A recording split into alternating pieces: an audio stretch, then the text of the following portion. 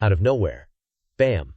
A hand grabs Qin Wuhai's wrist like a vice. He's all kinds of shocked, looking at Ji Yu Change. Ji Yu Change, stone-faced, drops the truth bomb. I knew that guy was just bait, so I pretended to chase him. Nice lure the tiger away from the mountain play. Damn! One flick of Ji Yu Change's wrist sends Qin Wuhai flying. Xinyan chimes in, loud and clear. We owe this one to young Master Change. I'm telling my dad everything about Xinyan Tianjun's shady plot. Qin Wuhai's brain is in panic mode. Lure the tiger. Crap, the assassin wasn't after Ji Yu Change. Someone's trying to off Xinyan. HUGE misunderstanding incoming. What do I do? Ji Yu Change's patience wears thin. Who are you? Take off the mask, and maybe I'll let you live. Maybe. Qin Wuhai's thinking hard. Explaining now will just make things worse. Gotta improvise. He points a finger at Ji Yu Change and shouts, Ji Yu Change! You're holding the Saintess of Zifu prisoner. What are you planning? I'm just a passerby, disgusted by your actions. I'm here to rescue her from your clutches. Ji Yu Change snorts, amused. Clutches? You're trying to spin this in front of everyone? What makes you think the Saintess is held against her will? Show me where. Ziyang gets angry, retorting. What a liar! You admitted earlier that Ziyang asked you for this favor. The Zifu big shots jump in, one after another. Yeah! This guy was sneaking around, trying to kidnap Saintess Ziyan. He is not a good person, at all. Sneaking around? You can only expect bad things. He's definitely in cahoots with the other guy. Qin Wuhai sighs, overwhelmed. This is such a pain. Fine then. He unleashes his power. A blinding aura bursting forth, adding, let's do this. The terrifying energy shoots skyward, forming a vortex in the clouds. Outsiders look up, stunned. That's the aura of a quasi-supreme. It sounds like it's coming from young Master Gun's estate? What's going on? Inside, it's even more intense. Qin Wuhai's power is like a blazing sun, forcing Xinyan back in shock. No way. A quasi-supreme. What am I gonna do? Ji Yu Change just smirks. Why, we beat him down, of course. Qin Wuhai, his gaze unwavering, stares directly at Ji Yu Cheng. The masters immediately work together and rush towards Qin Wuhai, everyone rushing up to catch him. Many other fellow Taoists surround him and shout, don't let him take the Saintess away. Qin Wuhai shoots them a cold glare. You think you can stop me? He stomps the ground, amplifying his power to an insane level, blasting the surrounding masters away. Xinyan is paralyzed with fear, getting dragged toward Qin Wuhai. What? Ji Yu Cheng reaches out, gently stopping Xinyan. He says scornfully, you thought you could kidnap the Saintess right in front of me. Ji Yu Cheng's eyes narrow. Guess I've been too nice lately, to the point where just any small fry dares. Ji Yu Cheng doesn't hold back, unleashing a devastating attack, a giant hand hurtling toward Qin Wuhai. Ji Yu Cheng barks, you really think you're something special? The collision of their immense power creates an earth-shattering shockwave in the night. Ji Yu Cheng chases after Qin Wuhai, suspended in mid-air. Qin Wuhai is taken aback, thinking, Great Saint Realm? And he's breaking through in mid-air. The two energies clash again and again. Xinyan watches from below, speechless. Young Master Change can fight a quasi-supreme to a standstill. Where did Xinyan find someone so strong? The Xinfu forces aren't enough to assassinate me. Ji Yu Change clenches his fist, gathering power. The crowd below gasps. Young Master Change truly lives up to his reputation as the leader of the righteous path. Qin Wuhai, equally determined, also lunges forward with a powerful fist, thinking, using a great saint realm cultivation to go up against a quasi-supreme. This guy is weird. Two terrifyingly powerful forces collided, creating a massive explosion in the sky. The experts hovering in the air were astonished. What's going on tonight? Young Master Change is still recovering from his injuries. Why is he fighting again? I heard a black-robed assassin attacked him earlier but ran away. Now this guy, hiding in the shadows, tried to lure the tiger from the mountain, attacking Saintess Xian. Lord Lu Guan and Immortal Phoenix Lady appeared, saying, a cunning plan. If something happened to Xian here, young Master Change would be in big trouble. Someone replied. Right. Things would get out of control. After all, Zifu is not a small force. Immortal Phoenix Lady said, surprised, is this Ji Yu Cheng's hidden strength? He definitely didn't go all out against Xinyan at the academy. Lord Lu Guan beside her said seriously. That mysterious person was a quasi-supreme, and he could match him at the Great Saint Realm. He's probably about to break through. Immortal Phoenix Lady sighed, ashamed. We're both powerful disciples, but I'm far behind him. No wonder Divine Phoenix Prince, with his supreme chi, died. While Ji Yu Change, leaving his supreme chi in the absolute Yin land, was only injured. He lives up to his title as the top of the younger generation. Lord Lu Guan laughed, excited. What a worthy opponent! Lord Lu Guanen's voice, hidden behind his demonic mask, turned serious. I'll have to break the seal of this layer if I face him. Back to the battle. Ji Yu Cheng flew back, dodging the arrows of light, creating green smoke balls in the air.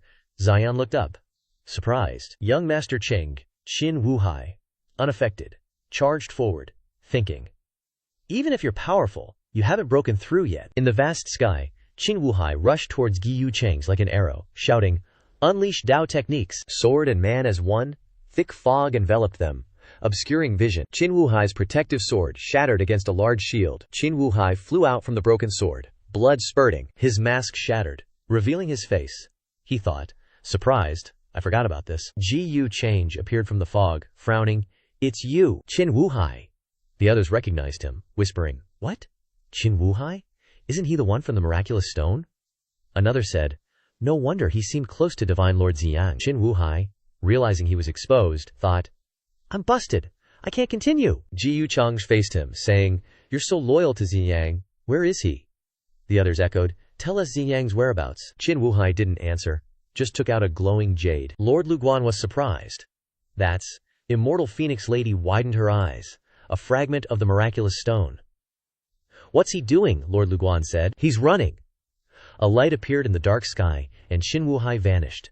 The others exclaimed, damn it, he got away. Someone shouted, young Master Cheng is injured. Another said, he fought a quasi-supreme.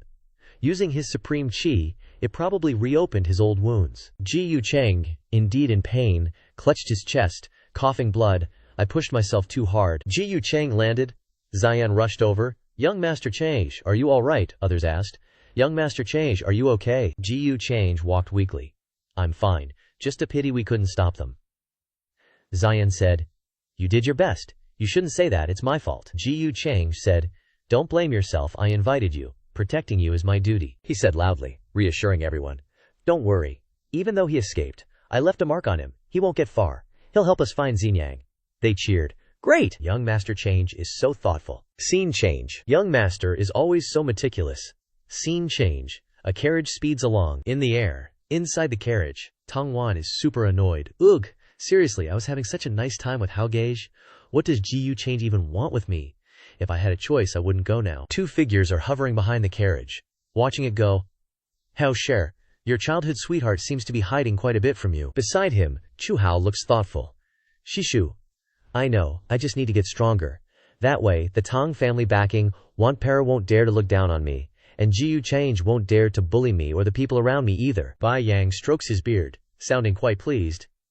Not bad. Once your cultivation improves and you control the supreme grotto heaven, no one will dare mess with you. That Ji Yu Change is strong, sure, but in the end, he's just a junior. Chu Hao gazes up at the gloomy sky, adding, Shishu, I want to go to the Xuanwu ancient kingdom with her. Absolutely not, Wancher. Bai Yang replies sternly before changing his mind. Fine, I'll go with you.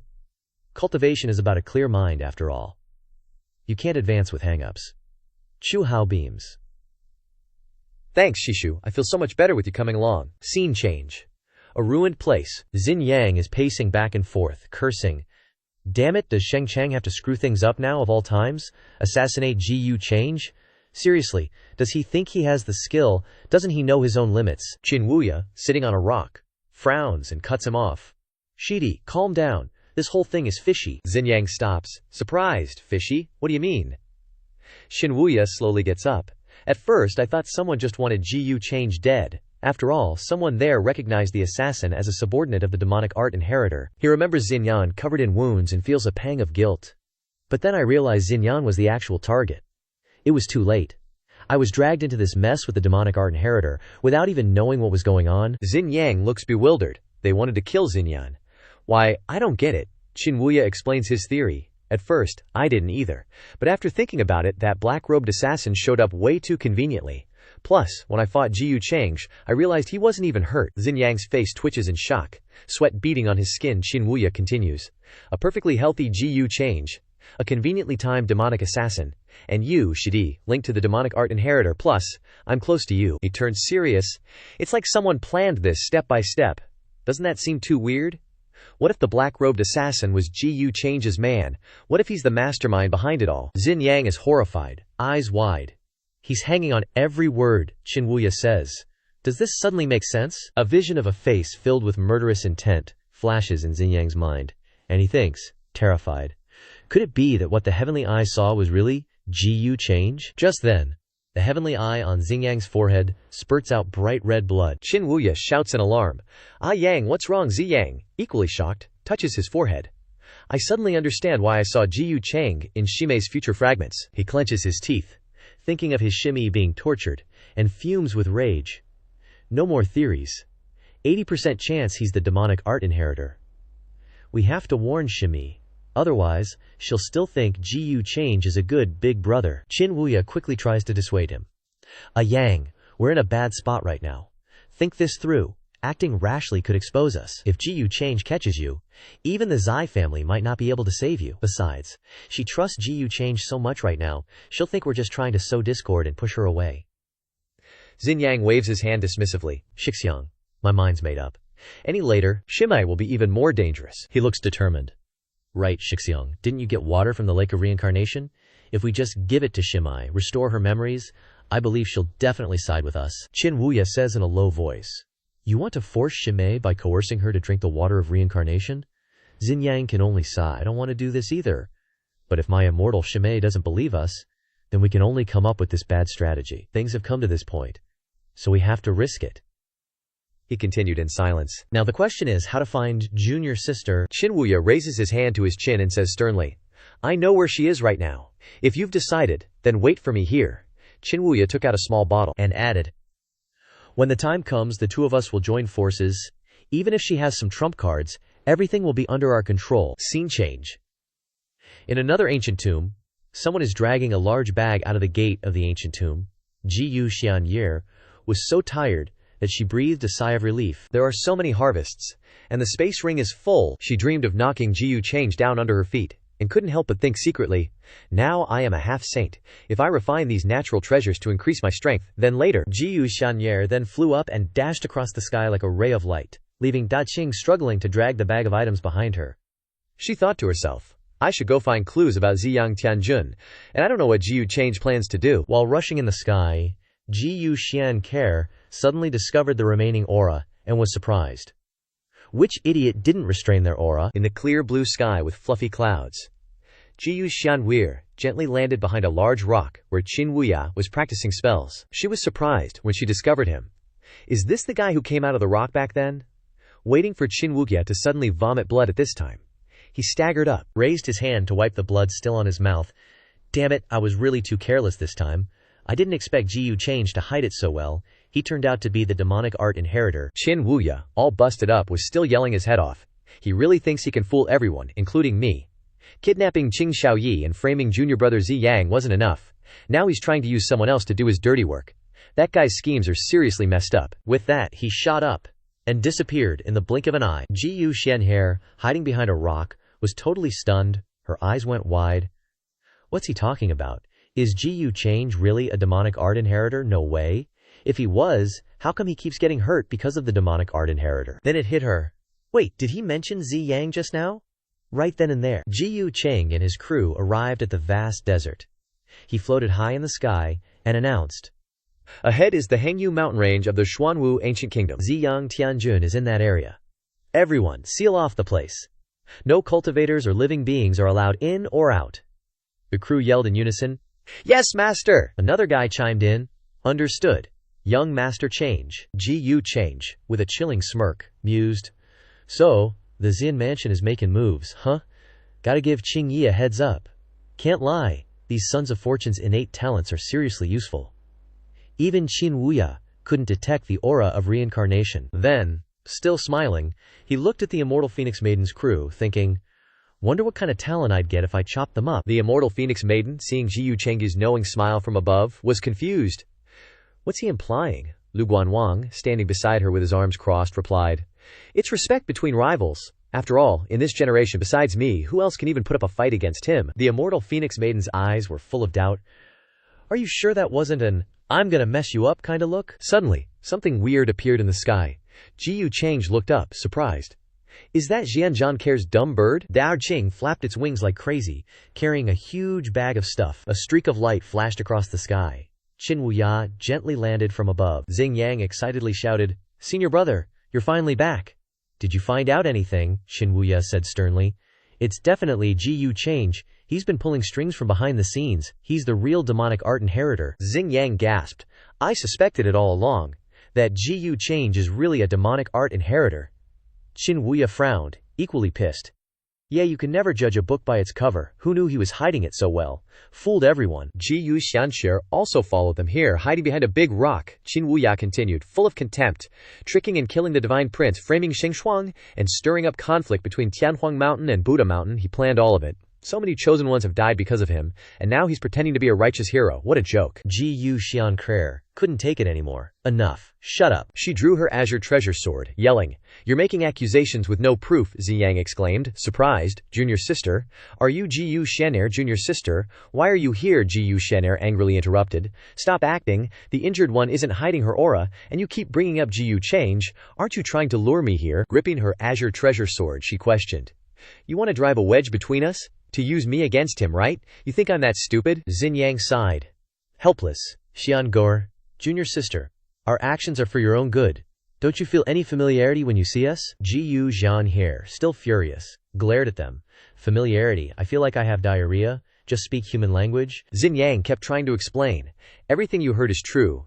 Ji Change is the real demonic art inheritor. Sooner or later, he'll make a move on you, devour your origin and everything else. You were our and senior brother's junior sister in a past life. You just don't know it. He firmly held up a small bottle of reincarnation lake water. Junior sister, don't be so stubborn. Just drink this, and you'll regain your past life memories. You'll understand everything. Ji Xian'er couldn't take it anymore and swung her azure treasure sword. Charging towards them, she yelled, I don't trust your freaky water. Even if that's my future, I'll gladly accept it. Xin Yang was furious at her stubbornness. Ji Change wants to hurt you, and you're pointing your sword at us. If you're that stupid, don't blame us senior brothers for using drastic measures. Qin Wuya quickly urged from behind. Yang, let's go all out. Quick battle, quick victory, or this will become a night of long dreams. Xin Yang's eyes were filled with murderous intent.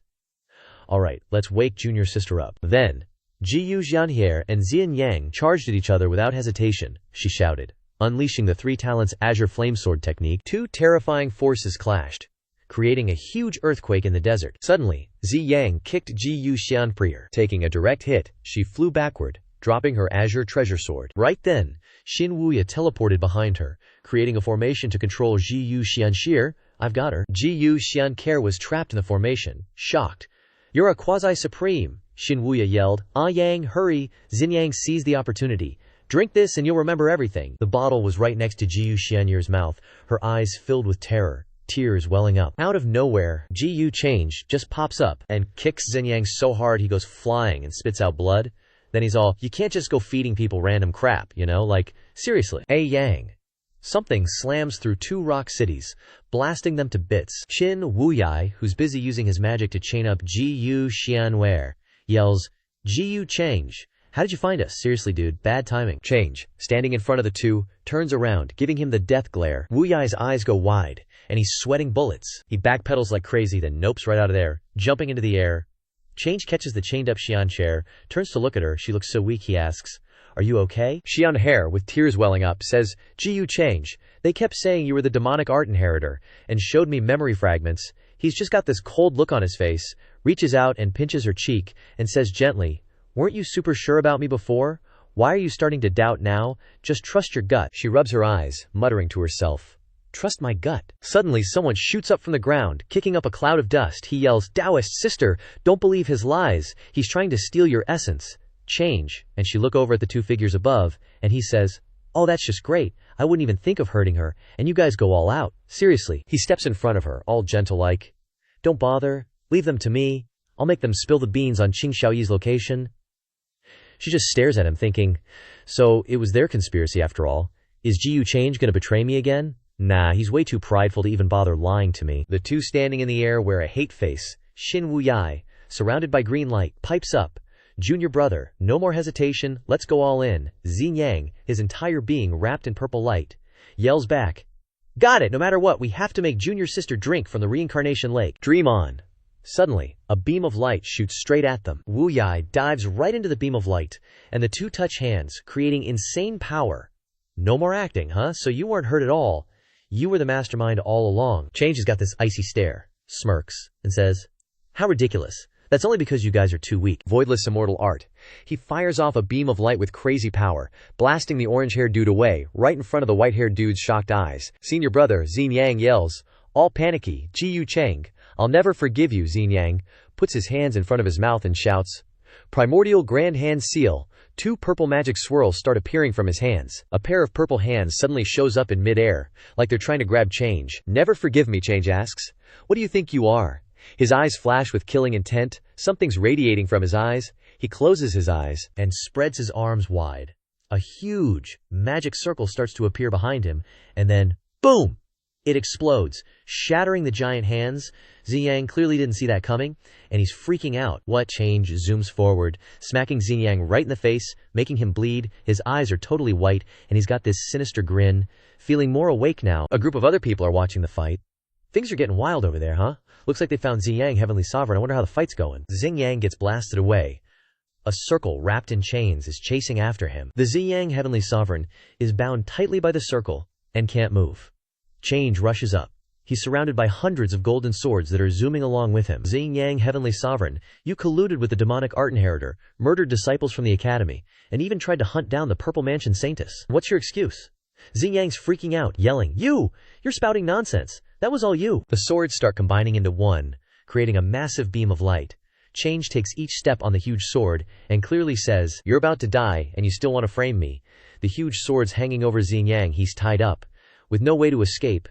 If that sword comes down, he's toast. Xinjiang screams, "Ji Change, can you stop acting? You make me sick." In the nick of time, a giant blue sword comes hurtling over. Change's golden sword comes down, and the blue sword blocks it, creating a world-shattering explosion. Everything around them is blown to pieces. Senior brother, Xinjiang, is shocked to see Qin Wuyai standing in front of him. Wuyai's breathing hard. Ji Chang's cultivation has probably surpassed his appearance. You have to be careful and not fall for his tricks. You go play with him. Ji Change drops a small object that looks like a golden pyramid. Suddenly, the object becomes huge, slamming down on Wuyai. Xinjiang, standing below, screams, "Hey Yang, run." Wuyai's busy holding up that giant thing so he can't protect Xinjiang. Ji Chang was glowing red hot all over, like a freaking furnace. He had this nasty grin on his face as he zoomed towards Xinjiang. Wuyai glanced down, looking super stressed, sweat pouring down his face.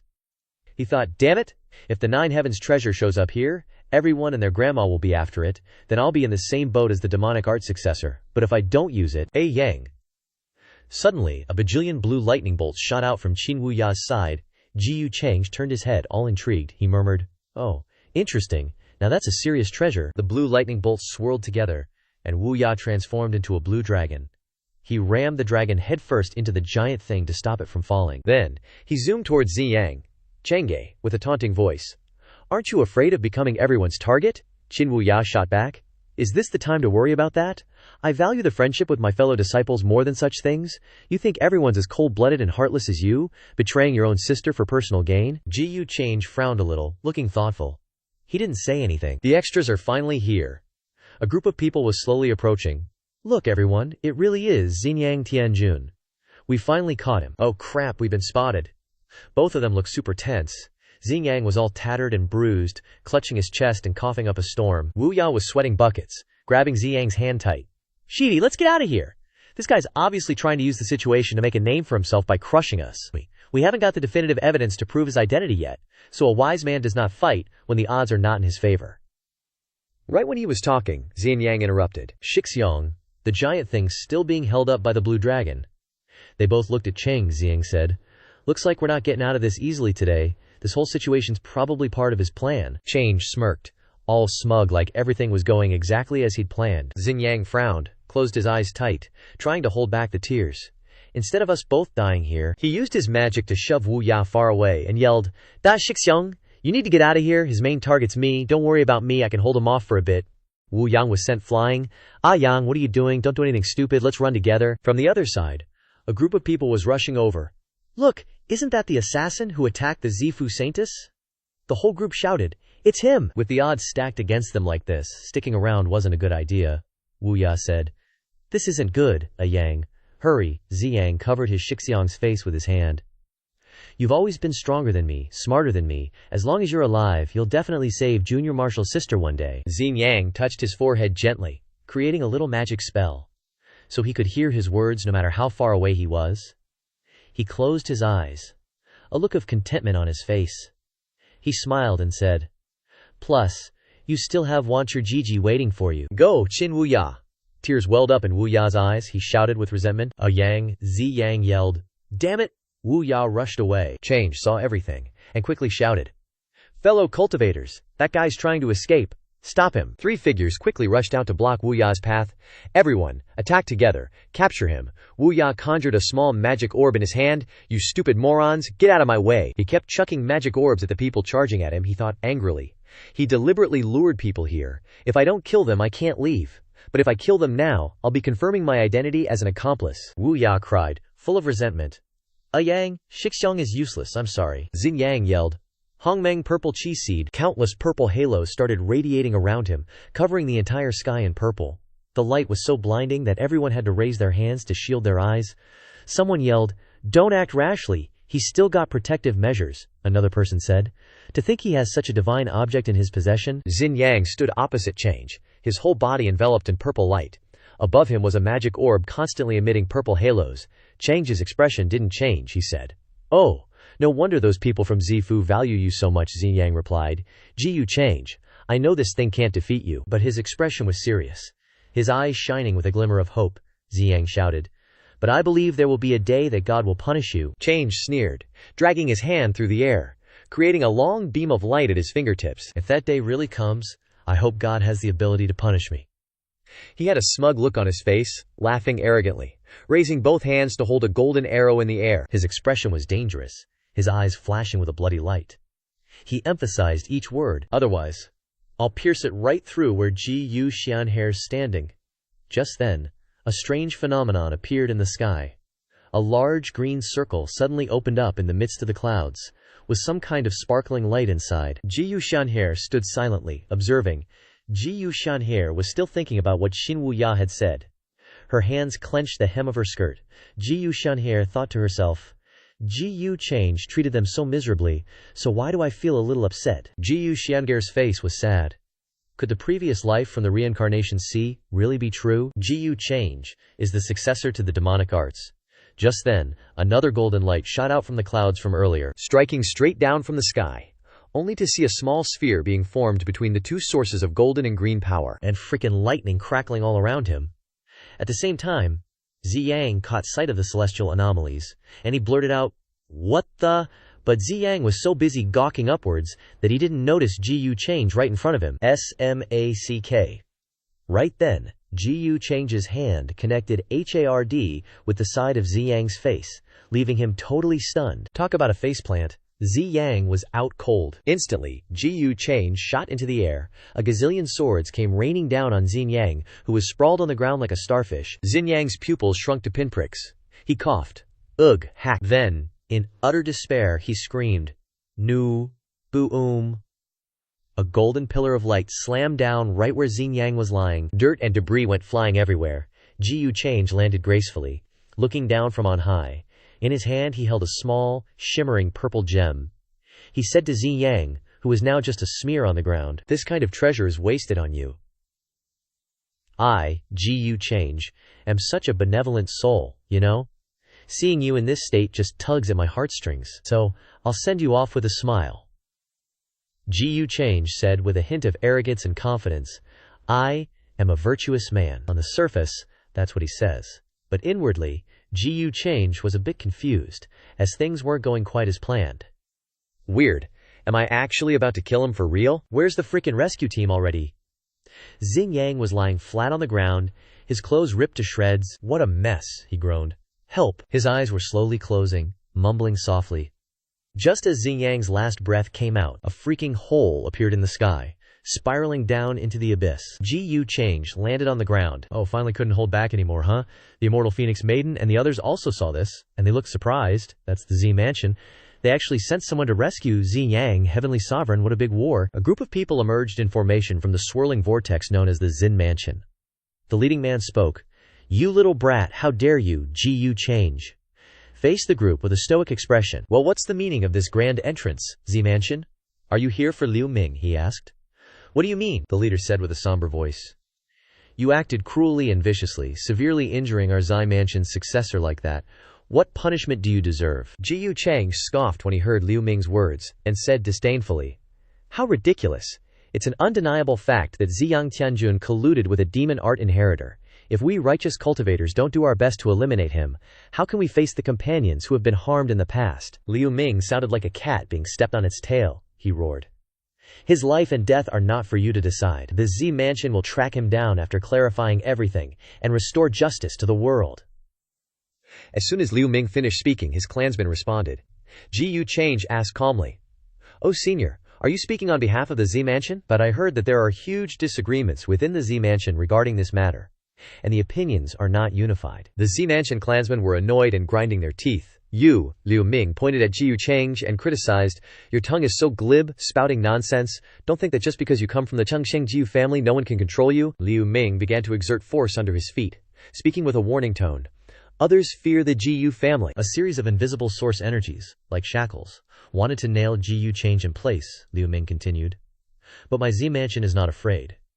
Seeing this situation, Ji Chang understood the Z Mansion's intentions and said, "Looks like the Z Mansion plans to shield him." Not only was Ji Chang affected, but the immortal Phoenix Maiden and Lu Guanwang were also affected by this power. They discussed. "The pressure of the Supreme Realm is terrifying. This time, Brother Ji is in trouble." Ji Chang broke out in a cold sweat. Ignoring the fact that his body was restricted by Liu Ming's source energy, he reached out and formed a sword with his source energy, resolutely saying, "Today, no one will take Ziyang Tianjun away." Liu Ming couldn't believe it and shouted, "Ji Chang, you brat! How dare you!" Ji Chang's small source energy blade flew straight towards Xinyang, but was blocked by Liu Ming. He was like a madman, his eyes wide and white, his face as terrifying as a ghost demanding his life, rushing towards Ji Chang. "If you insist on courting death, then the Ji family can't blame me." Just as Liu Ming's death hand was about to touch Ji Chang's face, he shouted, "Ching!" Boom, boom, boom. A series of explosions rang out. The pressure of source energy spread across the ground, causing considerable damage. "Quick, get out of here. The impact is too wide," Lu Guanwang said. The immortal Phoenix Maiden also looked at this scene in a daze. The group hurriedly flew up a little, looking at the residual source energy still drifting in the air, and asked each other in confusion, "Such a powerful attack. What happened to young Master Change?" Liu Ming looked at the person in front of him, in astonishment. The person facing him now was not Ji Chang, but Qing Yi. She was using her strength to break the attack from his hand.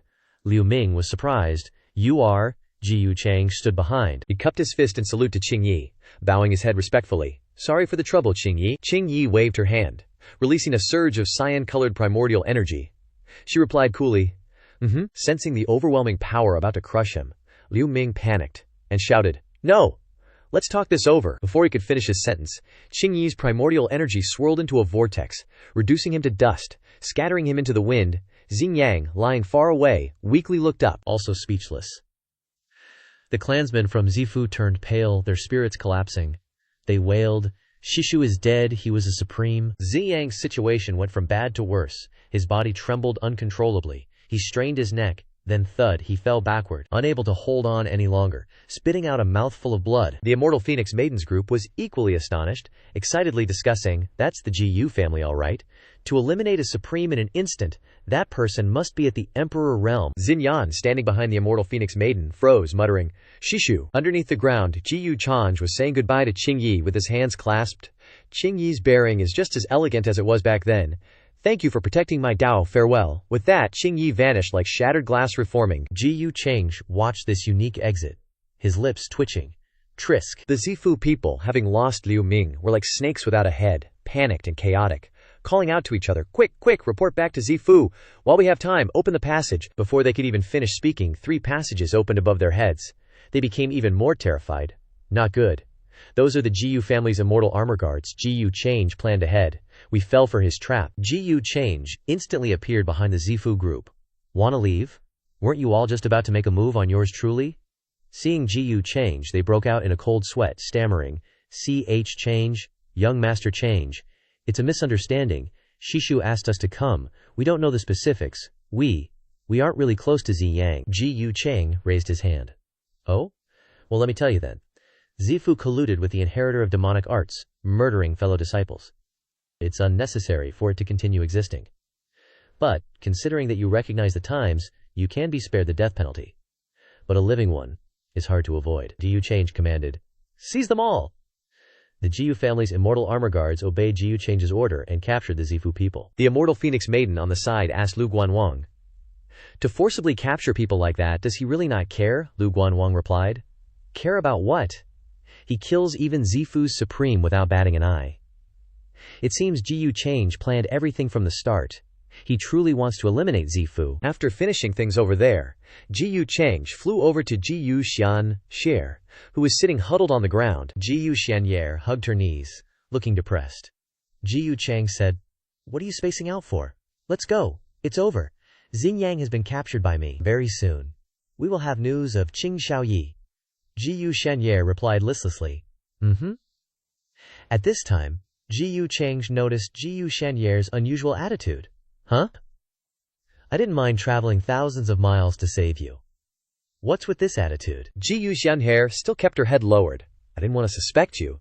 I also thought that elder brother only came to save me. But it seems that elder brother had already arranged everything, even letting Qing Yi take action. She is the Jiyu family's emperor realm expert." Ji Yucheng walked in front of Ji Yuxianxie. "Oh, are you thinking about whether what Ziyang Tianjun and the others said is true or not?" Ji Yuxianxie remained silent without replying. Ji Yucheng knelt down on one knee, looking down at Ji Yuxianxie, slowly speaking, "In the end, am I the inheritor of demonic arts or not?" Ji Yuxianxie was surprised to hear this, immediately raising her head to look at Ji Yucheng. Ji Yuxianxie asked with a surprised tone, "Elder brother, how did you know?" Ji Yucheng replied calmly, "Of course I know. Because when Ziyang Tianjun and the others told you those words, I was here and heard everything." He stood up, looking like he accepted everything, and continued to speak. "Including when he said I'm the inheritor of demonic arts, said your previous life was their junior sister, as well as what the reincarnation water told you, agrees to all this. She will explain, Elder brother, don't think too much. Those are just random words of mine." Ji Yucheng replied again. "Actually, I'm telling you these words is to let you understand one thing," Ji Yuxianxie said sadly. "I know. Actually, you don't need to explain to me, I believe, brother." Immediately denied her words just now. "No, what they said is the truth. So in the future, you have to stay away from me a bit. Maybe one day you anger me. I will throw you into the dungeon, drink your blood, dig out your bones, and even swallow your origin. Let you know the end when you believe me." Ji Yuxianxie was not afraid of that threat, but sadly replied, "With your current strength, if you really have this intention, why bother so much? You just saw me being hurt by Ziyang Tianjun, so you couldn't help but show up, right?" Ji Yucheng showed a smile again, as if he had grasped everything. He then spoke. "I originally thought that if you used so many heavenly treasures to cultivate, you could fight for a few rounds, but unfortunately you disappointed me too much." She heard those words and angrily said loudly, "Stop it, Ji Yucheng. Were you very happy watching just now?" Ji Yucheng immediately denied, "I didn't." Ji Yuxianxie replied annoyedly, "It's really a mouth that says one thing, the heart thinks another." At Zifu, a loud shout came from within. "Great Elder, your actions have pushed the entire Zifu into a pit of fire, buried under the abyss." Xinyan in the main hall was constantly blaming the Great Elder of Zifu. Xinyan colluded with the inheritor of demonic arts. The world already knows. Why did you send Shishu to save him, causing his death? Today, the Academy summoned all disciples just for recruitment. The Jiyu family, the Heavenly Phoenix Mountain, the Endless Fire Region, and many forces harmed by the inheritor of demonic arts, are preparing to unite and destroy Zifu. Is this the result you want? The old man reminded. Ziyan, watch your attitude when speaking to this old man. Don't forget who your father relied on when he was in power. Moreover, with your young age, what do you know? This old man is doing this for Zifu. Ziyang was originally Zifu's indispensable future. The great elder of Zinfu continued. I once asked an expert to divine the heavenly secrets. If something unfortunate happens to him, Zinfu will be ruined within 100 years, so don't arbitrarily doubt the good intentions of this old man. She replied somewhat suspiciously. Huh? 100 years in the future? Now that the great paths are uniting to crusade against Zinfu, it's not certain whether we can withstand it for even a year. The old geezer slammed his hand on the chair, yelling, Outrageous! Looks like all you learned at the True Immortal Academy was disrespect for your elders, not much else. The great elder of Zifu continued. Your father has temporarily stepped down. Zifu is now under my control. Understand, now scram. Xinyan spoke up. Hold on, I still have another question. Great elder, Xinyan is just asking, if you're so determined to save Xinjiang, how do you plan to deal with the eternal Jiyu family? The old guy stood up and coldly replied, The eternal Gu family has stood tall for ages. Surely they are very mysterious. Its foundation shouldn't be taken lightly. But my Zifu has endured countless hardships since its founding, and remains immortal. How could it be considered some small sect? The Gu Change's slanderous actions couldn't have been hidden from the eternal Gu family, yet they tolerated his behavior. How can you accuse my Zifu of covering up for faults? The great elder of Zifu showed a hint of ferocity on his face, continuing. Furthermore, the blood of Zifu's supreme being cannot be shed in vain. She watched him teleport away using his power, angrily scolding, "Damn it, great elder, you're so stubborn and set in your ways." A mystical place appeared. It was like a gate, with 3 streams of purple energy gathering in the center. The great elder of Zifu looked at the person before him, pleading, "Senior, Zifu is in dire straits today. This junior begs you to cast another divination to see if there's a way to resolve this crisis." The old man sighed, replying, "I no longer have the ability to perform a full divination." The old guy continued to clasp his hands in earnest request. "Senior, you previously helped our founder establish Zifu, and later foresaw Xinyan's birth. Now this inept junior is unable to protect Zifu's future, but begs you, for this junior's sake, cast a divination. For Zifu's sake, cast a divination." Finally the person sighed again. Then he turned around, his eyes lifeless, his body frail and without vigor, asking, "Speak. What do you want to calculate this time?" The great elder of Zifu respectfully answered, "Facing the eternal Gu family, what are our chances of victory?" The old man muttered while divining. "The eternal Gu family, huh?" Seeing him cough, the old guy asked, "Senior." Hearing this, the old man hesitated. "It's 10. Hearing the first few words, the great elder of Zifu excitedly said, 10 out of 10 chance of winning." The old man turned around. His face was already covered in blood, and he said, 10 deaths and no life. Someone was standing on a cliff. Purple light was shining on that person. Jiyu Chang clasped his hands respectfully, saying, "It's been a few years. Qing Yi is still as stunning as ever. Now, even Supreme Realm experts can be annihilated in an instant. Change is truly an admiration." Qing Yi coldly replied, "Spare me the flattery. How many years has it been since you called me that?" She continued, "I thought you'd forgotten I was your protector Taoist." He scratched his head awkwardly. "Of course not. How could change dare? What are you saying, Qing Yi? Could it be Qing Yi is resenting change?" Qing Yi turned, and coldly replied, "You seem a bit different from before now." Jiyu Change was immediately confused. "What does Qing Yi feel is different about change compared to before?" she answered. "You have more humanity than ever." He countered, "Qing Yi is saying change wasn't human before." Qing Yi denied. "No, you weren't human before," Jiyu Change awkwardly replied. "Qing Yi is still joking," she said. "If your methods weren't still as ruthless as before, I'd think you'd been taken over," he profoundly replied. "It seems someone has an opinion about change now." She continued to deny. "No, you're still good now, better than before." Qing Yi's words caused Jiyu Change to fall into contemplation. "I have humanity. No good, I need to make more of an impression." In another place, painful cries rang out. Xinyan resentfully roared, "Jiyu Change, you'll die a terrible death," he casually replied. "Is this the future you showed Jianjir? It's very accurate, except the person imprisoned in the dungeon and having their bones extracted is you now," he begged. "Just give me a quick death," Jiyu Change evilly refused. "That won't do, because I want to give Zifu the illusion that they can save you, and then let me take advantage of them." Those words made Ziyang curse him.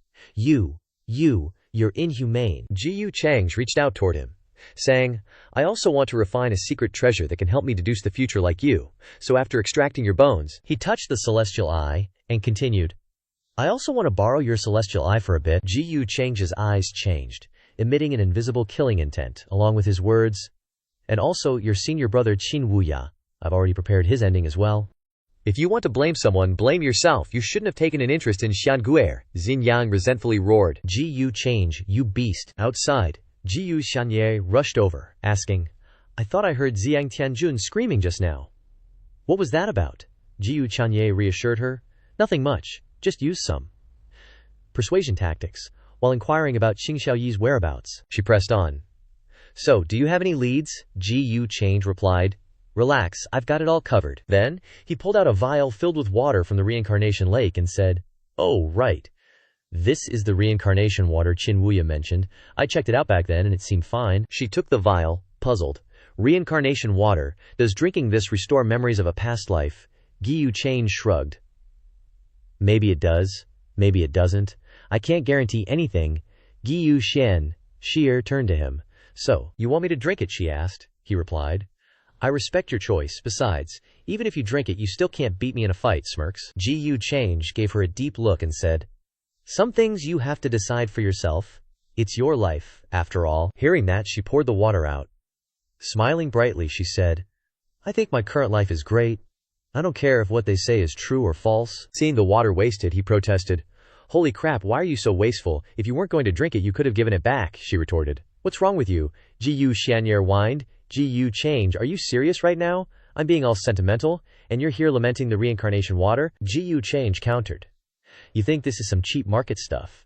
This reincarnation water is super precious, you know. Pay up. Hearing that, she ran off, yelling, no money, you're heartless, I'm never paying attention to you again. He chuckled, watching Ji Xianjer run away. Ji Change gripped the vial in his hand, musing, if it weren't good memories, what's the point of reliving them? Xiao Yi. A voice kept calling out, trying to wake the unconscious girl inside. Around her were thick chains everywhere. The girl heavily opened her eyes. Dazed, she vaguely saw two figures, one constantly attacking the barrier, the other standing still, watching. Brother, Change, young master. Xiao Yi, wake up, someone yelled. Young master Change has suppressed Ziyang Tianjun. We're here to save you. It was her brother, Qingfeng's voice. Xiao Yi quickly sat up, asking suspiciously, you're the one who captured me, Ziyang Tianjun. Qingfeng anxiously turned to him, asking, Changzhe, young master, do you have a way to undo this seal? Jiyu Changzhe responded, I don't know what kind of tricks Xinyang used to set up such a strong seal, but rest assured, I'll do everything I can to break it today and rescue your sister. Qingfeng's face filled with gratitude, tears welling up in his eyes. Xiao Yi, sitting inside, was equally moved. Young master Change, Qingfeng, immediately knelt down, bowing deeply. We owe young master Change a great debt of gratitude that my sister and I will never forget. Please accept this bow. Ji Change's expression was indifferent, glancing elsewhere. An affection meter seemed to be going up. A system panel popped up, showing Qingfeng, Qing Xiaoyi, deeply moved. Ji Change exclaimed, taken aback, young man, what are you doing? It's not like I can't understand your concern and love for your sister, he ordered. Get up now. Somewhere else, a group of people were moving in a line. Suddenly, someone realized something. A hooded figure slightly turned his head, then quickly darted in another direction. Behind him, two girls were watching. Yin Mei quickly ran after the direction he had gone, but she was surprised to find he had disappeared. She hesitated, thinking, did he notice me? Oh crap. As expected, trying to tail a quasi-supreme with my cultivation is too much of a stretch. Elsewhere, Xin Wuya stepped out of a spatial rift, slumping down and muttering to himself, Ji Change's got eyes everywhere. Looks like I need to be careful, he mused. I should probably head to the reincarnation lake now. At Tianhuang Mountain, 5 people were bowing before a giant stalactite pillar. The old ancestor of Tianhuang Mountain appeared, his face furious. Zifu dares to kill our Tianhuang Mountain's successor. Do they think this old man is dead? He roared. Follow me, we'll crush Zifu. The people below were sweating bullets. Still bowing, they replied, yes.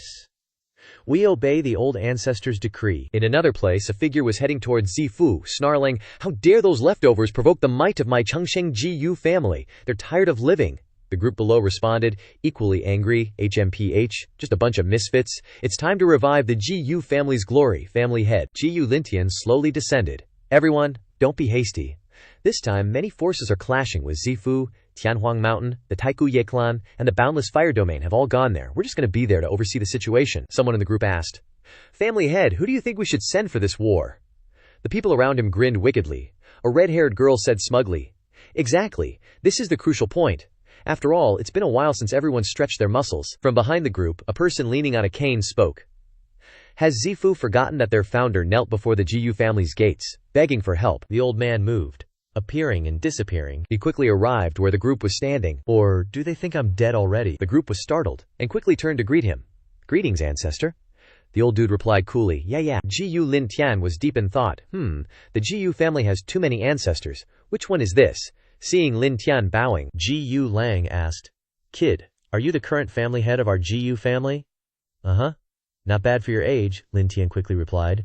This junior Jiyu Lin Tian thanks the ancestor for the praise. Jiyu Lang walked barefoot up the steps.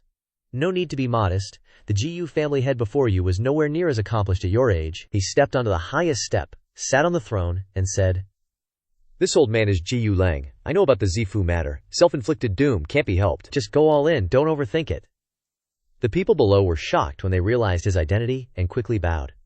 So it's the 18th ancestor, the one who crushed the Tao hearts of many heavenly Emperor Mountain ancestors several eras ago. Another person added, Greetings, 18th ancestor. Gu Lang's expression was serious. 18th ancestor is an old title. I've neglected cultivation and been lazy for millennia.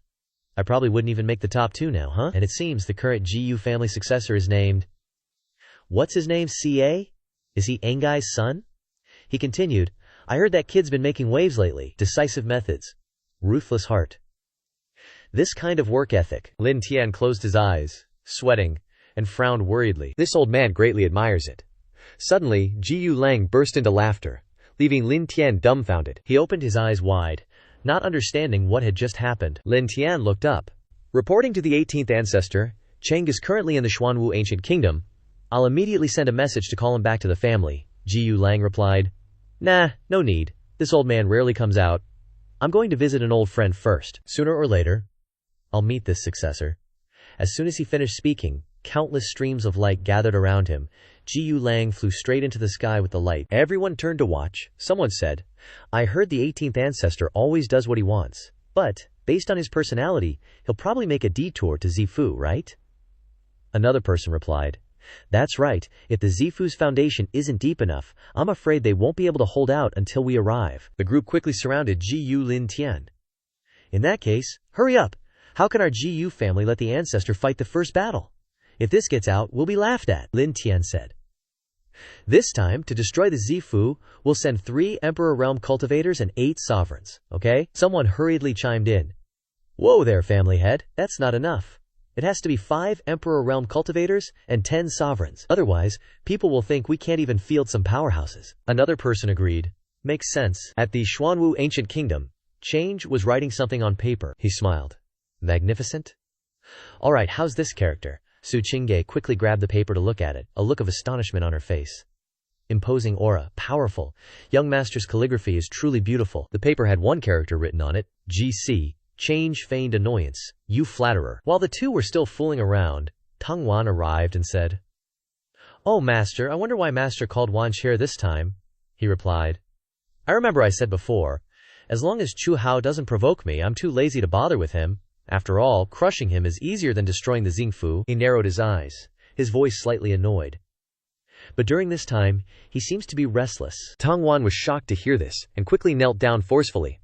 I've already advised Chu Hao Gege. She looked up at him and said loudly, Can Master give me a little more time? Change turned his face away. Oh, you've already advised him. Su Qingge hugged the paper to her chest, looked at her, and thought, She seems to be senior brother Chu Hao's lover. Change walked up to Tang Wan, who was kneeling, and said, But I feel that Chu Hao wholeheartedly wants to push me to my death. She pleaded. He doesn't know the immensity of heaven and earth. Master, don't bother with him. Please, Master, be magnanimous. Tang Wan trembled all over. He put his hand on her head, looked down with an arrogant expression, and walked away. You don't need to worry about Chu Hao's affairs anymore. I have something else I want to entrust to you. She replied fearfully. Master, just give the order, she thought.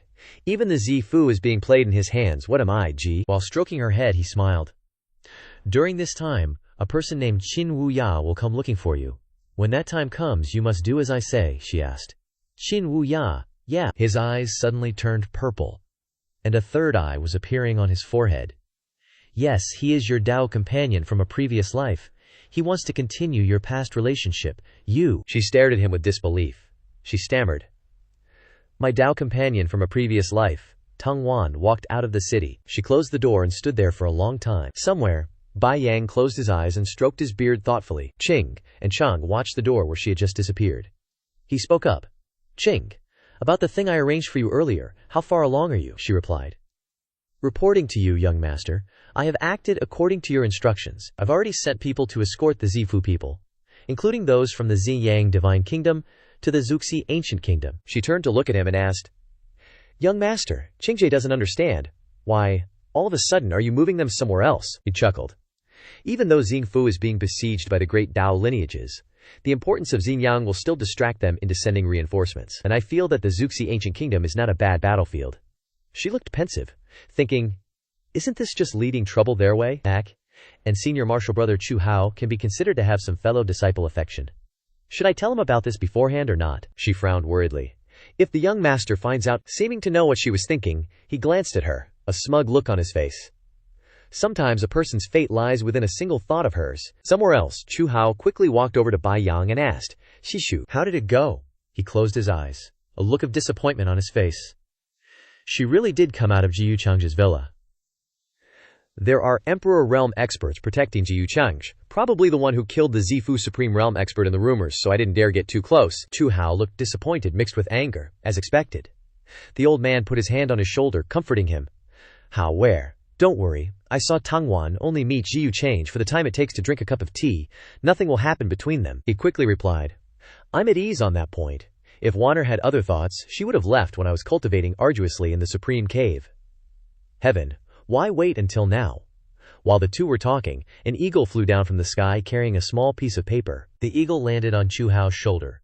If she likes a fake hypocrite like Ji Yucheng, then I believe it even less, he said as he took the note from its leg to read. Chu Hao frowned. Instantly his expression changed, and he exclaimed in horror. What?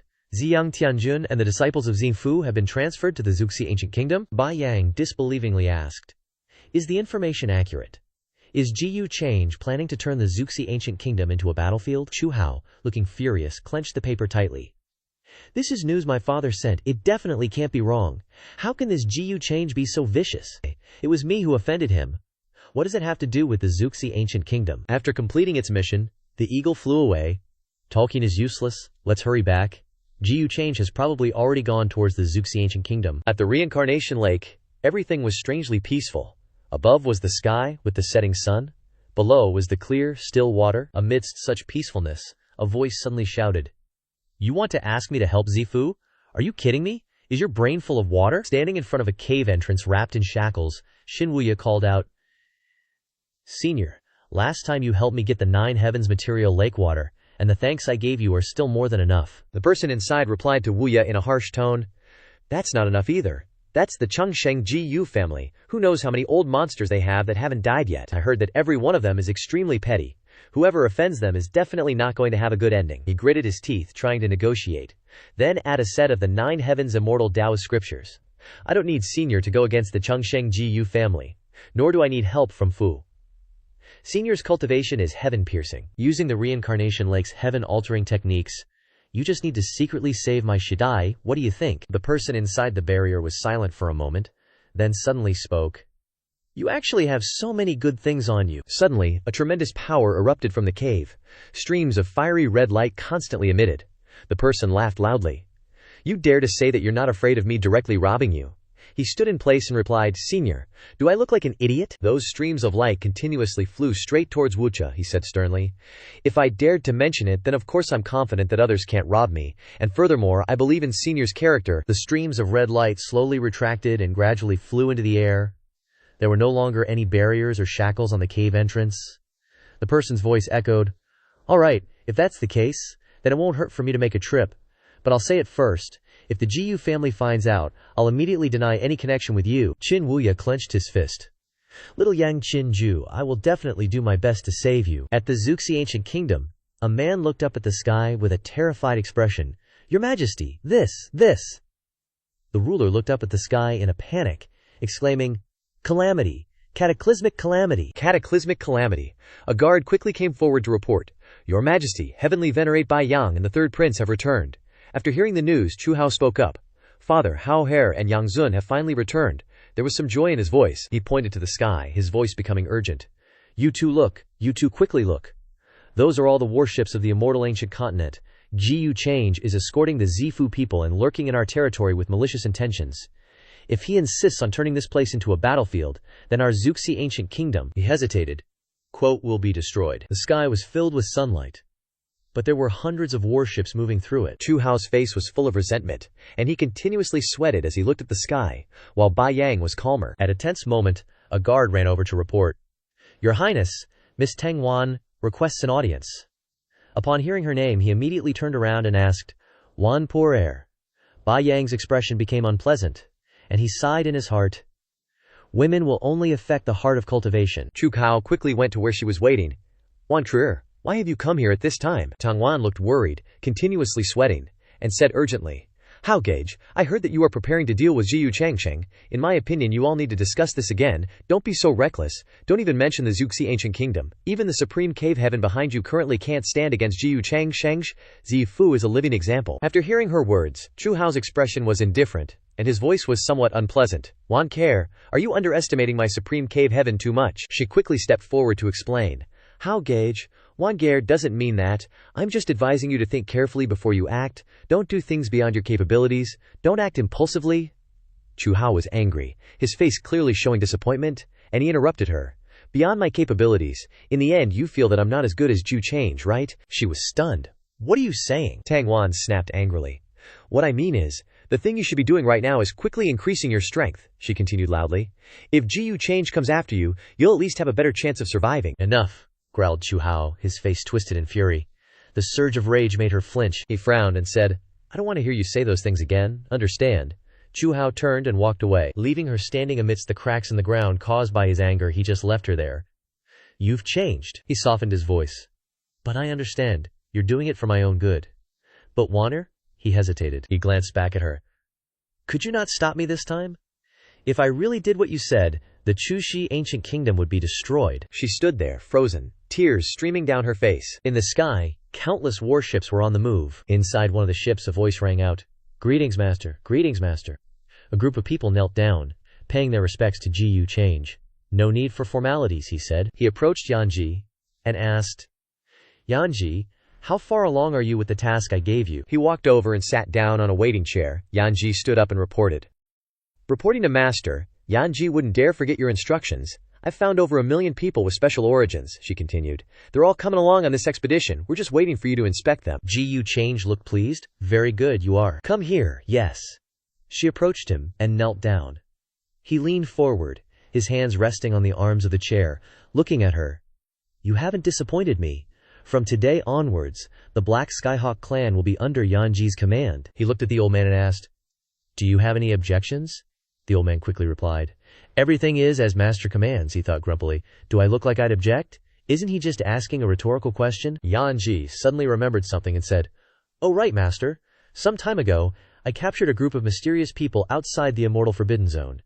He glanced down at her and asked, Mysterious people, she continued. They were all wearing strange clothes, and what's even stranger is that they don't have any cultivation, and their physiques are very weak, she added. This is their weapon. It doesn't seem very powerful either. He looked surprised, his eyes widening. She held out her hands, revealing a gun. He asked with interest, Do you know how they got here? Yanji replied, I don't know, I just happened to hear about an alarming disturbance in the Forbidden Zone, and they couldn't explain it, so I used soul-searching techniques, but their souls were too weak. They shattered instantly. He was intrigued, a devious look on his face. Interesting. Wang Zijing was a soul transmigrator. Are these guys body transmigrators? Or did they come from some lower realm with a technological bent? Could they be related to my own transmigration? In a dungeon, a group of people were locked inside. Everyone looked dejected.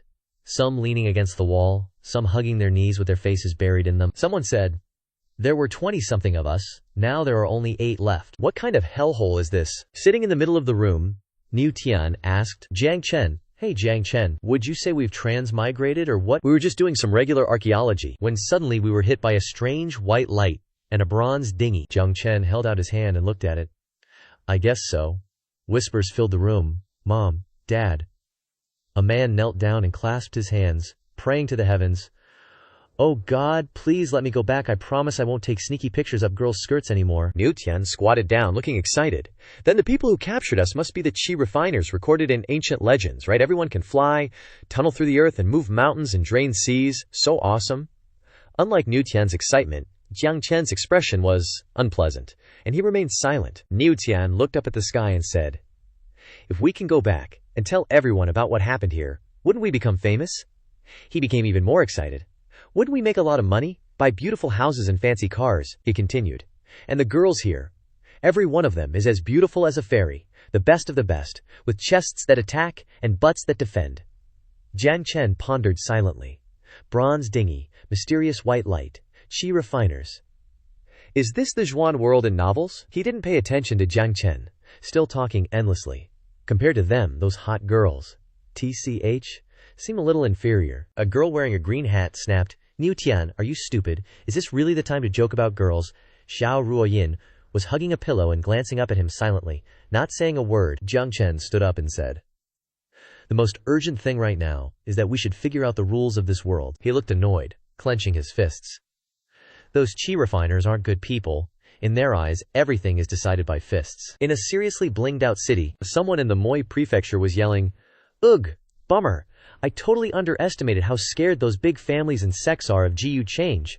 They'd rather bail and head to the boonies than fight him and us right now." Chu Hao was fuming. Total wimps. They've been eating from GU country and did nothing. The country lord was worried. "How true, Ter? You must find a way to help us avoid this crisis." The country lord looked bummed and kept going. "Looks like we gotta rely on the supreme heavenly cave this time. Right now, Zifu's getting roasted by everyone, and they've been beefing with all the big Dawa lineages lately." Flashbacks of an epic battle between them appeared. The country lord facepalmed. "But the everlasting GU family wants in on the action too. Zifu probably can't hold out for much longer. They have no choice but to send someone to rescue Ziyang Tianjun from GU Cheng's clutches to save face. That dude's keeping Ziyang Tianjun here on purpose, so he can mess with us when things get crazy." Chu Hao clenched his fist so hard his knuckles turned white. "This is too much." Chu Hao frowned, super pissed. "If he won't let us off the hook, then I just might." "Just might, what?" Bai Yang sighed to himself. "All over a girl, he's lost his way." Scene changed to a dark room. Niu Tian asked, "Shen, how did that bronze boat that brought us here even show up?" Jiang Shen replied, "It was super bright, so I only remember bits and pieces. Next thing I knew, we were in this world." Niu Tian scratched his head and groaned. "Man, if only we knew where that boat came from. It can bring us here. It can definitely take us back." Jiang Shen agreed. "Yeah." He rubbed his stomach and thought, "That bronze boat." A group of people walked together, shining lights everywhere. Jiang Shen was lost in thought. "Back then we were exploring underground. Those people were chattering. Is that an altar? These animal bones are so huge, I wonder what they looked like when they were alive." The group stopped in front of a door. He thought to himself, "Finally discovered a ruins. Seems to be recorded in the rumors." A blinding light shone from a large circle on the door. He said to himself, "At that time, I didn't know who touched the mechanism on the altar. Suddenly a dazzling light appeared, and everyone fainted." He said to himself. Then, the bronze boat appeared from inside my body. Jiang Shen fell silent. "Why is there such a thing in my body?" Niu Tian said. "Wang Ning, don't cry, it's okay. Niu brother is here," she said annoyedly. "Are you sick, Niu Tian? Can't your narcissistic disease be cured at this time?" Jiang Shen glanced behind him and remembered. "That's right, Ruo Yin. Everyone came to this archaeological adventure at Ruo Yin's invitation. She must know something." He stepped forward and called, "Ruo Yin." She looked up with a puzzled look. Jiang Shen said, "Tell me the truth. What exactly is the site we went to? How much do you understand about this world?" Xiao Ruo Yin was sweating profusely. She hesitated for a moment and then replied, "Actually, this is the world that appeared in my dream." Jiang Chen was stunned. "What? The world in a dream? What do you mean?" At the same time, he thought, "Sure enough, she's hiding something." Suddenly, Niu Tian looked out and said loudly, "Not good. Someone is coming." Both turned to look. Everyone concentrated as the noise grew louder. He Yan Yu and GU Change appeared. She said, "Master, it's them." Their words are often obscure and difficult to understand. What archaeological excavation, time travel, calling the police, etc. Yan Yu doesn't understand. GU Change looked at Jiang Shen and Xiao Ruoyin. He secretly evaluated. These two are obviously the main characters. This girl, he secretly looked at Niu Tian and the others. This guy has a bit of taste. GU Change secretly looked at the other names. Supporting characters. No need to pay attention. He smiled lightly and said, "Maybe it's their hometown language. You don't need to think too much." At the same time, he thought, the words, actions, and clothes of these people are a bit like fellow villagers. He remembered a gun. But the pistol controlled by Ling Stone didn't seem like it was from Earth. He Yan Yu asked, "Master, how should these people be dealt with? Kill them all? The people in the prison were all panicked. Did she just say she wanted to kill us? Why? Based on what?" GU Change pointed to Xiao Ruoyin. "Take her out." Jiang Chen quickly stood in front of her. "You, what do you want to do?" At the same time, he thought, that woman kills people without blinking an eye. Ruo Yin knows the news of this world. Absolutely no mistakes can be made. He Yan Yu saw this and continued to ask, "Master, does this need to be killed?"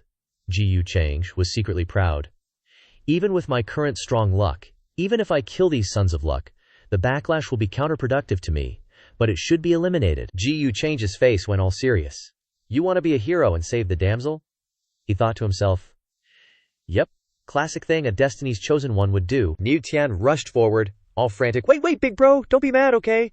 This bro of mine here, his brain's a little off. Please don't mind him, big bro." He Yan Yu was internally screaming, Big bro, Jiang Chen yelled. Niu Tian, we can't let Ruo Yin go. Niu Tian turned back, looking terrified. Chen, don't be crazy. This ain't a street brawl. They could crush us with a finger. Besides, they haven't even said they're gonna do anything. Hua Kui, Zhao Ruoyin, tried to stay calm. Jiang Chen was fuming. You forgot how she killed our teacher the moment we got here. Jiang Chen pressed on. If Ruo Yin goes with them, you think anything good will come of it? She froze, whispering. Jiang Chen. Hey Yan Yu threatened. Now either you come out here yourself, or I'll slaughter every last one of them and then drag you out. My master doesn't care to haggle with you, and I won't show mercy either. That guy chimed in. Yeah, Ruo Yin, I get the feeling this young master isn't a bad guy. Going with him might be alright. Wang Ning agreed. Totally. I think this young master is extraordinary. Ruo Yin, why not give it a try?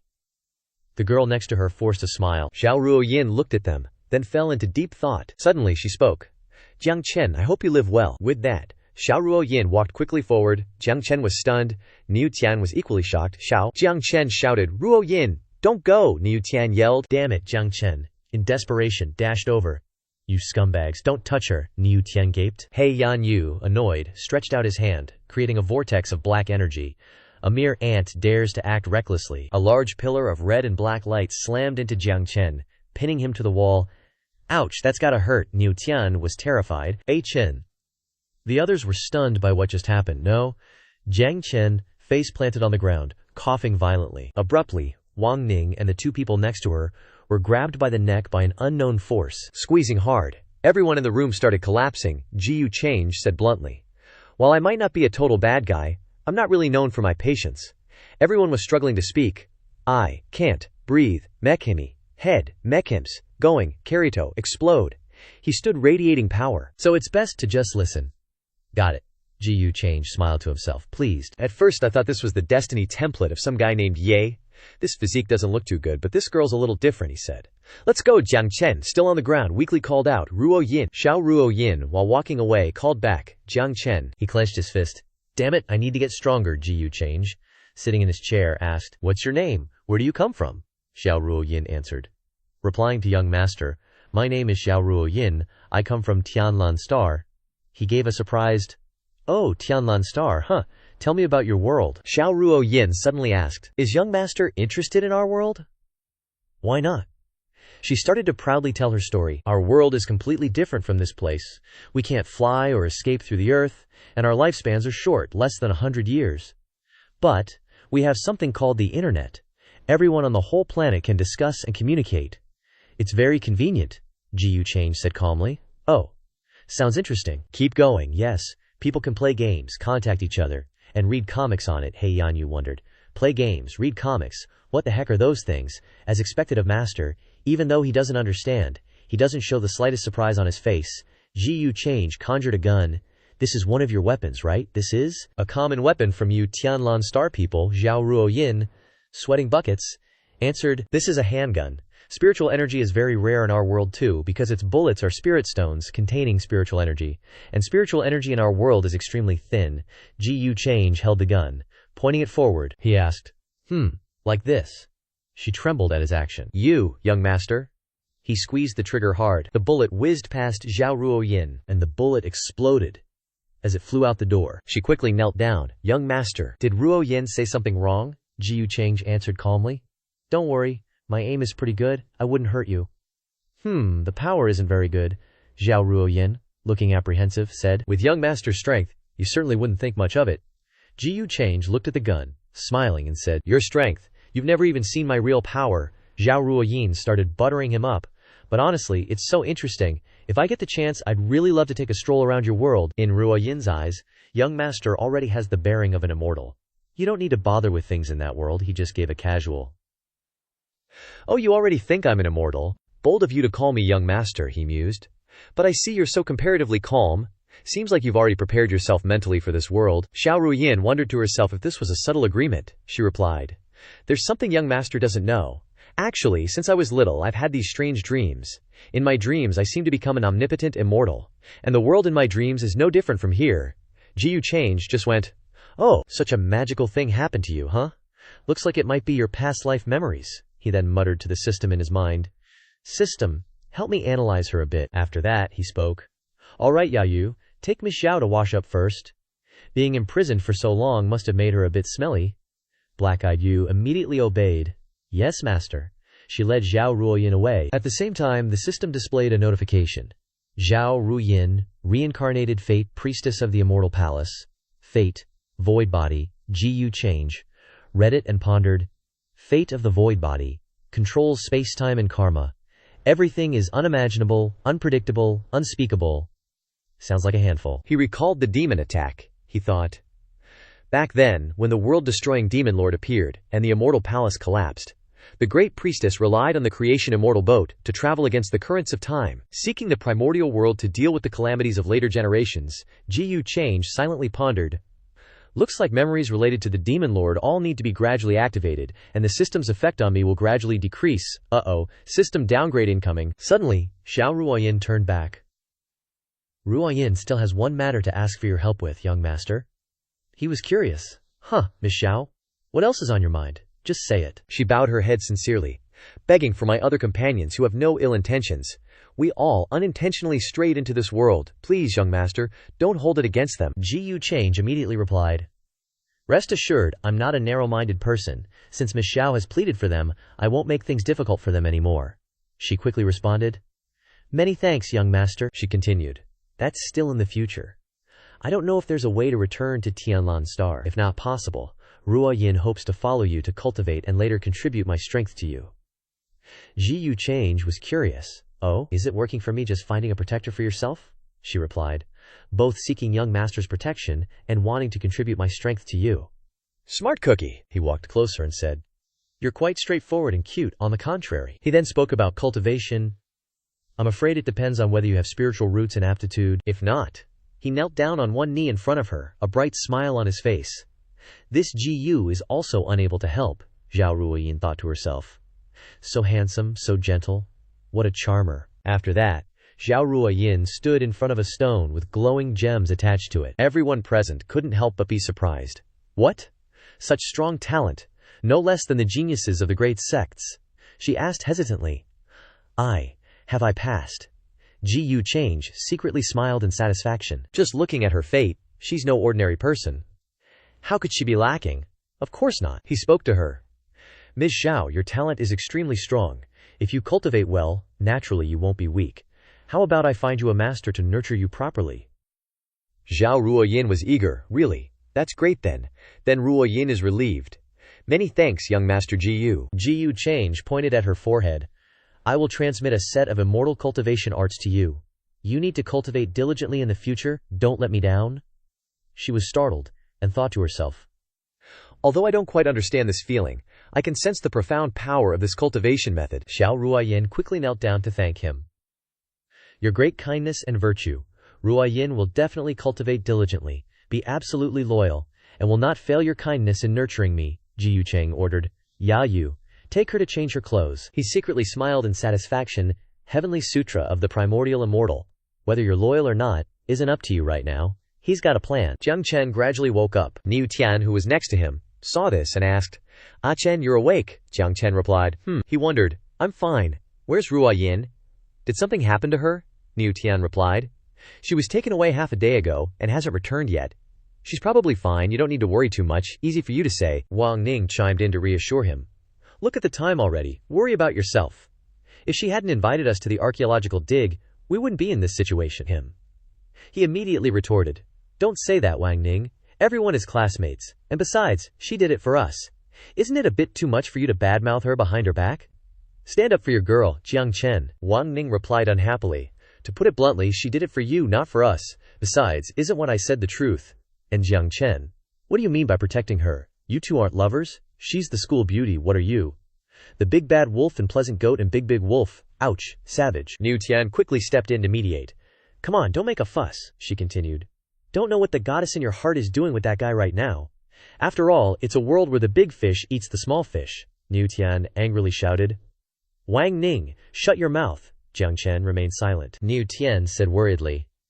Chen, don't listen to her nonsense. A dog's mouth can't utter good words. Truer words have never been spoken. Jiang Chen clenched his fist and thought to himself, Ruoyin isn't that kind of girl. He still believes. Someone standing close to the prison door announced, Someone is coming. Wang Ning and the others looked over in surprise. Someone loudly called out, Xiao Ruoyin. She and Ji Yu Cheng, along with black-eyed Yu, appeared at the prison door. What a power trio. Xiao Ruoyin turned back towards him. Young master, he said happily. Ya Yu, release them all. Looks like Ruoyin pulled some strings. The prison door swung open with a flick of magic. Xiao Ruoyin called out, Don't worry everyone, it's okay. Ji Yu Gongzi and the others aren't bad people. It was all a misunderstanding. Someone else piped up. It really is Xiao Ruoyin. Jiang Chen hurriedly shouted. Ruoyin. Niu Tian clasped his hands together, overjoyed. This is great. We were saved thanks to the school flower. You are such a kind and beautiful goddess. Thank you for not forgetting about us, Jiang Chen thought to himself. Ruoyin changed her clothes and hairstyle. Some random dude excitedly said, Awesome. Zhao Zuji looks so beautiful in that outfit, Wang Ning thought to himself. That white-robed dude sure has dog shit luck. One of the prisoners, now freed, yelled, We're saved! We're saved! Another, clutching his butt, thought, I almost couldn't hold it anymore. Niu Tian helped Jiang Chen out. Come on, Jiang Chen, let's go. Zhao Ruoyin spoke gratefully. Thank you, Gongzi. Xiao Ruoyin helped Jiang Chen. Ji Yu Gongzi, I'll take them out first, okay? Ji Yu Cheng cheerfully replied. Go ahead, chat away, I won't bother you for now. She smiled. Thank you, Gongzi. He replied with a smile. Jiang Chen's face, however, wasn't very happy. Hey, Yanyu spoke up, master. Aren't you being a little too nice to them? Especially that Zhao. Suddenly noticing Ji Yu change his gaze, she panicked. Forgive me. Yanyu overstepped. He stroked He Yanyu's hair. Ji Yu Change gently said, You don't need to overthink it. Just keep an eye on them, that's all, she replied. Yes, He Yanyu blushed, thinking, So he does have ulterior motives towards her. As expected of master, the group just released from prison were now gathered into two groups chatting. The girl with the hat looked in Zhao Ruoyin's direction. According to Ruoyin, that white-robed Gongzi, this Ji Yu guy, is a good person and is willing to let us go. Wang Ning snorted unhappily. We weren't wrong in the first place. So are they not planning to release us? And they locked us up for so long. Aren't they going to compensate us at all? The dude with the ponytail spoke up. Wang Ning, I remember your grandpa's a big shot in the military, right? She replied with a proud look. Right now, we need to figure out how we even got here. When we get back, I'll have my grandpa deal with all these qi refining cultivators. On the other side, Jiang Chen asked Ruoyin, What exactly happened? Why did he suddenly let us go? And what's with the clothes you're wearing? Niu Tian also wondered. Yeah, what exactly happened? Xiao Ruoyin explained. It's nothing, really. After Jiu Gongzi took me away, he didn't do anything to me. He just asked about our background. I told him everything honestly, and he didn't plan to make things difficult for us anymore. Actually, it was all a misunderstanding. Jiu Gongzi is very kind, and doesn't have any malicious intent towards us. Hearing this, he hesitantly asked, So that's how it is. What's your plan next? She looked into the distance and replied, Don't worry, everyone. I'll ask Jiu Gongzi to help you find a safe place. Once I find a way back to Tianlin Star, I'll take you all back. Jiang Chen asked. What about you? Niu Tian was also confused. School flower, aren't you coming with us? Xiao Ruoyin answered. I can't. She smiled happily. I want to stay with Jiu Gongzi. I can't be with you all. Both of them were shocked. What? Jiang Chen exclaimed. Don't joke around. Why are you staying? Is that guy forcing you? What does he want from you? He continued. That's right. If you have any difficulties, just tell us. We'll figure out a way together. Xiao Ruoyin beautifully tucked her hair behind her ear. Jiang Chen, you're misunderstanding. I'm staying here willingly, I just explained. This place is my dream world. I belong here, so I can't let you all risk yourselves. Jiang Chen was even more agitated. But you're the one who invited us here? We should share joys and sorrows together. Did that bastard give you some kind of mind-altering soup? Xiao Ruoyin unhappily replied. Jiang Chen, I don't allow you to curse Jiu Gongzi like that. Jiang Chen paused, stung by her harsh words. He was stunned and secretly disappointed. I risked my life for you, and you're protecting someone you just met today. Xiao Ruoyin turned her back. Jiu Gongzi says I have extraordinary talent. I'll soon embark on the path of cultivation. By then, we won't be in the same world anymore, Jiang Chen urgently said. You believe everything he says? Aren't you afraid he's lying to you? That Jiu guy looks like a monster at first glance. Suddenly, a figure appeared behind Jiang Chen and Niu Tian. Everyone, Niu Tian, jumped in fright and cursed, Holy shit, a monster! The monster turned and said, Master has prepared a banquet. Please follow me, Xiao Ruoyin replied. Okay, I understand. Jiang Chen was so scared that cold sweat dripped down his back. How did he just appear like that? Did you notice? Niu Tian replied. Notice my ass. Appeared like a ghost and is so ugly I almost peed my pants. Jiang Chen clenched his fists and thought, We're too weak.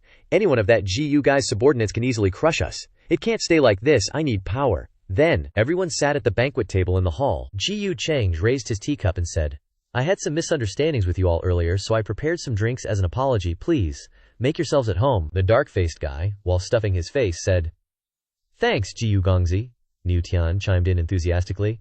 Yeah, much appreciated Jiyu Gongzi's hospitality. Jiang Chen muttered under his breath. Such blatant favoritism, and they call him a good guy. He then whispered, Chen, some things are better left unsaid. Just remember it in your heart. Don't show it on your face. Eat first. You've been starving. Suddenly, a blinding light erupted from Jiang Chen's stomach. A bronze boat appeared, leaving Jiang Chen completely bewildered. Jiang Chen then found himself in a different space. He pondered. This is, Jiang Chen questioned. The bronze boat took us through space. Where is this? The bronze boat gradually materialized from the spatial barrier. It responded. This is within your consciousness. You and I are one. I am the artifact spirit. You are the artifact body. We are both creation immortal boat. Jiang Chen was stunned. You and I are one. Creation immortal boat. What's that? He smirked to himself. Could it be my golden finger has finally arrived? The bronze boat explained. The creation immortal boat can shatter reincarnation, reverse time, see through all Chandao through the ages, and pry into fate. It is omnipotent, the #1 immortal artifact since the beginning of time. Jiang Chen touched the bronze boat. You mean that's our ability? The bronze boat replied. But your current body is far too weak. But don't worry, I can still reshape you into a creation holy body, unmatched for generations to come. Jiang Chen was astonished. Unmatched for generations to come. He recalled Zhao Ruoyin's smiling face and Jiyu change, and thought, if such a day truly comes, I'll never have to swallow my pride again, especially that Jiyu guy. Back in reality, Jiang Chen said with a smile, well, from now on, please guide me. Niu Tian and the dark-faced guy were startled. Niu Tian asked, Chen, what's wrong? Why are you holding your stomach? To Master Ahim, the bronze boat hesitantly asked, That girl on the left is, Jiang Chen looked up, then internally asked, Ruoyin. What's wrong? Jiyu Cheng asked. That young man keeps looking at you. What's your relationship? Zhao Ruoyin quickly explained. No, we don't have any relationship at all, just normal classmates. He picked up his glass and took a sip. Oh, really? I think it's not that simple. Zhao Ruoyin was anxious. Well, he did pursue me once. Jiyu Change understood.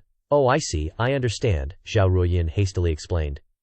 But I didn't accept him, Jiyu Gongzi. Please don't overthink things, there's really nothing between us, please believe me, he calmly said.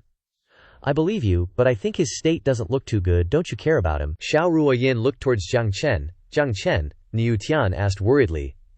Chen, what's wrong with you?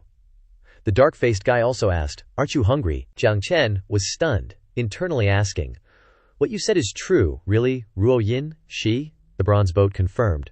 Of course it's true, she is our master. The reincarnation of the Destiny Great Emperor. The bronze boat continued about Jiyu Change. And that man beside her, I can sense that he is very dangerous. This kind of fear permeates my sea of souls. We can't let Master stay too close to him, Jiang Chen inwardly affirmed. He's a treacherous, two-faced beast, Zhao Ruoyin angrily shouted. Jiang Chen, don't be disrespectful to Jiyu Gongzi, the bronze boat immediately warned. Be careful. Don't reveal anything. Jiyu Change's subordinates laughed gleefully. This kid looks so stupid. Wang Ning showed disgust. Such a disgrace, Niu Tian advised. Chen, just forget it. The girl wearing a hat continued. I didn't expect him to still be so infatuated, Zhao Ruoyin quickly said to him. Jiyu Gongzi, Jiang Chen is just not used to the situation. Please don't mind him. He smiled casually. Young people are passionate. I admire it. Why would I mind? Jiang Chen's destiny points are increasing. Without stopping. Jiyu Change watched intently and thought. More. A little more. Increase it a little more. Suddenly, sparks fell from the roof, Niu Tian noticed. Sparks, a swirling red vortex of power appeared in the middle of the hall. Everyone was bewildered. This, Jiyu Change calmly asked. It's here, huh? Yanji suddenly appeared. She spoke up. Gongzi. Long time no see. Jiang Chen whispered. Be careful, this should be the person with the strongest cultivation here. Don't let her discover anything, Niu Tian thought. Damn it, this sister is too sharp. Wang Ning rolled her eyes, thinking. Ugh. These chi refining folks sure love to show off. The guy with the ponytail was mesmerized. So pretty. The girl in the hat gasped. Amazing. If only I could cultivate like that. Zhao Ruoyin was totally lost. Hey Yan Yu secretly sensed. This aura, it's probably on par with our clan's grand elder. Jiyu Change spoke up. Long time no see, Yanji. Congrats on reaching quasi-supreme. Yanji, with a calm face, stared straight ahead. Jiyu Change introduced. Come here, Ruoyin. This is the Shifu I found for you. You'll be cultivating under her from now on. Hurry up and greet her.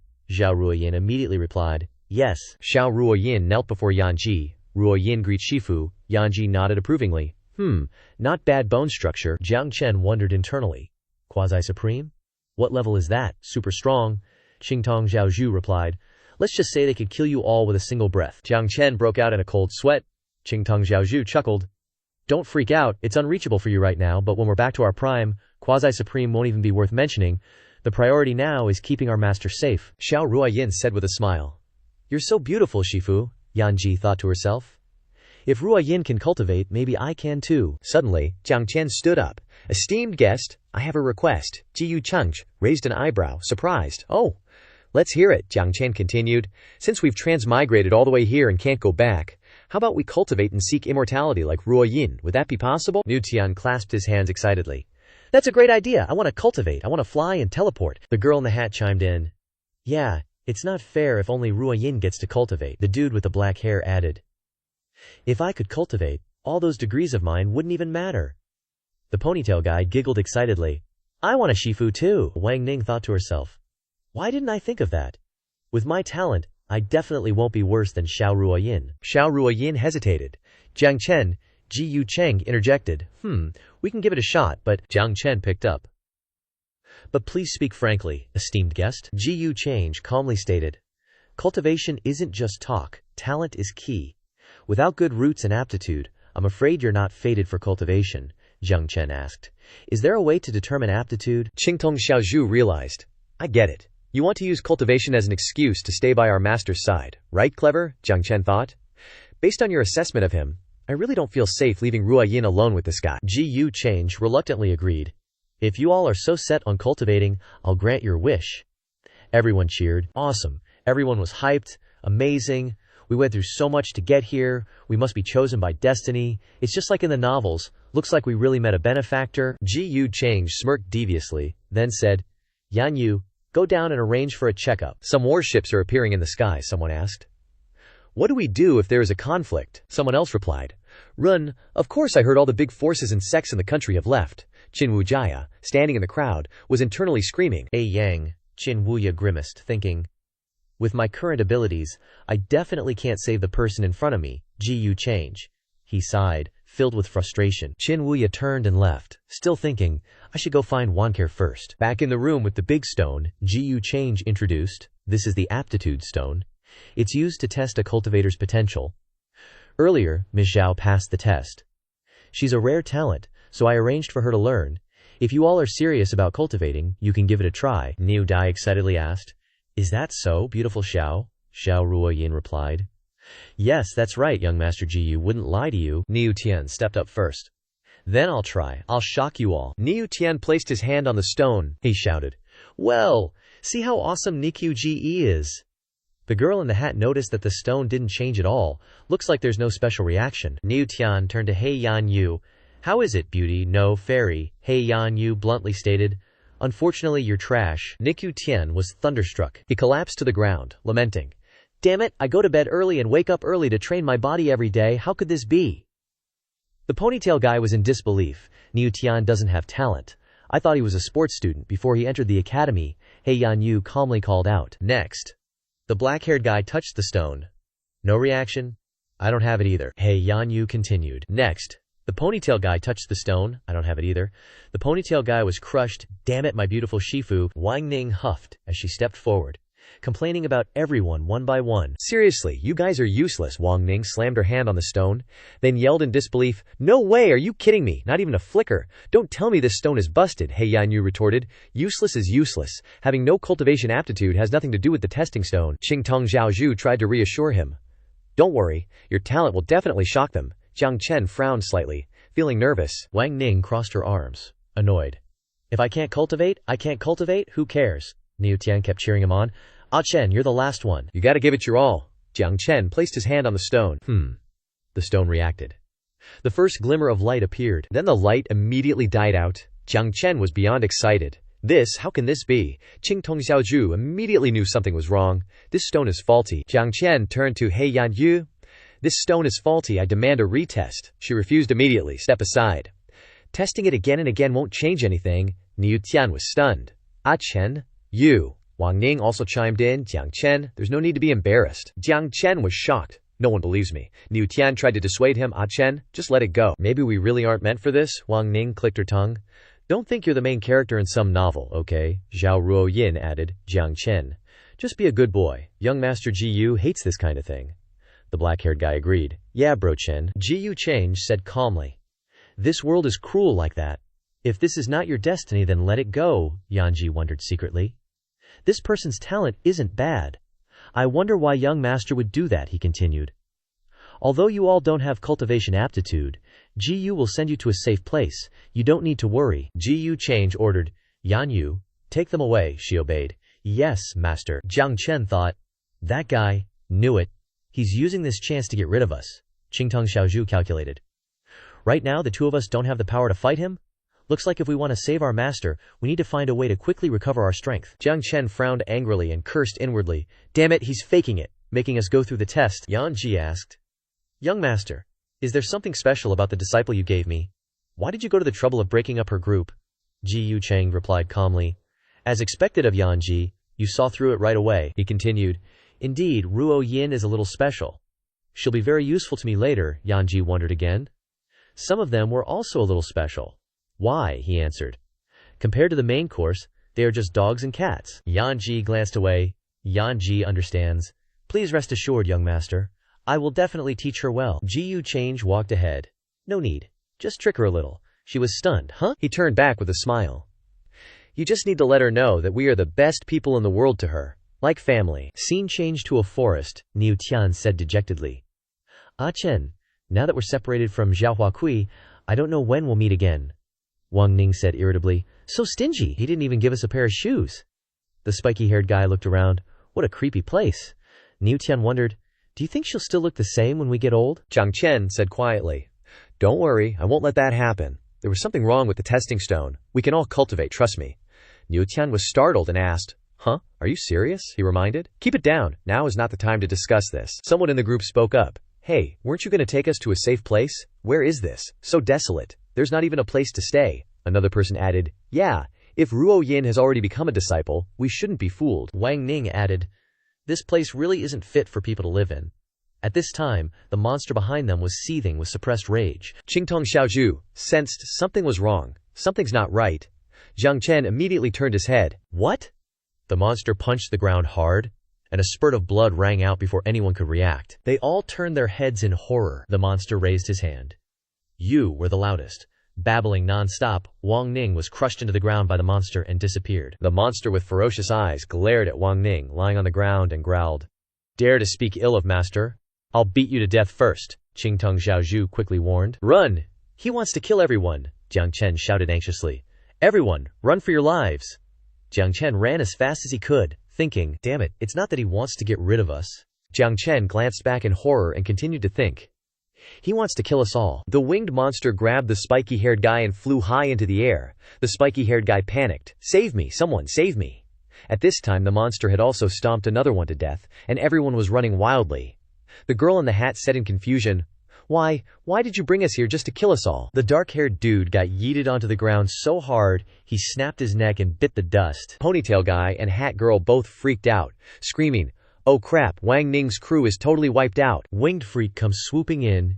You're next, fatty. Hat girl wails, he's coming for me. Ponytail dude starts sweating bullets, straight up terrified. Ponytail jerk shoves hat girl right into the winged freak's path. My bad, winged freak was already breathing down hat girl's neck. Whoops. Now hat girl's got claw marks all over her, hat's gone, and there's blood everywhere. Ponytail guy's booking it, muttering apologies. Sorry, not sorry. The winged freak stomps his foot. Seriously, so noisy. Hat girl's face is covered in blood, she thinks. Weren't you supposed to be a good guy? Winged freak flies over to Niu Tian. You're up next. Niu Tian's booking it and yelling, Son of a you frickin' monster! Winged freak lands hard, sending Niu Tian flying. Jiang Chen shouts in shock. Niu Tian. The winged freak suddenly chases after Jiang Chen. Worry about yourself first. Qingtong Xiaochu warns. Get into the woods. The forest is filled with smoke and dust. Jiang Chen ducks behind a tree.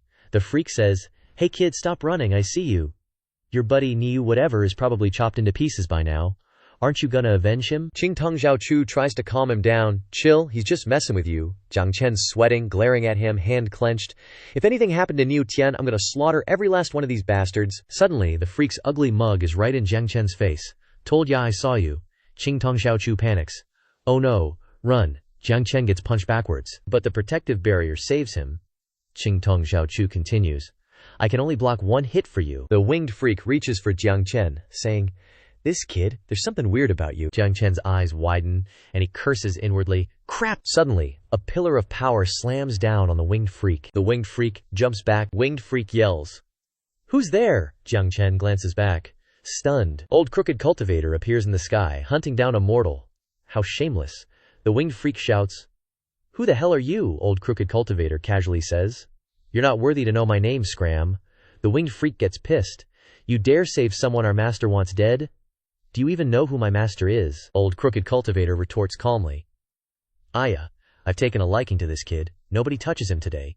Leave, or die. The winged freak grits his teeth, enraged. You'll regret this. Our master won't let you get away with this. Then the winged freak flies off. Jiang Chen bows gratefully. Thank you for saving my life, senior. Old crooked cultivator laughs. Kid, I saw them killing a bunch of people nearby. Saving you means we have some fate between us. Qing Tong Xiaochu warns. Hey, don't thank him yet. This old dude doesn't exactly scream good guy. Old crooked cultivator creates a dark energy spark and continues. I'm itching to impart my teachings, kid. Are you interested? Qing Tong Xiaochu says firmly. Yep, he's got evil tendencies. This old guy is not from righteous sect. Jiang Chen thinks to himself. Are there really good people in this world? Can good people even survive in this world? Screw it, better to be a demonic cultivator than die here. Old crooked cultivator says.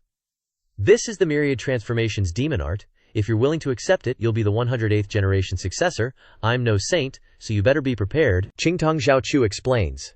Seems like some kind of inheritance. Looks evil, and not exactly righteous, but it's seriously powerful and mysterious. Jiang Chen thinks tensely. Myriad Transformations demon art. I don't really have a choice right now. Scene change to a warship. Two winged freak are kneeling behind Gu Change. The winged freak speaks, young master. We did as you instructed. That Niu Tian suddenly awakened some weird strength, freaked out, and jumped off a cliff. No idea if he's alive or dead. The winged freak continues. This subordinate is at fault, that Jiang Chen was saved by a mysterious old man. Gu Change asks, what about the others? The winged freak replies with a gloomy face, the rest have been taken care of. He sounds satisfied. Well done, you may leave. The winged freak wipes cold sweat. Yes, thank you, master. Gu Change thinks to himself, looks like out of this group of transmigrators, only 3 are special. Niu Tian really exceeded my expectations, jumped off a cliff, and is in an unknown state. Don't tell me he wants to pick up a secret manual and reach the peak of life. Gu Change chimed in. Oh yeah, Qingge, any news from your sis lately? Su Qing jumped a little, surprised. She hesitated. No, nothing. Why'd you suddenly ask about her, Gongzi? He said casually. Just wondering. You mentioned her background. Got a little curious about how she's doing. Su Qingge replied. Thanks for your concern, Gongzi. She's probably doing okay. After all, I'm the one Mom brought to the lower realm, so she's definitely not as unlucky as me. Gu Change was like, oh right. Then he asked, so how do you feel about your mom now? Do you miss her, or hold a grudge? Su Qingge clutched at his sleeve. I don't know, Qingge never thought about that. I just feel happy being with Gongzi. He glanced at her. That won't do. You're from the hidden Ji family, you should go back. Su Qingge was shocked. Gongzi, what do you mean? Gu Change said with a smile. Well, you look just like your sister. If you do as I say, you can help me control the Ji family in the future, she asked, bewildered. Control the Ji family? Gu Change acted all troubled, manipulating her. Don't you want to? Have you stopped loving me? Su Qingge quickly denied. No way. Qingge doesn't have any feelings for the Ji family. Qingge will listen to Gongzi. He put his arm around her, satisfied. Good. My act hasn't changed, but there's no rush.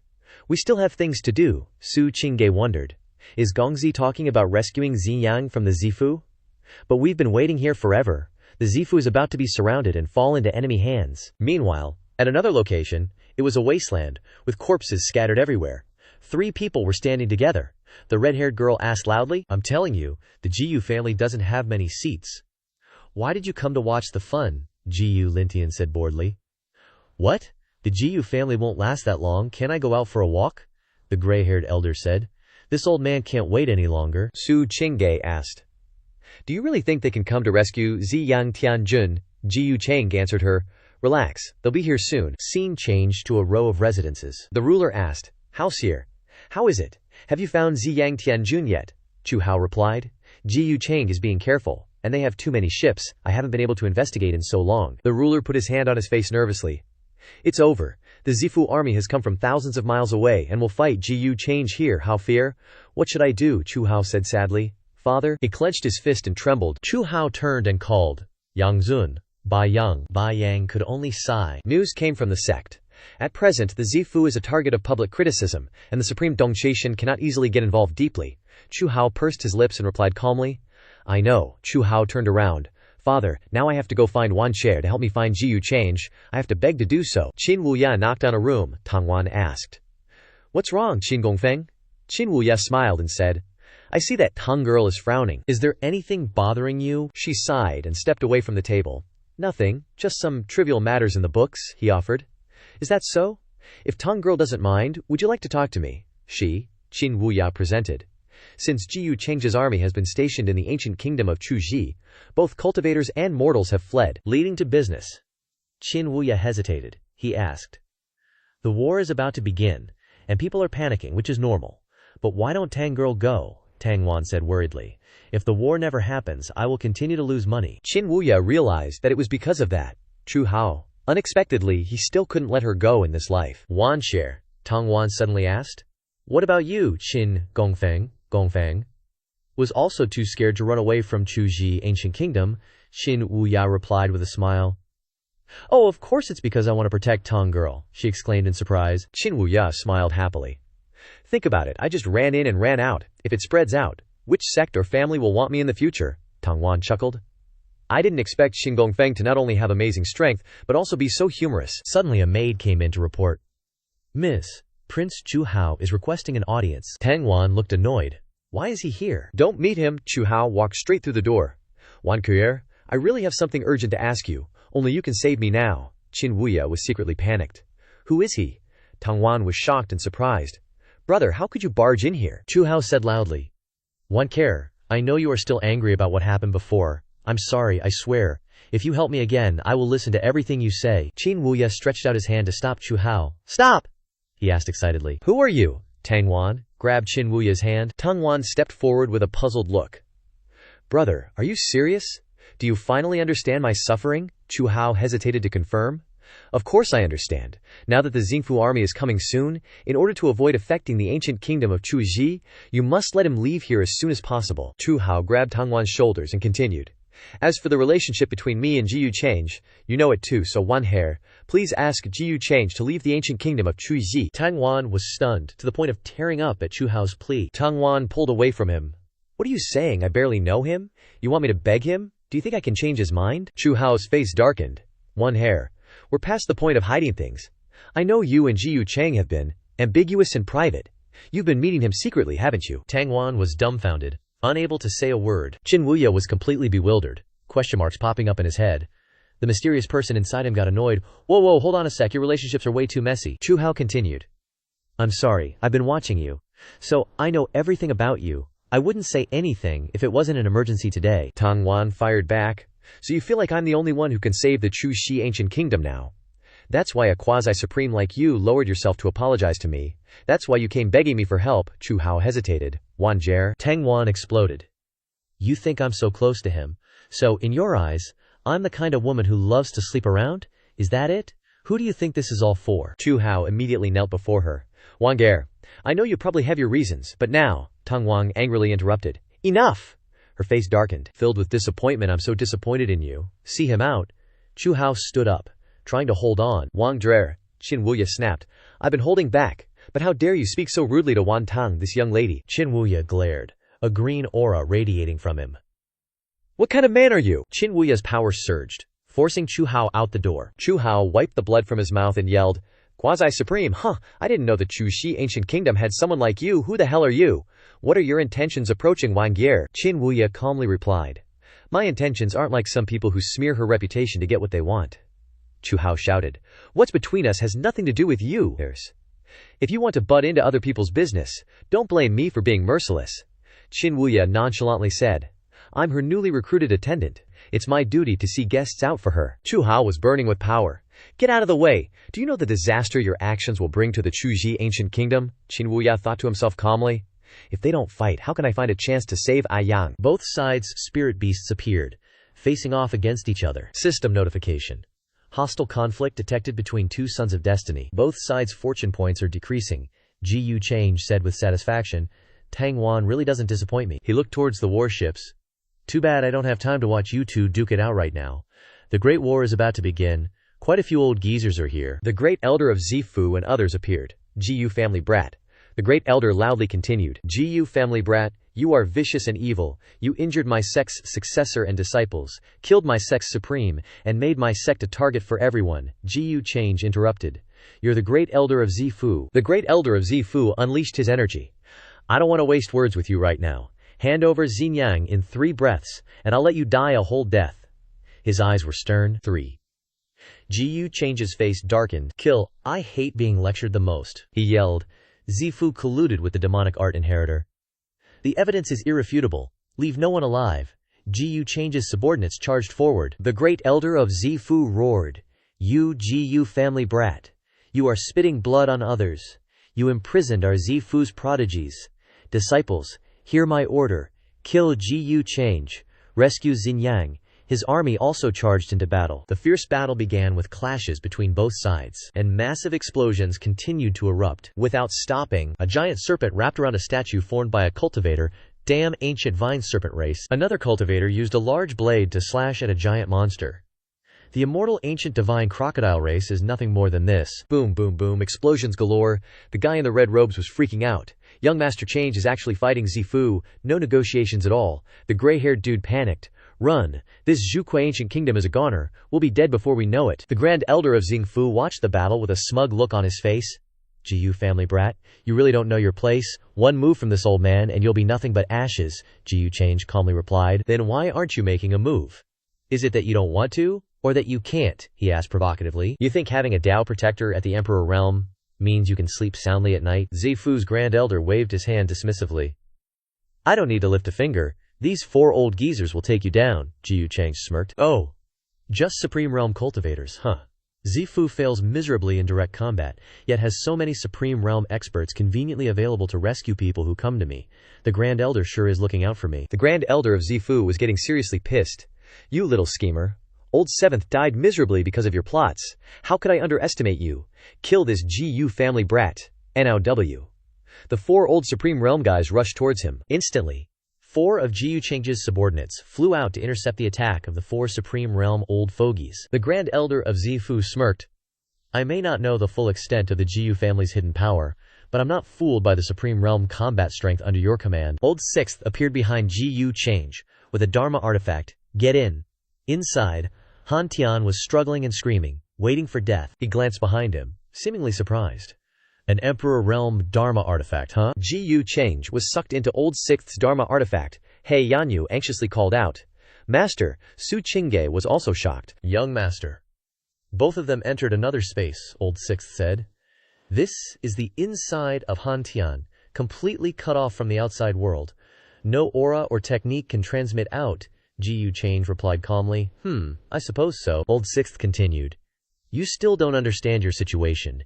Even your Emperor Realm Dao Protector can't save you, and I, in the Supreme Realm, will kill a great saint like you in no time. What do you think? Ji Yu Change looked up at the sky and burst out laughing. I think you, Big Nose, are incredibly lucky, because Ji Yu Change's face darkened, and he grinned wickedly. You get to be an understanding ghost. Meanwhile, in the brutally fierce battle outside, Bai Yang was creating a protective barrier for the national leader of the ancient kingdom and collapsed to his knees, lamenting. Howard, what on earth are you doing? The national leader was despondent. It's over. It's all over. Our ancestors' 1,000-year legacy is being destroyed by us. Bai Yang could only sigh, filled with resignation. Chu Hao was engaged in a fierce battle with Qin Wuya, each relying on their own power to fight up close. Tang Wan stepped out and looked up at the sky. So, it's finally begun. Qin Wuya and Chu Hao suddenly paused. The 3 of them looked up at the falling sparks and the defeated soldiers. Chu Hao and Qin Wuya shouted in unison. Wan Churer, be careful. Qin Wuya flew towards her, but Chu Hao blocked the falling sparks. Chu Hao managed to block the large falling sparks. Wan Buyer, are you alright? At this moment, Qin Wuya was already carrying Tang Wan. Seeing this, Chu Hao gritted his teeth. Put her down. Qin Wuya put Tang Wan down and said, Miss Tang, it's dangerous here. Please leave quickly, she asked back. What about Qin, your grace? He replied. I still have some things to take care of. Don't worry, I'll be fine. Tang Wan clasped her hands in thanks. Then please be careful, Qin, your grace. Qing Wuya returned the gesture. Chu Hao was secretly annoyed by this. Now is not the time for personal matters. Wan Cher must do her best to minimize losses. I'll settle the score with that Qin guy later. Tang Wan was secretly disappointed. He is his everything, and in his heart is his nation and father. He cares more about a courtier he's only just met than he does about me. Qin Wuya thought to himself. Senior, don't doze off. This is the perfect opportunity to fish in troubled waters. A mysterious voice replied. All right, let's go. Without those old monsters from the GU family, it'll be easy. Xiao Ruoyin looked up at the sky. Is this the war of the cultivation world? Even powerful cultivators' lives are as worthless as grass. She continued. Shifu, what is this war about? Yanji, while attacking a cultivator, said, You don't understand. In this world, young master is the leader of the righteous path, so of course he has a duty to slay demons and eliminate evil, acting on behalf of the heavens. And the instigator of this war is the successor of a demonic art, the great enemy of this world. Inside the space of Hantian, intense battles were taking place. In the sky, another explosion occurred, as the two attacks of Old Sixth and GU Change collided. Old Sixth was shook. So you're the true inheritor of the demonic arts, you tricked everyone. GU Change just smirked. Nah, a few people know the truth. But you being alive to tell the tale? That wasn't gonna happen, obviously. Old Sixth spread his arms wide, crackling with crimson energy. How arrogant. Once I kill you, I'll expose your true face to everyone.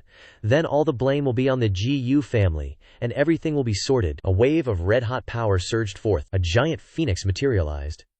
And Old Sixth roared, So what if you're the inheritor of demonic arts? This is a quasi-emperor level divine art. You'll still die. GU Change pulled out his spear.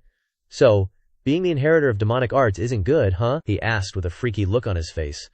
What's that got to do with this demon lord? A horde of demonic specters appeared behind GU Change. He commanded, Eat him. Old Sixth was being consumed by flames. GU Change, you killed me. You won't get away with this. The phoenix was swarmed and destroyed by GU Change's demons. He replied calmly, Won't get away with it. Just an Emperor Realm Dharma artifact?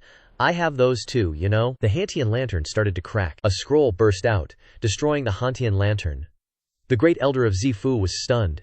Emperor Realm Decree He Yanyu urgently called out, Master. Su Qing breathed a sigh of relief. Young master is too awesome. GU Change successfully escaped the artifact's attack. If I dared to linger here long, I would have prepared everything. The great elder of Zifu said grimly, No wonder you weren't afraid of my sixth brother. Even with an Emperor Realm Decree, with such a difference in cultivation realms, it shouldn't have been so easy to kill him. GU Change casually replied. But he's been beaten to dust, he thought to himself. As expected of a seasoned old monster. No use in beating around the bush. I need to provoke this old geezer into attacking me. GU Change swung his sword behind him for momentum and shouted, What problems? Why don't you try it yourself? Then you'll know. He unleashed a slash towards the great elder of Zifu and flew towards him. The old man stood still and blocked GU Change's slash with his hand, creating power. Ignorant child. The great elder of Zifu successfully redirected his slash, and it bounced back to GU Change. GU Change was stunned, comparable to a quasi-emperor's attack, catching it with bare hands.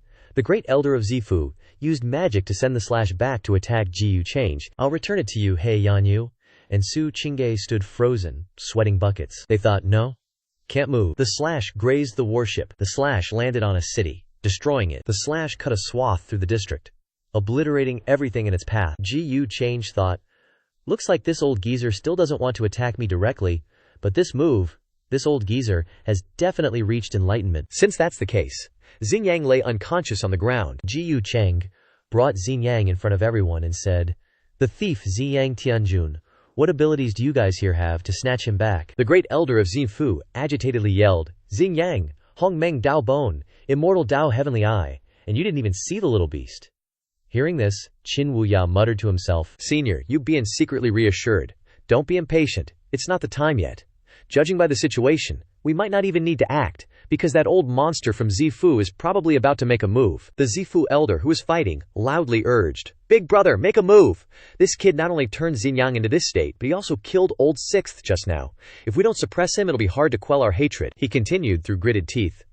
Moreover, his protector is probably busy with something else right now. If we don't act now, we'll miss our chance. GU Change chuckled to himself. Bodyguards don't do chores, right? He suddenly broke out in a cold sweat. Qing Di, the grand elder of the Zifu Holy Land, started radiating energy from his hands. All right then, he boomed, growing in size. A massive energy sphere materialized in his palm. Today I'll eliminate this brat and end this threat. The Grand Elder's palm descended, engulfing the warship and suppressing it. Ji Chang braced himself. Using his Qing sword for balance, he thought to himself, rumor has it, the Grand Elder of Zifu Holy Land nearly reached that realm back in the day. No wonder he's such an old monster. Su Qingge was pinned to the deck by the pressure. The power of the Emperor realm. This feels awful. He Yanyu was struggling beside her. Compared to that sword aura before, this is a million times stronger. Ji Chang's demonic subordinates were getting hammered by the old guy's power. The monsters were being crushed under the attack, unable to resist.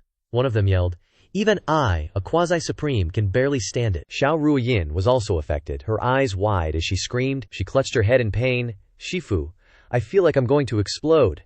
Yanji barely managed to steady her while trying to stay upright herself. Sweat poured off Yanji, she thought. Facing an enlightened being, my quasi-supreme strength is nothing more than an ant's. Young master, forgive me, I can't help you. The Grand Elder of Zifu Holy Land continued to suppress the warship with overwhelming force. Just relying on that bodyguard sword someone gave you won't cut it. You are going to die today. The ground beneath them was being torn apart. Ji Chang grimaced, enduring the pressure with difficulty. Suddenly, someone released the sword. So now enlightened being dares to bully the descendants of my Ji family, huh? An unexpected slash severed the old man's arm. The Grand Elder of Zifu Holy Land stared in stunned disbelief. The sky returned to normal, He Yanyu said. But it seems like someone even scarier appeared, Su Qingge added. That terrifying aura, it seems, it disappeared. Ji Chang was silent, deep in thought. He was amazed by the current event. This is the bloodline inside me resonating, the brown-haired old man asked in confusion. Big brother, I'm already at the top of the Emperor realm. The one who can cut off an arm of Big Brother must also be the pinnacle powerhouse in the Emperor realm, he thought to himself. Then this is troublesome. Someone was gradually appearing. It's hard for an old man like me to go out and look at the younger generation. And it's troubled like this, Ji Lang said. When the ancestral master of Zifu Holy Land was just a cowherd, this old man taught him. Ji Lang stroked his beard. The Grand Elder of Zifu Holy Land asked in confusion, who are you? Ji Lang introduced himself. My name is Ji Lang, the 18th generation ancestor of the Ji family. The Grand Elder of Zifu Holy Land immediately controlled two large magic hands to attack. No matter who you are, if you are an enemy, you must first kill an enlightened being of the Ji family. The two hands are gradually attacking towards Ji Lang. Ji Lang put his sword to one side. Do you think the enlightened being is the peak of the upper world? A large slash from Ji Lang slashed hard at the old man, severing the two magic hands and real hands. The Grand Elder of Zifu Holy Land gritted his teeth in anger. I can't recover. Impossible. His body was gradually cracking. The Great Elder of Zifu glared menacingly. Are there no more immortals in this world? He croaked. Is this what they mean by a certain death situation? Ji Lang sheathed his sword. A crippled immortal is still an immortal. Then, the Great Elder of Zifu completely dissipated. The white-haired guy was dazed. Big bro. The guy with the bun was also stunned. The Great Elder who protected Zifu for tens of thousands of years has fallen. Xiao Ruoyin piped up. Shifu, is this the kind of background Ji Gongzi has? Yanji replied happily. This is probably just the tip of the iceberg, Xiao Ruoyin thought to herself. Terrifying, I can't even imagine it. Ji Chang looked up at the two massive cracks in the sky. Someone exclaimed. He won? Is that the power of an immortal? He calmly mused. Looks like in this world, the ones I'm most worried about finding out about my true identity are those old monster ancestors from my Ji family. Ji Lang boomed. Kid, you're the future heir of the Ji family? Ji Chang thought, this guy's personality is nothing like Ji Nanshan. He cupped his hands and bowed. Change greets 18th ancestor. I've always heard that old ancestor once sliced the ancient immortal path with a single blade. I've always hoped to meet you one day. To meet you in this situation is still fulfilling a wish, Ji Lang said nonchalantly. Those are flattering words. Suddenly, Ji Lang paused when he saw Ziyang lying under the mandate boat. Ji Lang kicked Ziyang aside. Old man likes hearing those words. But you're not bad either, kid. To have such cultivation and methods at such a young age, you'll probably be much stronger than me in the future. Su Qingge interjected. Ji Chang said carefully. Old ancestor is too kind. Ji Lang laughed loudly. I heard your dad arranged a wife for you, the daughter of that kid in the peerless immortal dynasty, E.H. He Yanyu hesitated. Yes. He Yanyu spoke up. Lord, Master, what should we do with the remaining elders and disciples of Xin Fu? Ji Chang replied immediately. Those who submit live. Those who don't die. Jiyu Lang looked at him and thought, not bad. This is the demeanor a future leader of the Jiyu family should have. A cultivator from Zifu's side flew away. Damn it! The winged devils behind him chased relentlessly, laughing loudly. Surviving members of Zifu, hurry up and surrender. Catch them, Qin Wuya worriedly said. Senior, my junior brother hasn't been rescued yet. The mysterious guy impatiently snapped. Rescue my ass! Didn't you see how that Xingfu old monster died? That was a Dao comprehender of Emperor Realm. Can't you see the situation? Someone put a hand on Qin Wuya's shoulder. Hey bro, what are you spacing out for? Now's the time to earn merit from the weakened Zifu. He startled and replied, okay, you go first. I'll follow later. That guy flew off. Then I'll follow later. Qin Wuya gritted his teeth. But junior brother, the mysterious guy, spoke up. Enough with the junior brother, kid. From now on, you and I will go our separate ways. But out of old friendship, I'll give you a piece of advice. If you don't want to die, stay far away from change. Qin Wuya closed his eyes. Tearing up, he cursed inwardly. Damn it, Yang Xixiang, I'm sorry. The winged devil who spoke before suddenly paused. That's not right. Do we have someone like that in our race? Something's not right here. The winged demon turned its head back. And then, bam, a huge explosion happened. Talk about a bad day. Where is everyone? Standing amidst the desolate scene, Bai Yang spoke. Haoshare, don't blame your martial uncle. This level of fight is beyond our reach. He sounds pretty helpless. Chu Hao knelt on the ground in anguish. How did it become like this? How could it be like this? The things I wanted to protect. Because of me. Tragic backstory alert. Bai Yang stroked his beard and said, I've already taken your father to a safe place. You should also follow me back to Taishan Cave Heaven first. Chu Jia, he continued. Let's put aside your grudges with Ji Yu Chang for now. Strive to become the leader of Taishan Cave Heaven, and you might have a chance for revenge. Revenge arc incoming. Chu Hao was in anguish under the heavy rain. Martial uncle, I hate him. At this moment, Jiang Chen and Old Evil Cultivator stood on the mountaintop.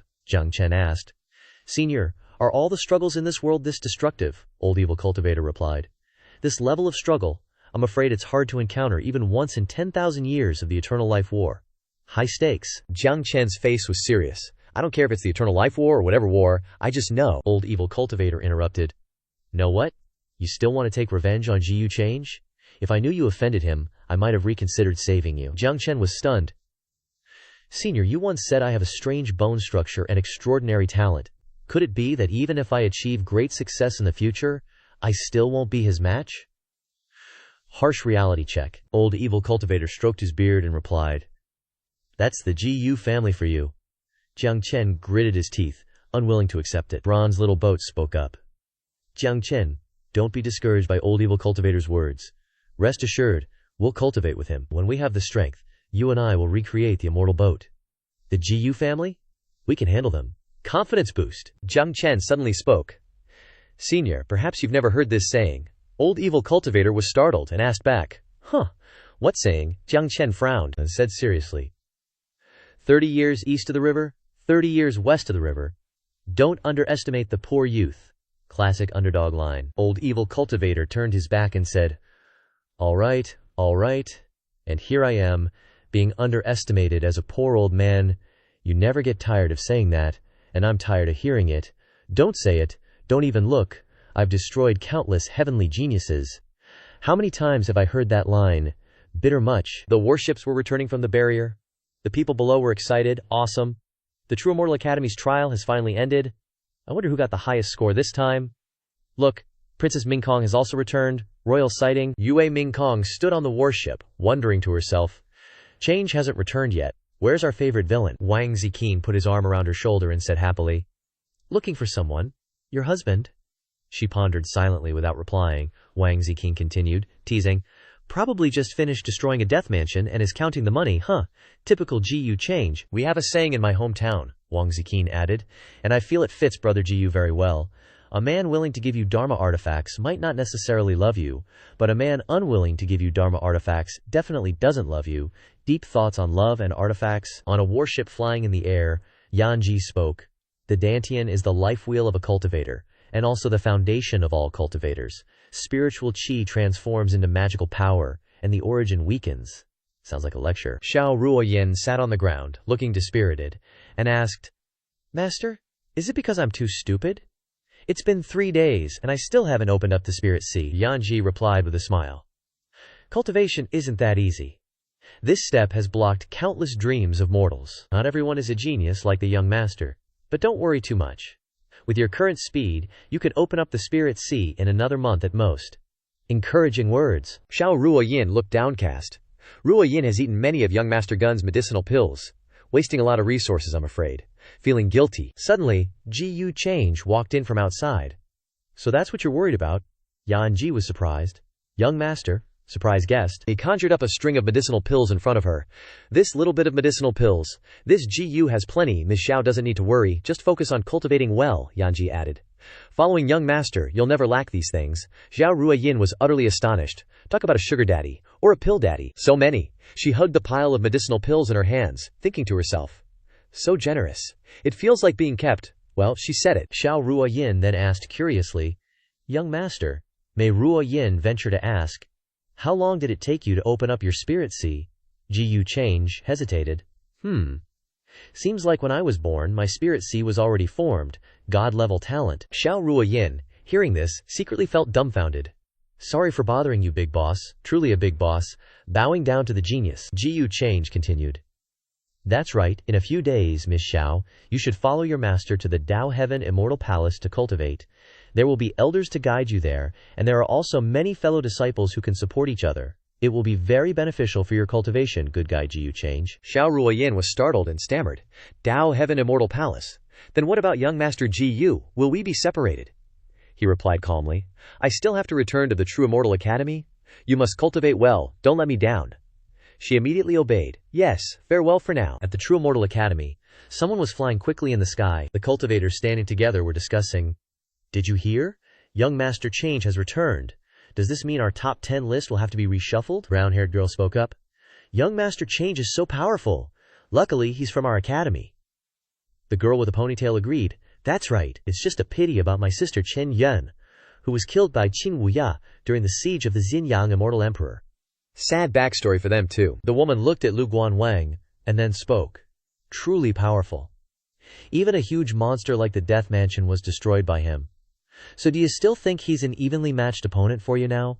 Putting him on the spot? Lu Guanwang broke out in a cold sweat and shrank back. Not necessarily have to be opponents. Smart move, dude. At this moment, Ji Yu Change was being led to a mansion. Yue Mingkong read a piece of paper and then said, recalling her memories, the Eternal Heaven Tower is about to appear. Although the present and my previous life are a bit different, this definitely can't be wrong. I remember nearby there are forces like Luojia Cave, Thousand Ancient Sword Sect, and Divine Void Gate, setting the stage for a new adventure. Suddenly, the young maidservant announced, reporting to the Emperor, young Master Change has come to see you. She was startled and looked up. Reunion time. Yue Mingkong saw Ji Yu Change push the door open and asked, Why are you here? Ji Yu Change retorted. What? Is it wrong for this husband to visit his wife after working so hard? Can't I? Yue Mingkong stepped down from the bed. Wait, she said, holding up a hand to stop him. We're not married yet. Without my permission, you're not allowed in my bedroom. Ji Yu Change acted all confused. Back then, when this husband fought against the Zifu army, you didn't care about me at all. I almost died miserably at the hands of the Zifu big shots. Now you won't even let me through the door. Yue Mingkong emotionlessly replied. Didn't those Zifu big shots die miserably already? I don't believe your lies. Ji Yu Change huffed dramatically. Fine, I'm leaving. I'll never look for you again. Yue Mingkong grabbed his sleeve. That's not allowed either. Ji Yu Change grumbled. This isn't allowed. That isn't allowed. What do I have to do, huh? She asked. Tell me, what did you come here for? Ji Yu Change turned back with a smile. I missed you, she stammered. That's such a lame. But he cut her off. This time it's not an excuse, she continued to question. So, before it was an excuse, rows of Dharma artifacts appeared. Ji Yu Change conjured up dozens of Dharma artifacts that floated in the air. These are betrothal gifts. Presents for you. What do you think? Are you satisfied? Yue Mingkong looked at the Dharma artifacts with interest. These are all your spoils of war. Some of these things aren't even easy to come by in the Supreme Immortal Dynasty. At the same time, she thought to herself, he's really changed. At least in my previous life, he wouldn't have thought of this. Ji Yu Change hugged her affectionately from behind. It's good you like them. It wasn't a waste of time for me to choose them for you for so long. He asked with a smile.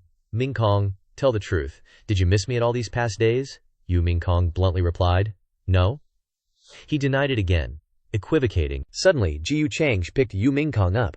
She asked in a panic, WH, what are you doing? He replied calmly, Tell me what you were looking at just now. Yue Mingkong shyly averted her eyes. I actually wanted to tell you about this too. Ji Change replied. It's okay, tell me slowly. Immediately after, he planted a kiss on her lips. She was startled and said, It's the middle of the day, you. Ji Change laid her down on the bed, never breaking the kiss. I'm not lying this time, I really missed you, he thought to himself. The 7 world-defying relics are just a bonus. He flicked his fingers, causing the Dharma artifacts to emit a soft glow. He said, Now you can talk. In the dim moonlight, Ji Change spoke up. The heavenly pivot mountain range. This is where the world-defying tower and the 7 world-defying relics is located. Yue Mingkong laid on top of him, and he hugged her close. She replied, I've been flipping through many ancient books, and finally found out where the world-defying tower might appear. He waved his hand, conjuring 2 Dharma artifacts. It's rumored that after collecting all 7 world-defying relics, you can open the Immortal Palace secret treasure. I wonder if the rumor is true or false. Yue Mingkong was incredibly surprised when she saw them. This is the world-defying scale and the world-defying crown. Ji Change smiled and said, They're yours. She asked doubtfully. Why are you giving them to me? He said nonchalantly. Aren't you collecting them? I don't need them, so isn't it perfect to give them to you? She said with a troubled expression. I don't need them, and I can't use them either. Ji Change hesitated. So, you're collecting them? She was silent for a moment. He became excited and said, So Mingkong is helping me collect them. You're so considerate, Yue Mingkong glanced at him. I think you're being too fake. He laughed and replied, Hallucination. Afterwards, Ji Change sped back to his residence. He looked at the system panel and said, Besides the system's rewards, can't I buy Dharma artifacts and spiritual objects like that? The system displayed. The system store has no results. Host must find this type of Dharma artifact and spiritual object yourself. It cannot be purchased. Ji Xianhe coughed and walked in. What are you spacing out about? Ji Change turned around and glanced at her. Ji Xianhe asked. So after defeating Zifu, someone must have reaped a lot of rewards, right? He casually replied, Yeah, so. She continued. You went to see Mingkong Jiji, and I heard you gave her a lot of good stuff, he answered. Yeah. Ji Xianhe walked past him. That's all right. Ji Change suspiciously asked. Is something the matter? Ji Xianhe looked around and replied, It's nothing. I just came to visit you, he asked further. You want something, she replied. No. What do you think I am? Ji Xianhe continued. I'm just concerned about you. She held out a ring, which made her pause. Ji Xianhe stared blankly at the ring. Ji Change piped up. Want it. Ji Xianhe giggled. Want. He followed with, Take it and scram. Ji Xianhe snatched the ring, super happy. Abu, I love you, my dear brother. Ji Change just stood there dumbfounded at the Divine Ruins sect. Awkward. Old demonic cultivator and Jiang Chen were on the scene. Jiang Chen asked. Divine Ruins sect. Old demonic cultivator confirmed. Yup, Divine Ruins sect. Within 10,000 miles, this is the strongest force. From today on, you'll cultivate in this sect, using the techniques I taught you. Don't let me down, Yahir. Jiang Chen, all serious, replied, I understand. In his head. So what if it's demonic cultivation? In this world, weakness is a sin. Only strength matters to survive, to thrive. From now on, even if it means murder and arson, harming other cultivators, I won't hesitate. 2 disciples were kneeling on the ground, begging like crazy. Immortal Master, give us another chance. The white-haired elder waved his hand dismissively. You 2 should just leave. Your talents are too mediocre. No matter how hard you try, it's pointless. Harsh. Jiang Chen stepped forward. Taoist, hold on. I also want to join the Divine Ruins sect. The 2 disciples whipped their heads around. The white-haired elder turned too and said, You're too old. Even if you have the potential, it doesn't fit the rules of the Divine Ruins sect. We only accept disciples 18 and under. Jiang Chen gritted his teeth, determined. Taoist, I believe my talents are enough for the Divine Ruins sect to make an exception. A brown-haired disciple sidled up, draped an arm around Jiang Chen's shoulder, and tugged at his coat. This brown-haired disciple laughed mockingly. The Divine Ruins sect wouldn't even make an exception for noble family disciples. You kid, can't even afford decent clothes and you want to join? You look like a freaking beggar. Jiang Chen glanced at him. This is designer stuff, actually. The chubby disciple folded his arms across his chest. Oh, really? Take a piss and check yourself out. Jiang Chen frowned, confused. He thought, in novels this stuff seems so easy. Who knew the cultivation world was this cruel? Am I really going to be rejected at the door? Suddenly, a young woman and a young man flew over from afar. The young woman called out loudly, "Give him a chance." That young woman was none other than Ji Chuye. Ji Chuye swooped right past Jiang Chen. The brown-haired and chubby disciples were totally mesmerized, gasping in awe. The little azure copper warned, "This girl is not simple, pay attention." Ji Chuye flew to the white-haired elder, who quickly bowed in greeting. She said to Jiang Chen, "Hey beggar, what are you standing there for? Hurry up and follow me." The two disciples grumbled, "This kid's so lucky." One disciple sighed, "Why couldn't it be us?" The brown-haired one scoffed. Mortal Jiang Chen just stood there, dazed. Jiang Chen could only stare wide-eyed, speechless. Finally, he yelled, "Miss, that's not my name. My name isn't beggar. It's Jiang Chen." Jiang Chen followed the two of them. "Thank you just now for giving me a chance to enter the Divine Ruins sect," Ji Chuye replied casually as she walked. "No need to be polite. It was just a whim." Jiang Chen asked, "May I ask for the young lady's name?" The brown-haired guy frowned angrily and snapped, "How dare you? The young miss's name is not something you can ask about." Ji Chuyu covered her mouth and giggled. "It's okay, you can call me Chuyu." Jiang Chen smiled. Chuyu, bright as the new moon, a fitting name indeed. The brown-haired guy got even angrier. "How dare you? How dare you compliment Miss Chuyu's name?" Jiang Chen crossed his arms. He looked at the brown-haired guy, annoyed. "Brother, I and Miss Chuyu are just having a normal conversation. Don't you think you're being a bit loud?" The brown-haired guy immediately retorted, "What? "You dare speak to me like that?" Ji Chuyu burst out laughing. She smiled slightly, taking note. She thought, "This young man named Jiang Chen is foolish, yet interesting." The brown-haired guy stepped forward, getting close to Jiang Chen's face. He scoffed, annoyed. "You ignorant brat! Follow me for an inspection. If your talent and aptitude are too poor, even if Ms. Chuyu makes an exception for you, you'll only be able to be a menial disciple." Jiang Chen stared straight into his eyes, unwavering. Someone started gossiping. "Want to break the Divine Ruins sect's rules with just that? You want to make me laugh to death," someone else chimed in. "If it weren't for your good luck in meeting Miss Chuyu, you wouldn't even be able to enter our sect gate. And you dare to be so loud?" Ji Chuyu walked to the Divine Ruins sect pillar. A lot of disciples were gathered there. Ji Chuyu gave a cold laugh. Scene change.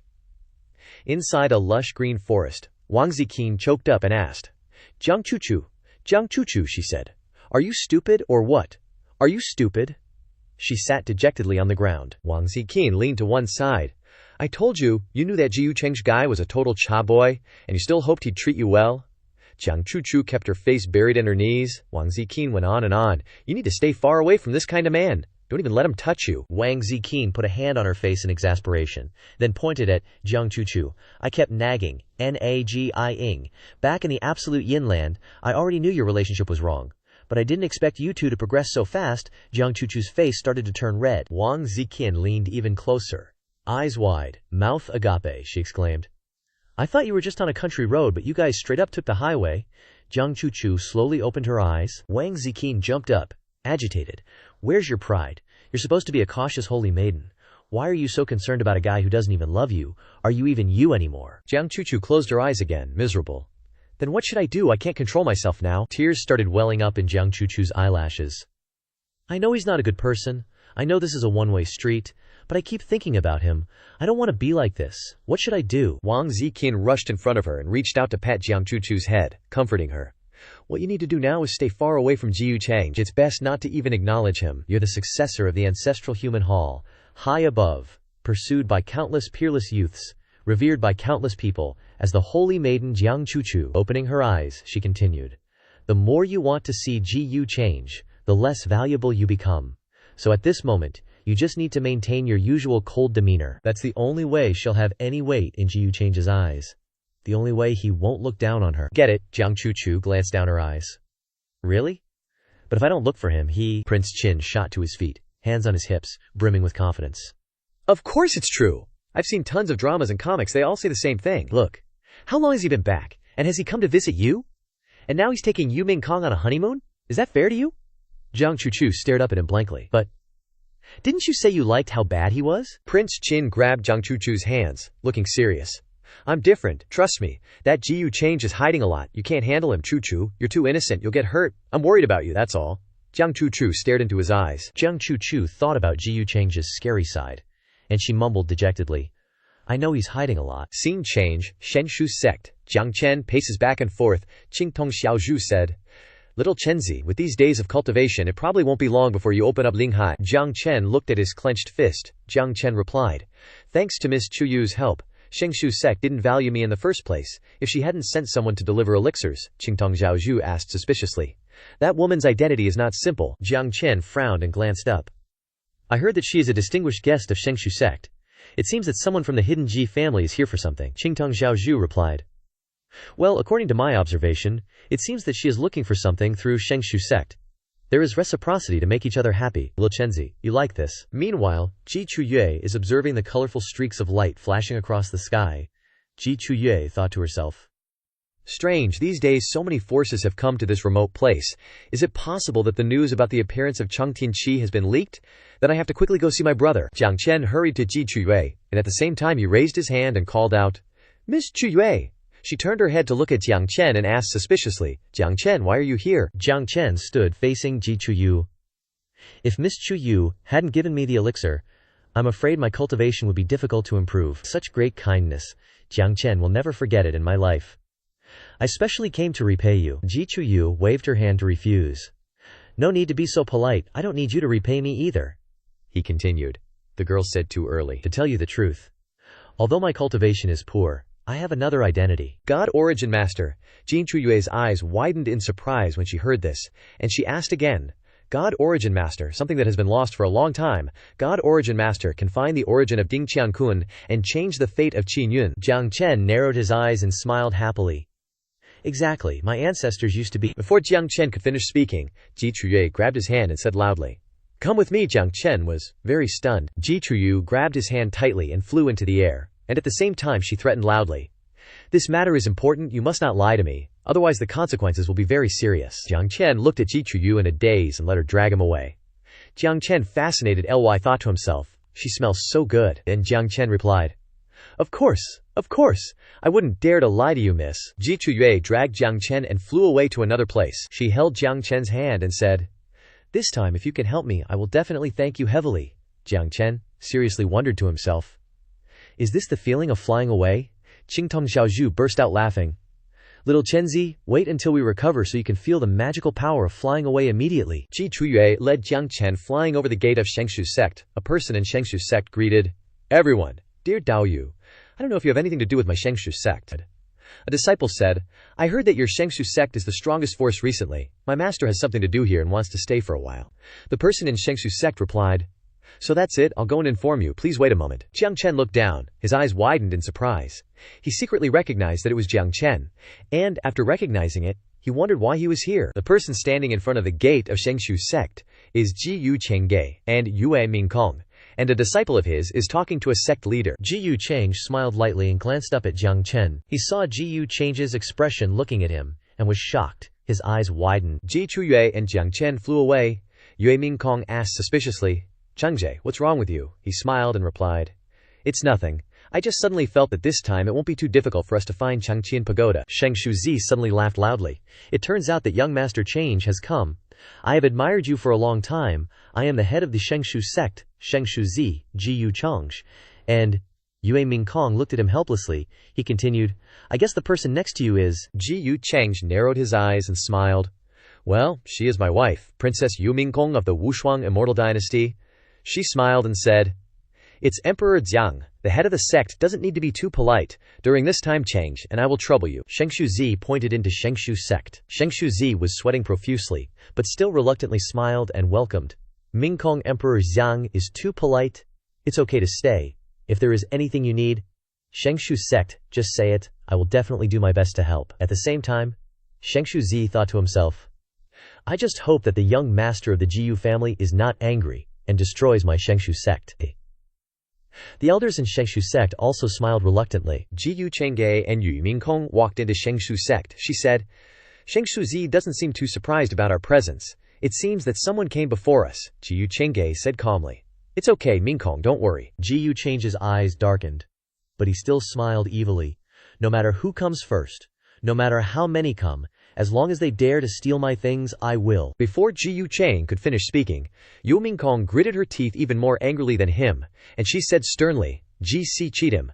He was stunned on the spot when he saw her like this. In the palace of Shengshu sect, the subordinate knelt down to salute Ji Yu Chengji and Yu Mingkong, who were sitting on the bed. "Greetings, master," he ordered. "Keep a close watch on that guy's whereabouts. If there is any movement, report it to me immediately." The subordinate replied, "Yes, master." Then he quickly teleported away. Yue Mingkong asked suspiciously, "Is this the puppet reincarnation ancient heavenly venerate left for his successor in the immortal ancient continent?" Ji Yu Cheng replied calmly, "Mingkong is really sharp-eyed. It's enough to find the Chengqian Jiao method for him." Yu Mingkong looked at Ji Yu Cheng with a bored face, and she continued to ask, "So what are we going to do? You have arranged everything so clearly. Why did you force me to follow you so far?" Ji Yu Cheng turned to look at Yu Mingkong, and he happily replied, "What's wrong? Aren't you happy to follow your husband? There. I just want to keep you by my side forever, so that we will never have to be apart." She softened her eyes and looked down, with a sad voice. "No. I just suddenly feel that my methods are too inferior to yours, and I feel a little useless." Yue Mingkong clenched her fist, continuing, "I was thinking that if one day your identity is exposed and the whole world turns against you, I can at least be of some help." Ji Yu Cheng quickly pulled her into his embrace, making her jump and look up at him with a flushed face. He narrowed his eyes, smiling gently, and said, "Don't overthink things. That day will never come." Afterwards, Ji Yu Cheng turned serious again, thinking to himself, "If it ever does happen, it'll be when I'm already invincible under the heavens." On a rocky mountainside, Ji Yaoxing was sitting mid-air, cultivating his true qi. Suddenly, a demonic beast's foot landed on the grass. Chen Ningguer spoke. "Yaoxing Dao Yu, long time no see. Are you doing well?" Ji Yaoxing opened his eyes and looked over. "Chen Ningguer," Ji Yaoxing said. Chen Ningguer was sitting on the back of a fire-type demonic beast. With a few people behind her, she asked, "This time, your Ji family arrived pretty early. Any gains?" Jin Yaoxing quickly stood up and replied, "Not yet," Chen Ningguer offered. "How about we join forces, Yaoxing Dao Yu? We can split the eternal growth dharma after we find it," he asked. Puzzled, "I'm curious how your Chen family knew the eternal growth pagoda was about to appear." Chen Ningguer chuckled coldly. "It's not just your Ji family that knows how to plan and predict the future. Plus, the forces heading to the celestial profound vein recently aren't just my Chen family." From afar, Ji Chuye led Jiang Chen flying over. Ji Chuye called out loudly, "Dirge!" As a reflex, everyone looked up. Chen Ningguer looked up, confused. Jiang Chen was being dragged, flying past Chen Ningguer, and she thought to herself, "Ji Chuyu's here too." Chen Ningguer frowned slightly at Jiang Chen, wondering, who's this guy, her boy toy or something? Ji Chuyu immediately hugged Ji Yaoxing. "Gerge, I have good news to tell you." Ji Yaoxing reached out and patted Ji Chuyu's head, smiling happily. "Oh, what good news?" Ji Chuyue covered her mouth and whispered something to Ji Yaoxing. He was stunned and asked. Jiang Chen just stood there, watching the two of them. Ningguer stepped down from the demonic beast, looking at them and unhappily saying, "Sneaking around like that, is there something you two siblings can't say out loud?" Jin Chuye snapped angrily. "Chen Ningguer, shut up, is it any of your business?" Jiang Chen also turned to look at Chen Ningguer. Qingtong Xiaozhu spoke cautiously. "These two groups are from no ordinary backgrounds." Jiang Chen looked at Chen Ningguer and quietly mumbled. "You can tell just from their mounts being so extraordinary," it continued. "Let's see what they're planning to do." Ji Chuyue looked at Ji Yaoxing and said seriously, "Garage, today another group of young cultivators from the Divine Ruins Gate arrived. Their aura and cultivation are both very strong, we can't underestimate them." He looked down thoughtfully. "So other major sects are participating too." Chen Ningxue hurriedly ran over to the two siblings and asked, "Hey, Ji Chuyue, do you know the background of that group?" Ji Chuyue pointed towards Jiang Chen. "I don't know, I was in too much of a hurry to pay attention. Luckily he spotted me and I noticed." Jiang Chen cupped his hands politely in greeting. "This one is Jiang Chen. Greetings to the divine sun. Greetings to the fairy." Ji Yaoxing responded lightly. Chen Ningguer covered her mouth, laughing merrily. "Oh, such a sweet talker." Chen Ningxue gave her a serious side-eye, thinking that Ji Chuyue was still single. This Jiang Chen was definitely up to something. Afterwards, Chen Ningguer smiled and said to Ji Yaoxing, "Yaoxing Dao Yu, I'm very interested in the group of cultivators Chuyue Mei mentioned. We have no leads right now. With more people, the chances of finding the eternal growth dharma increase," Ji Yaoxing calmly asked. "You plan to meet them," she retorted. "What do you think, Yaoxing Dao Yu?" He glanced at Ji Chuyue and used sound transmission. "Chuyu, if this Jiang Chen is telling the truth, then taking him to find the eternal growth dharma will give us an advantage. There's no need to." Ji Chuyue interrupted. "Garage, we still have to go. No matter what their backgrounds are, Chen Ningxue has already left. If we don't go, I'm afraid she'll cause trouble." Ji Yaoxing had no choice. "All right, our siblings have been here for over a month, so it may be time to change our approach." Chen Ningguer agreed. Jiang Chen, sweating, looked at them in surprise. He thought to himself, They want to team up with Jiyu Change. Qing Tong Xiaozhu spoke. Little Chenzi, looks like you have to find a chance to tell that Ji family girl that you have a feud with Jiyu Change. Jiang Chen frowned. Looking down with a hint of hesitation, he mumbled, I didn't say it earlier, at the Divine Ruins Gate. I don't think Chuyue Gunyang is a match for Jiyu Chang. Qing Tong Xiaozhu said. Of course not, but the hidden Ji family behind her might be. Jiang Chen's eyes widened in shock at this. It continued. The Ji family used to be a human ancestor clan. For goodness sake, they can't possibly lack this courage. Based on your identity as a divine origin master, as long as she's not an idiot, she'll definitely find a way to recruit you into the Ji family. Immediately after that, Jin Yaoxing, Ji Chuyue, Jiang Chen, Chen Ning'er and the others flew in front of the gates of the Divine Ruins Gate. Ji Chuyu asked, So where are those prodigies who came to the Shengshu sect today? An elder bowed respectfully and replied, Reporting to Miss Chuyu, those prodigies are resting in the East Palace. He turned and gestured. Please, follow this old one. The elder glanced back at them, warning, Let this old one say this. You absolutely must not start any trouble with them. Jiang Qing chuckled. We're just curious and want to pay a visit. Chen Ning'er, looking annoyed, muttered to herself. Judging by how the Shenshu sect acts, their background is no small thing. Jiang Chen remained silent but looked like he wanted to say something. The two from the Chen family exchanged glances and communicated via divine sense. The young man asked, puzzled, What sect is this? It's even bigger than our reclusive clan. The girl beside him scoffed, I'm curious too. How did you scare the Shengsu sect so much? The Shengsu sect is just a small, insignificant sect after all. Limited in vision is normal. Jiang Chen turned respectfully to Ji Chuyu. He bowed his head and said, Miss Chuyu, I have some errands to run and can't accompany you. Ji Chuyu looked slightly surprised but replied, All right, the elder announced. Everyone, we're almost there. Suddenly, two powerful energies appeared. A ray of light and a blazing red aura shot from the distance and converged at two equal points. Someone shouted, Who goes there? State your name. Someone gasped in shock. Whoa, that's some intense aura. The two energies gradually dissipated. From the light energy emerged a black-haired woman surrounded by several swords.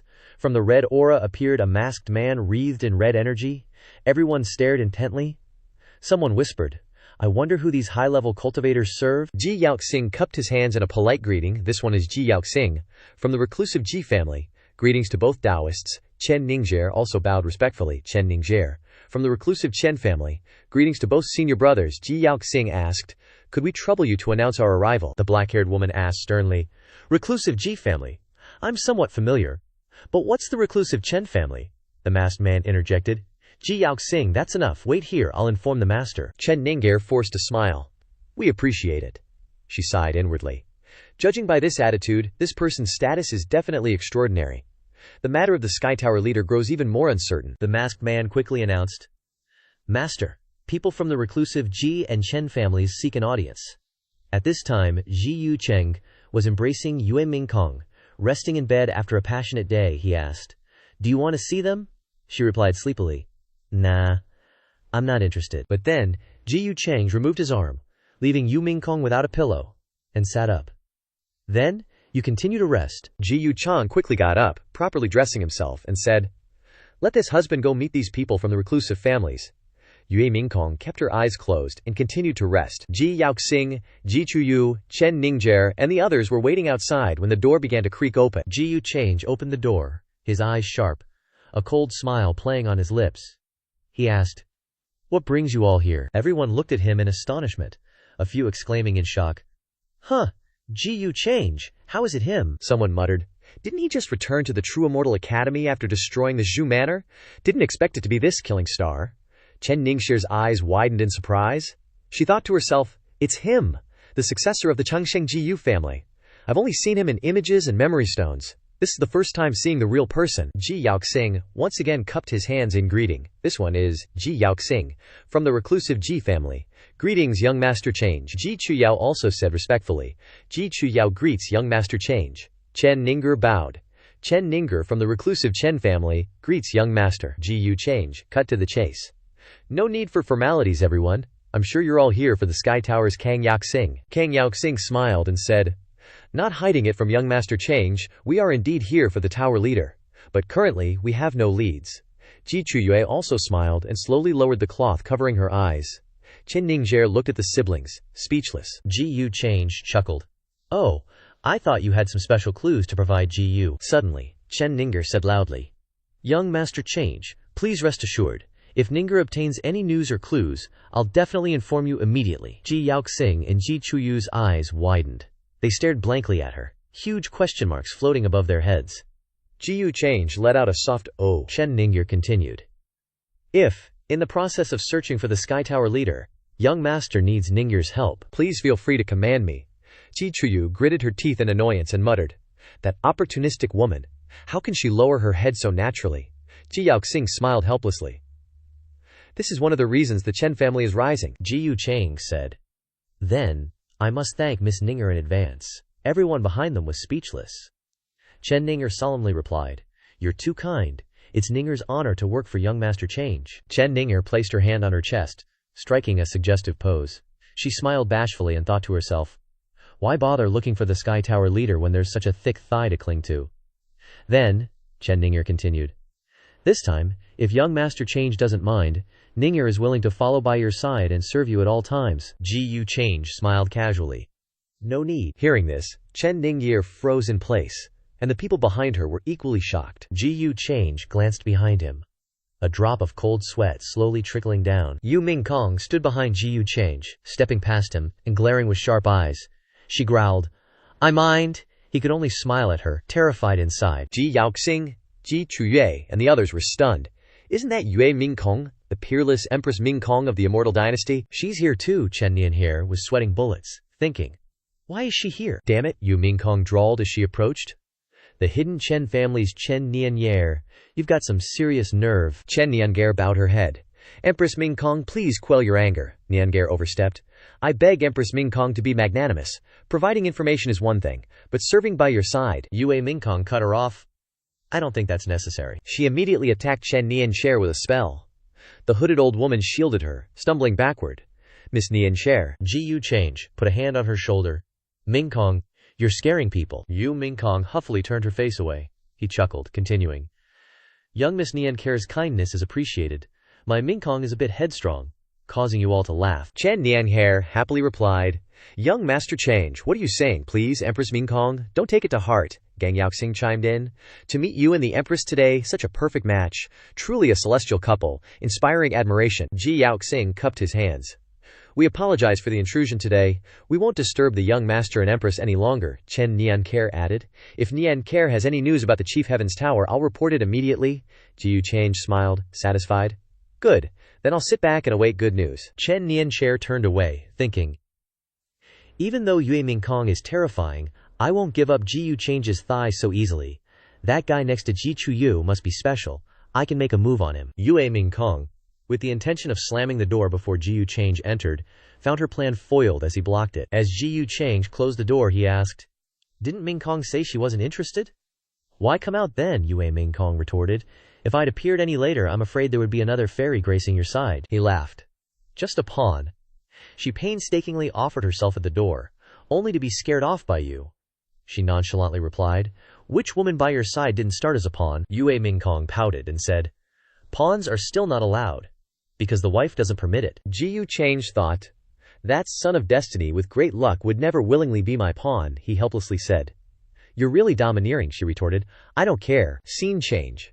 A hammer striking a piece of wood. Jiang Chen wiped the sweat from his brow, saying, Qi spirit, that divine origin master identity, Qingtong Xiaojiao reassured. Don't worry, there's no problem. Jiang Chen, Ji Chuyue exclaimed with a radiant face. Jiang Chen startled and turned around. He realized it was Ji Chuyu. Jiang Chen said, Miss Chuyu, divine child. Ji Chuyu continued. I've told my brother about your identity, Ji Yaoxing asked, puzzled. Brother Jiang Chen, you're really a divine origin master, Jiang Chen replied. Yes, I secretly learned a bit from my ancestors. Gang Yaoxing reached out and touched Jiang Chen's chest. Forgive me, but I must confirm. Jiang Chen was dumbfounded, speechless. He was startled and surprised. Oh, you even have a holy body, Jin Chuyue exclaimed in amazement. We've picked up a treasure, Jiang Chen. Quickly show us some divine origin master skills. Jiang Yaoxing chuckled, asking, May we? Jiang Chen agreed. All right, if Miss Chuyu wants to see, Jiang Yaoxing continued. Brother Jiang Chen, rest assured, this place at the Divine Ruins Gate is secluded, and I've placed a restriction so ordinary people won't detect any activity. Jiang Chen started to cast his magic. Then I'll risk showing a bit. The rocks in front of them began to move as he exerted his power onto the earth and rocks. Rocks constantly crumbled and fell to the ground. Ji Yaoxing was dumbfounded. This, Ji Chuyue was also stunned. This is a divine origin master's skill. The Rocky Mountain was split in half after receiving Jiang Chen's power. Ji Yaoxing was shocked. He can do it to this extent. Moving mountains and filling seas with a mortal body. No wonder divine origin masters disappeared from the river of history. Ji Chuyue excitedly said, "Brother, look at this. This time, with Jiang Chen, we'll definitely find the Chief Heaven's Tower before anyone else." Gang Yaoxing chuckled in response. If this kid can be brought back to the Ji family and nurtured, he'll definitely help the Ji family develop further. Jiang Chen suddenly spoke. "You two, I have something I want to clarify with you first," Jin Chuyu asked, puzzled. "Want to set conditions? Go ahead, say it. I'll agree within my means." Jiang Chen, with a troubled expression, said, "Actually, I have a grudge against Ji Yucheng." Ji Yaoxing and Ji Chuyue were both astonished upon hearing this. "What?" Jiang Chen muttered, head bowed but eyes darting up. "Ji Yucheng's got the rep, but I'll be the one." Ji Chuyue piped up. "So that's why you dodged us when we were going to meet him. You knew he was coming." Ji Yaoxing pressed. "How are you involved with him?" Jiang Chen hemmed and hawed. "It's a long story. If he wasn't here, I'd totally help you, Chuyue Gunyang. But if my cover's blown..." Ji Chuyu went silent for a sec, then sighed. "At least you've got a conscience. If you hadn't told us, we'd be knee-deep in trouble later." Ji Yaoxing flat out said, "Then scram, leave Shengshu's sect now. We'll pretend we never saw you." Ji Chuyu gasped. "Bro, are you dense? What Jiang Chen's beef with Ji Yucheng's got to do with us?" Ji Yaoxing retorted. "If we get dragged into it, Chuyu cut him off. If Ji Yucheng finds out, we just play dumb. Problem solved." Inside, the Qingtong Xiaozhu grumbled, "Jiang Chen, you gotta give him some sweet talk. They're not exactly lining up to take your hot potato." Jiang Chen looked away. "Chuyue Gunyang, Shenzi, no need to argue, I'll just leave. Ji Yucheng doesn't know I'm a divine inscription master. Even standing right near him, he wouldn't stop me from leaving." He continued. "After all, a nobody like me is just grass beneath his feet." Ji Chuyu snapped. "Wait, you're saying Ji Yucheng really doesn't know you're a divine inscription master?" Jiang Chen sighed. "We've barely met a couple of times. He just thinks I'm immortal." Ji Chuyue turned to Ji Yaoxing, whispering, "Bro, we need Jiang Chen to find the Zhangtian pagoda for us. If we just hide him well enough and Ji Yucheng doesn't find out, wouldn't that be perfect?" Yaoxing relented. "Fine, we'll disguise him. Maybe we can fool Ji Yucheng." Jiang Chen just stood there, blinking. Next thing he knew, Jiang Chen was sporting a whole new look. Ji Chuyu cackled. "This time, not even I'd recognize you, let alone Ji Yucheng." Jiang Chen bowed. "Many thanks, Chuyu Xiaoji." Ji Yaoxing sighed. "All right, meet us at Tianquan mountain range at 11 p.m. to 1 a.m. That night, under the moon, wisps of purple energy appeared. As Jiang Chen opened his door, a purple vortex of air snuck up behind him. An old demonic cultivator rasped. "Halt!" Jiang Chen jumped and spun around. "Senior, what are you doing here?" The old demonic cultivator glared. "You've disappointed me. I passed on the Manhwa demon art to you, and this is what you've done. You haven't even opened your Linghai yet. I want to slap you into next week and find another successor." Jiang Chen stammered. "Senior, with my current power, it's hard to kill those other disciples. They've all started cultivating, but me?" The old demonic cultivator circled him, screeching, "Don't make excuses. That Ji family Shenzi has a sacred body. Just devour his cultivation method and you'll make progress in no time." The old demonic cultivator went on. "That Ji Gunyang's physique ain't bad either. If you're too chicken, I can help you out." Jiang Chen hesitated. "But Chuyue Gunyang has been kind to me." The old demonic cultivator roared in his face. "Are you here to cultivate the Wanhua demon art or learn etiquette?" Jiang Chen flinched. "All right, I get it." The old demonic cultivator zipped away. "But not before warning. Don't dawdle. Get a move on." Jiang Chen thought of a nearby disciple. "Right now I still have a little time. It seems I need to find a unlucky person first." A corpse lay propped against a rock. Someone was flying towards them. Ji Yucheng, looking at the slain unfortunate man, mumbled, "Not bad. Once you taste the feeling of getting stronger, you won't be able to stop." He gazed off into the distance and thought, "Anyways, this kind of feeling is like an illegal drug. Once you are addicted, you can never escape." He chuckled inwardly with satisfaction. "This is the first time I've seen a child of fortune go so astray. I wonder what the heavenly Dabao would think if it had eyes." The sky was dark, with a bright moon. Jiang Chen and his group were venturing deep into the forest. Ji Chuyue started to speak accusingly to Jiang Chen. "You're a little late, aren't you?" he replied while walking. "Oh, this matter is no small matter after all, so I prepared a little more thoroughly." Ji Yaoxing thought to himself. "The aura on this Jiang Chen's body seems to be stronger than before. This guy must be hiding something from us." Bronze Little Pig reminded. "Go along this path. I can sense an unusual aura in front of us." Jiang Chen answered in his heart. "Yep, I'm counting on you for everything." They were talking as they walked. "I have a good feeling. Maybe we can really find the Zhangtian method tonight." "Don't be too optimistic. My brother and I came here a few months ago, but we couldn't find any clues. At this time, someone was hiding behind a tree watching them. Chen Nianxi secretly looked at them. She thought to herself, as expected, just as I predicted, the Ji family siblings sneaked over here to investigate. There must be some clues. That guide is the man that was following Ji Chuyu during the day. Luckily, I was on alert. Chen Nianxi curled her lips into a smile. She continued, thinking, I have to quickly report this news to Ji Yu Change. If there are really any gains tonight, I will definitely be valued. The flute in Ji Yu Change's hand lit up, he said. Oh, what a surprise. They have some clues already, Chen Nianxi replied. If my guess is not wrong, the Zhangtian method is very likely to appear tonight. Yue Mingkong, who was sitting on the swing, said loudly when she heard this. Then what are we still casually doing here? Let's hit the road, he said calmly. No rush. That Jiang Chen is a very slow person. We'll wait for some more news, and with our speed it will be very fast for us to get there. Yu Mingkong didn't question it. Jiang Chen chuckled. He's someone with a big destiny from the lower realms. She pressed. Someone with a big destiny. Yue Mingkong didn't finish her thought aloud. Once we get the Evergreen Sutra, all that's left are the Evergreen Wheel and Evergreen Sword to unlock the Immortal Palace's hidden treasures. The Evergreen Sword's owner must also be someone with a big destiny, right? Ji Yu Change chimed in. Rumor has it, the Evergreen Sword's wielder is invincible. But no one like that has ever been heard of, proving that no one knows where the Evergreen Sword is. As for the Evergreen Wheel, it's likely in the Ji family's hands. She tilted her head. How do you know? Ji Yu Change replied.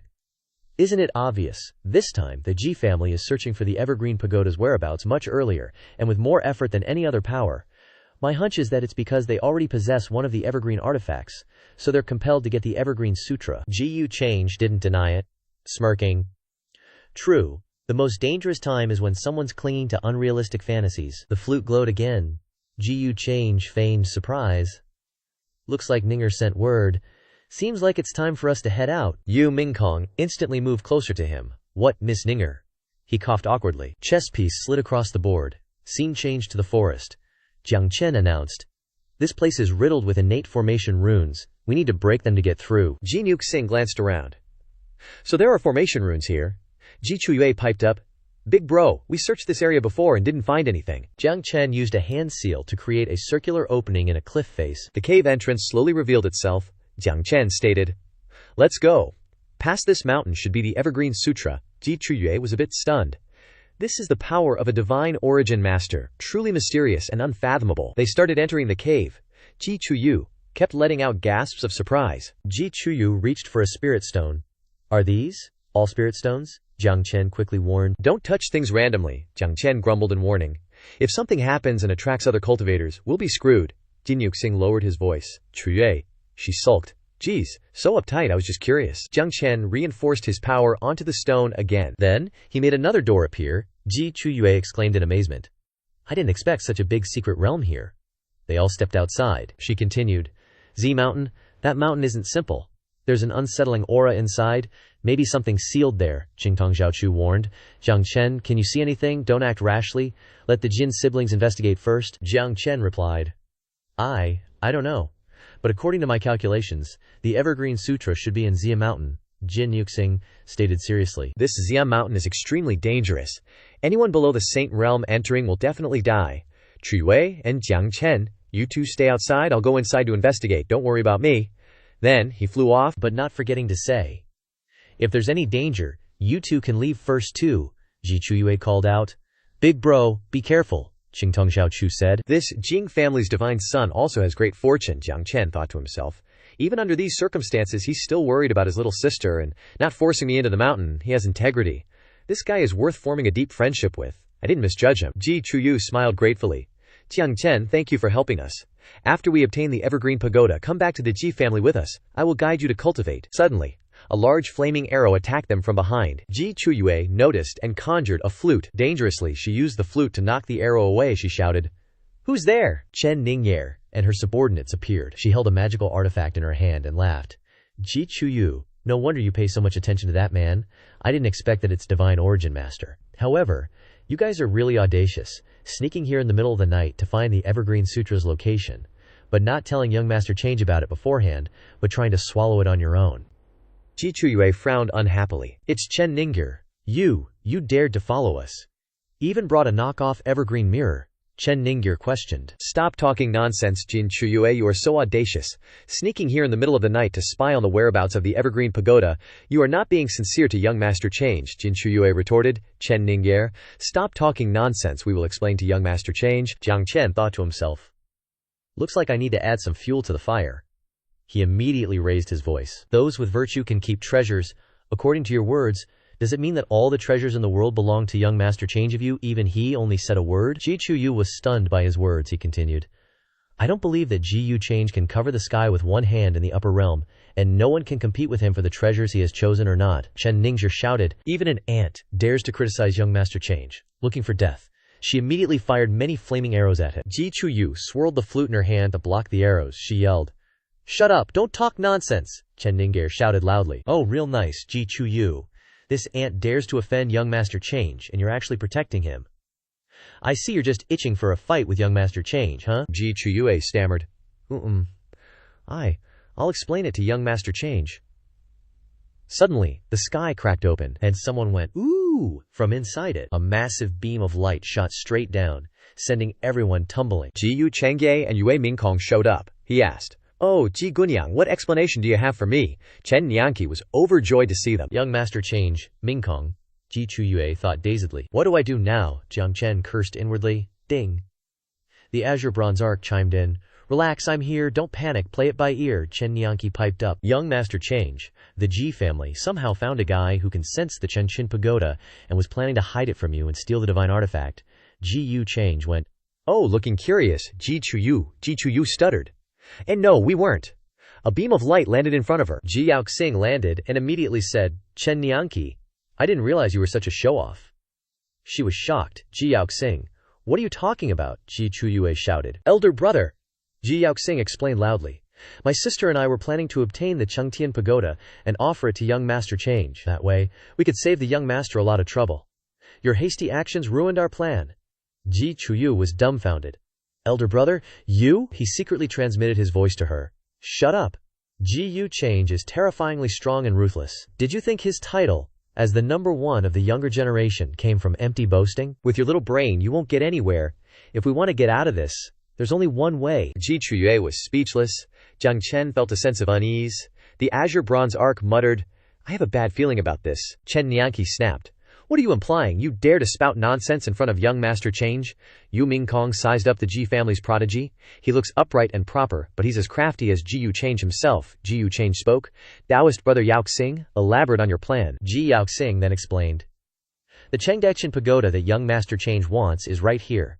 But with our abilities, we can't retrieve it. We can't even find its location. He pointed at Jiang Chen. But Jiang Chen, behind me, is a divine origin master. With him, we can easily find the location of the Chengtian Pagoda and then retrieve it. Jiang Chen was dumbfounded. He continued, but Jiang Chen holds a grudge against young Master Change. After finding out about this, he refused to help us. So, we had no choice but to resort to this. Jiang Chen broke out in a cold sweat and cursed inwardly. Damn it, you sold me out that fast. Jiang Chen put his hand to his chest and shouted, Miss Trio, I trusted you so much, don't you have any conscience? Jian Trio was tense and couldn't say a word. Jian Xiangxing closed his eyes and said, Jiang Chen, this concerns young Master Change. How could we collude with you? Jiang Chen frowned in anger, his veins bulging. He growled, Okay, very good. This world is truly rotten. The Azure Bronze Arc spoke urgently. Little Master, we need to find a way to retreat into Purple Mountain. Maybe there's a sliver of hope. Ji Yu Change wondered aloud, Jiang Chen. That name sounds familiar. Yu Mingkong simply stared blankly, not saying a word. Jiang Chen reached up to his face and shouted, Ji Yu Change. What are you pretending for? He quickly removed his wig and disguise and roared, You wanted to hunt us down, didn't you? You never thought I could appear before you, right? You're a shameless, hypocritical bastard. How pitiful is Rumo. She was so pure and kind, trusting you so much, but she couldn't see your true face. Ji Chuyue turned to Jian Yaoxing and whispered seriously, Elder brother, I think what Jiang Chen said might be true. He frowned sternly and replied, So what if it is? Do you still want to reason with Ji Yu Change? Ji Yu Change spoke, So, it's you. Back then, I wined and dined with you and the Feng Fan Ren, and I even sent people to find a place for you to settle down. Ji Yu Change frowned in anger and continued. But you unfortunately encountered an attack by ferocious beasts, and my subordinates were injured because of it. Now, you're blaming me for everything. Yu Mingkong pouted helplessly, unable to say anything. He continued loudly. You're truly ungrateful and disloyal. Jiang Chen threw his arms out and shouted back, Gratitude? Gratitude, my ass! Your own subordinates attacked us. Ji Yaoxing glanced at him and thought, looks like the feud isn't small. This kid dares to curse openly at Ji Yu Change. Jiang Chen continued to snap. You pretended to be good to us, but you actually wanted to exterminate us completely. Ji Chuyue turned to look at him with a tense expression and said, Jiang Chen, could there be some misunderstanding between you and young Master Change? Chen Nianqi stepped forward and snorted uncomfortably. Misunderstanding? Why would someone like young Master Change bother scheming against a mere mortal like you? Who would believe that? It's clear that you're an ungrateful person, plotting to falsely accuse young Master Change. Chen Nianqi lunged at Jiang Chen, attacking with fiery power in her hand, and shouted, Let me take your dog life! Ji Chuyu quickly shouted. Chen Nianqi, you! Ji Yaoxing pushed her aside and worriedly exclaimed, Chuyu, get out of the way! The Azure Bronze Arc warned. Not good. Run. Jiang Chen remained standing there, frowning and gritting his teeth. Suddenly, something burst out from under the ground. An old, evil cultivator appeared in front of Jiang Chen in time, landing a powerful blow to Chen Nianqi's stomach, causing her to wince in pain. Chen Nianqi was sent flying backward, biting her lip to endure the pain. Reflexively, Ji Yu Change reached out to catch her as she flew towards him. The hooded old woman saw Chen Nianqi get hit and worriedly shouted, Miss.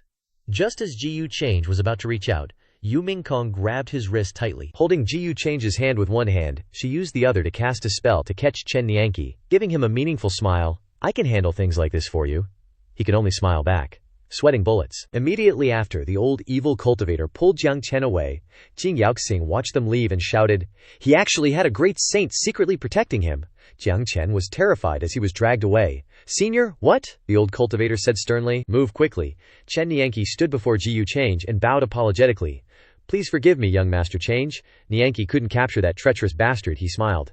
It's all right. Who would have thought he had a great saint backing him? Ji Yaoxing approached Ji Yu Change and clasped his hands together. Young Master Change doesn't need to worry. There's no escape in Purple Mountain. I also discovered that there are many powerful ancient beings inside. He definitely won't escape. Chen Nianqi said firmly. Nianqi will immediately capture Jiang Chen. Ji Chuyue also clasped her hands respectfully before Ji Yu Change, who replied, Everyone, the purpose of our trip is the Changqian Pagoda. Jiang Chen is not worth worrying about. Chen Ningguer immediately continued. All right, the Evergreen Sky Cauldron and Jiang Chen. Even if I have to dig 3 feet into the ground, Yuer will find them. Ji Yaoxing also said seriously, Young Master Change, please rest assured, my sister and I will also do our best to find the Evergreen Sky Cauldron. Once we succeed, we will contact the family and offer the Evergreen Sky Wheel to the young master. Ji Chuyu glanced at him, startled. She transmitted her voice. Brother, is it really necessary to go this far? He quickly replied. Spending money to avoid disaster, even mortals understand this principle. This Jiang Chen isn't simple. If not, little sister, do you think Ji Yu Change would easily let us off the hook? Ji Yu Change's eyes lit up when he heard about the Evergreen Sky Wheel, and he exclaimed in delight, What? You have the Evergreen Sky Wheel? That's great. Yu Mingkong facepalmed in exasperation. Jin Yaoxing then explained, My sister and I originally had such a plan, but we didn't have time to inform Miss Ningguer, so it caused a misunderstanding. Jin Chuyue lowered her head, speechless. Chen Ningguer thought to herself, This guy wants to latch onto thighs too, huh? Really willing to invest a lot. Ji Yu Chang spoke up. Brother Yaoxing, you're too kind. I've always had great faith in you, he replied. Then please allow Chang and Mingkong to wait here for a moment. Immediately afterward, Ji Yaoxing, Ji Chuyue, Chen Ningguer, and the others flew away, leaving only Ji Yu Cheng and Yue Mingkong. She asked curiously, How confident are you in finding the Evergreen Sky Cauldron? He quickly replied. Completely confident, she continued. So confident, huh? He responded, I believe in luck. Yue Mingkong was speechless. Truth be told, Jiang Chen assessed you very accurately just now, he grumbled. Your husband is being attacked, and you're not angry, she calmly retorted. Isn't what he said the truth? The old demonic cultivator brought Jiang Chen to a mysterious mountain. As they walked, they talked. He spoke up. Thank you, senior, for saving me. This junior will never forget it, the old man said calmly. Forget it? When will you stop making this old man worry? The old demonic cultivator angrily scolded.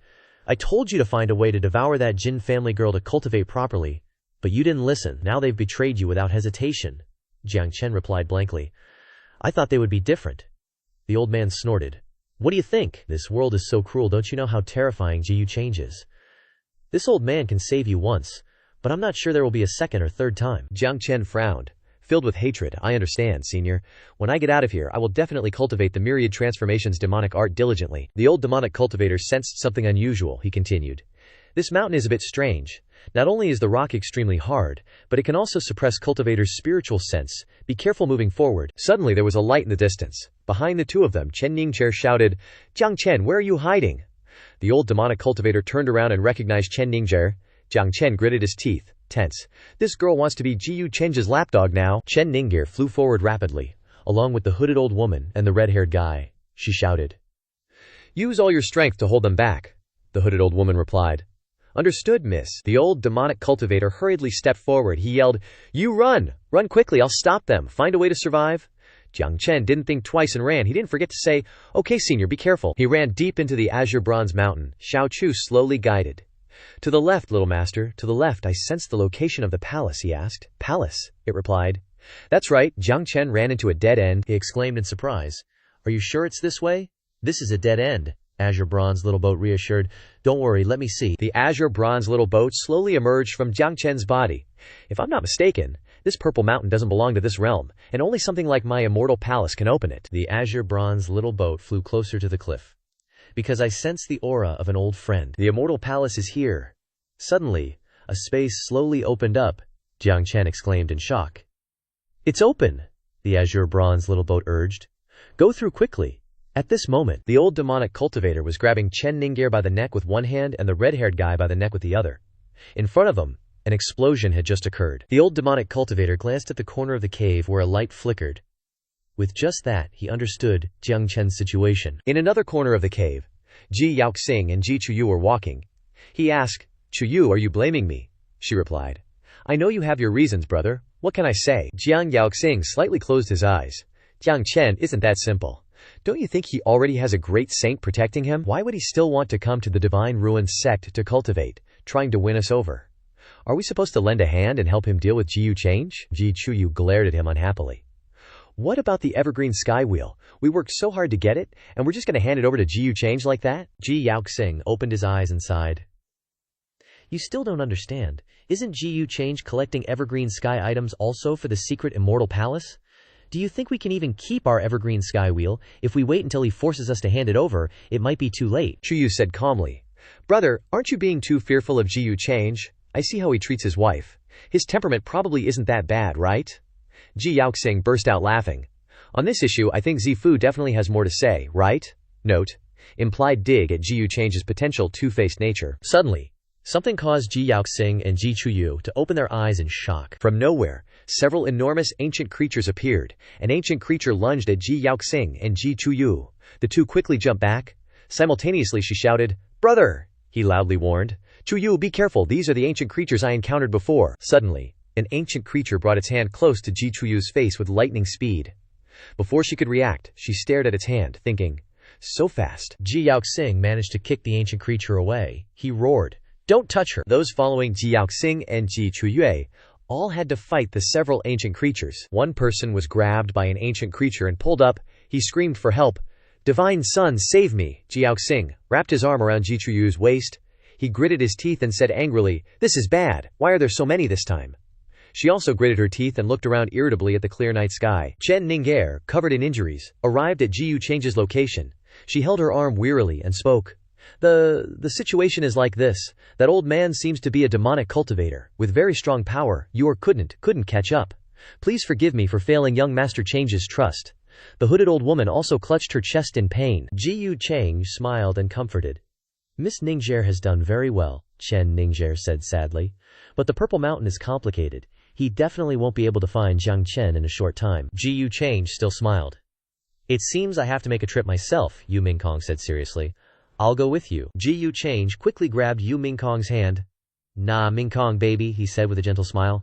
That Yanji chick said it's super dangerous in there. You should just chill out here. He gave her a sly telepathic message. I gotta watch out for anyone trying to pull some sneaky SHT. I'll feel safer with you keeping an eye on things from outside. Yue Mingkong squeezed Jiyu Change's hand back. Then be careful, okay?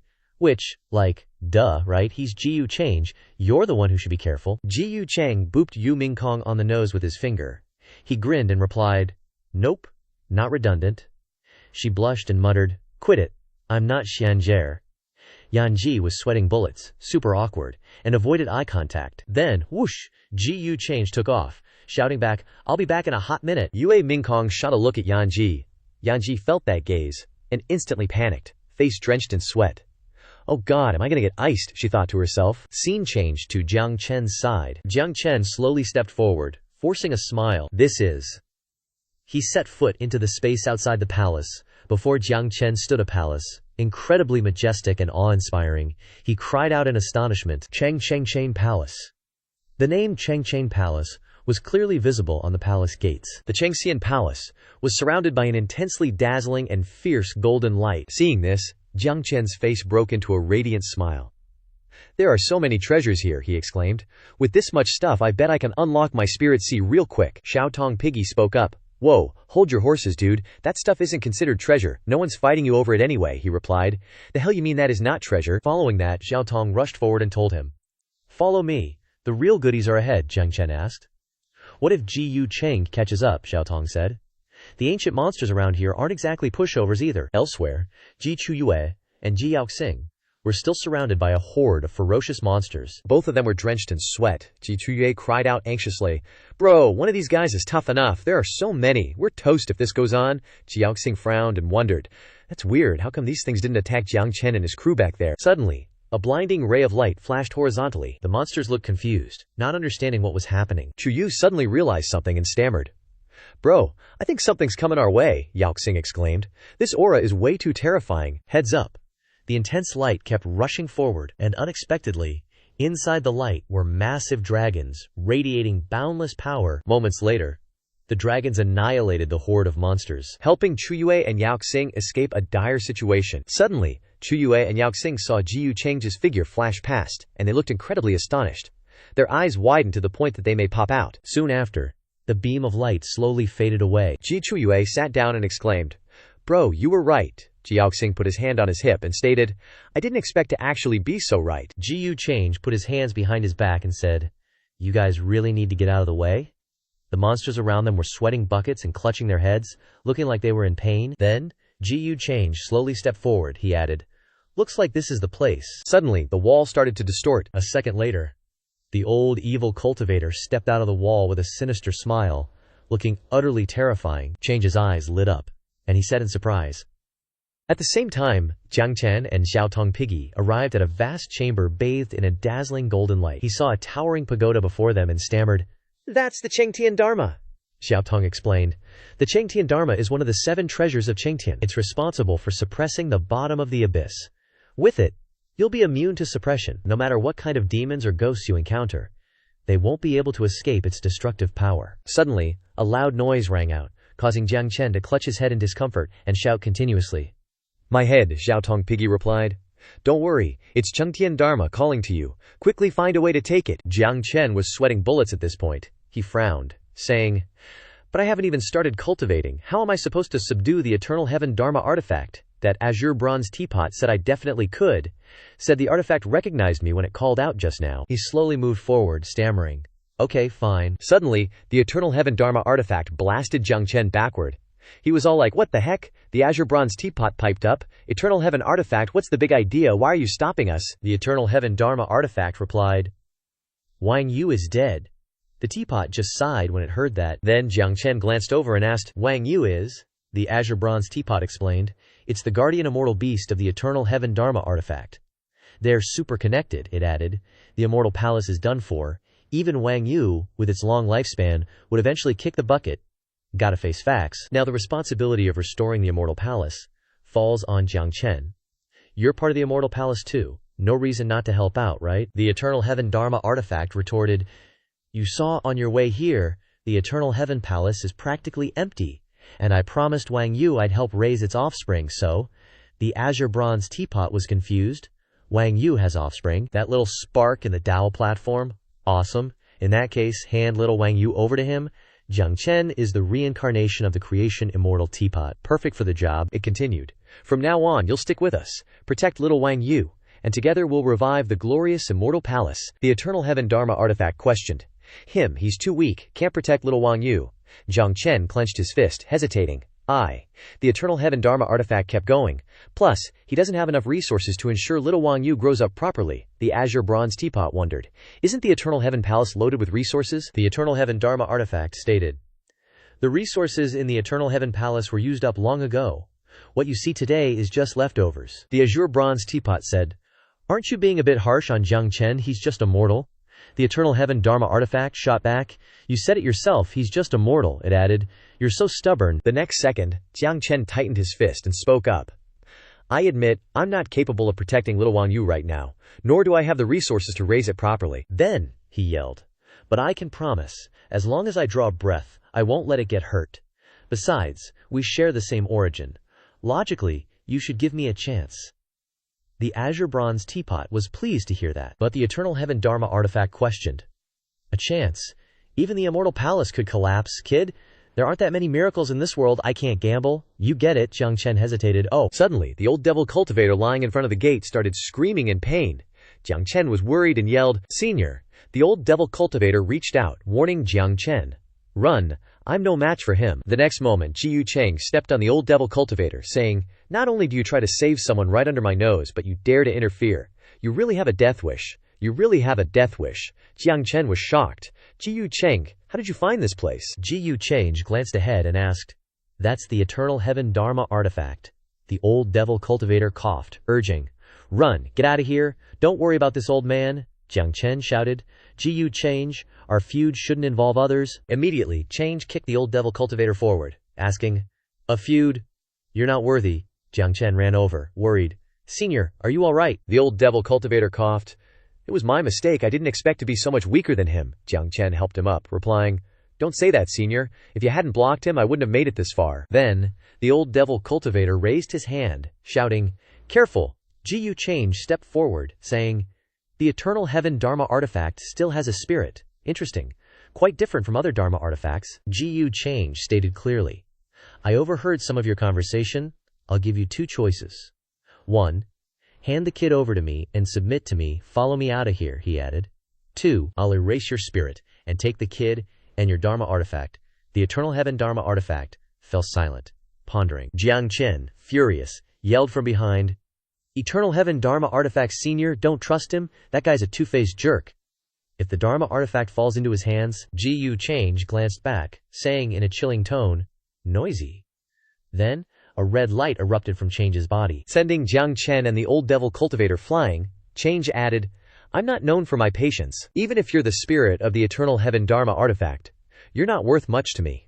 The Eternal Heaven Dharma artifact replied, I need you to promise me, don't harm little Wang Yu, and don't let others harm it. Ji Yu Cheng grinned wickedly, answering, Relax. Even if the news of little Wang Yu being in my hands spreads, no one will dare come looking for trouble. After all, I'm not that useless bum. Jiang Chen frowned. He put his hands to his mouth and shouted, Ji Yu Cheng, you, Eternal Heaven Dharma artifact senior, don't trust him, he's a deceitful bastard. The Azure Bronze Teapot asked. Is protecting Wang Yu's offspring more important than the grand task of restoring the Immortal Palace? Cheng replied casually. My Ji Yu family has everything needed to help little Wang Yu grow, while you're just full of hot air. Who's the deceitful one here? Eternal Heaven Dharma artifact. What are you waiting for? Suddenly, a dazzling golden light appeared. The Eternal Heaven Dharma artifact spoke.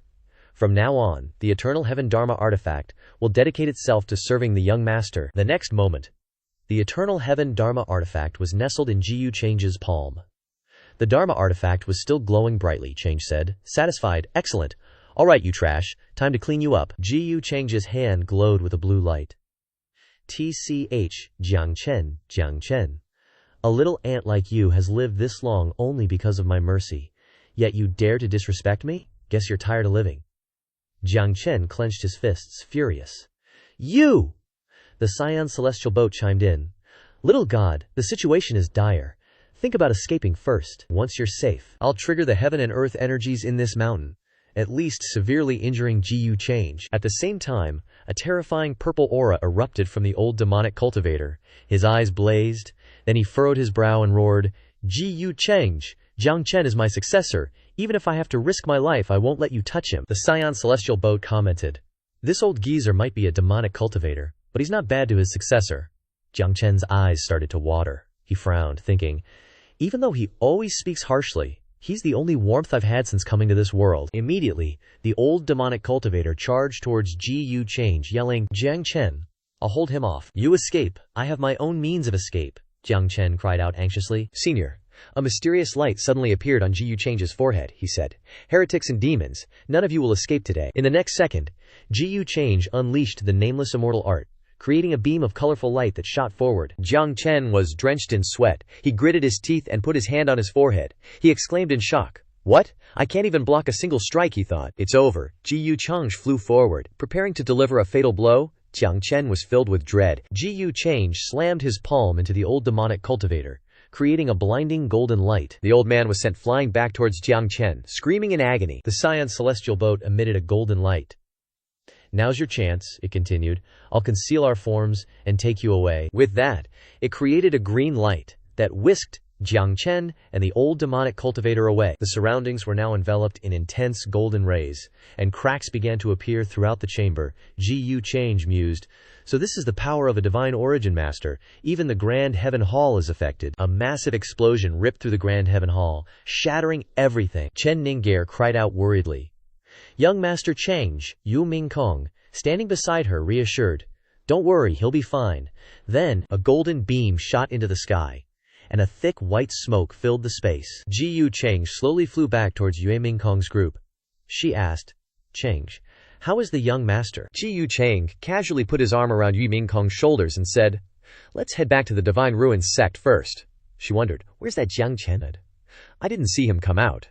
Chen Ningguer bowed her head in respect, thinking, I didn't expect young Master Change to be so powerful, and so devoted too. He replied, his abilities weren't bad. He managed to escape. Change closed his eyes. All right, don't forget about the Grand Heaven Wheel. You two, Ji Chuyu and Ji Yaxing, were both sweating bullets, bowing their heads. Yaxing stammered, Why? Yes, we remember. Chuyue frowned, thinking, Jiang Chen must hate us now. At the Divine Ruins sect, a full moon hung in the beautiful night sky. In a room, a golden light flickered. Yue Mingkong held the Grand Heaven Wheel in her hands, wondering, this is the Grand Heaven Wheel. Chang casually folded his arms behind his back. Indeed, it's likely a top-tier Grand Heaven artifact. Yu Mingkong handed the Grand Heaven Wheel back to Change. He asked, surprised, What's wrong? You got the Grand Heaven Wheel, why do you still look so gloomy? Yue Mingkong lowered her head and sighed. It feels like everything comes so easily to you, and you're growing so fast I can't help it all. Ji Change frowned and took Mingkong's hand. Gently, he said. Mingkong, don't belittle yourself. You've helped a lot already, Yu Mingkong thought. Why is he suddenly so serious? She asked. Oh, how have I helped? Ji Change reached out. If not for Mingkong warming my bed at night, how lonely would I be? Yue Mingkong was silent, lost in thought, until Mingkong became enraged and thought, what was I even expecting? In a flash, she spun around and shouted, Sleep alone tonight? Chang sighed. Fine, if Mingkong doesn't want to, I won't force it, it continued. I'll go ask my pawns if any of them are free. Mingkong reached for the door. Suddenly, Yu Mingkong spun around and held a sharp sword, looking menacing. Ji Chang started sweating, shocked. I was just kidding, there's no need for that. Just then, a puff of white smoke and a flash of golden light suddenly appeared outside the room, looking pretty intense. At the same time, a disciple rushed over, yelling, Sect Master, we've got a problem. Ji Chang and Yu Mingkong are going at it. Shen Shuzi was already sweating buckets, his face scrunched up as he shouted, What? A married couple squabble. Hurry up and talk them down. Don't let them flatten my Shen Shu sect. Inside the room, a girl sitting on the bed chimed in, Geez, these young people are so hot-headed. The worried disciple replied, It's impossible to talk them down. The surroundings were already a mess, with explosions going off non-stop. Seeing this, Chen Ningguer yelled, What's going on? Is this a lover's quarrel or is this how they always are? Ji Chuyue hesitated. I don't know, they just suddenly started fighting. At the same time, Ji Chang said, Mingkong, do you want everyone to laugh at us?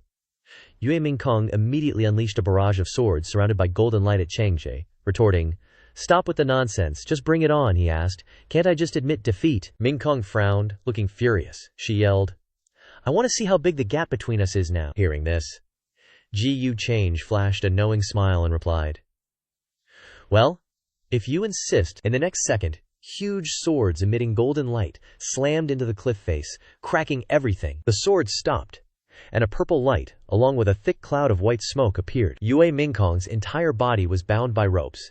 Seeing this, she exclaimed, The Qian-kun binding rope, Mingkong, was tightly bound by a rope. She yelled, "Ji Change, you're so shameless. Using Dharma artifacts." Change stood behind her and replied, "You didn't say I couldn't use Dharma artifacts. Besides, Dharma artifacts are part of one's strength, aren't they?" "That's true," Mingkong said with a knowing smile. Then, a weapon and a blue light appeared right behind Change. Seeing this, he was shocked and yelled, "Void hidden soldiers." The rope binding Mingkong was instantly severed. She broke free and yelled, "You fell for it," Ji Change replied. "Mingkong, you're getting craftier." Yue Mingkong raised her hand to chant a spell and exclaimed, "Wrong. It's called progress." In the next second, a series of giant flowers surrounded by golden lights suddenly appeared. Then Mingkong thought to herself, "I don't want to even lose sight of his back." Change put up both hands and said, "No more fighting. No more fighting. I admit defeat." Mingkong didn't listen. "No way," she yelled furiously. "No, you have to get serious." Ji Change responded to her magic. "This Shenzhou sect would definitely be destroyed. After all, we are in someone else's sect. Think of that old man." Then Shen Shuzi stepped forward and hurriedly spoke to dissuade them. "Young Master Change, Princess Mingkong, please stop fighting. This is just a small sect. With simple formation, please have mercy," Mingkong then asked. "So what are you going to do next?" "Return to True Immortal Academy." Yu Mingkong said that the battle with the Zifuji family dispatched more than 10 powerful experts. "I have to wait to return to make a summary after the battle." Ji Change then spoke. "Senior risked his life to save me. Your great kindness and great virtue, this junior will keep in mind." In a dark and gloomy cave, Jiang Chen knelt on the ground and shouted, "Senior risked his life to save me. Your great kindness and great virtue, this junior will keep in mind." The old demonic cultivator replied, "Don't say such nonsense. I'm only doing it for the inheritance, but you're one tough kid. I thought you were a goner after that palm strike from Ji Change." The bronze small cauldron thought to itself, "I still can't tell him about my existence," Jiang Chen asked, puzzled. "Senior, what should we do now?" The old demonic cultivator replied, "Don't you have the methods of a divine origin, master? If you want to be safe and get stronger, go down to the island and steal tombs." The bronze small cauldron thought again, "Little divine child, you absolutely can't listen to him. You still have to recreate the glory of the immortals in the future. How can you become a grave robber? That's too embarrassing."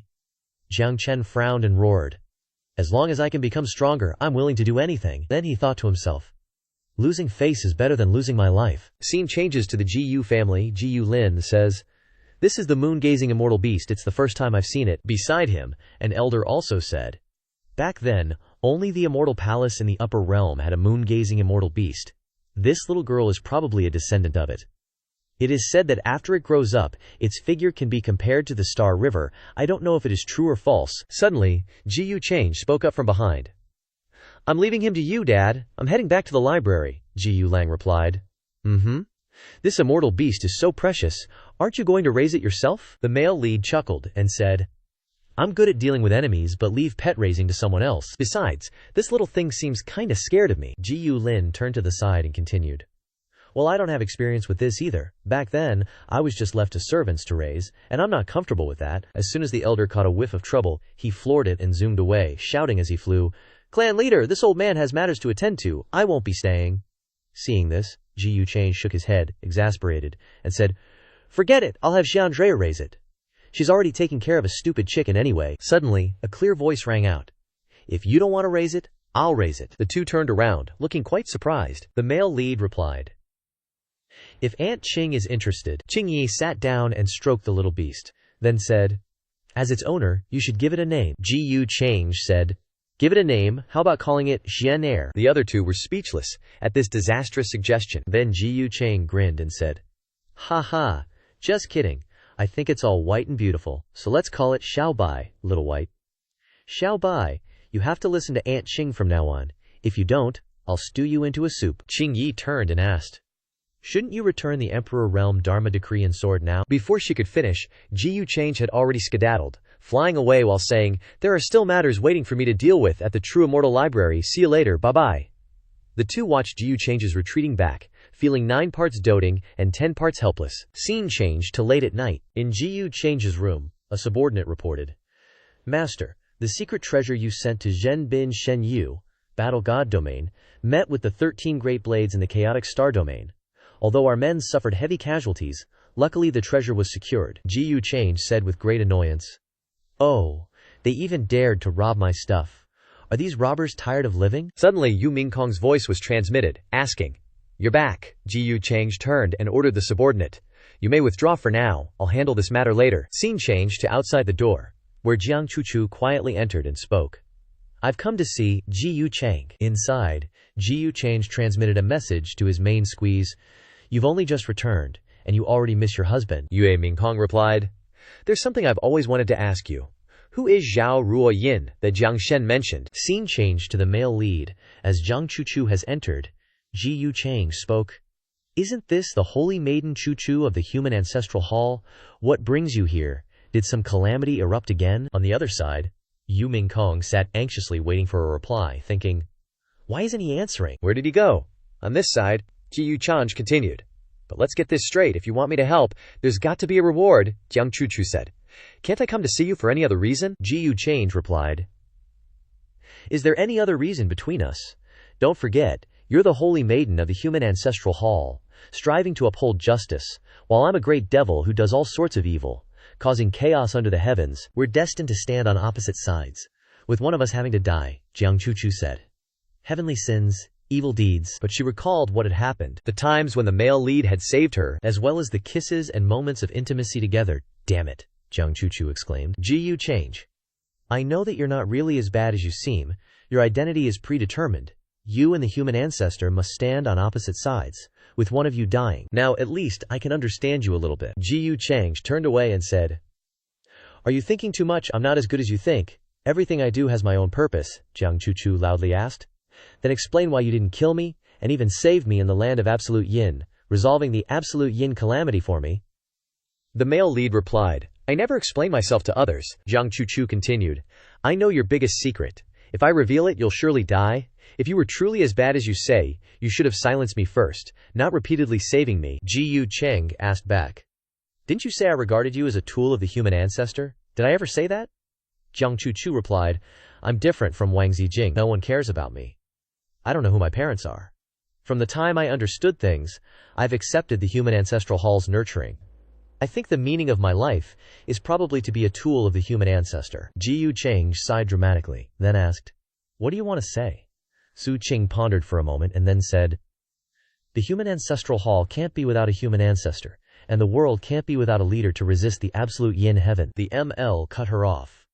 So, are you here to ask me to help you find someone to impersonate the human ancestor? Su Qingge smiled and replied, My idea is, you should be the human ancestor. That way, she continued, no one would suspect you of being related to the demonic art inheritor anymore. Ji Yu Chang responded, Jiang Chuchu, do you know what this means?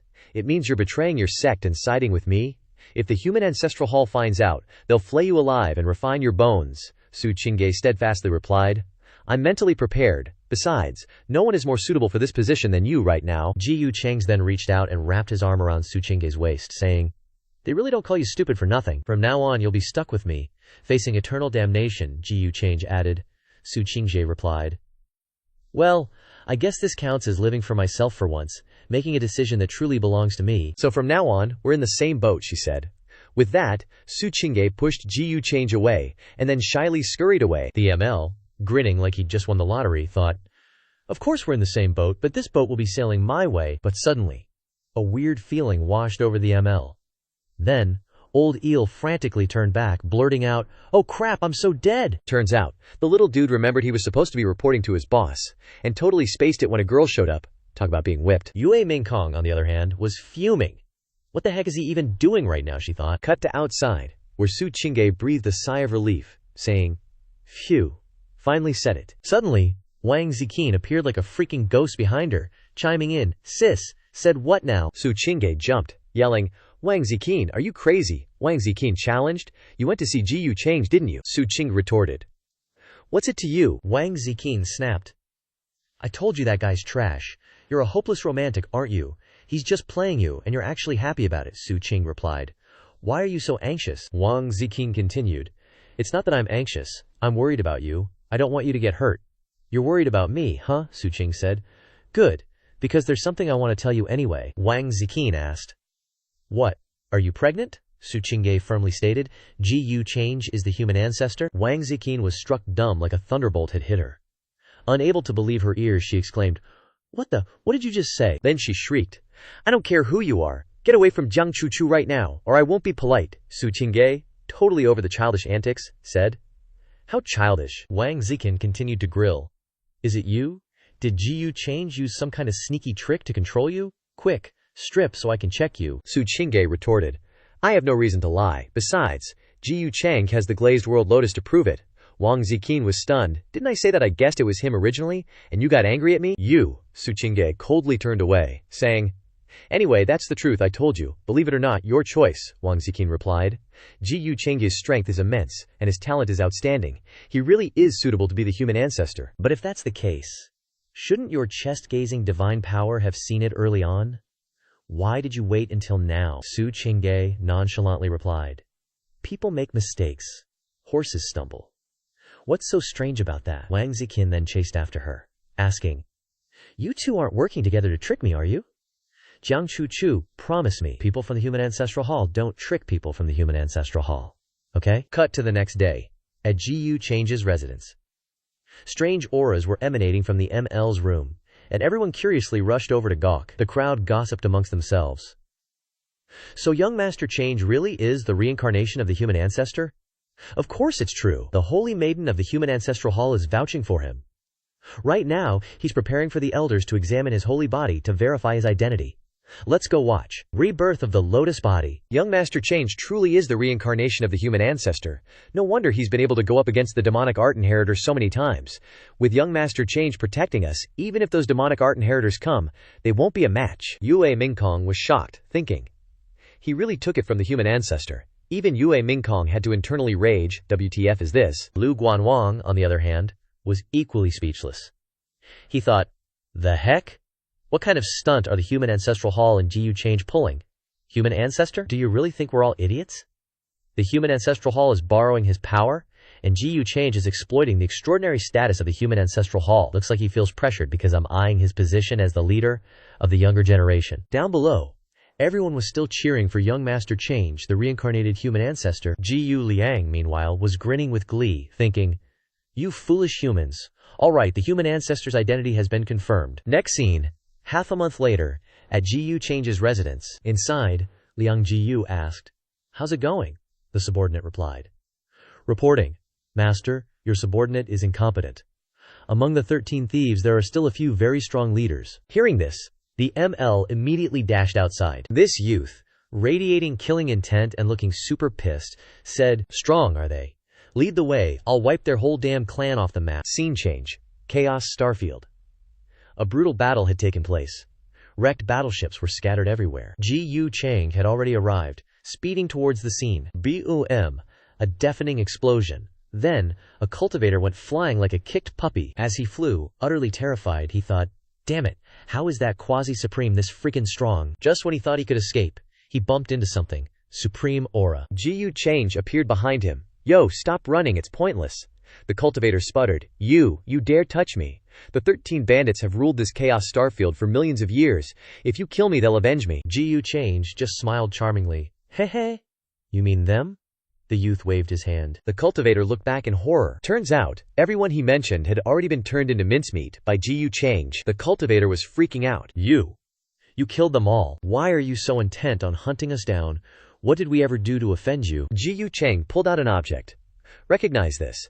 The Hongmeng Purple Mirror. I had it specially sent to the Zhenbing Divine Territory to be reforged, and you guys dared to steal from me. Death is too good for you.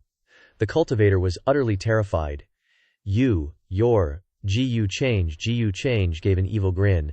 Ding ding ding, you got it. Alright, here's your reward, a group discount. Immediately, screams of agony echoed from within a cauldron.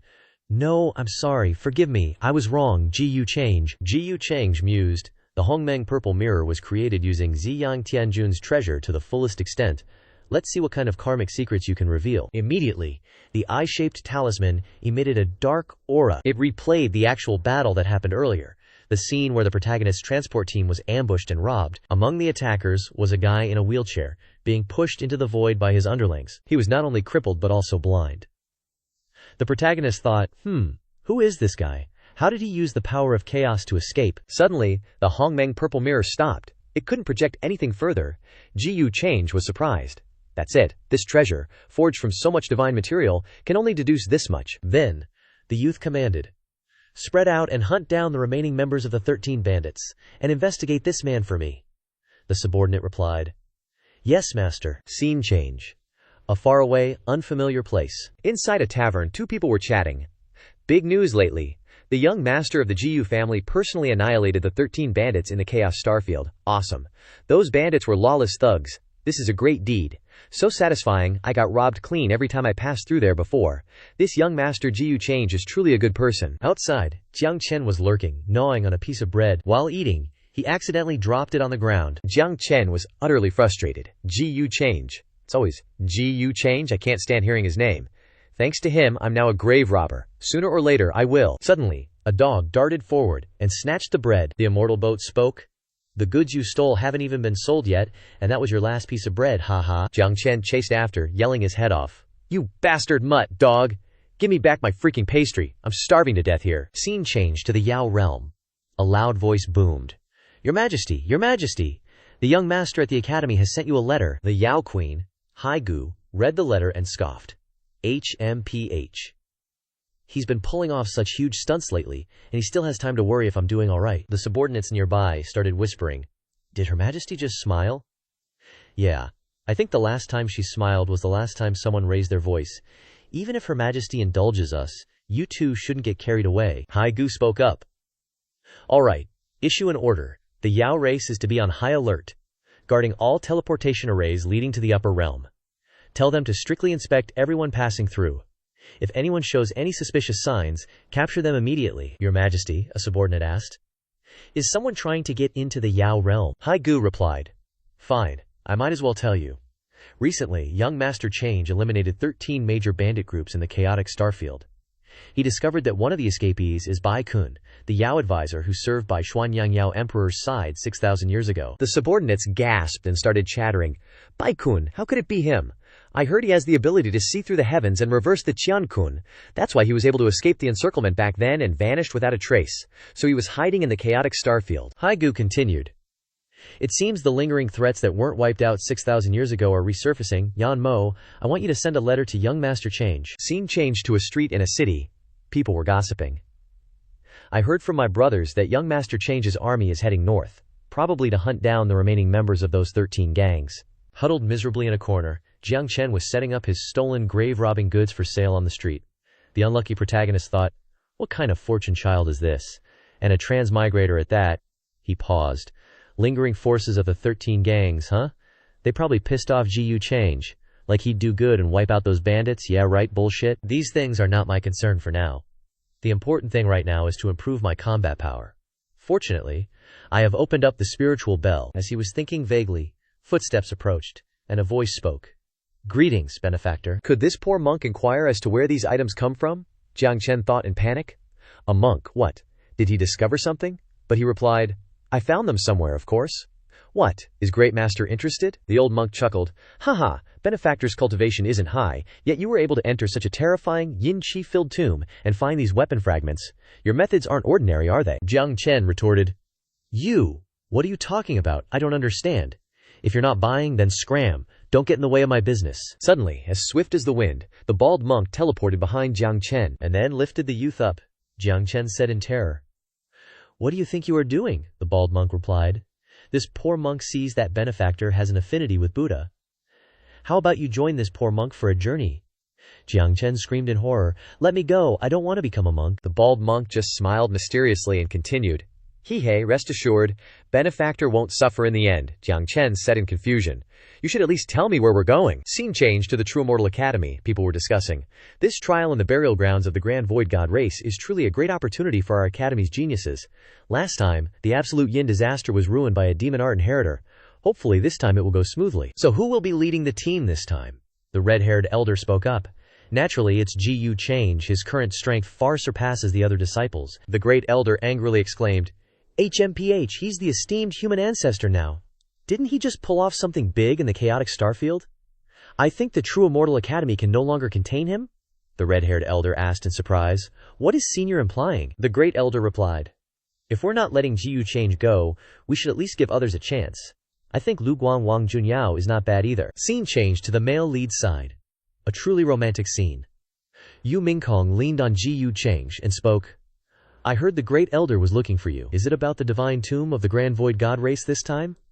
The male lead replied, Yeah, that old codger wants me to lead the team. There's no benefit in it, so I turned him down. Ming Kong said. Actually, the old man is quite good to you. Ji Yu Chang continued. Right now I'm more interested in catching that fugitive. If there's anything in the divine tomb that you can't handle, just send me a message, I'll come and kick their asses for you, Ming Kong replied nonchalantly. Alright, I'll keep an eye out for any good stuff in the divine tomb for you. You?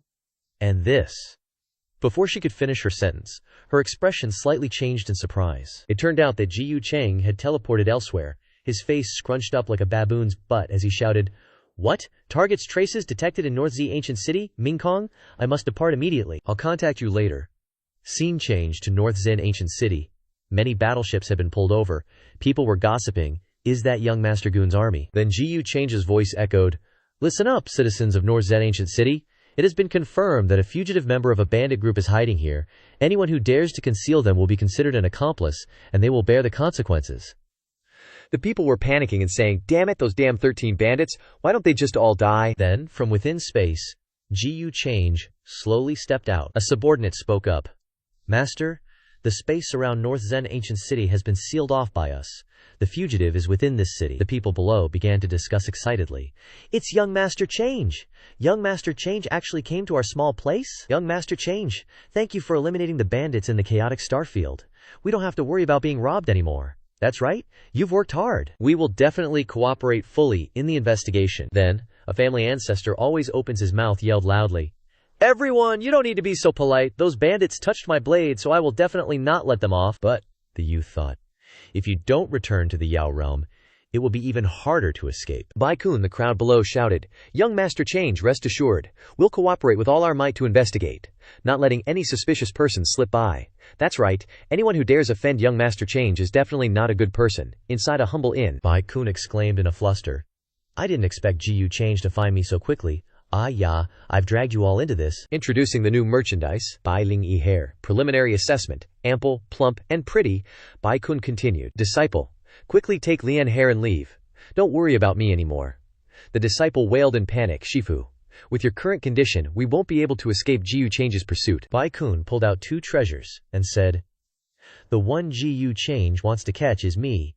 You two still have a chance. These are secret treasures I crafted beforehand. After you use them, you'll hide in the void, leaving silently, relying on this jade talisman. Unless it's a lockdown from someone above the supreme realm, no one will be able to detect your whereabouts. Then, seize the opportunity to escape to the Yao race territory and find someone named Jun Bufan. Give him this brocade pouch. He is the chosen one. The disciple took the secret treasures, then asked hesitantly, Shifu, if you have such treasures, why don't you leave with us? Bai Kun replied calmly. All my life, I've sought to understand the heavenly secrets. Now my body is suffering backlash and has become diseased. Furthermore, this time I provoked Ji Yu Change. I fear I won't live much longer. Lian Sher, you've suffered so much over the years. The one I feel most sorry for in this life is you, Bai Lian Sher spoke up. Father, say no more. Lian Sher understands. Bai Kun sighed deeply, then looked up and said, All karma, every sip and morsel, is a cycle. Remember, absolutely don't think about taking revenge for me. This Ji Yu Change is extremely dangerous. Just as he finished speaking, an extremely powerful force rushed towards the room. Bai Kun and the others screamed in terror. It's bad, you guys go quickly. Unsurprisingly, that vengeful young man, Ji Yu Change, had discovered Bai Kun's location, and conveniently sent a palm strike down to probe. The male lead floated over slowly, then said, Your companions seem to have used a spatial secret treasure to escape. Bai Kun used a protective shield to block, but was still heavily injured. He thought in confusion. How could he have discovered it? Impossible. He's clearly only reached. This guy can't be considered a normal quasi-supreme. Even the feeling that the great Yao emperors gave me back then wasn't as terrifying as this guy. Ji Yu Change continued. You're the demon master Bai Kun, aren't you? Have you finished your last words? Bai Kun suppressed. Young Master Change put forth so much effort just to find a good-for-nothing like me. I, Bai, truly feel honored. Ji Yu Change revealed a terrifying expression and said loudly, For those who dare offend me, I usually don't like to let them survive, so even if I have to search through the entire upper realm, I'll find him and kill him. Bai Kun smiled and said, Ji Yu Change, the way you are, you should be a demonic cultivator. At the very least, the leader of a demonic sect. Ji Change laughed at those mocking words and said, "But now I've changed my mind. I realize that keeping you alive will be more useful to me." Finishing, the male lead waved his hand, then slowly raised the wheelchair, pulling it towards him. Bai Kun said in terror, What do you mean? If you want to kill, then kill." Bai, accept it," Ji Change replied. "It's nothing. I'm just a little curious what you revealed in that little bit of time." Those two escaped really quickly. Bai Kun became even more confused and asked, "What are you talking about? What are you saying?" Ji Change immediately put his hand and transferred demonic power into Bai Kun's head and said, "It doesn't matter if you don't understand. Take your time, anyway. From now on." Immediately following were miserable screams echoing in the air. Bai Lianhe, who had escaped from the city using the secret treasure, spoke up. "Ugh! Ji Change's power is so terrifying." The disciple, hearing Bai Kun's screams, shouted in panic. "Shifu," Lianhe said angrily. "Shut up! Do you want to be caught again?" The disciple said. "Senior Sister Lianhe, aren't you worried about Shifu?" Immediately after, Bai Lianhe stood there gathering her energy, and a mysterious cyan circle appeared from her chest. Over on the other side, after a while, Bai Kun exhausted, saying, "Huff, huff, you sealed my cultivation." Then he thought in horror, "This strange power carries a deep greed and malice, as if life has taken root in my spiritual sea." Bai Kun spoke up. "So sinister. What kind of secret technique is this?" Ji Change walked over and grabbed his head, then replied with a sinister smile. "You just need to know that from now on, you are under my control." Scene change. A while later, Ji Chang had dragged Bai Kun inside the house to deal with him. Bai Kun then spoke up. "Ji Chang, you didn't kill me, and I won't live much longer anyway. No matter what you're plotting, it's useless." The male lead replied indifferently, "Oh, that's not your concern." Then, the male lead thought, Azure Jade Pavilion, Spring Breeze Tea House. Perhaps I should have my subordinates investigate these places. Then Ji Chang ordered, "All right, take him back to the library and imprison him." But Bai Kun shouted, "Ji Chang, one person does it, one person takes the blame. Kill me, and let the feud end here." The male lead replied with a sinister smile, "That won't do. Weeds can't be plucked one by one, they must be cut in batches." Right then and there, Ji Change intentionally flaunted his ridiculously handsome face, gazing into the distance. Turns out, the young master knew that Bai Lianhe was using some kind of secret treasure to keep tabs on him.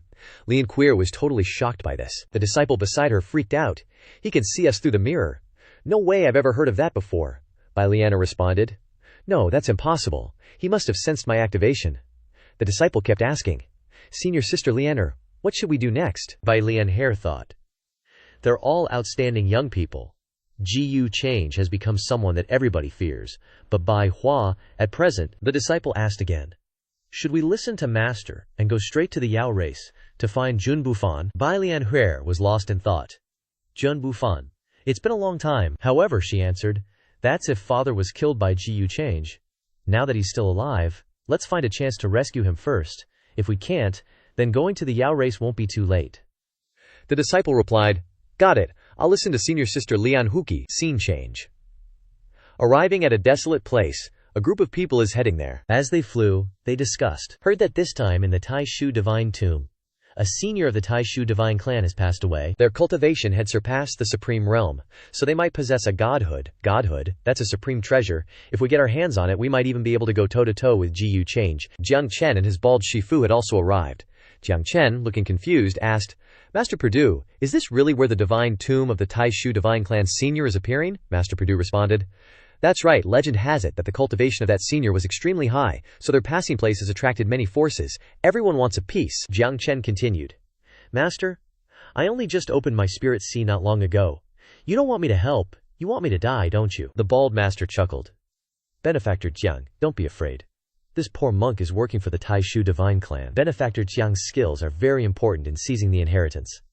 Both you and I will be protected by the Taishu Divine Clan, and won't be caught up in the disputes," Jiang Chen said. "If they're really as strong as you say, Master, then why are they letting so many people come to dig up their ancestors' grave?" Master Perdue sighed. "Alas, this is something that can't be helped. Since ancient times, what the strong leave behind will always be coveted by others. This is something that no force can avoid. Benefactor Jiang, please follow this poor monk to meet Princess Luo Shen." Suddenly, Jiang Chen's eyes went wide with surprise as he saw something. The young man looked up and thought, "What, Ruo Yin?" Turns out Zhao Ruo Yin also followed everyone here to loot. Master Perdue continued, That's the force of the Tao Heaven Immortal Palace? They are indeed very strong, but in this poor monk's opinion, the disciples they've sent this time are no match for the Taishu divine clan. Jiang Chen was deep in thought. If I acknowledge her now, it'll not only harm me, but her too. Ruo Yin, wait for me, the old monk said. Benefactor Jiang? Could it be that you've taken a fancy to some fairy? Forgive this poor monk for saying too much, but don't get any delusional ideas. You're not worthy, Jiang Chen angrily yelled. Why am I not worthy? Master Perdue responded. Every disciple who can enter the Tao Heaven Immortal Palace has an illustrious family background and outstanding talent. Their selection criteria are only slightly lower than the true Immortal Academy. Jiang Chen stood proudly and said, Illustrious family background, outstanding talent, Master. I don't believe in fate. Above, a red-clothed woman spoke. Junior sister Ruo Yin, stop looking around. This place is very dangerous, and your cultivation is still low, so you need to be careful at all times. Ruo Yin replied. Yes, thank you, senior sister Song Qin, for the reminder. However, she thought confused. Why do I keep feeling like someone's watching me? However, she continued to ask. Right, senior sister.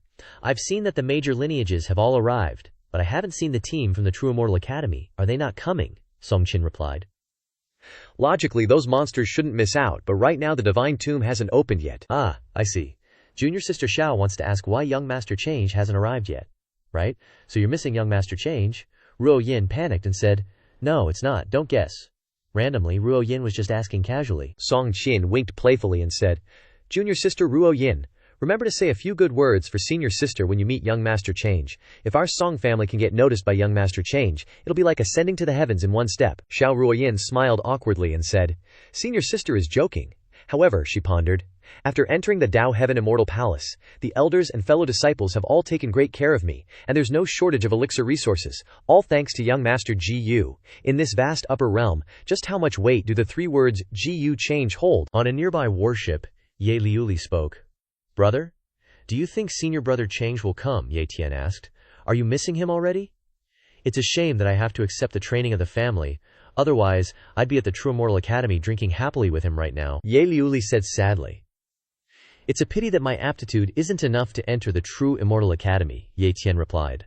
I also didn't expect that after our parting in Nansheng Heaven, Ji Yu Brothers' reputation would have grown to this extent. On a nearby warship, someone was leisurely approaching. The young man spoke.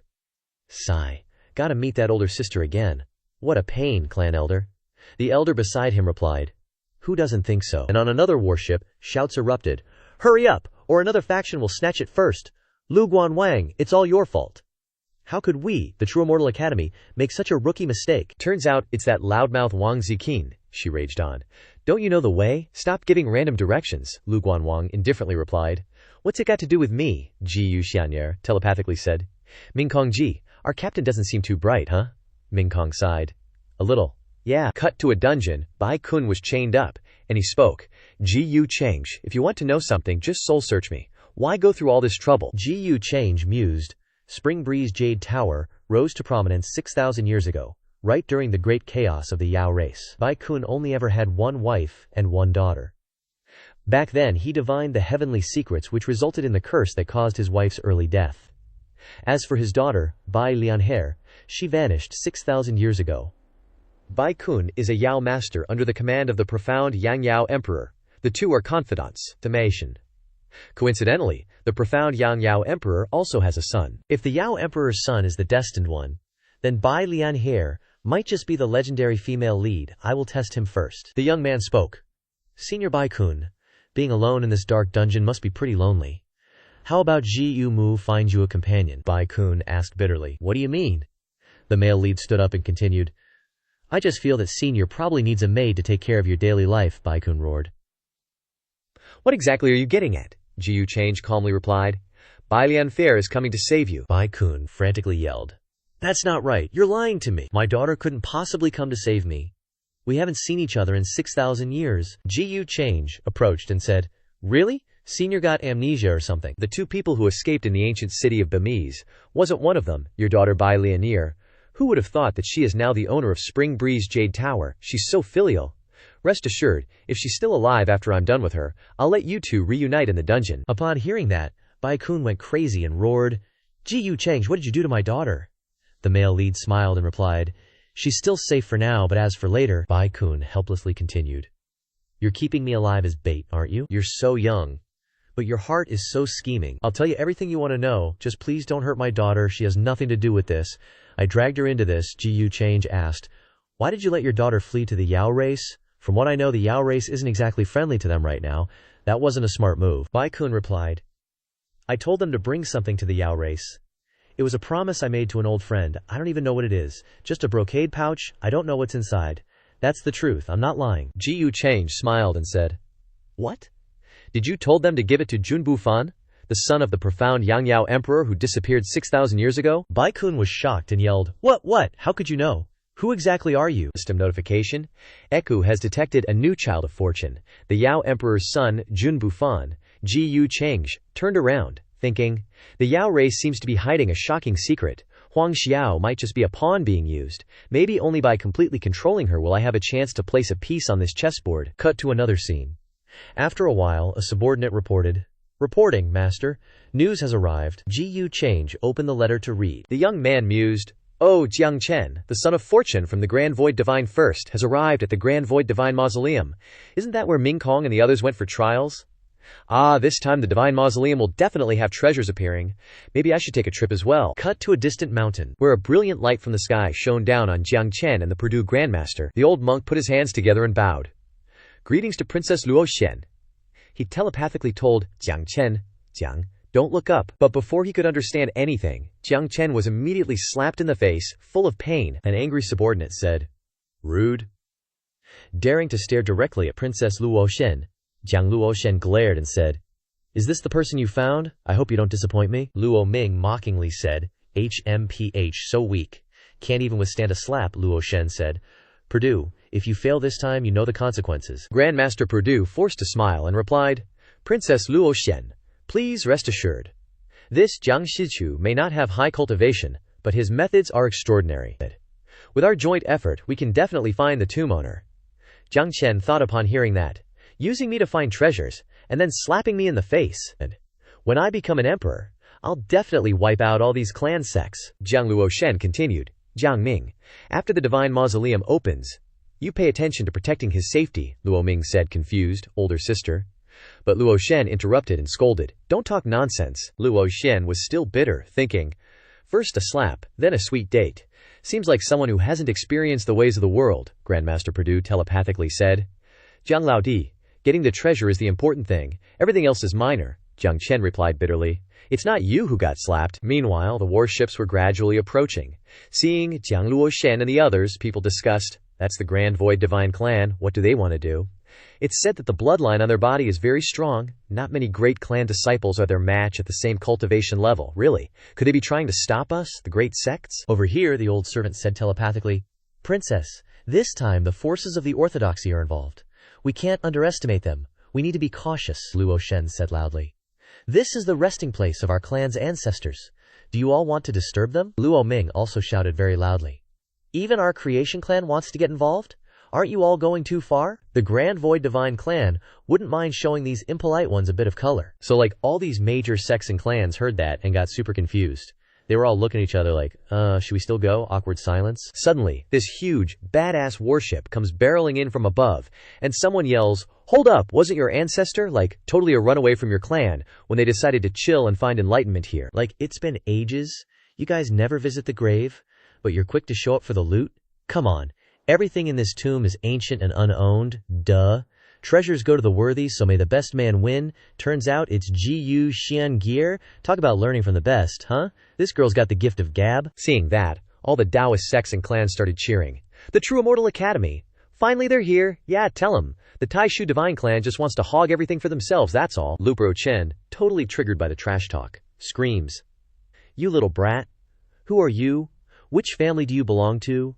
The True Immortal Academy, we can't touch you and your family. While she's busy ranting, bam!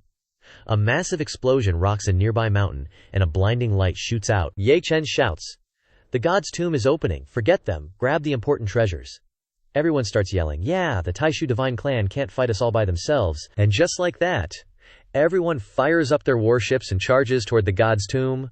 Luo Chen's all shocked. You dare? Bandits, the lot of you? Then, she waves her hand and orders her peeps to split up and stop the ancestors' inheritance from falling into the wrong hands. Suddenly, Jiang Chen pipes up, Princess Luo Chen, Please wait a moment, Luo Chen's all confused. What is it? If the ancestors' relics get stolen, I'm holding you responsible. Jiang Chen, being the smooth talker he is, replies confidently. The tomb hasn't fully opened yet, thinking gotta get on their good side first. Meanwhile, Jiyu Xianhe's shouting, brothers, hurry up and move the ship, otherwise all the treasure's gonna be gone. Yu Mingkong chimes in, Xianjie, don't rush, this is a tomb within a tomb. What you're seeing is just a restriction for now. Xianjie's confused. Huh, how do you know all this? Mingkong urge. Mingkong doesn't answer. She just smiles mysteriously, thinking, because I've already been through this in my past life, duh. Over on the other side, some royal dude shouts, royal family members, follow me, your young master's leading the charge. But bam, Wang Zikin smacks him upside the head and yells angrily, charge! Charge your head! You're as blind as a bat, the Wang family's gonna be ruined by you. Then she turns around and screams, and you guys, what are you doing? You know what it means to be the first bird out of the nest? Back at the god's tomb, everyone's swarming forward. They're talking about the entrance to the god's tomb. If I, Aqiang, can just get one decent magic item, I'll sell it and retire back to my hometown. This dog-eat-dog cultivation world, you can't slack off. So many hot guys and girls rushing in, so excited. But suddenly, bam, blinding light shoots out.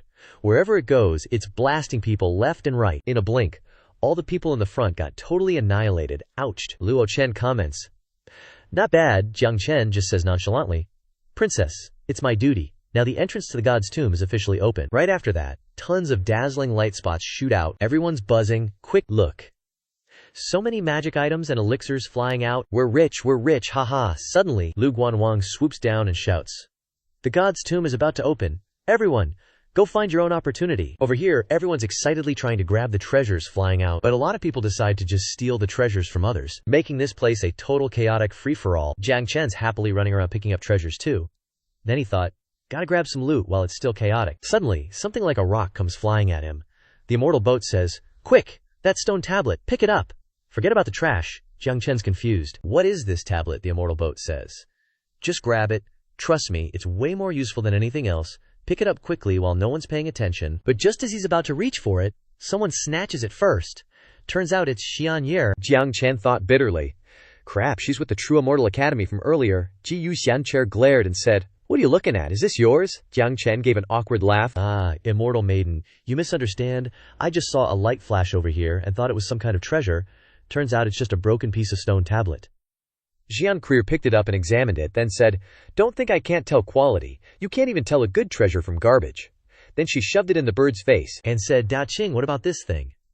The bird immediately signaled that it was good stuff. Then it said, Achoo. Seeing this, Jiang Chen thought in fear. Seriously? Well, I am so screwed, the immortal boat reminded him. Run now, before things get even worse. On the other side, Xianjie had already pulled out the big guns. Jiang Chen said in fear, Wait, immortal maiden? I really didn't recognize it. Let's talk this over. Don't get violent. Suddenly, a powerful spear shot forward, along with a loud shout, Stop! The spear slammed right between the two of them, knocking Jiang Chen backward. It was actually Luo Ming. He spoke up. Waste! You actually let someone steal what you got your hands on? Get out of here! Don't get in my way! Jiang Chen, being called trash, could only endure, covered his head, and left like a stray dog. Then Luo Ming turned to Xianjie and barked, You little brat! I've been annoyed by you since I first saw you. Now you dare to mess with my people? Don't blame me for not giving the True Immortal Academy any face. But Xianjie was super battle hungry. She charged forward and yelled, If you want to fight, then fight. What's with all the talking? I'm not afraid of you. Immediately after, a chaotic battle broke out. Yu Mingkong, who was far away, said, The Azure Flame Sword, Xianjie, is fighting the Grand Void Divine Clan. Jiang Chen, hiding on the side, watched the show and thought, Fight. Best if you both die together, you dead dogs. But it seemed a bit anticlimactic. After a few flashy moves, Luo Ming got slashed in the hand by Xianjie. Then, she kicked him painfully right in the chest. Luo Ming thought in fear. Cough. Such a young saint realm. Immediately after, Xianjie slashed the spear. Then she sent it flying straight towards Luo Ming, causing him to scream in terror, No, you can't kill me, I am. Xianjie didn't give a damn. She shouted, I am my ass. I don't care who you are, you're gonna die today. But suddenly, Jiang Luoshen rushed over, waved her hand to block the spear, and then she ordered, Take her down. As soon as she finished speaking, someone rushed out from nowhere and shouted, Princess Luoshen has ordered. No matter who you are, you won't escape death today. Holy crap. A super huge hand slammed down, forcing Ji Xianjie to clench her butt cheeks and flex her glutes to resist. The child thought in fear, darn it, is that the peak Great Saint realm? On this side, Ji Change's admirers panicked when they saw the scene, but suddenly, a space portal opened, and the Eel Lord's voice came out. Oh, is that so? What if this child is Ji Change's person? Immediately after, a super huge, terrifying eel stepped out, its face full of friendliness, its eyes filled with loving affection. Well, you're all screwed now. The people of the great sect started gossiping when they saw the male lead arrive. Holy moly, is that Ji Change? I didn't expect the young master of the Ji family to come here too? The prince thought in astonishment. Was that void shattering just now? Has he reached the supreme realm already? On this side, Luo Ming said in fear, could it be that Ji Change eliminated the Zifu? It can't be that coincidental, right? Jiang Luoshen also thought in confusion, void shattering. It must be thanks to some magic item or talisman. Then she spoke up and asked. The male lead calmly replied, That's my younger sister, Ji Xianjie. Below, Xianjie shouted loudly. Ji Change, you said you weren't coming. Ji Change coldly snorted. You have no manners at all. Call me older brother. Then he turned and pointed at the group ganging up on Xian Kair and smiled brightly. All right, hand over that rude bastard who dared to gang up on my little sister. Luo Ming turned to her in great fear and said, Royal sister, save me. Luo Shen spoke up. Young Master Cheng, Luo Ming didn't know the identity of this young lady, so there was a misunderstanding. How about we leave this forest here? What do you think? The male lead replied. Misunderstanding? Have you ever seen someone holding a long spear and robbing a treasure called a misunderstanding? He caused this. He deserves to die. And in the distance, Great Master Perdue was hiding behind a rock, saying in fear, It's over. The Grand Void Divine Clan has bumped into that monster Ji Change again. What will the outcome be? Of all people to bump into, they bumped into him. This is so unlucky. Jiang Chen said, The Grand Void Divine Clan can't stand up to Ji Change either? Great Master Perdue replied, I guess the ending won't be much better than the Xingfu. Jiang Chen pondered. This Luo Ming keeps scolding me for being trash, but he becomes like this when he meets Ji Cheng. Who is the real trash here? It's just strange that wherever I go, I always meet Ji Change. What a dog-shit fate. The immortal boat also spoke up. Don't stand here watching the excitement anymore. Let's take advantage of their conflict and leave first. Up above, Luo Shen was pretty salty, yelling out, Young Master Cheng, this place is where my ancestor ran into trouble. Luo Ming was just carefully protecting the treasure. There's no way he was trying to steal anything. Ji Change chuckled and replied, Oh, so you're from the Taishu God clan? Does that mean everyone who comes here is stealing? It's just an unowned piece of land and you guys are already claiming it? Seems like the Taishu God clan is both overbearing and narrow-minded. As soon as he said that, the cultivators from the righteous sects chimed in, yelling, That's right, the Taishu God clan just wants to swallow up all the opportunities for themselves. Young Master Change is right, they're too arrogant. Young Master Change, you have to stand up for us and uphold justice. The protagonist smirked to himself, thinking, HMPH. Only benefits can win people's hearts. Who doesn't want to snatch treasures under the guise of justice? Then, Luo Chen shouted, What do you even want to stop? Just tell us your conditions, Luo Ming chimed in. Yes, that's right, just tell us. Ji Changs looked thoughtfully, then replied, Conditions? Huh. Since Princess Luo Shen is being so direct, how about you become my concubine? As soon as he said that, down below, Luo Ming, not caring about destroying things, just straight up snapped the treasure in his hand. The surrounding crowd freaked out seeing that. Holy SHT. Even though he is a snake-like existence, Ji Change's ears are sharp, so he sensed something dangerous. So, Ji Change changed his tone and continued, Or you can just become a servant to pour tea. If Princess Luo Shen is willing to humble herself, then the matter of your brother injuring my sister can be easily discussed. Ji Xianhair yelled angrily from below. I wasn't injured at all. That trash couldn't even put up a fight. Luo Shen gritted her teeth and said, Ji Change, are you deliberately trying to humiliate me? The dude who got dunked on by Xian Yuer spoke up, exploding in anger. The Ji family juniors are too arrogant, robbing our God clan's tomb and then humiliating us. Do you really think my Taishu God clan has no one strong enough to fight you? As soon as he finished speaking, he erupted with power. He launched an attack straight at the protagonist. A terrifying, blazing red dragon rushed out, but Ji Change just stood there, casually pulling out a secret treasure. Holy crap.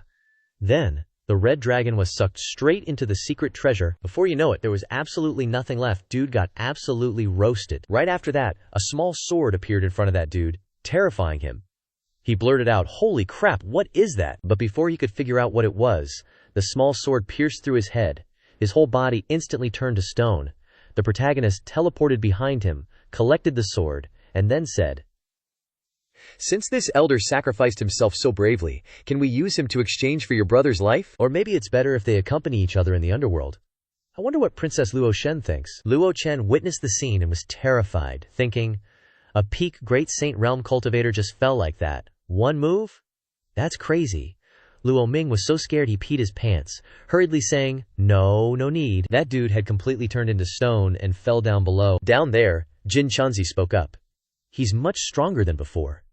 No, his strength has always been far beyond imagination. Lu Guanwang was also shocked, saying, peak Great Saint Realm, half a step into the Supreme Realm, yet he was killed in an instant. We are at the same level, but I was injured when fighting to snatch the treasure. How shameful. Then, Jin Chanzi fell into deep thought, Thinking, but the more it's like this, the less I understand. How has the inheritor of demonic arts escaped from his hands so many times? The woman in red spoke up, Lu Guanwang, if you break all your seals, would you be strong enough to fight him? Hearing that, Lu Guanwang panicked and replied, no way. Then she hurried away saying, let me see what treasures are here. The woman in red mused, don't think about it too hard, and challenged Gu. Change one day, okay? I feel like he's even more dangerous than the inheritor of demonic arts. Up above, Jiang Luoshen was extremely salty about the death of the elder, but in the end, she had to accept it and say, the Taishu God clan has already paid the price for today. If young Master Chang still wants to pursue this, then you might as well just kill me. Gu Chang replied, Princess Luo Shen is joking. How could I do something like that? It's just that your younger brother was too naughty, so I just punished him a little. Little brother, you have to learn to live well in the future. Don't be impulsive or you'll end up in deep SHT. Luo Ming was extremely scared, acting like a puppy, cupping his hands and replying, I will carefully remember young Master Change's teachings. As for Jiang Luo Chen, she was pissed, roaring, let's go! However, she thought, this guy killed the chicken to scare the monkey, and then pretended to be a good person. I don't have the strength to confront him now. First, I need to meet up with the others to find the divine essence left by our ancestors. Right after that, Jiu Chench flew down to meet up with his group. Yu Mingkong mused, I remember in my past life, this Jiang Luo Xian eventually died in the hands of the inheritor of demonic arts. Jiu Xianhe spoke up. Hey, you're acting so arrogant and overbearing. Aren't you afraid of any negative consequences? Jiu Change indifferently replied, what consequences could a small Taishu clan bring? Besides, aren't I helping you solve the problem? Xianxir said.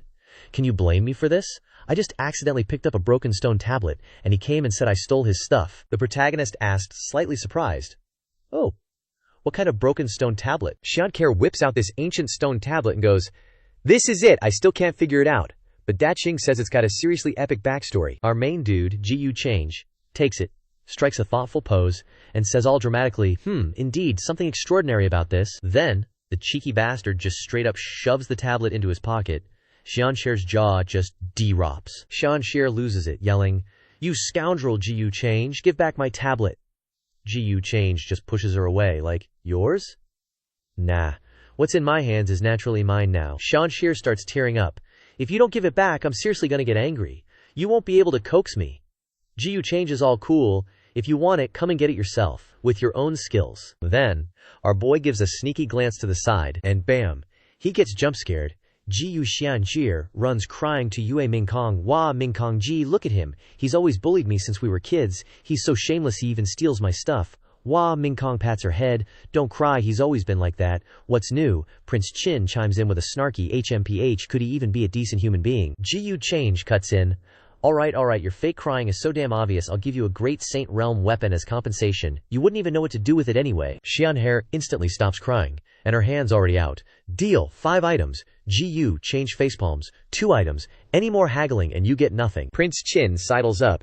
Jiu Xiong, you were really impressive just now. It's a pity I didn't get to see you forcefully oppress and force Jiang Luo Shen into marriage. A bit of a regret. Our main man replies casually. You used to call me Jiu Xiong when I was just stealing the Saintus. Now that I'm the human ancestor, isn't it a bit inappropriate? Prince Chin sighs. Oh, human ancestor, your majesty. But in her head she's thinking, no way is this guy the human ancestor. If he is, I'll turn my boobs inside out and get diarrhea. Suddenly, a group of people flies down. Xiao Ruoyin rushes over. Jiu Gengzi. Were you hurt just now? Rumo was so worried. Prince Chin's stunned. Holy crap, another girlfriend. Yu Change, you're amazing. The group behind her bows. Disciples of the Tao Heaven Immortal Palace greet senior brother Yu. Earlier, junior sister Rumo was watching from afar and was very worried about senior brother Gu's safety. Yu Change replies, "You've all worked hard." Suddenly, Xianjie is screaming again. "Yu Change, you're going too far. Who is this again? Have you even thought about Mingkong Jiji?" Suddenly, a hand stops her. It's Mingkong, stepping in. Zhao Rumo, right? Zhao Gunyang. This must be the person Change mentioned to me before, the one he saved outside the ancient immortal continent Forbidden Zone. I'm his fiancée, Yue Mingkong, Xiao Ruoyin says in surprise. So you're Princess Mingkong. Standing right before me, no wonder your temperament is so extraordinary. Prince Qin, hearing this, is absolutely floored, thinking, holy moly, she's an expert at being a mistress, so damn scheming. Scene cuts to Jiang Chen. He's busy breaking a restriction to go tomb raiding. Two guys are standing guard, protecting Jiang Chen. The old monk trailing behind keeps asking, Jiang Shizu, this is your ability. As expected, this old monk did not misjudge you. It's just that the path inside this divine tomb is so winding and complex. Should we wait for Princess Luo Shen before acting? Jiang Chen replies immediately. Absolutely not. There are many cultivators watching from outside, and there's no shortage of capable and eccentric individuals. Finding the location of the divine spark is only a matter of time. We have to seize the time, otherwise, I fear this trip will be in vain. At that time, if Princess Luo Shen blames us, the Grandmaster and I will not have a good end. As he spoke, he quickly ran forward. The old monk listened and found it agreeable. Jiang Shizu's words are reasonable. Anyway, there are disciples of the Taishu divine clan left behind a mark. They will definitely catch up with us here soon. Jiang Chen thought differently as he ran. Darn it, is it kidding me? If Jiu Chang's catches me, do I still have a way out? Tianzhu transmitted his voice and said, Little Shenzi, rest assured and move forward. As long as we get the treasure in the divine tomb first, I can also protect you from leaving completely. Outside. At Lingmu, a voice sounded. Everyone! Jiang Luoshen of the Taishu divine clan has just gone down below the palace. Perhaps the entrance is really below this palace. Then why are you waiting for? Hurry up and follow. Jiyu Xianxie heard this and became anxious, turning around to urge the group of Jiyu change. Then let's go in quickly. Why aren't you guys in a hurry? By that time, all the good treasures will be taken. Brother Jiyu calmly replied. This kind of opportunity does not depend on order, Mingkong thought to herself. In the experience of the previous life, these people will also encounter disaster. Suddenly, Jiyu Xiangrer happily realized. I understand. You guys are waiting for them to bring the treasures out, and then we will take action to grab them, right? Hearing this, Jiyu Change immediately scolded. What are you talking about, Jiyu Xianxie? Have you forgotten everything I taught you? Such robbery behavior is really unreasonable. Mingkong also continued. Yes, Xianxie, we are righteous people, and we must not say such things in the future. Xianxie was surprised to hear this. Oh, Xiao Ruoyin next to her also praised, Jiyu Gongzi's family style is indeed upright and strict. On this side, those who rushed down to quickly eat leftovers were unexpectedly taken by surprise by unexpected blood-colored tornadoes. A young man shouted in horror. What is that, inside the tornado? There are terrifying monsters, with incisor teeth growing randomly all over the body, hitting or mouths out as if wanting to catch someone. Some people also recognize them as the legendary Tomb Guardians, each of which is at least a holy realm existence. Wait, how the heck did the Taishu God clan get in here, safe and sound? These monsters are just ripping cultivators apart left and right. All you hear are screams. This blonde chick sees a monster lunging for her, well, her assets. She's all teary-eyed, scared out of her mind. Just when she's about to become Monster Chow, Lu Guanwang swoops in for the hero's save, showing off some serious power. Lu Guanwang grabs two monsters by the heads and starts dragging them away, he says. Picking on the weak, that's your big talent. Come on, fight me. One random dude recognizes him. That's Lu Guanwang, Jun Yao of the True Immortal Academy. The girl he just saved is still stunned. Jun Yao. Before she can even say thank you, another monster smashes her head in. Ouch! The battle quickly escalates into a total chaotic mess. Explosions everywhere from all the attacks. Inside the tomb, Jiang Luoshen and her little bro are pushing deeper. As soon as they enter, she asks, Has Granny Jin found the main tomb? The old lady replies, That Jiang Chen guy's got some skills, I'll give him that. He and Puladu went into the main tomb first to break the seals. I'm here to protect you, princess. Jiang Luoshen holds up a token. Good thing we have the God Clan token. It stops the Tomb Guardian beasts from attacking us. But those sect leaders and grandmasters outside, it's just a matter of time before they break through the Guardian beasts' defenses. Then she waves everyone forward. Let's go. This time is our advantage. Outside, some big beefcake watches the raging battle and frowns. Trisk. Guess it's time for yours truly to get involved. Yu Mingkong watches for a while, then asks, Change, the sect leaders are moving. Shouldn't we start too? They're too slow on their own. When the girl speaks, he immediately agrees. Sure, anything you say. Then, he shouts clearly, Weaklings, step aside, you're in the way. While speaking, he waves Jiyu Xianxie back, to let him show off. Jiyu Xianxie, seeing him look down on her, instantly got angry. Who are you calling weak? Who do you think you are looking down on? Jiyu Change ignores her, and rushes forward, yelling, This god tomb palace is the seal, follow me to break it. The people following him respond, Yes. Jiyu Change thinks to himself as he charges. Gotta be gentle now. Gentle for him means skewering 3 monsters at once with his giant sword. The other monsters start swarming him. Suddenly, a golden lotus appears in front of the monster about to attack Jiyu Change, and immediately a loud sound of explosions, because of the golden lotuses Ming Kong created. A young man observing from afar says to himself, not bad. Just don't get on my bad side. On this side, the two of them, Jiyu Changge and Ming Kong, straight up charged to the tomb's main hall. Ming Kong flew beside him, providing support. The monsters are everywhere, like ants.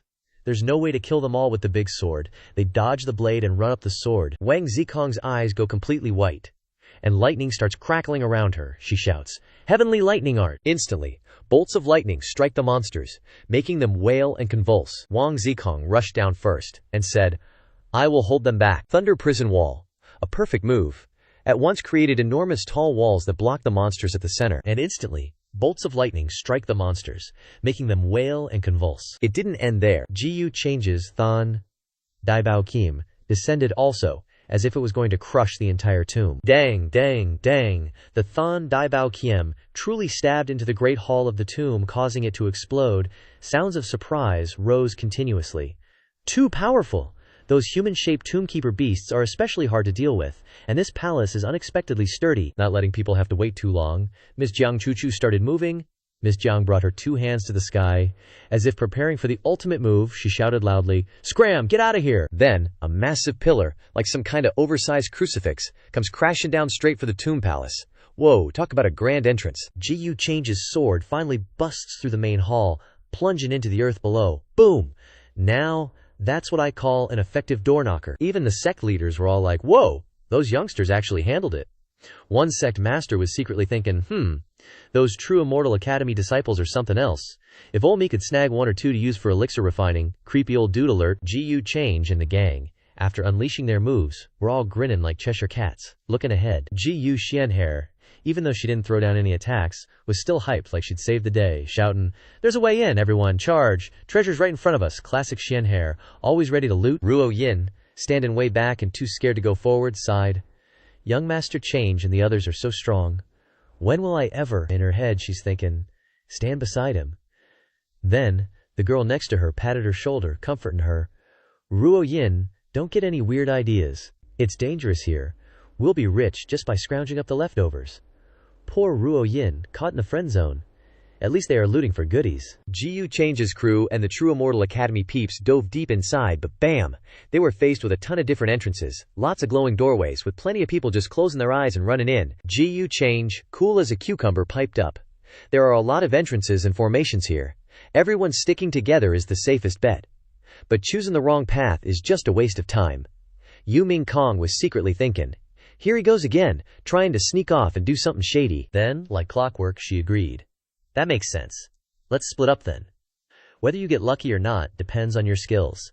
Jiyu Change praised her, as expected of Ming Kong. Jiyu Xianyer was pumped, thinking, yes!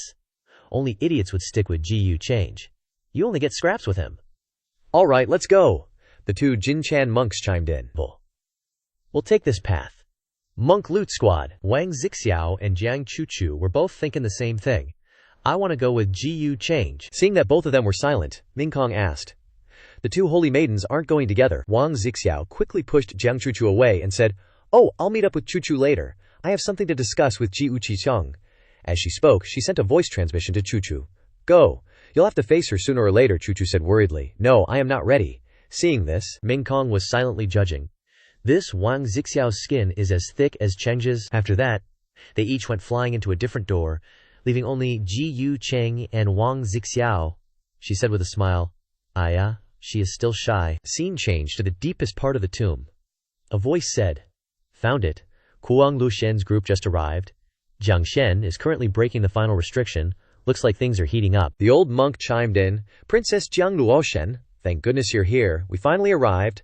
This humble monk and Jiang Xichu have located the godhead. Jiang Shen followed up.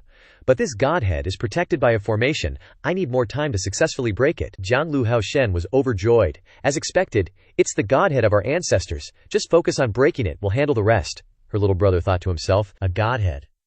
If I could obtain it, I could step into a realm I never even dared to dream of before. The image of Ji Yu Change flashed in his mind. I don't want to live so pathetically anymore. I want to shatter that arrogant face. Scene changed to Ji Yu Change, walking with Wang Ziqin. She said playfully, Aya, Ji Uxiong, it's just the two of us now, he replied. Saintess Ziqin, please watch your address, she countered. Come on, it's fine in front of others, but who needs to be polite when it's just us? Speaking of that, she giggled, waving her hand. Hey, can I ask a question? He immediately said, No, but I haven't even finished yet. It's about a reincarnation of the human ancestor, he conceded. Then quickly added, but still no. Seeing how difficult he was being, she reached out as if to pull something out. You're so boring. You're forcing me to use my ultimate move. She pulled out a jade token. Hey, you still owe me a favor, remember? He retorted. Those are two different things, Saintess Zikong. Don't make things difficult for me. Hearing this, she said dejectedly, You're so heartless. I'm not even doing anything to you. Why are you so scared? Then how about a simpler question? Who do you think is prettier, me or Choo Choo? Hearing this, he wondered. I thought she was going to ask something extremely weird. He then replied, Saintess Ziqin and Saintess Choo Choo each have their own unique beauty. It's difficult to compare. In Goon's humble opinion, both are absolute beauties, impossible to rank. Hearing this, she said, You're so cunning. But according to Ji Yuqiong's words, do you perhaps want both? That would be double the happiness. Hearing her teasing, he pretended to be clueless. What is Saintess Ziqin saying? Ji Yu doesn't quite understand. Seeing this, she cursed inwardly. HMPH, this scumbag. But outwardly she said, Ji Yuxiong chose this path without any hesitation. How can you be sure you won't go down the wrong path? Suddenly, inside, Jiang Luoshen's subordinates were sent flying. As they flew, they screamed. Princess Jiang Luoshen, seeing her subordinates getting thrashed like that, she was shocked. What? How did they find us so quickly? The old woman next to her guessed. They have many people. They must have split up. This group was just lucky enough to find this place. No, Jiang Luoshen said in shock as she noticed someone. This is bad. There's a quasi-supreme realm expert in that group. Just as she finished speaking, a group of people rushed in aggressively. The old man leading them laughed loudly. Haha, we found it. As expected, following the Taishu God clan was the right choice. Everyone, attack together. We'll divide the spoils after we're done. Seeing how impulsive these people seemed, she turned back and urged Jiang Xian. Hurry up! If I don't get the godhead today, you can forget about living. The old monk cried out anxiously. Jiang Shizu, please hurry. Hearing her threatening to abandon him, he rolled his eyes. Trisk, this woman changes her face so quickly, Tian Xiao reminded. Concentrate. Almost there. On this side. Without much talk, they immediately jumped into battle. Alright, Jiang Shen didn't keep everyone waiting long, he announced. The formation is disarmed. Jiang Lushen was overjoyed. Great! A hottie on the enemy side exclaimed. Jiang Lushen, that doesn't belong to you anymore. A fiery strike came slashing over. Luckily, Jiang Lushen dodged in time, she retorted. A small sect daring to covet the godhead of the Taishu God clan. You are not worthy. As she spoke, she released a talisman. Immediately, the two attacks collided, creating a powerful explosion that pushed both of them back. Jiang Luoshen seized the opportunity to fly back and rush towards the godhead, she said happily. Finally, before she could finish speaking, she... got interrupted, all thanks to the little brother that flew over and hit her, knocking her away. A young man with many hands, 8 to be exact, tossed her little brother aside and said, Today, you cannot take this godhead. The people recognized this young man as Heavenly Illusion, Heavenly Lord. The sect leader fighting the old woman reminded Heavenly Illusion, to avoid complications, take the godhead quickly. The old woman heard this and could not intervene. What a scoundrel truly, Jiang Luoshen thought. Looks like I have to use the power of the old ancestor. Unexpectedly from the outside, another name flew like a bird, screaming, right for the Heavenly Illusion. Seeing the foreign object, Heavenly Illusion uses a hand and a kick to send them flying elsewhere. Wang Ziqin's voice is heard. Ji Uxiong, this place is quite lively. The Heavenly Illusion turns around questioning, You are? Wang Ziqin's voice boomed again. Oh, are you guys fighting? No worries, carry on. Ji Yu Change chimed in, pointing at the divine spark. I'll just yoink that divine spark over there and be on my way. Wouldn't want to disturb you all, Wang Ziqin couldn't help but snicker at that. Everyone stopped fighting. The moment they saw Ji Change, isn't that the holy maiden from the human ancestor hall over there? Jiang Luoshen was sweating buckets when she saw Ji Change. Why is he here? This is so sus. There's no way it's just a coincidence. Jiang Chen, terrified, hid behind a rock. Damn it, what rotten luck. Why him? I'm starting to think he planted a tracking device on me, Tianchu said. Don't worry, let's see if he intends to take on everyone here, Tian Huang spoke up. Hey, Ji brat. What do you mean by what you just said? The sect leader added. Even if your strength is comparable to ours now, don't get too greedy. There are 4 sect leaders on our side.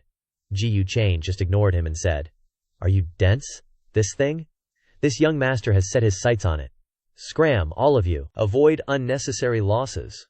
As he said that, he unleashed a sharp glare. One guy couldn't hold back anymore, arrogantly charging forward.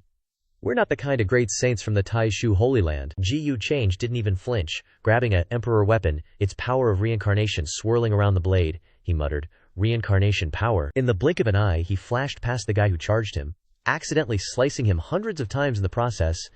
Ouch, that's a real bummer. The dying guy gurgled. How are you so strong? Even the onlookers were freaked out. He killed sect leader Qi Yang in one move. Not good. Let's attack together. This guy is too weird. Immediately, the remaining people unleashed their attacks. A sect leader girl slashed out a sword aura imbued with the breath of fire. Another guy threw a punch the size of a frickin' house. And the cannon fodder rushed forward without a care in the world. Ji Change, unfazed, casually prepared his move. White Tiger Gang metal power. With just one slash, everyone that rushed forward was sliced in half. They died before they even got to yawn. Jiang Luoshen was horrified. How is this possible? Killing sect leaders like slaughtering chickens. Could he really be a legit supreme being now? The old woman added. If not for the formation here, that one sword would have cleaved the palace in half. The grandson whispered, I don't want revenge anymore. Jiang Chen, scared out of his mind, thought, sect leaders are like chickens waiting to be slaughtered in his hands. We gotta run, Tianchu said. Wait, I'll find a chance to activate the formation and collapse this palace. Run straight to the east gate, there's a tunnel leading out there. That monk already bolted first thing. Wang Ziqin, impressed by the display, sighed. What a freak. Even with my current strength using all my trump cards, I could only fight one sect leader. A transmigrator like me is a real failure. Feels like he's the real transmigrator. A destined man. No, a born villain. Suddenly, a few guys tore through the void. Trying to escape, Wang Ziqin immediately reminded him, Bro, Ji, they're trying to run. Ji Change smirked. They can't escape. Immediately after, he created a giant hand that snatched him from the void. Tian Huang, terrified, yelled, Ji Change, I don't need the divine spark anymore. Spare me, Ji Change said. I gave you guys a chance, you didn't know how to cherish it. With that, he manipulated the hand, squeezing Tian Huang hard in the hand. No, young master Ji, please. Before he could finish begging, Ji Change crushed him into minced meat with a single squeeze. The old woman, seeing this, said, Princess, we don't need the divine spark anymore. Let's run. Jiang Luoshen gritted her teeth. I've waited for so long, it's finally here, I'm not reconciled. After dealing with the sect leaders, Ji Change turned to them and said, Your turn. Jiang Luoshen wasn't afraid, retorting, Ji Chan, do you think killing so many people will scare me, will make me back down? Ji Change grinned and asked, Just relying on that talisman containing a supreme being's attack. You can't stop me. Besides, you've misunderstood something. They died at the hands of the Taishu Holy Land. What does it have to do with me? The forces behind them will only seek revenge on the Taishu Holy Land. Damn you, you're so shameless. You dare to call yourself a leader of the righteous path with how you act, and you think nobody will find out about this. There are so many people here, there are no secrets. Wang Ziqin realized she was implicating him, and was instantly shocked. Immediately, Wang Ziqin raised his voice, pointing and scolding. Princess Lu Boshen, how evil! Not only did you plot to assassinate the sect leaders who came here seeking treasures, but now you're deliberately framing, Brother Ji, how dare you, you're truly despicable. Jiang Luoshen and the old woman widened their eyes in disbelief. Ji Cheng and Wang Ziqin smiled innocently, spreading their hands as if they were the most innocent people in the world. Bursting with anger until the veins popped, Jiang Luoshen held up the talisman and shouted, Colluding together to commit evil deeds, human ancestor hall, what a disgrace to the righteous path, I'll fight you to the death. Seeing her with the talisman, Ji Cheng immediately used the power of time to slow down time around her. He then approached Jiang Luoshen and said, but before he attacked he yelled, What a bad habit! It looked like a lot, but it all happened in a blink. Ji Cheng snatched Jiang Luoshen's talisman and burned it, leaving her totally bewildered. Like, WTF? Standing right in front of her, he said, You should probably get going. As soon as the words left his mouth, he grabbed her by the neck, causing her essence to splatter everywhere. Jiang Luoshen gasped for air, coughing, KHH, KHHH, KHH, KHH. Only then did fear kick in. Gu change. Are you seriously going to kill me? What good would that do you if I die here? He gave her a totally innocent smile. Lupetian princess, what nonsense are you spouting? How could I ever do something like that? It's just that, while you were fighting over the Grand Void Divine Physique with the other sect leaders, they ganged up on you and accidentally killed you here. Tragic, really? Seeing this, her protector immediately went berserk. Gu change. Release the princess. Without hesitation, he agreed. Alright, here you go. Then, he tossed Jiang Lushen right at the old lady, but as she caught her, countless cracks appeared all over Jiang Lushen's body. She cried out in pain. Ugh! Ugh! The old woman panicked. Princess! Before she could even utter a word of farewell, Jiang Luoshen exploded. Her younger brother screamed, Royal sister! Prince Qin watched, sweat pouring down his face, he thought. So decisive. No pity for the fairer sex at all. Seriously ruthless. I really thought he wanted to make her a servant. Seeing his sister go up in smoke, the nephew freaked out and ran. Agog, I don't want to die, the old woman shouted after him. Jiang Ming, your royal sister is dead. He's definitely going to silence us all. But before he got far, cracks appeared all over him too. Who knows when Gu Change made his move? Sneaky. Soon, nephew got the send-off from brother Gu. You'd think it'd be over, but nope. Suddenly, golden streams of light were drawn to one spot. Gu Change was surprised. Jiang Luoshen wasn't quite worm food yet. She summoned her true form and roared, Gu Chang, meet your doom. A gigantic phantom hand reached out to grab Gu Chang. But he didn't even flinch, calmly replying, I see, a substitute puppet. And a quasi-Emperor Realm Taoist avatar at that? The princess of the Grand Void Divine Clan sure has a lot of life-saving tricks up her sleeve. But sadly, as he said that, he pulled out the big guns. Jiang Luoshen thought she had Gu Change cornered, but when she saw what he was holding, she freaked out. That's an Emperor Realm weapon. Gu Chang didn't waste words. He immediately unleashed a sword strike, pushing back the quasi-Emperor Phantom. The Phantom's hands were instantly corroded by the sword energy. Damn it, Gu Change? Are you determined to kill me? Hearing that she wanted to live, he offered an opportunity. If you're willing to be my servant. Before he could finish, the tomb started shaking violently, like it was about to collapse. Jiang Lushen exclaimed in shock. What's going on? Gu Chang said, as expected. Talk about timing. Over by Jiang Shentian Zhao urged. While Jiang Luoshen is still stalling for time. Run. As they approached the exit, the old monk suddenly jumped out. Jiang benefactor, please wait for this poor monk. Huh, you're still here. You're even better at hiding than I am. Then, the two scrammed at the speed of light. Prince Qin, seeing the palace about to collapse, called out, Brother Gu, the palace is about to collapse. Gu Change immediately replied, Gu will take care of it. No need for Sainta Ziqin to worry. But before he could finish speaking, she'd already bailed.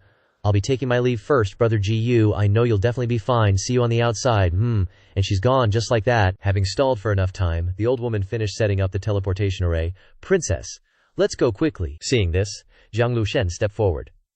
Granny Jin, you're burning your essence blood. She strained to speak. This old servant must get the princess out safely. Soon, the two gradually vanished. Before leaving, Jiang Luoshen hissed through gritted teeth, Gu Chang. Seeing that these two had also scrammed, he snorted coldly. Fast runners. Good riddance. No one to bother me from taking the divine physique. Gu Chang then reached out to directly grab the divine physique. But as soon as his hand got close, it released sharp rays of light that cut into his hand, causing his essence blood to flow. Oh, you dare refuse me. You just want to leave it for the later generations of the Grand Void Divine Clan, huh? His face immediately turned ferocious. You've got some nerve. I'm already here, so you don't have a choice. The divine persona was freaked out by his reaction. The light around it instantly dimmed, and it started sweating bullets. Outside, the earth-shattering collapse caused the ground to shake, and massive cracks tore open. Everyone screamed in terror. Run! The underground palace is collapsing. What the heck is going on? There are still so many people inside. Quickly, rays of light shot out from the ruins. Someone's coming out. That ray of light was none other than Lu Guanwang. He was carrying two young women in his arms as he escaped. Seeing Yu Mingkong and the others, he asked, Are you all okay? Is there anyone still inside? I'll go back for them. The Heavenly Phoenix Maiden immediately replied, Gu Change, young master, is still inside. Hearing his name, Gu Lu Guanwang immediately said, Forget about him. Just then, Prince Ying Chang also emerged. Ugh, that scared the crap out of me, Jiang Chuchu asked anxiously. Your Highness, Prince Ying Chang, where's Gu Change? Weren't you two together? Prince Ying Chang pretended to be dazed and said, I don't know. When the underground palace collapsed, I ran out first. Xianhe shuddered when she heard this and angrily retorted, "That makes total sense." Prince Yingcheng didn't look at her but turned and left, his eyes fixed on Bao Yuan An in front of him. Every man for himself. Besides, he's such a nasty guy, he probably won't die till the final arc anyways. Also, shouldn't you be showing me some concern first? Yingcheng said via divine sense. You can't love someone and forget about your sisters, it would be so sad. Jiang Chuchu immediately said, I don't. But the elders of the various factions nearby suddenly shouted, Anaya! The sect master's token shattered. How could this be? The sect master had just stepped into quasi-supreme realm. How could he die here? Our ancestor is gone too. Ancestor, Prince Yingcheng thought to himself, I don't remember any Tongtian ancestor in the secret chamber containing the divine persona. Could it be? Suddenly someone shouted. They assumed it must be a trap set by the Grand Void Divine Clan to make the various orthodoxies and forces pay the price. One person immediately echoed, That's outrageous. They actually decided to oppose all of us, daring to harm our sect master. Look! Someone else is coming out. A golden ray of light shot out from the smoke and dust below. It's the Gu family's young master. He looks injured. Yue Mingkong saw him clutching his chest and called out, Change! The little cousins murmured their disappointment when they saw him escape. Too bad. Why didn't he die in the underground palace? That's right. With him around, how can we of the younger generation ever raise our heads? Yue Mingkong quickly went forward to support him, trying to wipe the blood from the corner of his mouth. Are you okay? He replied. I'm fine, I've worried you. Shanjie also came over. Ji Yu Changsh, the treasure. Are you okay? Prince Yingcheng also encouraged. Jiang Chuchu was so happy, Jiang Chuchu immediately denied. Don't talk nonsense. The disciples of the various sects also stepped forward to inquire, Young Master Change, do you know what happened? Why did it suddenly collapse inside? That's right, why can't we see the Grand Void Divine Clan's forces? Are they all dead? Ji Yu Change immediately acted very convincingly. We were too careless and underestimated the Grand Void Divine Clan. This is their ancestral burial ground. They naturally had preparations. I was originally competing with them for the divine persona, but I didn't expect the divine persona to only recognize their descendants. They snatched it away and left through a secret passage, wanting to bury us all here. Do you all remember that there was an ordinary person following them in their group? A mysterious monk? The person also remembered. Is that the one wearing a bamboo hat? He responded. That's him. That guy could control all the formation patterns here. The collapse of the palace was his doing. The crowd became furious upon hearing this. So it was him, daring to conspire and cause our sect master to die tragically. Unforgivable. Let's return to our sects and gather manpower to find them. We must definitely find the Grand Void Divine Clan and demand justice. Ji Yu Cheng secretly rejoiced at other people's misfortune, while Yu Mingkong knew very well that Ji Yu Cheng had done it all. A moment later, Ji Yu Cheng's group's ship was already on its way back to the academy. On the ship, Xiao Ruyin and a few others traveling with her clasped their hands. Ji Yu, senior brother, we'll take our leave now. At this time, Xiao Ruyin said secretly, Young master, next time we meet you will definitely view me differently. He also replied, All right, send my regards to the palace master and the elders. Behind him, Ji Yu Xianqie was talking to Yu Mingkong. Xianfire, aren't you returning to the True Immortal Academy? I'm not going back, I still have things to deal with. Yue Mingkong then looked at Ji Yu Change and asked, Don't you need his help? Xiange replied, No need, I can do it myself. Then you must be careful. Then, Xianqie also quickly left. In a room, Jiang Chuchu asked Prince Yingcheng, You were just in a daze. What were you thinking about? I was thinking that, according to your previous personality, you couldn't possibly like someone like Ji Yu Change. Hearing this, Jiang Chuchu was slightly startled, stammering, What are you talking about? Did I say I liked him? Before she could even finish, Wang Ziqing got right up in her face, interrogating her. You suddenly stopped looking for the source, and your personality isn't as stubborn as before, and Ji Yu Change inexplicably became the source. All of this points to one truth. Just what are you trying to say, Ziqing? Thinking to herself, seeing her reaction, combined with Ji Yu Change's behavior, I'm 80% sure that the real source is Ji Yu Change. Being around this kind of person is way too exciting. Scene change to the Taishu Divine Clan, inside a vast, locked palace. Inside, someone asks Jiang Luoshen, Is everything you've said true? If so, that Ji Yu family brat is truly beneath contempt. His actions are completely unworthy of the title of number one of the younger generation. Jiang Luoshen immediately replied, Every word I've spoken is the truth, not a single lie. If it weren't for the substitute puppet Father Emperor gave me, I fear I wouldn't have escaped that time. That Ji Yu Change not only possesses unfathomable cultivation, but his methods are despicable and ruthless. I understand now. This one is not to be underestimated. After all, even the Grand Elder of the Zifu Holy Land was defeated by his hand. But now all the blame has been shifted to us. The urgent matter now is to deal with the great Dao lineages who are condemning our clan. Lu Ocean first put all the blame on the two who fled earlier, Pu Du and Jiang Chen, and send people to arrest them. As for Ji Yu Change, we can't let him continue to stir up trouble. Lu Ocean, it can only trouble you, Father Emperor. I understand. This is originally my responsibility. Scene changed to a street somewhere. Have you guys heard? News from the Taishu Divine Clan claims that Jiang Chen is the legendary Divine Source Master. It was him who activated the array inscriptions inside the Taishu Divine Tomb, harming everyone. Apparently he has been plotting to steal the divine persona of Taishu Divine Tomb for a long time. You guys think the Taishu Divine Clan is making this up to divert attention? Unless the Taishu Divine Clan is really stupid, why would they harm the sect leaders of the great sects? True, inside a small room, someone furiously smashes their fist on the table. It is none other than Jiang Chen, he angrily said. Not only crossing the river and dismantling the bridge, but now they're going back on their words, saying that you and I harmed the great sects and stole the Taishu divine persona. I didn't get anything in the end, and now I have to carry such a big black pot. The old monk also sighed.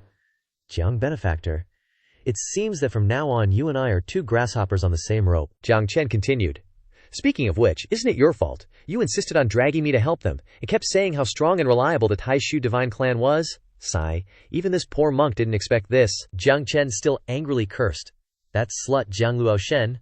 I not only paved the way for her, helped her break countless array inscriptions, and even bought time for her to escape, but now she's shamelessly framing me. When I become strong, I will make her wish she were dead. The old monk then said, It's useless to say these words now. Jiang Benefactor and this poor monk should find a place to hide temporarily first. Hearing this, he immediately asked, Great Master, do you have a good place?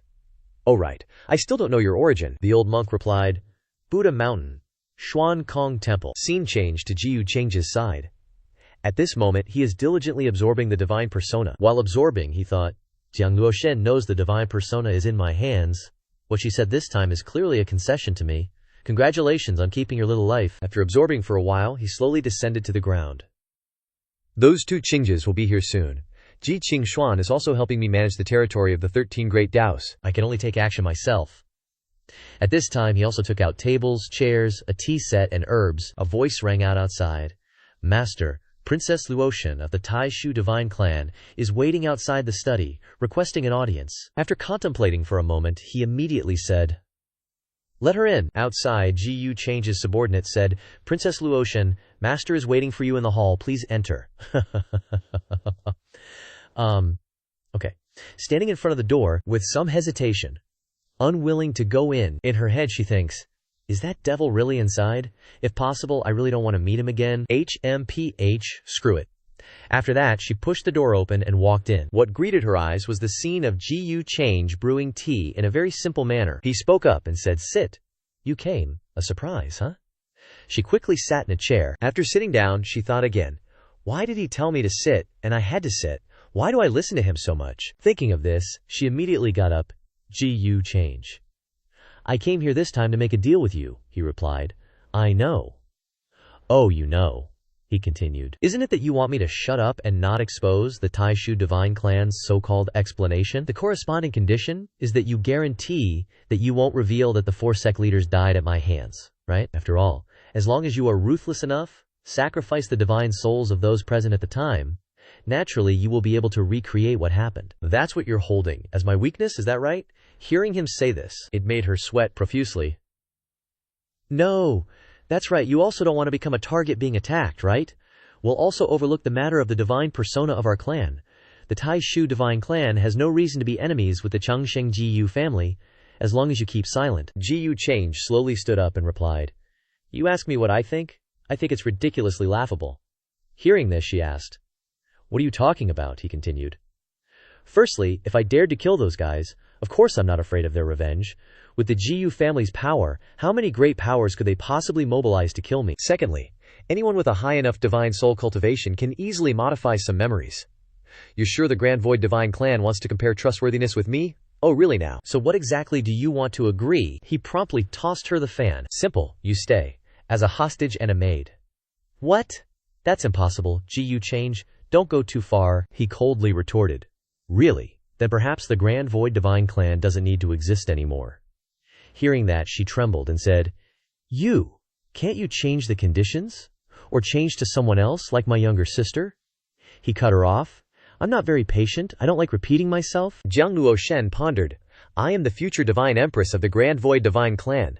But outwardly she asked, why does it have to be me? He then revealed, those who become your siblings are truly fortunate. Although your personality is a bit terrible, your looks are barely passable in my eyes. Hey, my personality is terrible. You change. You're the last person who should say that. HMPH.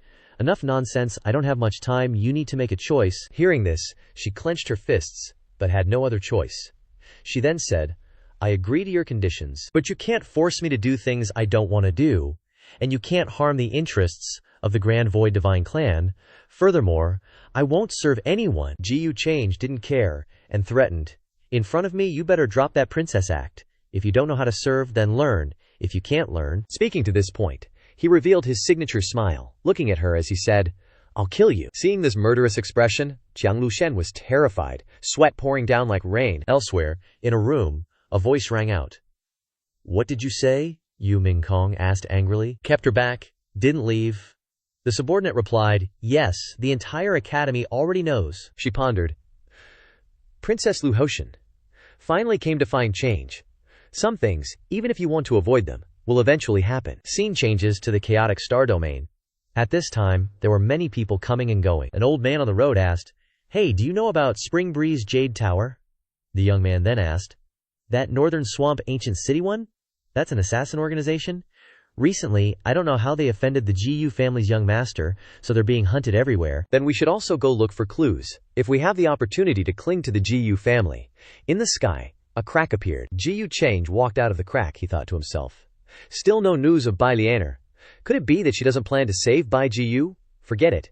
Bring him back to the GU family first. Qing Xuan, disguised as Qingge, stepped forward and asked, Young master, why did you come here? He replied, Qingge, is the management of the star domain going smoothly?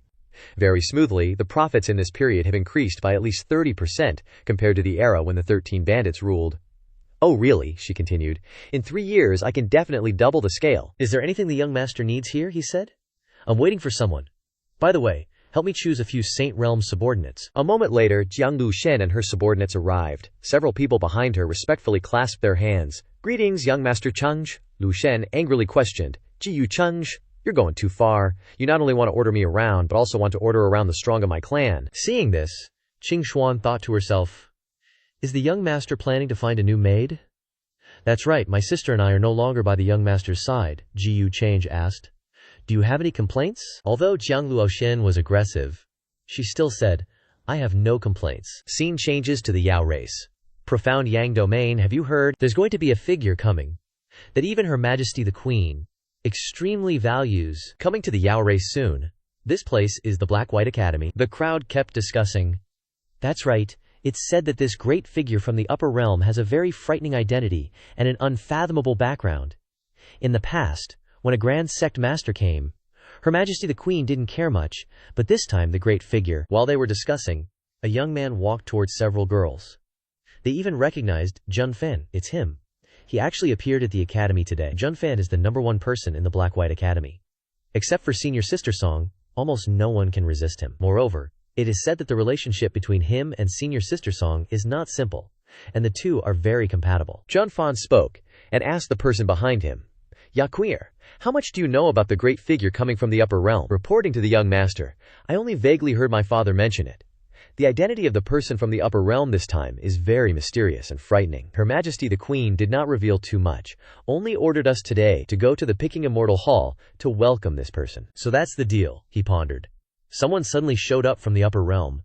Could this be tied to Bai Kun's mess? Could this guy be another backup plan Dad left for me?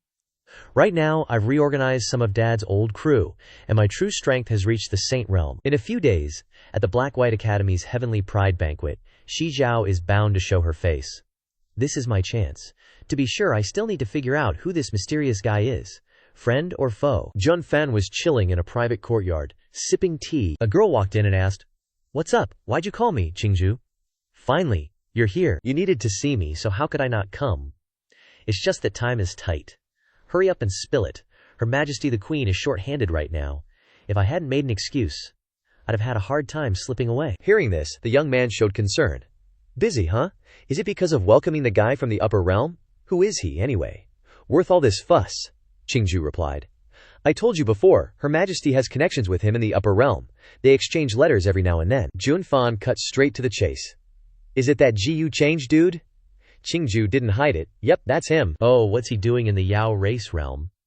I'm not sure about that. But Her Majesty really digs him. Every time she reads his letters, she gets all emotional. Hearing this, Junfan gritted his teeth, thinking, that Shi Zhao bitch? She wouldn't be thinking about an old cow munching on young grass, would she? She's 6,000 years older than Ji Change, practically his great-great-grandma. Suddenly, Qingju quickly took off. Gotta run, Junfan. If Her Majesty finds out I left, I'll be in trouble. Be careful then, you're not exactly the favorite anyway. After she left, Junfan grinned, thinking, Shi Zhao, you'd never guess that your personal attendant, Qingju, is actually working for me, right? Scene changed to evening. At the main hall of Queen Shi Zhao, inside a feast is happening, a person said loudly, Welcome young Master Change. Cheers to Her Majesty. Cheers to young Master Change. Everyone cheered continuously. Two drunk old men started a conversation with the two people next to them. I'm the Yao Realm's peacekeeping heavenly king. You guys are pretty strong. Where were you hanging out with young Master Change before? The other person cupped his fist and replied, It's embarrassing to say, but I was seduced by the 13 great bandits. Luckily, young Master Change later reformed me. Oh? So you turned over a new leaf then? That's right, that's right. A big dude patted the shoulder of the old woman of the Taishu God clan. Guests from afar, don't be shy. Eat up, replenish your chi and blood. You look kinda drained. The old woman wasn't thrilled about being patted, but she endured it, the big dude continued. But following young Master Change, you guys have a backer now. Up top, Ji Change said, It's a pleasure to be welcomed with such a grand banquet by Shi Zhao the Queen, Shi Zhao replied. Young Master Change has come from afar. A feast is definitely in order. Jiang Luoshen, standing behind, thought, This guy is even close to the people in charge of the Yao race realm. The queen is treating him with such important courtesy. Even if father comes, I'm afraid it won't be like this. Ji Change continued with the pleasantries.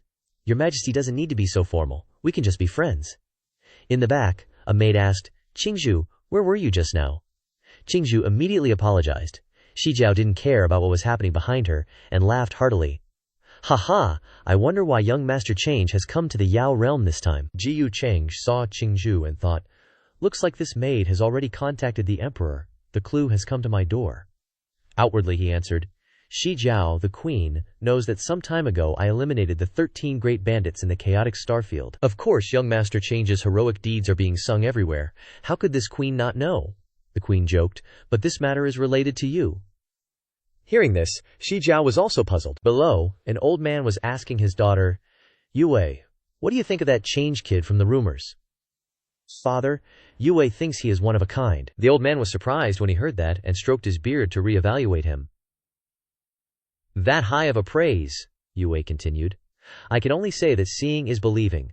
Obviously in terms of age he is similar to me, but in front of him, I am really not worthy of the title of heavenly pride. The old man then said, The upper realm is so vast it is true that no one more outstanding than him can be found. Even the leaders of the great sects must dim in front of him. That's it, follow me, father will lead you to pay homage. After that the two stepped forward, and the old man introduced, I am the Yao realm's grand tutor, paying respects to young Master Change. This is my daughter named Ong Yue. Gu also chimed in. Yue is the Grand Tutor's only daughter, and also the radiant heavenly pride of the Yao realm today. At this moment, Ji Change stared at Yue without blinking, causing Shi Zhao to be surprised and ask, Does young Master Change know Yue? He smiled and replied, I don't know her, but Ji can tell with just one look that Miss Yue has unlimited potential. Above Yue's head are full of purple luck. The old man Tai Fu laughed when he heard him praise his daughter. Haha, thank you for your praise, young Master Change. Then we will take our leave first, Yue muttered in confusion. It's so strange. Until the moonlight shined on the night sky, the sounds of eating and drinking to the full resonated. Everyone began to leave, and Hai Jiao asked, Young Master Change mentioned something about a matter related to this queen. Can you tell me what it is now? He didn't hold back. I wonder if Queen Hai Jiao remembers Jun Bufan. Hai Jiao started sweating bullets when she heard that, and didn't reply right away. The maids were shocked and blurted out. They all thought, This name is a big no-no in front of the queen. Ji Change didn't care, and continued, I heard an interesting story from Bai Kun. The profound Yang Demon Emperor once asked him to deliver a brocade pouch to someone named Jun Bufan at the right time. But, as far as I know, Jun Bufan is the profound Yang Demon Emperor's son. Right, I heard he died like 6,000 years ago. Hai Jiao realized what was up when she heard that. He really faked his death. Many thanks, young Master Change, for confirming what I suspected. He chuckled. Queen Hai Jiao, no need to be so polite. But in his head he's all like, alright, I've unlocked the next plot point. Hai Jiao gestured. It's late. These 4 maids, Mei, Lan, Zhu, and Zhu, I've raised since they were little. Pure as ice and jade, obedient and smart. If young Master Change doesn't mind, pick one to serve you tonight. Or, all 4 could serve you, wink wink. The 3 maids in front blushed with happiness, while Qingzhu started sweating in fear and worry. Just then, Xiang Luoshen spoke up. Queen Hai Jiao, you can skip this. This guy is super picky. His wives are Yue Mingkong from the immemorial Immortal Dynasty, and the 2 holy maidens from the Human Ancestor Hall, even if that holy maiden Wang is pretty shameless. Hilly Jiao was all like, oh, well I apologize for being presumptuous then. Change replied, I appreciate the queen's kindness. The maids who weren't chosen were bummed out, but Qingzhu breathed a sigh of relief. Afterwards, Jiyu Change wanted to leave. If that's the case, I'll take my leave and rest, young Master Change. Please make yourself at home. Jiyu Change then left with Jiang Luoshen. Behind him, Jiang Luoshen said, Jiyu Change, let me tell you now, I'm not going to serve you. Jiyu Change didn't reply, just smiled. Heh, HMPH, what do you mean, heh? He then replied, I really don't have my eye on those maids. But why make things difficult for other maids? She stopped, confused, Jiyu Changish thought. However, the people around Queen Hai Jiao, Song Yue, and that maid need to be watched closely. Inside the main hall, some maids said, Your Majesty, you should rest too. But Hai Jiao called out, Qingzhu, have you forgotten the rules I set? She then glanced at her and huffed. Qingzhu was so scared she was drenched in sweat. She immediately kneeled down. This servant knows her mistake. Please forgive me, Your Majesty. Her sisters couldn't believe it. Qingzhu, you. Hai Jiao continued. You have someone you like, don't you? Qingzhu replied. This servant's body is still pure. I wouldn't dare hide anything from Your Majesty. Considering you've served me since you were little, I'll give you a chance. Go take care of him yourself, she stammered. Your Majesty, Yes, Your Majesty. Scene changed to Junfan, he asked.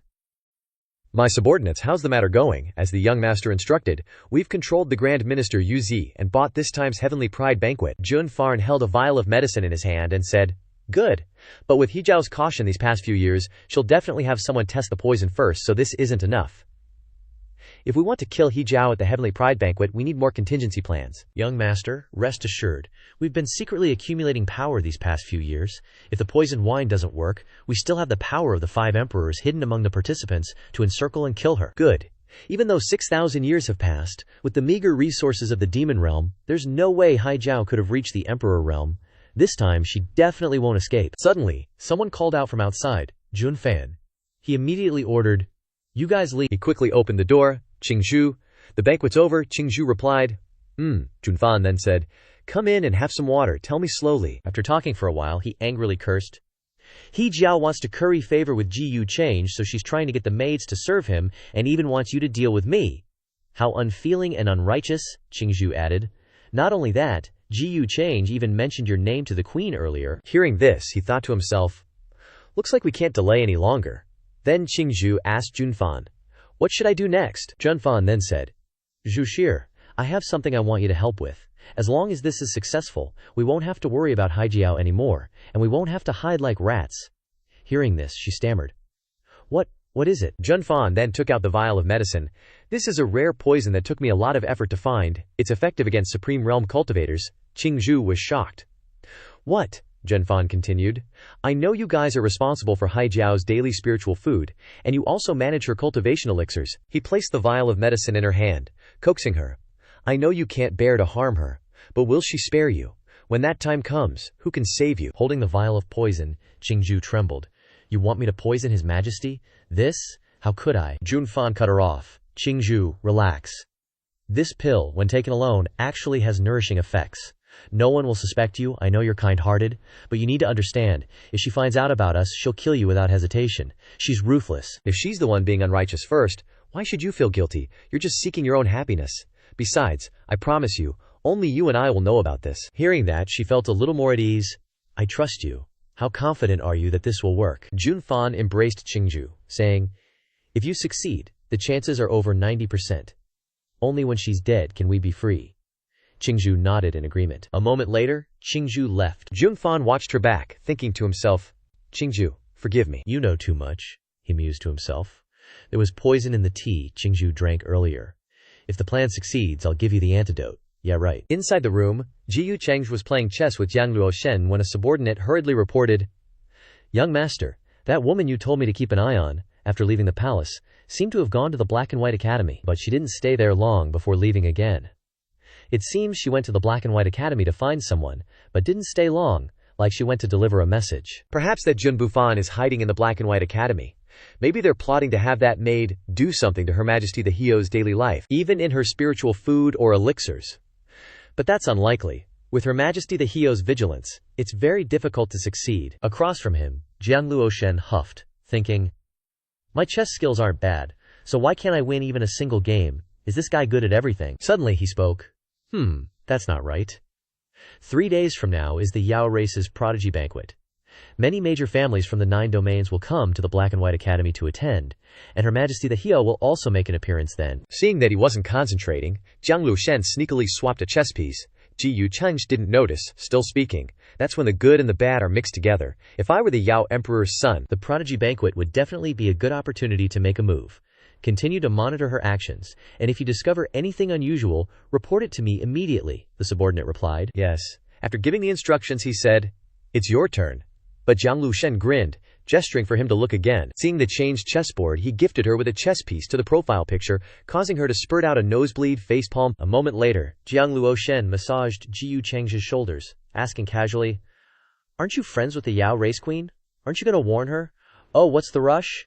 Hearing that, she thought to herself, who's friends with you, you disaster, he thought. Judging by the current situation, Bai Kun's daughter Bai Lianhe and his disciple haven't made a move to save him, which means they've arrived in the Yao race. I wonder if they've found Jun Bufan yet. 3 days from now, at the prodigy banquet. Whoa, the Black and White Academy must be the liveliest it's ever been today. I heard the big shot from the upper realm, Ji Change, is coming to the ceremony too. Really? In the crowd, Bai Lianfe and her junior brother walked among the people. The junior brother asked, Senior sister Lianfe, do you think we can find the person Master told us about this time? Lianfe replied. If we can't find him here, then in such a vast Yao race, we won't be able to find him at all. The junior brother asked again. If we give this thing to him, will we be able to go back and save Master? Bai Lianhe heard that, and pondered silently, but she thought to herself, dealing with Ji Change isn't that simple. Inside the Black and White Academy, on Holy Mountain, many people had gathered. The prodigy banquet, held once every 20 years, had finally begun. This time, I must enter the top 100 on the list. Look, it's senior sister Song. She'll definitely be in the top 10. A general stood observing and praised. Grand Tutor, your daughter's amazing demeanor at this age is truly admirable, making others admire. The old Grand Tutor, praised, couldn't close his mouth with a smile. Haha, Heavenly King is too kind. Your 3 sons are also very talented. Haha, I think the 2 of them are quite a match.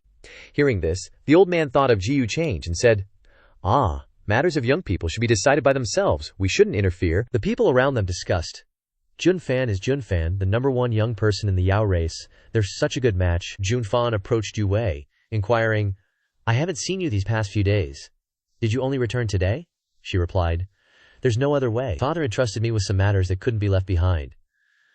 What can I do for you, Brother Junfan? I heard you are involved in hosting the banquet. How has that young master Jiyu Change been these past few days? Yu Wei then gave a nearly perfect rating of that man. Junfan exclaimed in surprise. It's rare to hear you rate someone so highly. I'm just telling the truth. He gives me the feeling of a mystical painting, very unreal. Hearing this, Junfaran thought to himself, Jiyu Change, you're an outsider. Best if you don't meddle in the affairs of our Yao race, or else I wouldn't mind taking you out too. Just then, a grand carriage, surrounded by the Queen's maids, came soaring across the sky. Everyone recognized it. Look, Her Majesty the Queen is arriving. It's Her Majesty with her 4 great female attendants. Wait a sec, who's that sitting with the Queen? Looks like it's young Master Change. Whoa, no way. Even the attendants beside Her Majesty never get this kind of special treatment. Down below, Junfan saw a bunch of girls, practically exploding with excitement. Is that young Master Change? He's so handsome. My little demon heart is going crazy, Yu Wei said.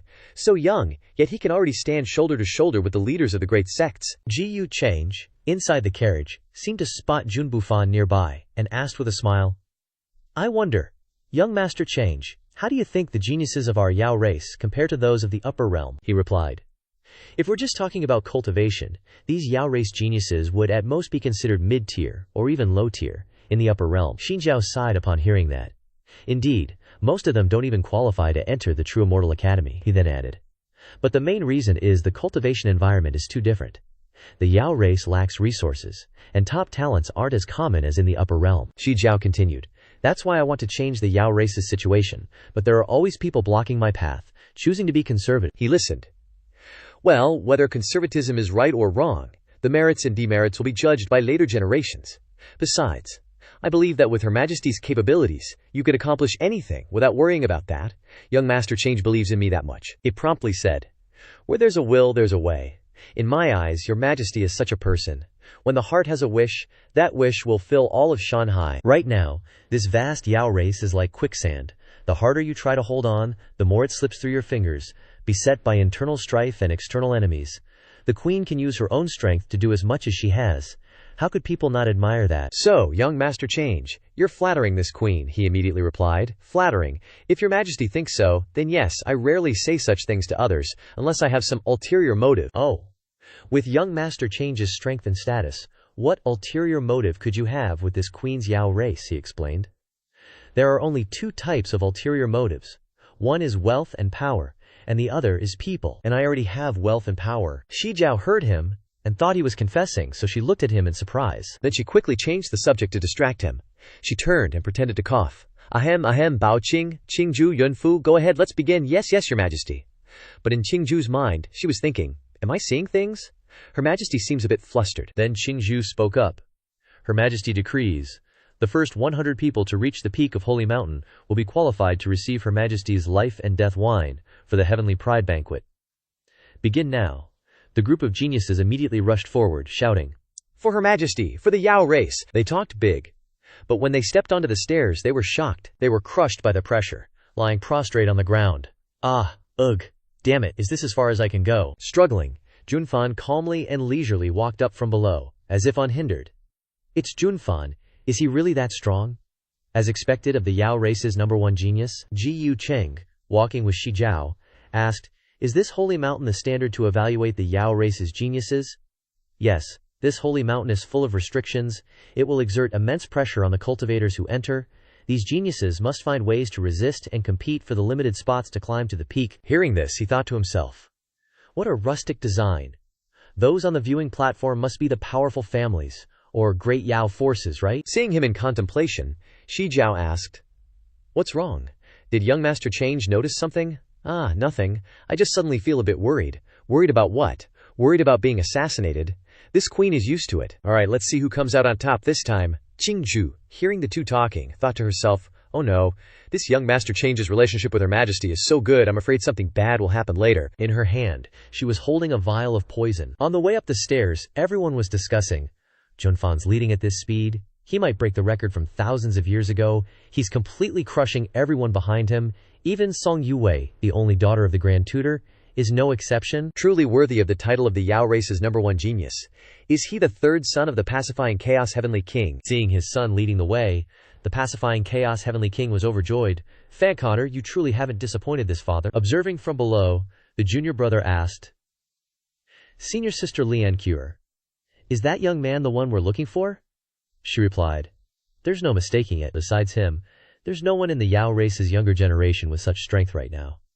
But why did he choose this moment to climb the holy mountain? It's too attention-grabbing. Isn't Xinjiao the queen he hates the most?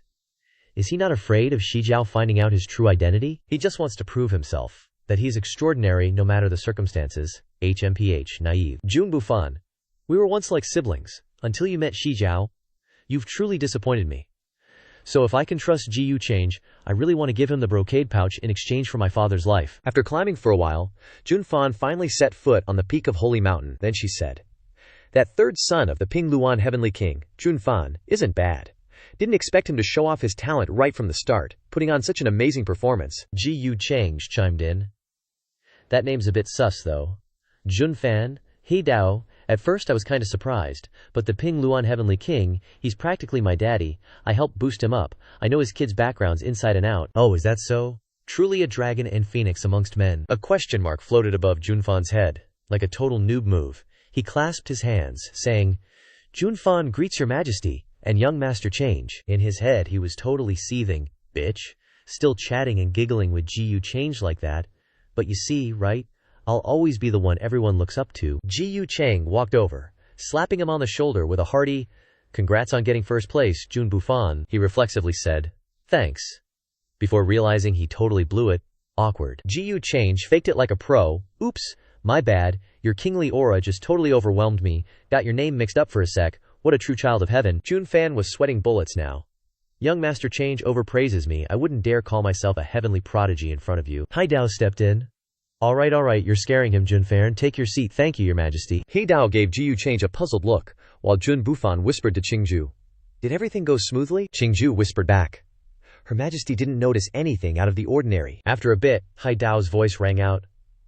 All 108 heavenly prodigies are almost here. Qingmei, Qinglan, arrange their seating. Qingju, arrange the feast. Gu Change had already caught Jun Bufan and Qingju whispering to each other, busted. Just then, the banquet officially kicked off. Hai Dao started. Everyone, first, congratulations on gaining the qualifications to attend the Heavenly Prodigy Banquet. You can sit here, because all of you represent the future of our Yao race. I hope you all continue to work hard and contribute to the prosperity of the Yao race in the future. The crowd erupted. Long live your majesty! Long live your majesty! Off to the side, some people were gossiping. Hey, am I seeing things? Is he even at the feast? Yu Wei spoke up. The strength that Brother Junfan showed today really surprised Yu Wei. Jun Bufan grinned. After all, this is a rare opportunity to show myself before Her Majesty. Of course, I have to seize it. At the main table, Gu Change commented, Your Majesty has really gone all out for this talent banquet. This Bodhi fruit is truly precious. Hai Dao picked up a wine pot and poured. Young Master Change, please try this worry-free wine. It's specially made from 800 million-year-old ice lotus that I personally harvested. The MC exclaimed, This is really worry-free wine. Isn't it said that the method for making it was lost? In ancient legends, only the worry-free ones were worthy of tasting this wine. What an honor for this Gu. Cue dramatic music. Outside, the uninvited crowd was craning their necks. Damn it, I was eliminated. If only I could eat a fruit or drink a cup, Grand Tutor piped up. The scale of this talent banquet is beyond imagination, the Heavenly King smiled, adding, Her Majesty always values outstanding young people. Meanwhile, that sneaky Jun Bufan was thinking, Drink up, Hai Dao. Tonight's banquet is just your funeral. Suddenly, the system gave a notification. In the wine contains some unknown ingredients. However, Gu Change spoke up. Your Majesty is so generous, they'll probably thank you repeatedly. Hai Dao responded, I don't need their thanks. I'm doing all this for the future of the Yao race, the MC said. Her Majesty Hai Dao truly has great vision, which Change admires greatly. Hai Dao raised her glass. Thank you, young Master Change, for coming thousands of miles to the Yao race to remind me. I toast to young Master Change. The MC smiled back. Your Majesty Hai Dao is too kind. Then, Hai Dao unsuspectingly lifted her cup and drank it all down. The MC just sat there and glanced. That slick lizard quickly tipped the poisoned wine away. Hai Dao asked, Young Master Change, how's the wine? The Luan Mamdu replied. The flavor of this wine is definitely good, but, Hai Dao pressed. But what? Qingju, who was serving, thought, Your Majesty, please don't blame me. Gu Change said, It's just that your Majesty's alcohol tolerance doesn't seem to be very good, Hai Dao retorted. What nonsense are you talking about? How can my alcohol tolerance be bad? But immediately after that, she felt incredibly dizzy. Oh no, her vision was blurry. The MC kept smiling. I see that you can't even sit still anymore. She clutched her head in shock, thinking, No, it's not my alcohol tolerance. I've been poisoned. The MC feigned concern. Your Majesty, are you all right? He turned and thought suspiciously. Did he make a move? No. Could it be Jun Bufan? How could he do that? I'm sure the worry-free wine had no problems. Could it be mixed poison? The MC asked.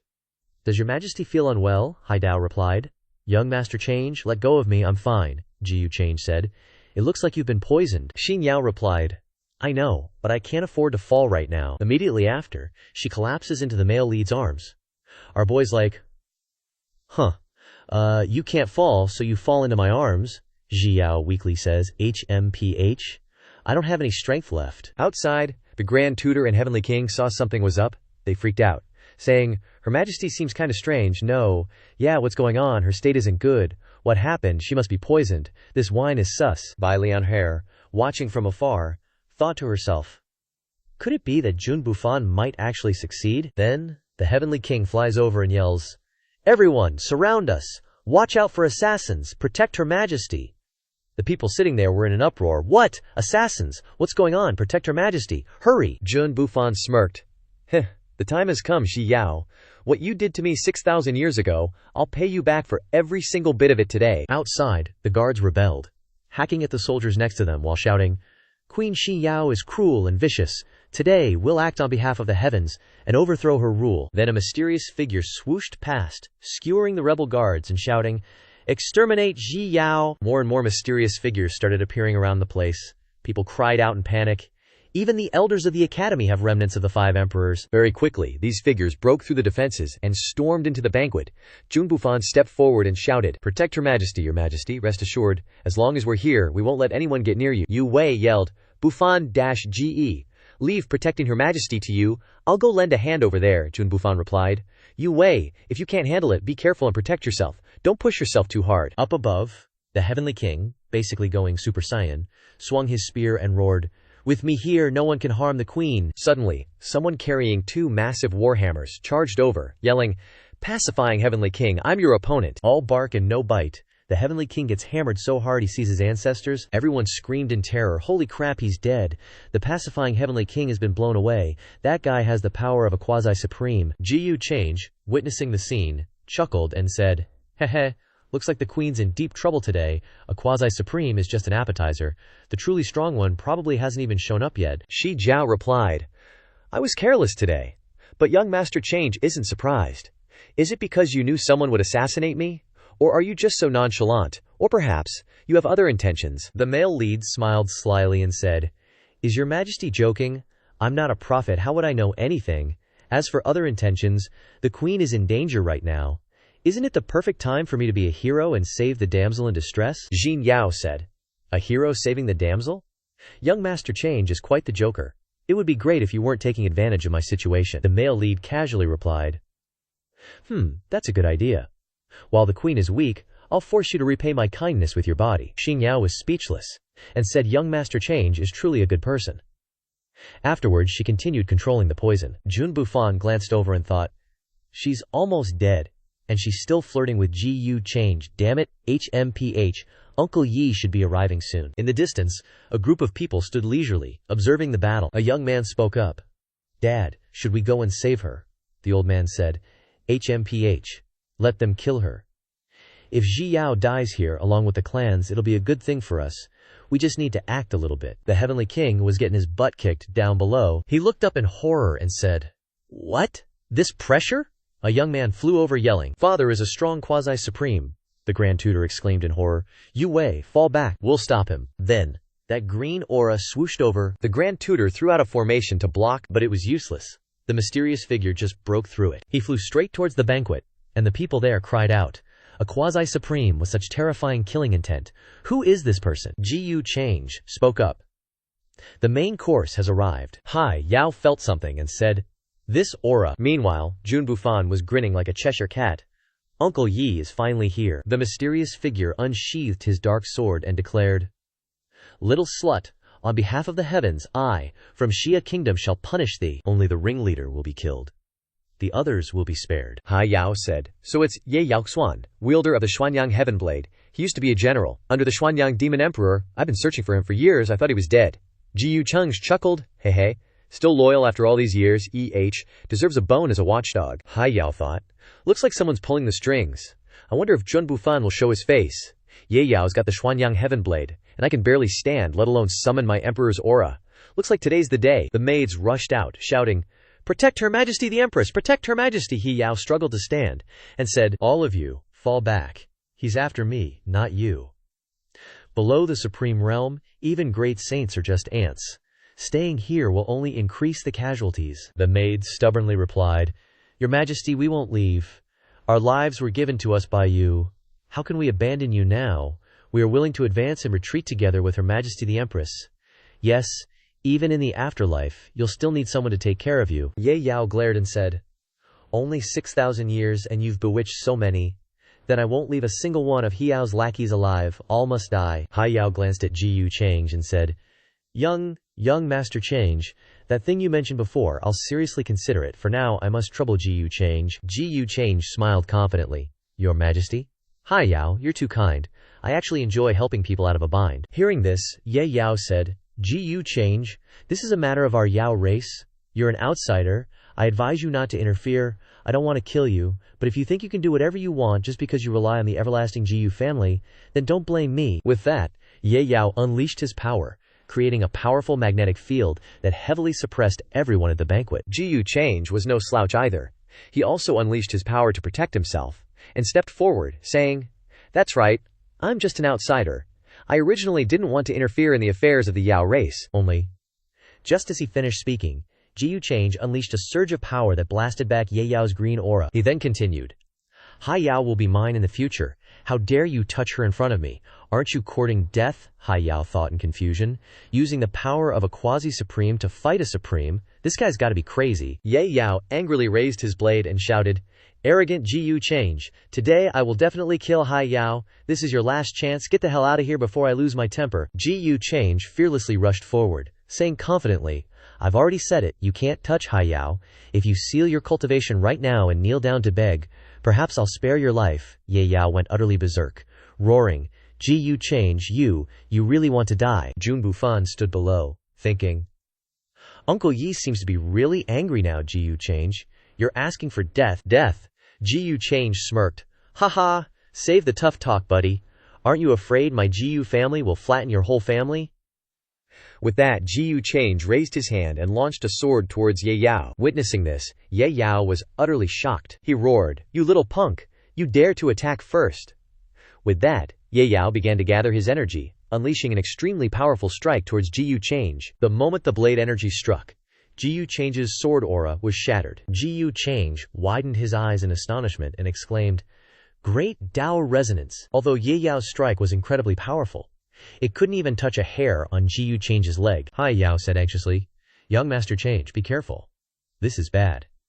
He's using the Xuanyang Heaven Blade to unleash the power of an Emperor Realm, Great Dao Resonance. The harmonious sound of Dharma power echoes throughout the heavens. The maids beside her could only cover their heads and scream. One of them said, Your Majesty, young Master Change is more likely to be in danger than safe. Ye Yao's strike even created aftershocks that reached the outside, causing everyone to cover their heads and ears from the shockwave, their faces full of pain.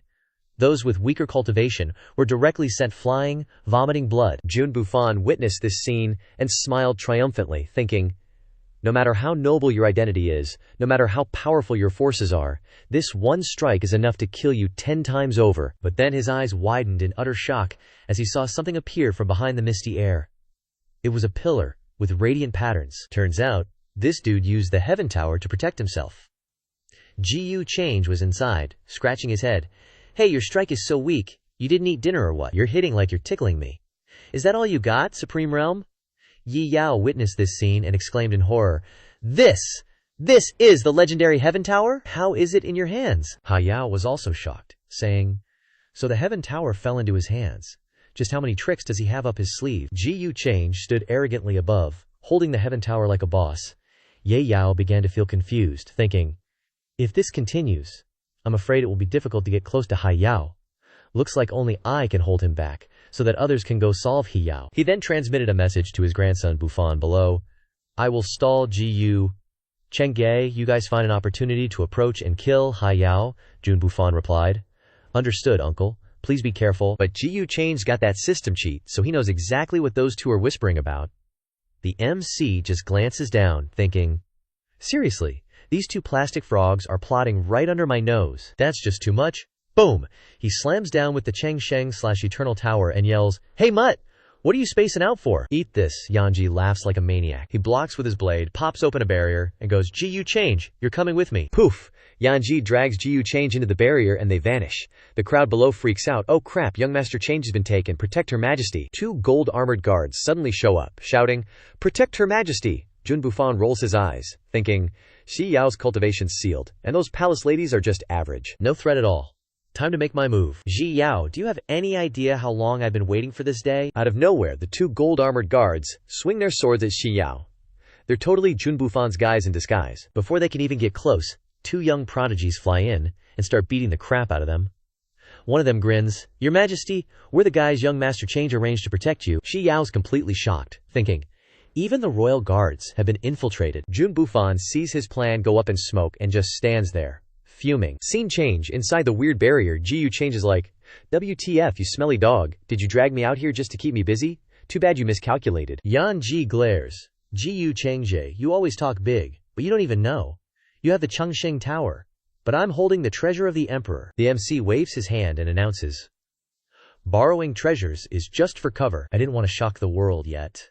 Then, bam, he pulls out his ancestral weapon, surrounded by swirling black aura. Yanji finally realizes what's up and gets seriously scared. He stutters, "What? This freezing aura? You're the inheritor of the demonic arts?" Ji Change gives him a cruel smile.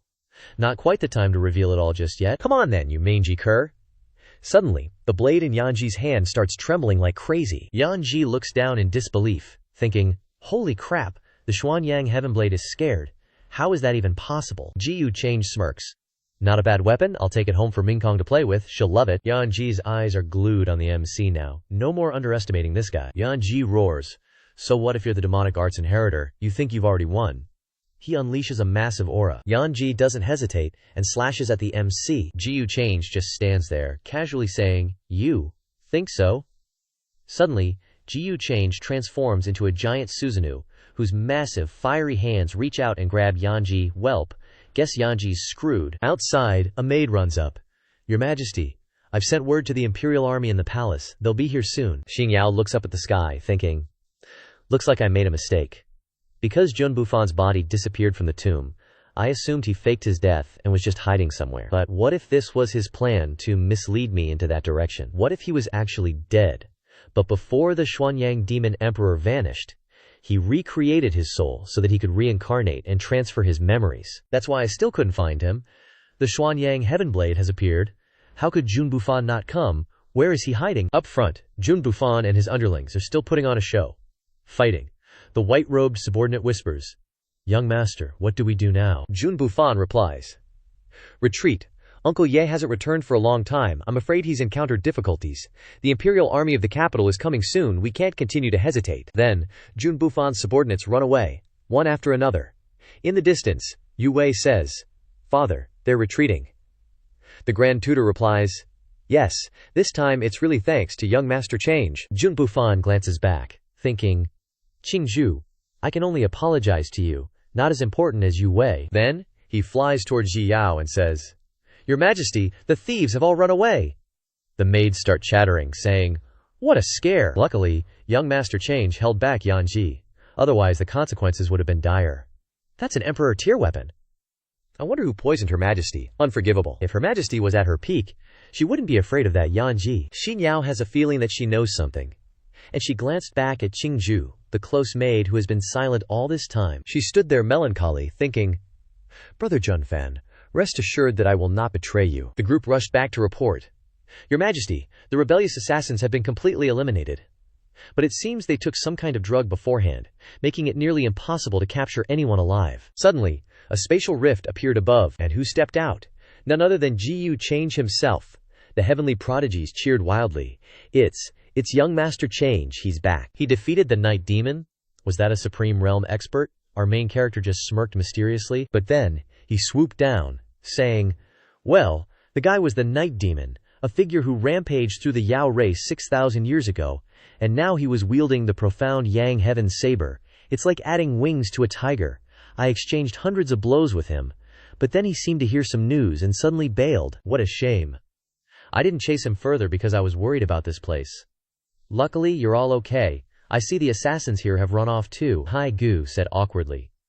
Thank you, young Master Change. Thanks to your help, this queen is unharmed." Ji Change said, "It's nothing.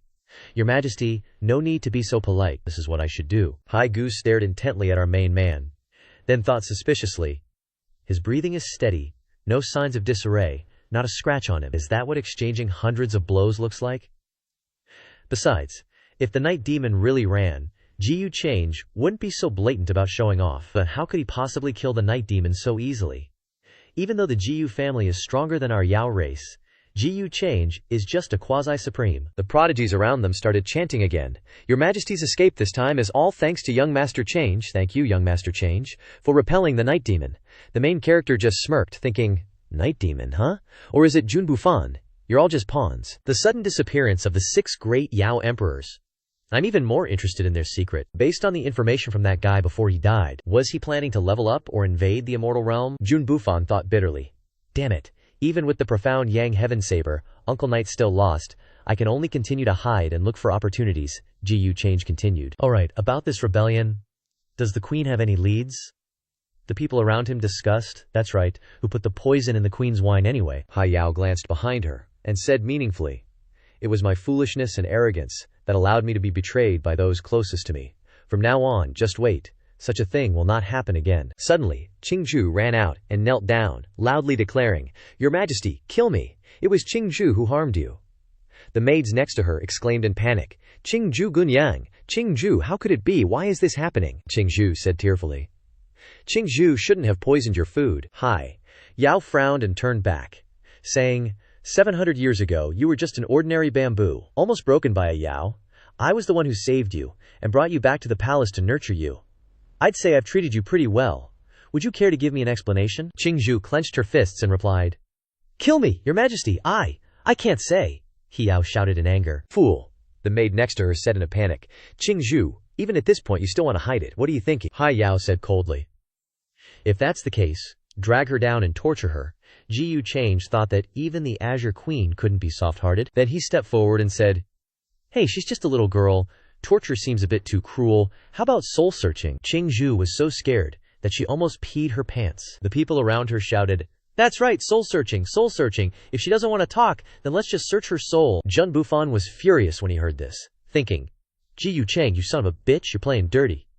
Suddenly, Qingzhu shouted in fear, Your Majesty, I'll talk. It was the night demon who found me and asked me to cooperate with him. But as she spoke, her body suddenly shattered into tiny pieces, her flesh constantly melting. Ji Chang said, Looks like the person behind this was well prepared, Hai Yao said. Yeah, just like the other captured rebels. Immediately after that, Qingzhu's body shattered with even more force. Her dazed gaze turned to someone. She stretched her arm towards her lover in the distance, thinking to herself, How could it be? Fan, Hai Yao couldn't help but feel melancholy inside. The main character standing next to her said, Even though Qingzhu is dead, we can follow the traces. I believe Your Majesty will soon find the person behind this. Jun Bufan gritted his teeth, thinking, Qingzhu, I won't let your sacrifice be in vain. Scene change. Late at night, somewhere inside the steamy sauna room, Ji Liang was chilling, sipping wine and occasionally sneaking a chicken drumstick behind the curtain. Ji Liang's main course, however, was Hai Yao, who was taking a bath. She spoke up. If I had refused you back then, I wouldn't be here now, right? Ji change smirked. What do you mean, Your Majesty? Hai Yao replied, If I hadn't agreed with you, the Yao race would probably be holding my funeral right now, huh? The male lead casually replied, Your Majesty worries too much. There's no such thing as too many ifs in this world. Besides, I don't think this really matters. It was voluntary on both sides anyway. Hai Yao, stark naked, sat there and asked, Sometimes I wonder, are you really only a little over 2 decades old? The more I understand you, the weirder it gets. If you were one of my Yao race people, I'd even suspect you're Jun Bufan reincarnated, deliberately setting me up. Ji change couldn't help but laugh. Ha ha, I didn't expect Your Majesty to have such a vivid imagination. But the young man thought, HMPH setting you up? That's kinda true, actually. Hai Yao slowly stood up and continued. Well, there's not much I can do about it now. Who told you to be such a bad person in the first place? Besides, I can't feel a single bit of genuine emotion from you. Is someone like you even worthy of my true feelings? The male lead retorted. Why wouldn't I be worthy? Saying that, the young man grabbed Hit Yao by the waist and then quickly scooped her up into his arms. But damn, those are some amazing airbags, Hai Yao exclaimed in alarm. You're so bold. Ji change got close to her lips and replied, Not just bold, I want to be outrageous. Suddenly, a guard shouted from outside, Your Majesty, the list of everyone who's been in contact with Qingzhu has been compiled. And that's where the Lovebirds episode ends. See you next time. Scene change. A moment later, in the male lead's room. He had quietly returned to his room, and Jiang Luoshen was already sitting there swinging her legs. She spoke up. "Oh my, the hero of the Yao race has returned. The queen didn't keep you for the night, no wonder you look so glum." Ji Yu Change quietly approached and said, as a maidservant, "Instead of quickly making tea and pouring water when your master returns, what are you doing here?" Saying that, the young man lightly kicked the leg of the chair, causing Jiang Luoshen to fall flat on the ground, with the cup of water landing on her face. Her expression was completely frozen. Hai Yao, meanwhile, was back in her room, reviewing the list. She said suspiciously, "Jun Bufan, Song Ziwei, Luo Tianye, even the daughter of the Grand Tutor and the son of the Heavenly King are on it. If I start investigating without concrete evidence, it'll drag in a lot of people." Still, Hai Yao began to recall suspicious points from the banquet, specifically when Ji Yu Change went to talk to Jun Bufan. "Congratulations on getting first place, Jun Bufan." But she thought, Ji Yu Change, was that a deliberate mistake, or does it have another meaning? Then, He Yao shouted, "Issue the order," but what the order is, nobody knows. Scene change. To the pacifying rebellion manor, a voice said, "Little master, the creatures of all the outer races support Hai Yao and are spontaneously searching for us. This operation failed, you must be careful." Jun Bufan slammed his hand on the table, saying, "Over the years, He Yao has spent a lot of effort winning people's hearts. That's why so many people are willing to support her. But I was there and fought bravely, which counts as meritorious service. I probably won't be suspected. It's just that there's still no news from Uncle Ye. He must have been badly injured and is healing somewhere. Father said someone would bring me something familiar then.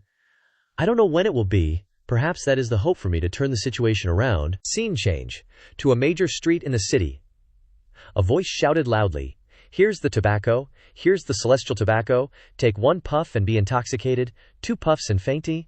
Come on, take a look as you pass by." It turned out that the 2 siblings Bai Lian Hair were disguising themselves to sell tobacco on the street. Shu Chu asked quietly, "Lian Ji, we've been selling tobacco here for 5 days. Can we go in yet?" Bai Lianer replied calmly, "Wait a moment, the Green Mountain incident just happened. Hai Yao will definitely increase surveillance. We can't arouse suspicion at this time." Suddenly, there was a roar of cheers in the distance. "Oh, look at you people. It's young Master Change. It really is young Master Change. I had the good fortune to meet him once at the Tianjiao banquet. Move aside quickly. Don't block young Master Change's way. He is our benefactor in the Yao race." Seeing this scene, Shui Chu asked in a panic, What should we do, Lianji? Why did Change suddenly appear here?" Bai Lianjie pondered for a while and replied, "He's probably investigating the pacifying rebellion manor. We shouldn't get involved with us," Shu Chu said in fear. But he's walking in this direction," Bai Lianjie transmitted. "What? We must look cold and not look at him and not reveal any expression. Ji Yu Change hasn't seen us? As long as we restrain all our breath, and with the jade pendant that father left behind, he won't be able to recognize us." Finally, Ji Yu Liang also came to the place of the 2 siblings, Bai Lian Hair. But suddenly the young man stopped at the roadside medicine stall, making Shui Chu shit his pants in fear. Ji Yu Change glanced down below. His gaze held a suffocating pressure. Because he had the system guiding him, he knew at a glance that these 2 were in disguise. Looking at those 2, he felt truly poor. "Ha ha." Bai Lian Hair tried to force a smile and said, Hello, young master." Shi Chu seemed more professional. The youth quickly pointed at the ginseng roots before them and said, Sir, please look. These medicinal herbs."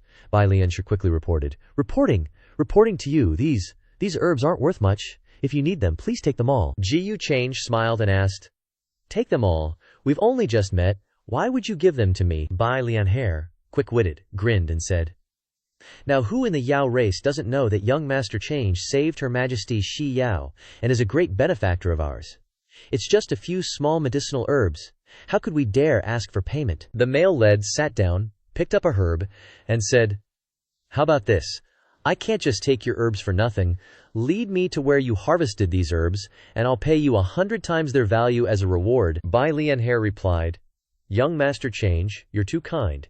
It's just that our home—" But before she could finish, Ji Yu Change glared menacingly and said, "What, you think it's too little?" The 2 subordinates beside her looked like butchers witnessing the scene. Bai Lianer trembled and replied, "If you want to go there, great lord, my brother and I will lead the way." Ji Yu Change smiled kindly and said, "Then I'll trouble you. But first, follow me to a place." Scene change. A moment later, the male lead led the 2 to the Pingluan King's manor. Pingluan Heavenly King quickly came out to greet him, saying, "It's a great honor to have young Master Change visit. Please, this way." The male lead replied, "Heavenly King Pingluan, there's no need to be so polite." The people around them began to discuss, "That's young Master Change. As expected, so different." A blue-clad woman, radiating obsessive fangirl vibes, said, "Zhao Fan, I regret not going to the Heavenly Pride banquet. How can someone so perfect exist in this world, to be able to be by his side, even as a concubine? Before she could finish, Jun Bufan jumped in and said, Sis, I advise you to give up early. He definitely wouldn't notice you. The blue-clad woman said angrily, You deserve a beating. Is your sister that bad? It's wasted effort to care for you. Jun Bufan just stood there bewildered thinking, Damn it, why is that Ji-Yu guy here? Up ahead, the male lead spoke. Ji-Yu has come here today because of Xiao's matter, Pingluan Heavenly King said in surprise. Oh, Her Majesty the Queen's matter, Shi Chu, walking behind, transmitted his voice. Lian where? Sis, I didn't expect us to get in. We can take this opportunity to give him the brocade pouch. Bai Lianhe was intently observing Jun Bufan, who was thinking, Ji Yao, sounds intimate, doesn't it? Ji Yu Chang continued. Actually, the one behind this incident, I think Heavenly King Pingluan already knows. The heavenly blade Profound Yang has reappeared in the world. 6,000 years ago, the son of the Profound Yang Demon Emperor should have fallen in his tomb. But now he's gone. Pingluan Heavenly King replied, I also suspected that. Ye Yao was once a great general under the command of the Profound Yang Demon Emperor. Besides the descendants of the Profound Yang Demon Emperor, I fear there's no one else in the world who could command him. Ji Yu Cheng laughed and said, Because of this matter, Shi Yao has been searching all over the Yao race. And now she's finally found the most likely hiding place of Jun Bufan, Pingluan Heavenly King asked in surprise. Really? Jun Bufan, hearing this, smiled sinisterly. Hiding place? Ji Yu Change, aren't I right in front of you? Can't you see? What the heck? This kid thought he was a rooster, but turns out he's just a young grain of rice. What a load of crap, haha. Ji Yu Change turned and asked. The Profound Yang Demon Emperor had 2 children, one male and one female. 6,000 years ago, Jun Bufan faked his death, and his older sister. Pingluan Heavenly King pondered for a moment and said, Jun Ruoxi? Although she didn't participate in that battle back then, she later created a restricted area in the Yao race, and hasn't encroached on the queen's territory for thousands of years. No one dares approach. The male lead said. Therefore, Ji Yao suspects that Jun Bufan is currently hiding in that restricted area. Pingluan Heavenly King said in confusion. So, the queen's intention is, Ji Yu Change replied. This time, on Sacred Mountain Peak, Jun Bufan not only won first place, but also performed exceptionally in saving Her Majesty. This has earned Xin Yao's great praise, believing that in the future, Jun Fan will become a pillar of the Yao race. So she's decided to have Heavenly King Pingluan and his son Jun Fan lead troops to eliminate Jun Ruoxi. If they can capture Jun Bufan, that's great. If not, capturing Jun Ruoxi is fine too. Jun Bufan, hearing this from afar, was extremely shocked, not expecting that this cunning Ji-Yu would play so dirty. Pingluan Heavenly King, believing it to be true, gratefully cupped his hands and said, For Zhao Fan to be favored by the queen to this extent at his age is thanks to the queen's grace. This king and his son will certainly not fail Her Majesty. Then he turned and roared, Xiao Fan, what are you hiding there for? Come and receive the order. Jun Bufan was so angry that his eyes rolled back. He clenched his fists and gnashed his teeth, thinking, So you want to use Jun Ruoxi to force me to appear? All these years. The reason I haven't gone looking for my sister is so I wouldn't implicate her. Now you want us siblings to fight each other? Xing Yao definitely couldn't have come up with this scheme. Son of a bitch, Ji Yu Change. One day I'll tear you into 100 pieces. I'll make sure you never get to be reborn. Bai Lianhe stood there, observing everything, with many waves in her heart as well. After a while, Ji Yu Change walked out to leave, and said, The matters that Shi Yao needed to entrust are only these. Then Ji Yu will not stay any longer, Pingluan Heavenly King replied. Farewell, young Master Change. Take care on your way. Scene change. At the male lead's residence, the maid, Jiang Luo Shen, was lying there, sound asleep, her 2 full melons pressing down on the stone table, looking like 2 steamed buns. Suddenly, she jumped up when she heard someone say, Sir, didn't you say you were going to the place where they collect herbs? Seeing Ji Yu Change return, Jiang Luo Shen quickly hid in a corner. The male lead smiled charmingly and asked, What's wrong? Is my presence making you uncomfortable? Bai Lianhe replied in confusion. Sir, you must be mistaken. We're just afraid that the clothes of this herb seller will soil you. Ji Yu Change chuckled. Then change back into your normal clothes. Who are you trying to fool with that disguise? Bai Lianhe remained calm. I don't understand what you mean, young Master Ji Yu. Ji Yu Change rolled his eyes and said, Are you really going to play dumb with me? Bai Lianhe fell right into his trap. She blurted out, Please forgive this ignorant girl. I couldn't. Mid-sentence, she seemed to realize something. No, that's not right. Immediately, a powerful aura erupted, shocking her to the core. Turns out, Ji Change had unleashed a massive hand that grabbed that iron pillar dude. The guy yelled, "Cough, cough, Leonersis, save me, help," Ji Change casually added. "Don't worry, after I kill him maybe you'll get it," Bai Lianer snapped. "Let him go, or you'll never get what you want," the male lead replied. "That depends on how sincere you are. Looking at you right now just reminds me of someone I used to know, and it's kinda annoying me." Bai Lianer stood there for a long moment, lost in thought. Then she started circulating her qila, shattering the tattered cloak and revealing her luscious thighs. "This girl looks like she has potential. It will be worthwhile for Ji Change to tap that." Her face was icy as she said, "I didn't think the famous Ji Change was so shallow." The male lead said, "Yeah, you look much better now, a disguise that can fool even high-realm cultivators." "Looks like the Asura Emperor's legacy really did fall into your hands," Bai Liansui asked. "Is that what you're after?" Ji Change smiled casually. "I can let your junior brother and your dad go, and even make the Yao race stop hunting him. The condition is—" Bai Lian here asked. "You want the brocade pouch?" The male lead replied. "Actually, I'm more interested in you. Gotta admit, the art style is fire. Just looking at her is a treat. Those curves are chef's kiss." Ji Change said, "Compared to the pouch, I'm more interested in Miss Bai Lianier herself. Well, don't get me wrong, I just mean that. Compared to the pouch, I'd rather have you and the Spring Breeze Jade Tower backing you to serve me." Bai Lianier asked. "Serve you? I'm afraid we wouldn't have a good ending. Besides, it's hard to convince people to trust someone like you." The male lead replied, "I know you're not afraid of death, but your father's life, the power behind you, and your junior brother's safety, they're all in my hands. Miss Lianher, who do you think you can trust now? Of course you can just ignore them. It's not like I'd lose anything." As he spoke, Ji Change tightened his grip on Iron Pillar, making him scream in agony. Then, Lianer said, "Fine, I can promise you," Ji Change smiled. "Miss Lianer is indeed a smart woman. It's so easy talking to smart people." Then, the young master turned and shouted, "Luo Shen, make some tea for Miss Lianher." Luo Shen, who was at the side table, stood up furiously and yelled, "You really think I'm your maid?" Bai Lianher was quite surprised and thought, "Is that Princess Jiang Luo Shen of the Taishu divine clan?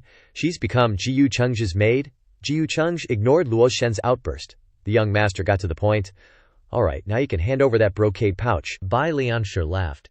"HMPH. Weren't you just pretending you weren't interested in the pouch?" Hearing those words, the male lead smiled brightly, just to hide his embarrassment. The young master continued, "Ahem, well, things change. We're in the same boat now. What reason do you have to not give it to me?" Bai Lianher replied, "If I give it to you, I won't have any trump cards left. What if you turn on us and kill us right away?" Ji Change clutched his stomach and laughed, saying craftily, "Ha ha ha, trump cards. From the moment you faced me, you didn't have any left. If I wanted to kill you, nothing and no one could protect you. But don't worry, because Miss Liansher knows the situation very well, so I will not bother lying to you." With that, Ji Yulan released Iron Pillar. Bai Lianher was shocked and thought, "This Ji Change is really so domineering and cunning."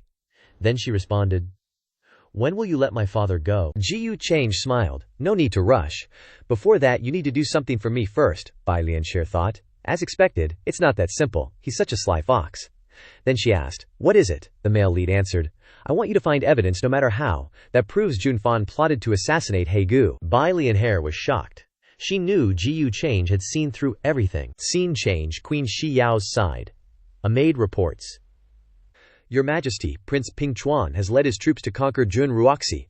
It's said that young Master Chang arranged this in your name," Shi Yao says. "That's unimportant, I know," she thinks, confused. "What exactly is he planning? Jun Ruoxi's cultivation is unfathomable. After 6,000 years, we've never interfered with each other." She asks, "Right, did Jun Fan go to war with his father?"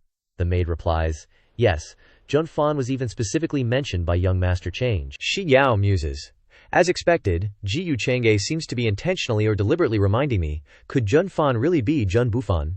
At first I thought he came to help me, but when I think about it carefully, whoever rules the demon realm has nothing to do with him. His purpose to coming to the demon realm is probably not that simple." Scene change. Our main character. He's got the brocade pouch. The protagonist smiles in an incredibly kind and loving way. This brocade pouch looks ordinary, but it contains many terrifying restrictions. Is it specially reserved for Jun Bufan? Other than him, no other powerhouse can open this thing. Too bad your daddy is not a normal person, your daddy is a Superman. He then pulls out a porcelain bottle and releases the aura inside. Ji Change thinks, Let's see if your restrictions can stand up to my Grand Dao treasure bottle. Then, the aura moves towards the brocade pouch, and, sure enough, the restrictions on the brocade pouch are broken. Other auras spew out from the inside. Suddenly, the MC's eyes widen in shock, and then, boom, boom, boom, a series of loud explosions echoes, shaking the entire hall. Afterwards, a misty haze appears around, seemingly containing information from a very long time ago. The protagonist thinks in surprise, if I didn't have the Grand Dao treasure bottle helping, this commotion, this is a sliver of the origin of the world. Or is it in the process of transforming, trying to evolve into a higher level world? Is this the real reason the 6 emperors disappeared? They want to take advantage of the demon realm's evolution to break through to the immortal realm. During the normal evolution of the demon realm, there would definitely be aura leaking out. But the great Dalio traditions of the upper realm haven't noticed anything at all. The 6 emperors must have covered up this secret together. Theoretically speaking, the demon realm's luck couldn't possibly produce 6 Dao attainers. This is already unreasonable. Perhaps this plan started a long time ago. A heaven-shattering game of chess, with the demon realm as the chessboard, the living beings as pawns, and Jun Bufan and Shi Yao are just 2 pawns in their hands to blind others. It just so happens that the 6,000 years of turmoil in the demon realm can be used to conceal the truth of the disappearance of the 6 emperors, and all the blame is put on Shi Yao. Outsiders think she picked up a bargain, who knows, she's just unlucky. Suddenly, a huge figure rushes out from inside the brocade pouch. He says bitterly, HMPH, who are you, brat? Where's my son Bufan? Speak, if you dare to deceive this emperor. Gu Change laughs cheerfully. A bit of a demon emperor's Dao body. What's so surprising about that? He then shoves the porcelain bottle in front of the demon emperor, terrifying him. And then, boom, boom, boom! Another loud explosion goes off inside. Gu Change is enjoying it. This Lemire thing, a bit of the demon emperor's Dalo body, is really delicious. The 6 emperors, the origin of the demon realm, the evolution of the origin, it's really tempting. But Demon Emperor Xuanyang is really ruthless. Even his own son is being set up like this, leaving this wisp of his Dao body to tell Jun Bufan that it was all a misunderstanding. The reason why Ji Yao killed him 6,000 years ago was actually because the 6 emperors were secretly pulling the strings and advised him to let go of his hatred, and then let Jun Bufan rely on the key that Demon Emperor Xuanyang left him to find his residence.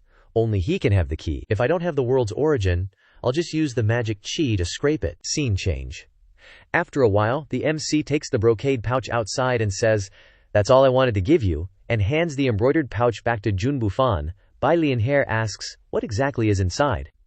Gu Change feigns surprise and says, "I don't know. I couldn't even open it. Would I need to deceive Miss Lianhe with something like this?" "We're in the same boat now," Bai Lianhe says listlessly. "Yeah, you're right." She then leaves. Luo Shen rushes over and reports, "Gu Change, the tea is ready." The MC turns and says, "Suddenly, I don't want to drink it anymore. I'm gonna find a smiling beauty to drink with." Scene change. Pingluan Commandery. Inside, the woman in green says, "Young master, what do you think of change?"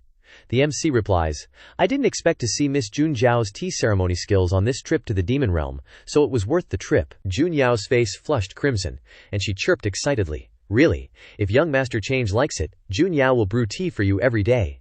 If you have time, you can visit anytime."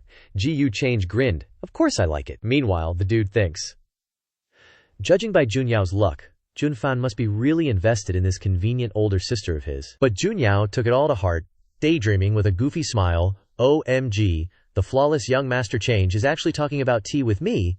I have a chance. Hi. And Gu Change is thinking, with an evil smirk, how should I play this chess piece? Scene cuts to Queen Shi Yao's chambers. A maid piped up. "Your Majesty, those who needed to be purged have been dealt with," Shi Yao inquired. "What has young Master Change been up to these past few days?" the maid replied. "Reporting to your Majesty, young Master Change has been frequently visiting the Flat Chaos King's manor lately." Shi Yao was taken aback. The Flat Chaos King's manor? Didn't the Flat Chaos Heavenly King leave a few days ago? What's he doing there? The maid hesitated. "He's visiting the Heavenly King's second daughter, Miss Jun Yao. Your Majesty, forgive my boldness, but isn't young Master Change on your side?" Another maid chimed in. "Yeah, could it be that he's fallen for Jun Yao?" "No." But before she could finish her sentence, a familiar hand landed on her shoulder. It's Gu Change, sporting his signature villainous smile, beaming and saying, "You two are too nosy. It's just for tea. Who told your Majesty to keep avoiding me lately?" Shi Yao waved them off. "You may leave." Then, turning to the male lead, she said, "I've been busy lately." Gu Change stepped forward and said, If Her Majesty is swamped with a million things, this GU understands. If you won't come to me, I'll just have to come to you. Then, he dramatically slung an arm around Shi Yao's shoulder, playing it up like a pro. Tell me, he said loudly, the Yao City's bureau chief abused his power, oppressed the people, and embezzled 90,000 gold treasures, so his whole family has to die. I hate corruption the most. Xin Yao turned to him and asked, What's up with you, Gu Change? Chuckled. Naturally, I'm here to help you solve your troubles. Xin Yao was confused. Troubles? How are you so sure that Junfan isn't Junfan? Gu Change, seeing that Ji Yao wasn't denying it, got bolder and leaned in, replying, What's the point of me being sure? You're the queen. You can't ask me about everything. You need to think for yourself a little. Xin Yao flushed and asked, If I knew, why would I ask you? What did you say that day? Seduce me? And then abandon me? The male lead replied, A mutually willing affair, how can you call it seduction? The matter of Junfan will be resolved soon. You'll know what to do when the time comes. After that, the two had another epic battle of 300 rounds. He carried the flowing water, while she rode the horse. Far away, there was also a group of people riding horses, but not Yama's horse, but riding horses to throw down. This was the army led by the Flat Chaos Heavenly King to capture Jun Ruoxi, the daughter of the Xuanyang Yao Emperor.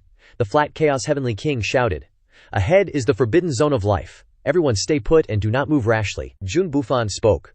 Father, do we really have to purge this place? The Flat Chaos Heavenly King replied, Nonsense. Her Majesty personally ordered it, and there's a high chance Jun Bufan is hiding here. If we capture him, what do we have to worry about our Jun family not advancing to a higher level? Jun Bufan mused. 6,000 years ago, Elder Sister entered the realm of Quasi-Supreme.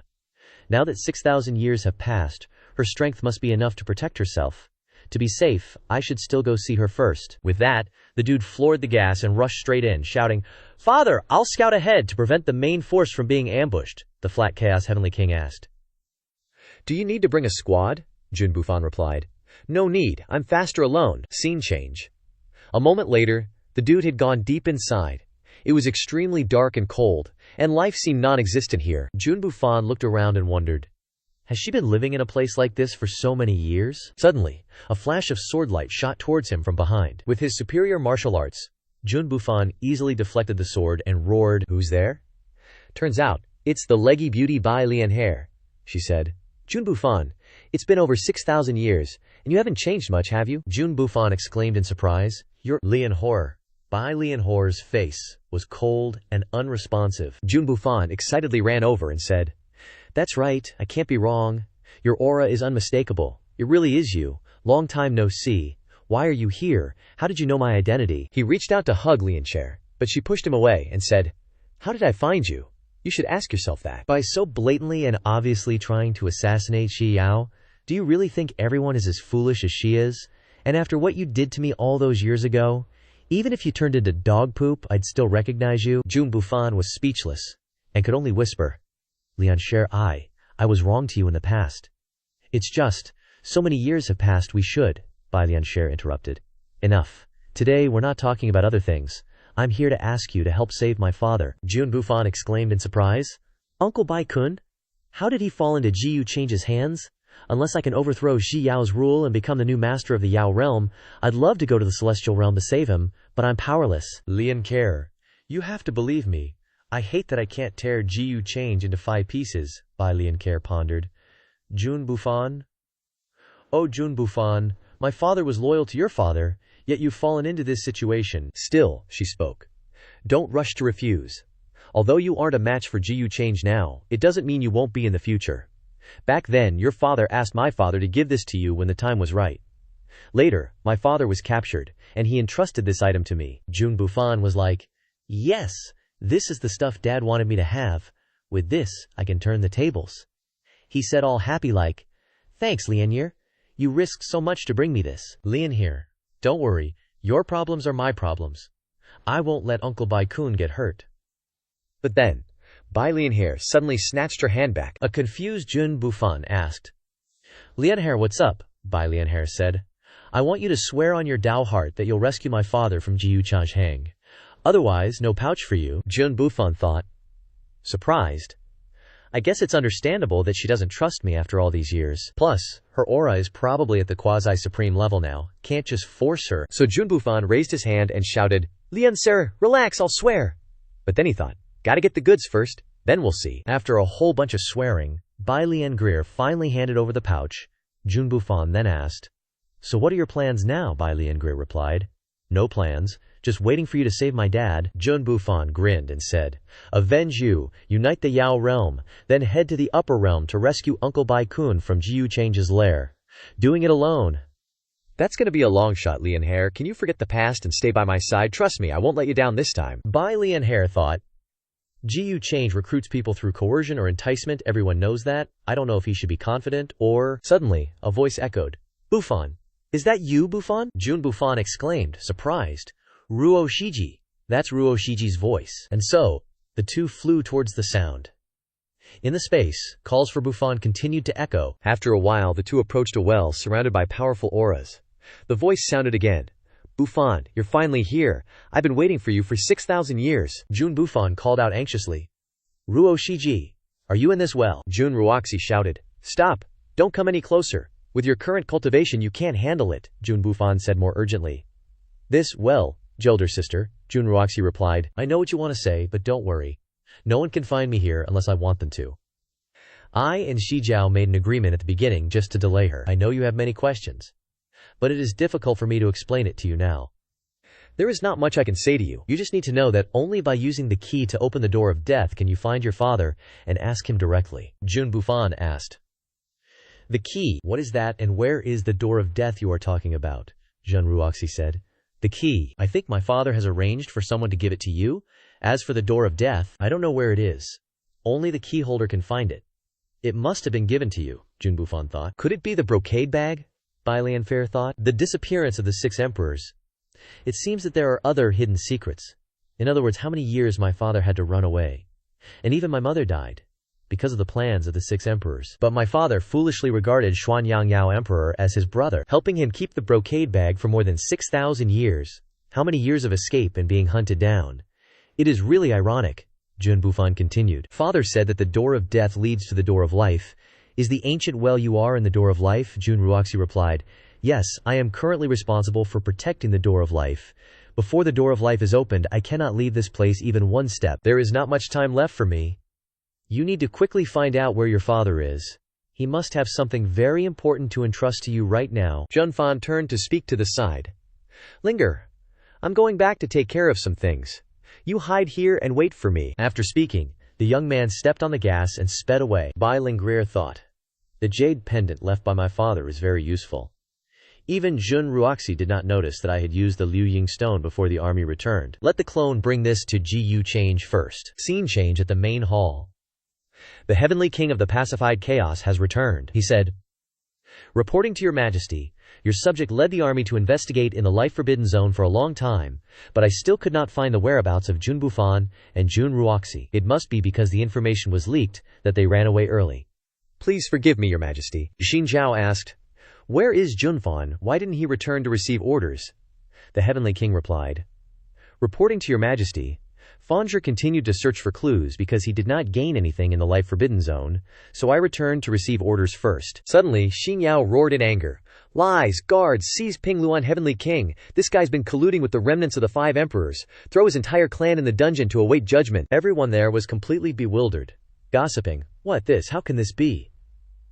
The Heavenly King was also shocked, stammering, "Your Majesty, why would you say such a thing?" The Grand Tutor clasped his hands and spoke up. "Your Majesty, isn't there some misunderstanding here? How could the Heavenly King collude with the remnants of the 5 emperors? Isn't Ping Luthian Heavenly King your confidant? What exactly happened?" Shi Yao replied, "This image recording, take a look." Having said that, Shi Yao threw the image recording onto the floor, then said loudly, "The evidence is clear. See for yourselves. Jun Fan, son of Ping Luan Heavenly King." The Heavenly King exclaimed in surprise, "This is an image recording stone." Then, the recording of Jun Bu Fan and Jun Ruoxi's conversation was played for everyone to see. The Heavenly King was utterly shocked, saying, "It's really Jun Bu Fan. This is impossible." Everyone started gossiping. No wonder Jun Ruoxi disappeared without a trace in the Life Forbidden Zone. It seems Jun Fan informed her. This Jun Fan really hid it too well. the Heavenly King said in a panic. Your Majesty, I know nothing about this, Xin Yao shouted loudly. Seize him. Today's matter must not be spread outside. Those who disobey will be punished for colluding with rebels. Scene changes to the male lead's room. Ji Change spoke up. So after your true form and Jun Bu Fan bid farewell to Jun Ruoxi, you went to find the Z Gate, Bai Liang here said. If you don't believe me, there's nothing I can do. Ji Liang smiled and replied. Miss Liang here is joking. How could I not believe you? But Jun Bu Fan will find out sooner or later that you betrayed him. I already told Xin Yao to strictly forbid the officials from spreading this. Hopefully that can hide it for a while, Bai Liangker said. So should I thank you for thinking of me? Ji Cheng replied. Miss Lianger, no need to be so polite. Suddenly, Shi Yao opened the door and walked in, saying, I have followed your request, and thrown Ping Luan Heavenly King and his clan into the dungeon. The male lead reached out his hand. This is Miss Lian Yer. Ji Yao glanced over once, then said, No need to introduce her, I know her better than you do. HMPH. Why do you let her work for you? Then the two people spoke in unison. Bai Liansher yelled, Of course it's because this guy is using my father's life to threaten me. And the male lead said, Of course it's because Miss Liansher is intelligent and reasonable and doesn't want to help the enemy. Realizing it's a little awkward, Ji Change smiled brightly and said, Miss Lianher is really straightforward, Bai Lianher said. Otherwise, do you think I would be kind enough to help you? Ji Yao said with a displeased expression. Do you think this empress wants your kindness? Ji Change, just sitting there listening, could already feel a war about to break out inside the dungeon. People from the king's manor were talking. King, please tell us this isn't true. How could little Fan be? That's right, father. How could it be like this, King? Save us, father. How did little Fan become Jun Bu Fan? Little Fan admires Her Majesty the Queen. How could it be little Fan hid it from us so well? The Heavenly King said powerlessly. I saw the image recording stone. It's real. It's a pity for the glory of our Jun family. From now on, it will be no more. My loyalty to Her Majesty has also become a joke because of this. Jun Yao said in confusion. In one day, things suddenly turned out like this. We're done for. Ping Lutan King's manor is done for. Suddenly, Ji Liang walked over and spoke up. Ping Luqian Heavenly King, don't be anxious. The Heavenly King's loyalty. The sun and moon bear witness. The Heavenly King turned around and said, Young Master Change, why would you lower yourself to come here? The male lead replied, I just learned about the incident from Shi Yao, so I came to visit specifically. I also saw that image recording stone, please be less grieved. Based on the information I have, Jun Farn was probably possessed by Jun Bu Farn. The people from the king's manor exclaimed in fright. What, little Fan, really? Young Master Change? We really didn't know about this. That's right, Young Master Change. Please think of a way to help us. Bro Ji Change, looking very righteous, opened his big mouth and said, Everyone, don't panic. I and Miss Jun Yao can be considered to have some fate. This time I'm here to help. Right now Ji Yao is in a fit of rage. I can't persuade her, but I will ask for a chance for you to redeem yourselves. But this matter will probably be very dangerous. I don't know if Miss Jun Yao is willing. Everyone turned to Jun Yao, looking at her with extremely bewildered eyes. Suddenly, Jun Yao knelt down and said loudly, As long as it can save the clan from this desperate situation and avenge my younger brother, Jun Yao will not refuse. The male lead replied, Miss Jun Yao, there's no need to do this. Scene changes some time later. Outside the dungeon, Ji Change sighed and said, I'm not helping you directly escape punishment, but asking people to take risks like this, doesn't that make me feel very guilty? Honestly, I also don't want you to go, but Jun Bu Fan is probably planning to cause chaos in the Yao world. And currently, perhaps only you can stop all of this. I'm worried about your safety.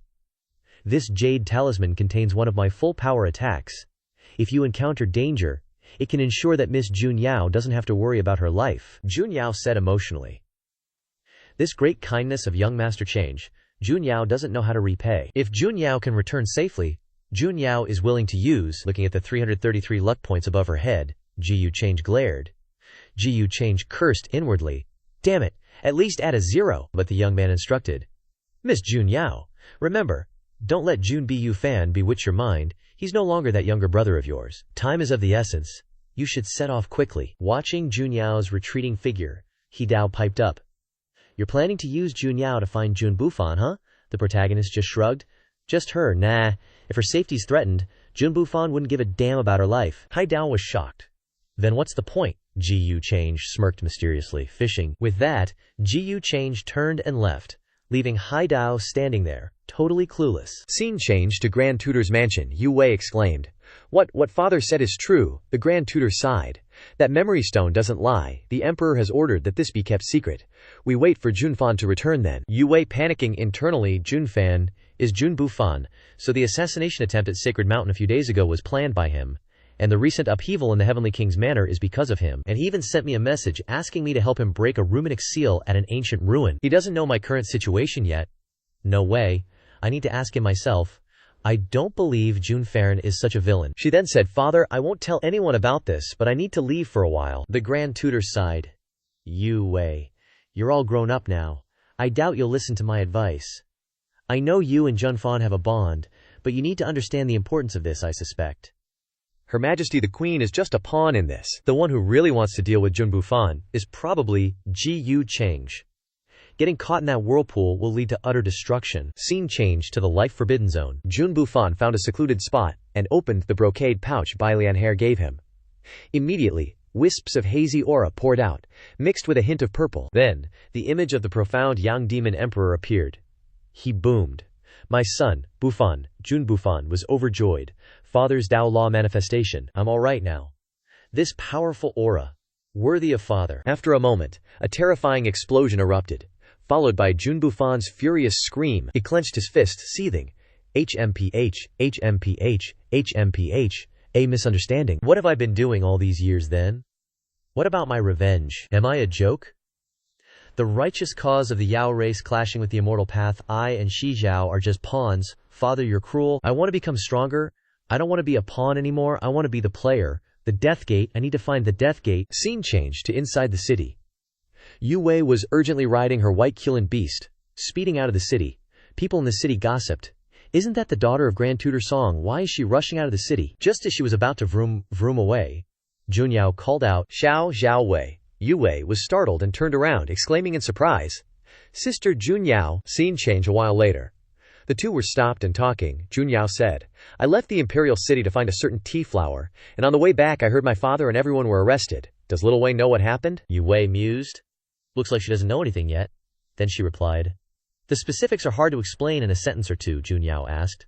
What should I do now then? Yue was a little conflicted, thinking, forget it, she should ask Junfan about this herself. So she grabbed Junyao's hand, pulled her along, and said, Follow me, Junyao asked in confusion. Does little Wei know where Zhaofan is? Yue replied, Junfan hasn't been arrested yet. Everything will be clear when we meet him. And so, the two mounted up and rode off to find Jun Bufan. Junyao, lost in her thoughts of love, sat in Yue's arms and thought, if only young Master Change could hold me like this. Just then, the two of them flew off, and from behind a certain eel was seen spying on them from a distance. The protagonist smirked slyly. I knew it. Song Yue has so much luck, how could she not be involved? Just don't know what role she'll play. How exciting, I should go out too. With that, the youth opened the barrier and slowly disappeared, pulling a total eel move by sliding back into its hole. Scene change to the life-forbidden zone. Jun Bufan was heard saying, This is where the corpse flowers grow. Even the laws of heaven and earth are filled with deathly aura. The Death Gate must be in this place. Bai Lianhe said, A quasi-supreme once fell here, turning into a barren land of bones. Jun Bufan laughed. Don't worry, I've already contacted Yue. She's very knowledgeable in this field. Bai Lianhe asked, Where's the key? Didn't Sister Ruoji say you need a key to get to the Death Gate? Jun Bufan replied, The key should be. But just as he was about to get cocky, something clicked in his brain. Wait a sec, something's not right here. He froze, speechless. Bai Lianhe piped up. What's wrong with you? Jun Bufan, looking super pissed, spun around and yelled, You betrayed me. Turns out, a transmission talisman just told him that the entire Junlu family was mysteriously thrown into jail. Bai Lianhe just chuckled. I was never your person to begin with, so betrayal nah. Jun Bufan pointed a finger right at her face, rage-filled. I can't believe I trusted you so much, and you treat me like this, Bai Lianhe. You've really let me down. Was it Ji Yu who ordered you to do this? Bai Lianhe just smirked. Then she said, You haven't changed, have you? Still stubborn, still arrogant. Even now, you can't figure out who's pulling my strings. You're so pathetic. Jun Bufan got even angrier. He screamed, Is it Ji Yu Change? You're one of his people. Bai Lianhe replied, Yup, Ji Yu Change is fake and ruthless, but he's strong and smart. You're fake, arrogant, and dumb.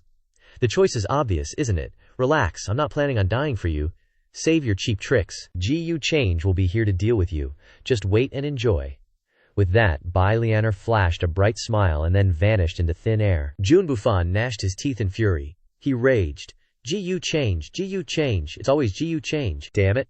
All of you, I won't let any of you off easy. Ugh, calm down, gotta stay calm, can't lose control. If Bai Lianer is working for Gu change, then giving me that brocade pouch must be a trap. Good thing only I can open this pouch, but even so, if it leaves any traces, they can still find my location. Crap, Bai Lianer knows my sister's location. Damn it. Not far away. Gu change had arrived at the life forbidden zone. The young man mused, a forbidden zone of life. Quote, this place can influence the destiny of the Yao race. Seems like it really holds something special. Jiang Luoshen added, I used the Taishu clan's divine art to investigate, and there are many restrictions here. Careless. And we could get trapped. What are you planning to do? The male lead replied, I plan to throw you in first, to see if the formations inside are dangerous. Luoshen went ballistic. Gu change, your jokes aren't funny. Suddenly, the young man turned around, a mysterious smile on his face. He asked, arguing. Unexpectedly, Bai Lianer stepped out of the void, saying, all thanks to your blessing. Gu Cheng said he's back. So I came to lead the way. Luoshen turned to her subordinates and ordered. You guys wait here and report back, Bai Lianer said. Let's go. With that, she led the two of them into the life forbidden zone. Luoshen asked. The death gate is here. Are you sure it's here? There's nothing here. I can't even sense any rune fluctuations, Bai Lianer responded. Jun Ruoxi said she has a way to avoid detection. Maybe she noticed someone approaching. Gu Change summoned Lei Yu Qi. Then said, can detect us, huh? That makes things easier. Then, the young man stood tall and announced, this humble one has come from afar, young lady Ruoxi. Why not show yourself? Luoshen was shocked, blurting out, holy crap, Emperor, is that Emperor Qi? Bai Lianer thought. As expected, the night demon has left. My feet are freezing. She hid deeper in the shadows. Jun Ruoxi was utterly shocked, exclaiming, the Xuan Yang heavenly blade, why is it in your hands? What have you done to my brother? Gu Change excitedly shouted, there you are. With that, the male lead unleashed a slash, shattering the surrounding space. Jun Ruoxi cried out in alarm. The power of reincarnation. Luoshen, witnessing this, thought, following Gu Change might not be fun, but it seems like I'll see a lot of interesting things. The male lead said. Let's go, Bai Lianer chimed in.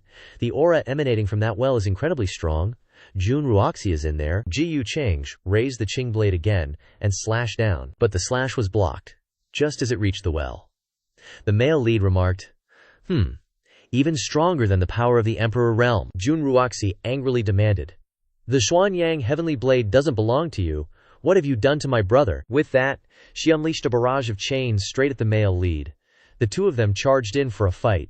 While fighting, Gu Change said, whoa, hold on, I'll tell you everything soon. Having said that, the male lead charged forward, slashing a few basic moves, and shattered those chains. Right after, Gu Change dove straight into the well. Jiang Luoshen exclaimed in shock. He went in. Bai Lianer casually replied, it's fine. With his strength, there's nothing to worry about. Jiang Luoshen, bitter and annoyed, retorted loudly, who's worried about him? I'd be happy if he died. Bai Lianer asked nonchalantly, why are you so worked up? Were you forced into something? Inside the well, Gu Change thought, this guy sure knows how to get the girls real quick. He can sniff out even the high-class girls.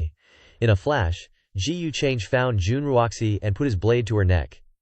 The male lead smiled evilly and said, Miss Ruoxi, you truly are a beauty. I'll give you a chance. Tell me everything you know.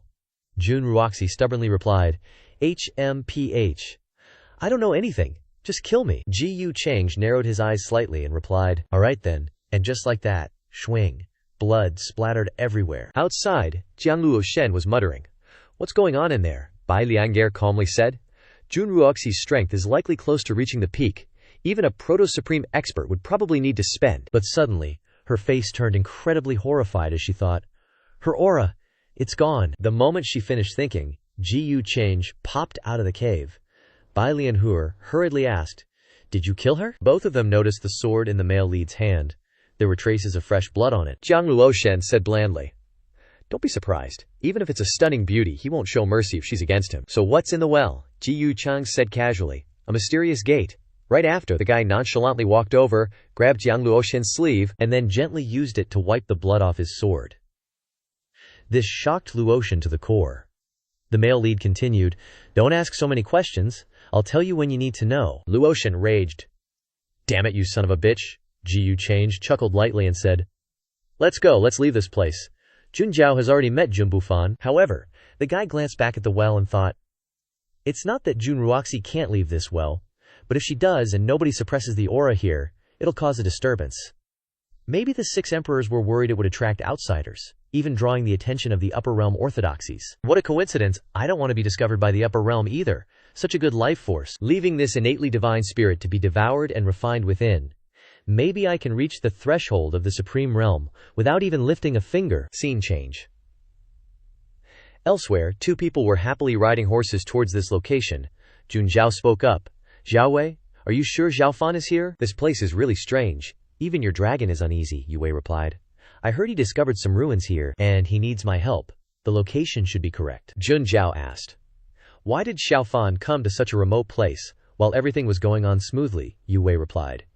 You can ask him when you meet him. Jun Zhao thought gloomily. Xiao Fan is indeed planning something. I'll probe him a little more later. Suddenly, from a distance, Jun Bufan called out, Sister Xiaowei, what is it? Jun Zhao hurriedly ran over and asked, Xiao Fan, why did you come here? Jun Bufan calmly replied. I heard that there is a relic about to appear in this place, but my strength is limited, so I invited Yue to come along, sister. Why are you here too? Jun Zhao replied, I went back to the mansion after picking tea and found that father and everyone else were imprisoned by Her Majesty. I don't know what to do. Then I met Yue. Xiao Fan, what should we do now? Jun Bufan reassured her. Don't worry, sister. Maybe this time, father did something wrong that displeased Empress Shijiao, Jun Zhao said with a sob. Then let's quickly go back and find a way to save them. Let's not worry about this relic anymore. Okay. Jun Bufan chuckled and replied, Don't worry. Perhaps the Empress will release father after some time when her anger subsides. After all, father has made a lot of contributions. Now that we are here, it would be a pity to miss this relic. It is said that this place contains a very mysterious gate to the demon realm. And there is an indescribable opportunity. We can't delay any longer. Let's go. Jun Zhao was silent after hearing this, while Yue thought, haha, he still doesn't tell the truth. Then the 3 of them sped off together and disappeared in an instant. A moment later, Jiyu Cheng's group also arrived. The male lead spoke up. It seems that Jun Bufan and his group really can find the exact route, Jiang Luoshen said. Jiyu Cheng, how on earth did you make Jun Jiao listen to you like that, even willing to do this? Jiyu Cheng just smiled mischievously and replied, Is that important? Lucian smiled and said, Oh, I guess you threatened her family or something, right? What do you think, Miss Bai? Bai Liana replied. Princess Lucian speaks so carelessly.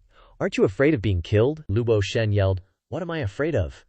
But seeing Jiyu Cheng's beast-like expression creeping up, she quickly said, Okay, I'll shut up. Bai Lianer continued. Looks like they've found their way deep into the forbidden ground. I'll go take a peek first. With that, she slowly faded away. Jiyu Cheng replied, Thanks for the trouble, Lianer. We'll be along shortly. Scene changed to where Jun Bufan is. He walked while saying, Deep in here must be that gate. I can sense its aura. It's just this red mist contains a powerful corrosive property, as if it's from the 9 netherworlds. Prolonged exposure would definitely bring disaster. Then he turned and asked, Zhao Wei, do you have any ideas? Yue then pulled out a Dharma artifact. Then she began to gather strength to activate it. As she worked, she glanced sideways, thinking, Jun Bufan, unless I know the truth, helping you this time will be considered the end of our relationship. With that thought, she launched the Dharma artifact forward. Wherever the Dharma artifact went, the dark red aura was blasted away, and a wide path was revealed before their eyes. Jun Bufan couldn't help but exclaim, Yue is the best, truly worthy of the name. Immediately after that, the 3 of them flew straight towards a massive, mysterious gate, from which streams of blue aura were constantly spreading. Jun Bufan landed and declared, As expected, it's here, Yue said in confusion. This is a terrifying aura. Jun Zhao was equally shocked and asked, Is this the opportunity you've been searching for? Jun Bufan was incredibly excited, saying, Look, not bad. Behind this door lies the secrets of the Yao race from 6,000 years ago. Jun Zhao was shocked by what she heard, because she knew that the truth of her younger brother being possessed was becoming more and more accurate. Yue stepped forward and asked, Junfan, do you know how to get in? Jun Bufan smiled confidently, saying, Oh, of course. Then he pondered, I thought it was incense. Never expected that piece of green stone father gave me back then would be the key. Suddenly, a sword came flying from nowhere, accompanied by a loud voice. Then hand it over. Jun Bufan was completely caught off guard, and he hurriedly chanted a spell, summoning a Dharma artifact to block the sword. The collision caused the surrounding ground to erupt, and a powerful shockwave spread outwards. Looking closely, it was the icy beauty Bai Lianer, and she was charging forward again. Jun Bufan thought in horror, Bai Liangrer, how did she find me? I clearly checked the brocade pouch. Yu Wei screamed. She's a quasi-supreme, Bai Lianher, her face still incredibly determined, swooped down and shouted, Today, if you don't hand over the key you will surely die. As soon as she finished speaking, she split into 5 after-images, each holding a sword and attacking from a different direction. But Jun Bufan was no pushover either. He immediately launched his Dharma artifact to resist. The power of the Fan Clan scripture acted as a shield, constantly enveloping Jun Bufan, and Bai Liansher's sword strikes were deflected. Bai Lianker said bitterly, HMPH, you think that thing can protect you for long, Jun Bufan replied. Well, as long as I can get inside the gate, this amount of time is enough. Bai Lianher glanced at the other two and said, Looks like you don't intend to care about their lives. Feeling the danger, Yu Wei stood in front of Jun Zhao, her face filled with fear. Jun Bufan roared, You dare! If you dare to touch a single hair on their heads, no matter where you run, I will kill you. Bai Lianher replied, Oh, you mean you're going to abandon them? You really are heartless.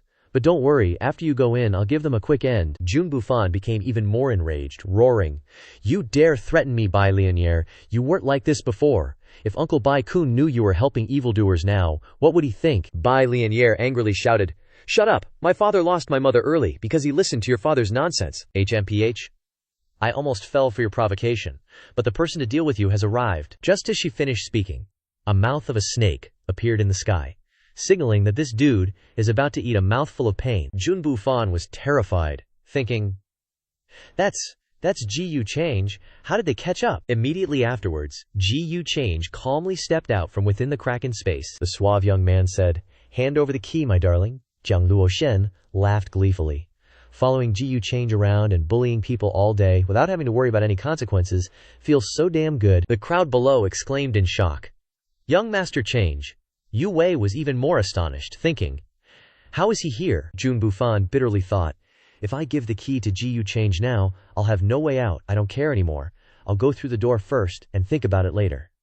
The young man then lifted his foot, preparing to gain momentum and charge inside. But wait for it. Our boy Ji-Yu Liang just waves his hand and summons his Susanoo, which is basically the hottie, Jun Ruoxi.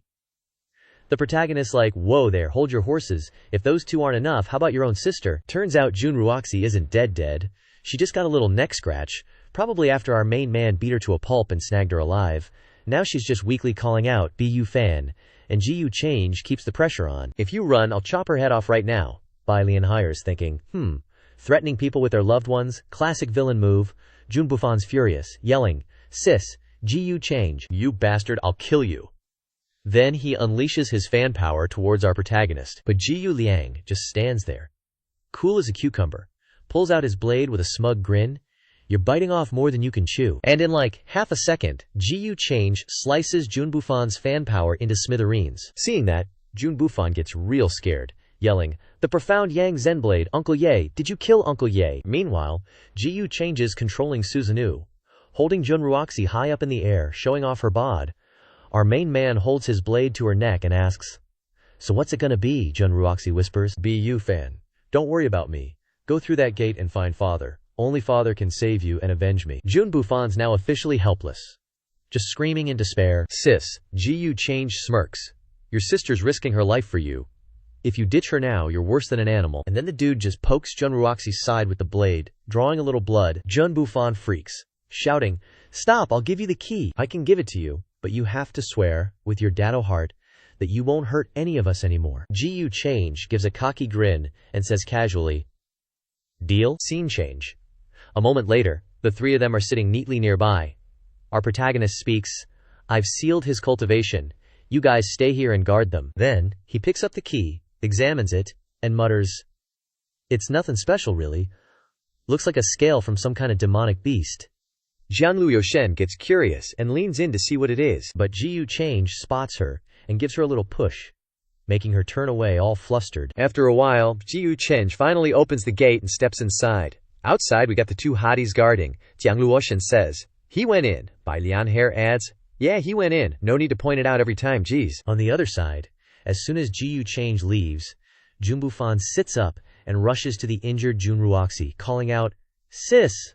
Are you okay?" Seeing her little bro call someone else sis so sweetly, Junjiao can't help but feel a bit jealous. But suddenly, Bai Lianxie steps forward and blasts Jun Bufan with a powerful palm strike, sending him flying like a bird. He coughs up blood, shocked, yelling, "WTF, Bai Lianxie, what are you doing?" Bai Lianxie glances at him, then says calmly, "Stay put and don't move." Zhang Luoshen moves closer to the gate and says, "I saw it in the records of the Taishu divine clan. This is the Qi Ling Seabone, which only appears after an unparalleled demon falls. The world inside this gate is probably not simple." Then, she suddenly remembers something and thinks, HMPH. Why am I worried about him? It's best if he dies inside. That way, my Taishu divine clan won't have anything to worry about. The scene change. Inside the gate, Jiyu changes, wandering around, looking around. Our protagonist speaks. The origin of the demon realm is probably in this space. As for the change in fortune of the demon realm for the 6 emperors, it can only support 2 or 3 people's cultivation enlightenment at most. If that's the case, infighting is inevitable. In the distance, there's the corpse of a super huge monster beast with scars all over its body. Our main man ponders. This red mist is probably the substance produced after a demon emperor died. That's why it carries incredible spirituality and wants to devour the flesh and blood of living beings. Let me use the Hongmeng purple mirror to investigate. Right after that, Jiyu Change started chanting some incantations. From inside the Hongmeng purple mirror, images flickered to life, like a flashback from 6,000 years ago. It showed the Yao emperors arriving and immediately starting an internal squabble. Those 2 factions were going at it hard. Jiyu Change mused. 2 Emperor Realm guys, 4 quasi-emperors, and 1 newly quasi-emperor got iced right away. How did those 2 escape? Must be Xuanyang Yao Emperor and Haijiao's mama, Wu Yue Yao Emperor. Oh, so Haijiao, are you useless? He snorted. I was worried they'd team up and fight outsiders, but with a Yao Emperor kick in the bucket, things just got a whole lot easier. Scene change. Elsewhere, gloomy mountain peaks were getting blasted with bursts of aura. The auras were getting stronger and stronger, lighting up the dark sky. Inside the mountain caves, different colored auras were bursting out too. Introducing, this red-hot dude is Qi Zhao Yao Emperor. He spoke up, someone's entered this place. Introducing, this lady is Shui Li Yao Emperor. She's sitting there all boss-like. Gotta hand it to that camera though, the footage from 6,000 years ago is still crisp, haha. She chimed in. Could it be the helper Xuanyang was looking for? He swore he wouldn't spill the beans, but he secretly left a message for his kid, planning to off us, huh? We'll kill as many as we've recovered from over the years. Another dude sitting nearby is Wu Ming Yao Emperor, he said. When the world matures, Xuanyang and Uyu won't be able to hold back. That'll be the day they die. Scene change. To another location, yellow auras were swirling around in high mountain cliffs. Inside was none other than Xuanyang Yao Emperor, he said gleefully. He's here. Uyu Kea popped up beside him. She said, Xuanyang, what's up? Xuanyang Yao Emperor replied.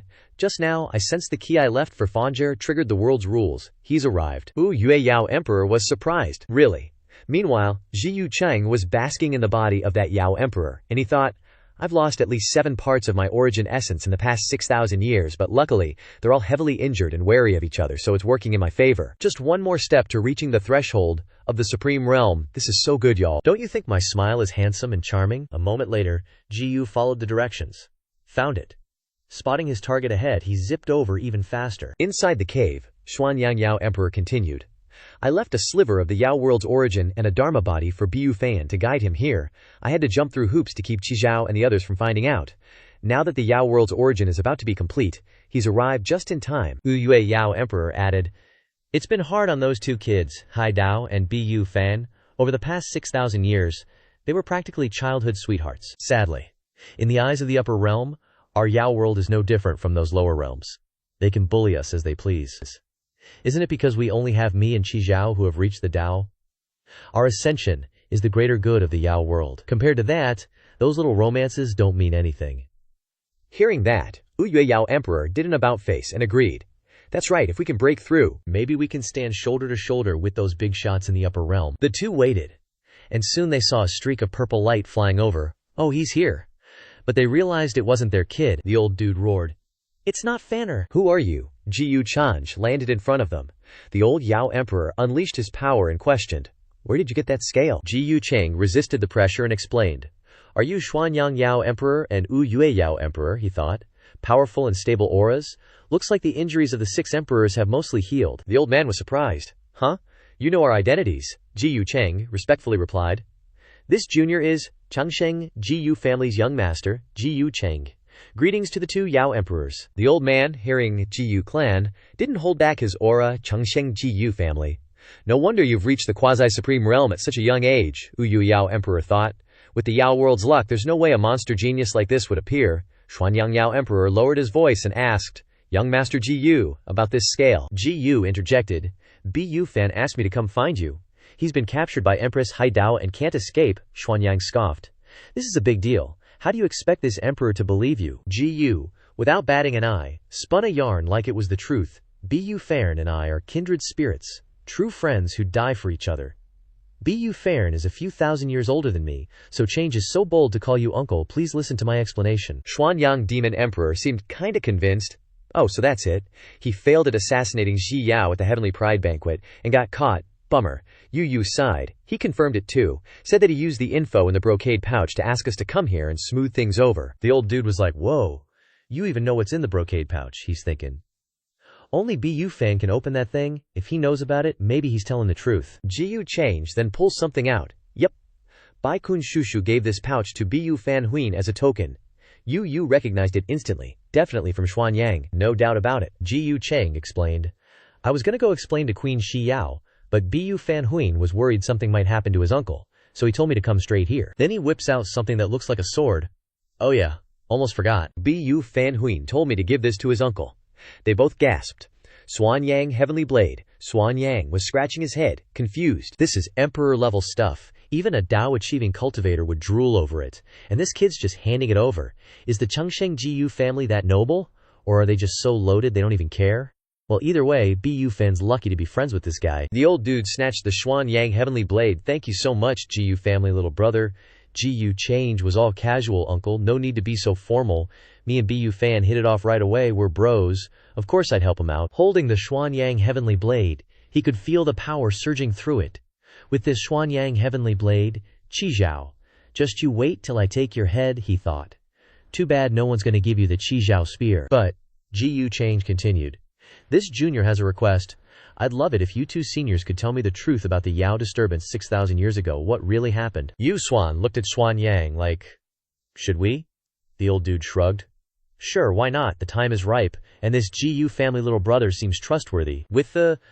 Okay, Yu Xuan said, if you want to know the truth, follow us, but be careful. Even the aftershocks of a battle between emperor-level cultivators could kill you. Ji Yu Change, excited as heck, alright? A moment later, the battle between Xuanyang Demon Emperor, Yu Xuan Demon Emperor, and 3 other demon emperors kicked off. One of the demon emperors saw them and yelled, Xuanyang, Yu. Finally decided to show your faces, huh? Xuanyang scoffed, ready to throw hands immediately. Enough chatter. Today, my original demon realm is mine. Xuanyang summoned a bajillion giant fireballs from the sky.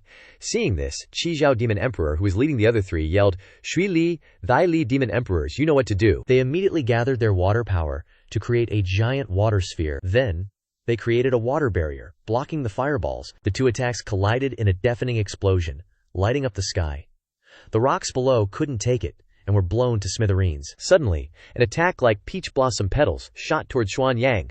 Xuanyang quickly teleported to dodge. Then came streams of blood energy, forming Qi Zhao Demon Emperor. He charged, ready to throw a punch. Xuanyang braced himself. The collision shook the sky again. Lightning flashed non-stop, and the terrifying explosion swept everything around. When the dust settled, Xuanyang was now holding the Xuanyang Heavenly Blade. The Demon Emperor, who had turned into blood energy, seemed to have taken a hit. The blood energy slowly gathered. Looks like this Demon Emperor was a freaking blood-sucking bat. He was shocked, recognizing the Xuanyang Heavenly Blade. Your Dao-achieving artifact. That newcomer brought it for you. Xuanyang didn't hide it. He's my son's brother. Thanks to him, I have an Emperor artifact. You're already dead, don't even try. Another Demon Emperor transformed into a giant, charging, ready to grab Xuanyang. Xuanyang was unfazed. Just a quasi-supreme who just stepped in. Even with an Emperor artifact, you two are still outnumbered. You don't stand a chance, Xuanyang scoffed. Don't worry, after I take care of Qi Zhao, you're next. As soon as he finished speaking, Yu intervened. She transformed into a reindeer, charging and ramming the giant Demon Emperor in the chest, pushing him back. Shui Li Demon Emperor turned water power into a water dragon and also joined the party, yelling, you're the weakest, you think you can stop us.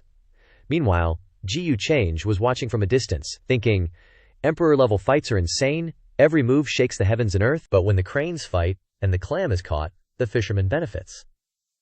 The two sides are evenly matched, so they'll definitely both get messed up. Then I'll catch the emperors in the pot and kill them all. While the main course is the original demon realm, the origin I need to enter the quasi-emperor realm is huge. Plus the origin of the 5 emperors, I might just make it. The two sides clashed fiercely, the saber energy from Xuanyang's heavenly saber tearing apart the Crimson Heaven Demon Emperor's attacks. He was continuously on the defensive, forced back, with 2 gashes already inflicted on his chest by Xuanyang's saber. Unable to withstand the attacks with his chest, he took out a feather. I've been refining this thing for millions of years.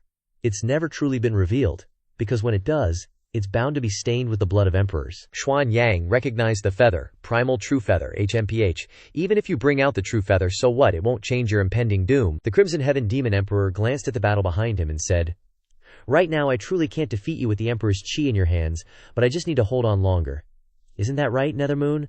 I see she's about to give out anyway." On the other side, the 2 guys ganged up on Nethermoon without any mercy. Shui Li said, "Nethermoon, know your limits. Or surrender to us. We might spare your life." Nethermoon was already heavily injured.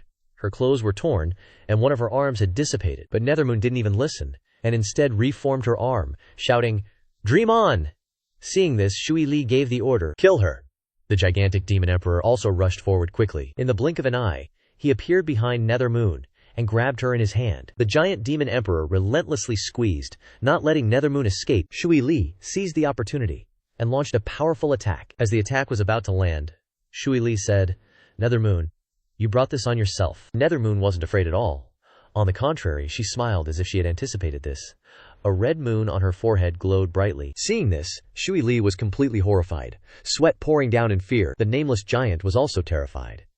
The two only had time to shout, "She's gonna detonate the Mei." Immediately after, a massive explosion blew everything away. Even Xuanyang and the Crimson Heaven were affected and stopped fighting. The Crimson Heaven realized she actually self-destructed her body. The blinding explosion in the middle was dazzling. You could see Shui Li and the Nameless were also buried by the explosion. The Crimson Heaven thought, even so, it probably won't kill Shui Li, and the Nameless, Xuanyang didn't care and snorted coldly, "As long as they're heavily injured, that's enough. After I capture you, killing them will be a piece of cake." As the explosion dissipated, the Nameless figure was covered in injuries, skin peeled, and flesh torn, looking like he was roasted. His hand was now opened, releasing Shui Li. She was also seriously injured, coughing non-stop. She kept cursing Nethermoon. "Damn it, she plotted against us." Looking up at the sky, they saw a streak of purple light flying away quickly. Nethermoon's true form soul is strong. Destroying her body doesn't affect her origin. She escaped, but she won't recover much in a short time. Let's take this chance to rest and then help Crimson Heaven capture Xuanyang. Ying Cheng, lurking in the dark, also saw the light flash over his head. He grinned happily, thinking, "You won't escape. After I kill these 4, I'll go kill you." On the other side, Xuanyang continuously unleashed attacks, lightning striking down, causing the Crimson Heaven to run like a dog with its tail between its legs. Xuanyang advised, "Crimson Heaven, stop running." Crimson Heaven was now covered in injuries, his blood splattering everywhere. Xuanyang raised his sword to the sky. Countless bolts of lightning gathered and wrapped around the sword, and many enormous fireballs rose like suns. These giant suns seemed to surround the Crimson Heaven. Xuanyang said, "Take this, Crimson Heaven. Why bother struggling in vain? We've known each other for thousands of years. This emperor can at least leave you with a complete corpse." The Crimson Heaven was terrified by this move, thinking, "This one attack could destroy this entire world. My chi and blood are exhausted now, and I only have a strand of primal true feather left." "It's hard to resist," Xuanyang said, certain of victory. "The origin demon realm is mine." Just when I was happily prepping to sell off that Chi Zhao dude for scrap, the old geezer suddenly snapped to attention, eyes wide as saucers. His shiny blade was completely frozen, unable to descend, with a stream of purple energy flowing out, forming chains and coiling around his hands. "Oh crap, I'm screwed, can't move an inch. What the heck kind of power can mess with an emperor artifact?" Seeing this, Chi Zhao lit up like a Christmas tree and leaped forward. Sweet, prime opportunity. Even though he was taken by surprise, Xuanyang wasn't completely caught off guard. He used his free hand to parry the incoming strike. Dream on. Chi Zhao unleashed a blinding white light that moved faster than greased lightning. Xuanyang threw up a shield. But this attack from Chi Zhao was the primal true might itself. It moved so fast that it pierced right through the Xuanyang Demon Emperor without any resistance. Seeing the hit land, Chi Zhao couldn't help but cackle. Ha, I don't know what's up with your sword, but you just took a hit from the primal True-Might. You're pretty much mine to rip apart for a bit. I win. Xuan Yang, struck square in the chest, went limp and plummeted. Blood kept spilling out non-stop. As he fell, he realized, that brat, he dares. A mere quasi-supreme. Xuan Yang crashed to the ground with a thud, he thought. Even if it's a mutual loss, what can his cultivation do? Suddenly, a massive tornado spawned by Qizhao erupted from the ground, shooting straight into the sky. He smugly declared, "The origin demon realm is mine. You'll bite the dust here. From now on, I'll be the only ruler of the demon realm." Ha. But then he widened his eyes, because of being hit with the power of time. In that instant, Jiyu Chang appeared, and used his giant pig sticker to skewer him right through the gut. He said with a creepy smile, "I just thought you should stay here with the Xuanyang Demon Emperor." Qin Zhao finally recognized him. "You're that little punk who wandered in here. This strange great lance can pierce through my body with ease. Could it be the legendary 8 Desolations Forbidden?" Jiyu Chang chuckled. "Senior, you're being way too chatty." As he got down to the ground, Xuanyang was shocked. It really is you. You were planning this all along, weren't you?" At this point, Jiyu Chang was busy sucking the life out of Qizhao. Qizhao was fading, struggling to speak.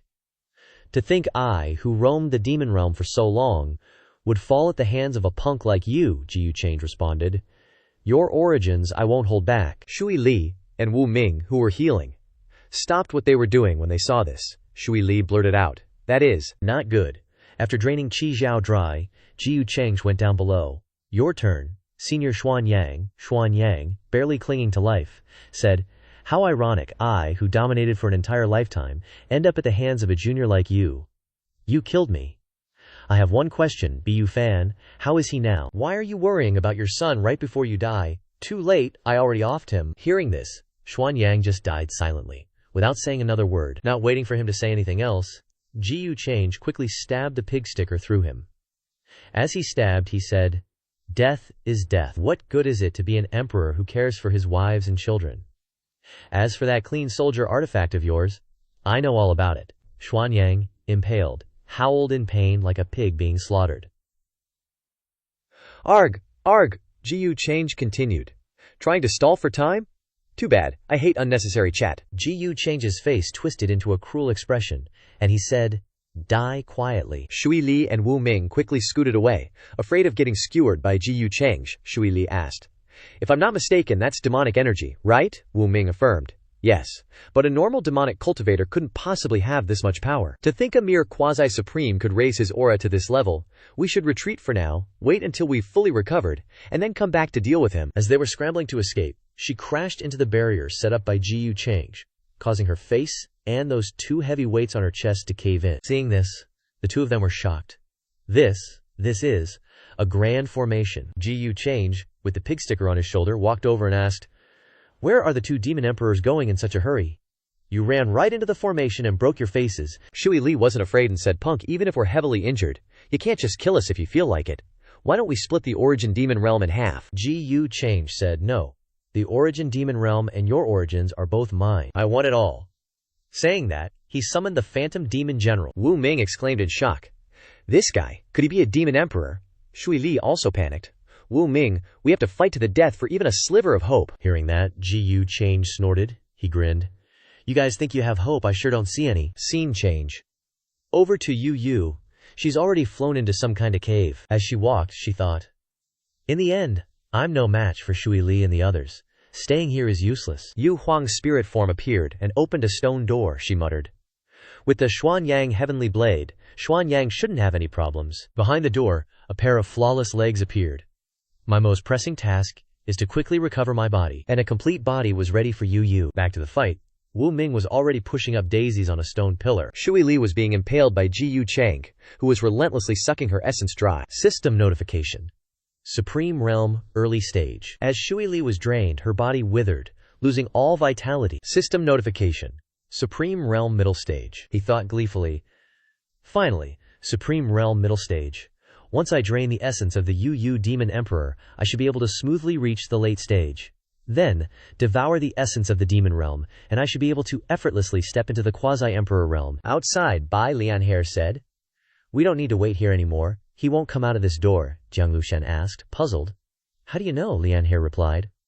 What do you think the Gate of Life was for earlier? Then Bai Lianhe said, "You lead them to the Gate of Life?" Jiang Lushen was angry. "Huh? What's with the commanding tone? I joined before you. This should be your job." Bai Lianhe chuckled. "I've been assigned an important task, while you're just a tea-pouring maid. Isn't it obvious who has the higher status?" Jiang Lushen was speechless, but what she said was right.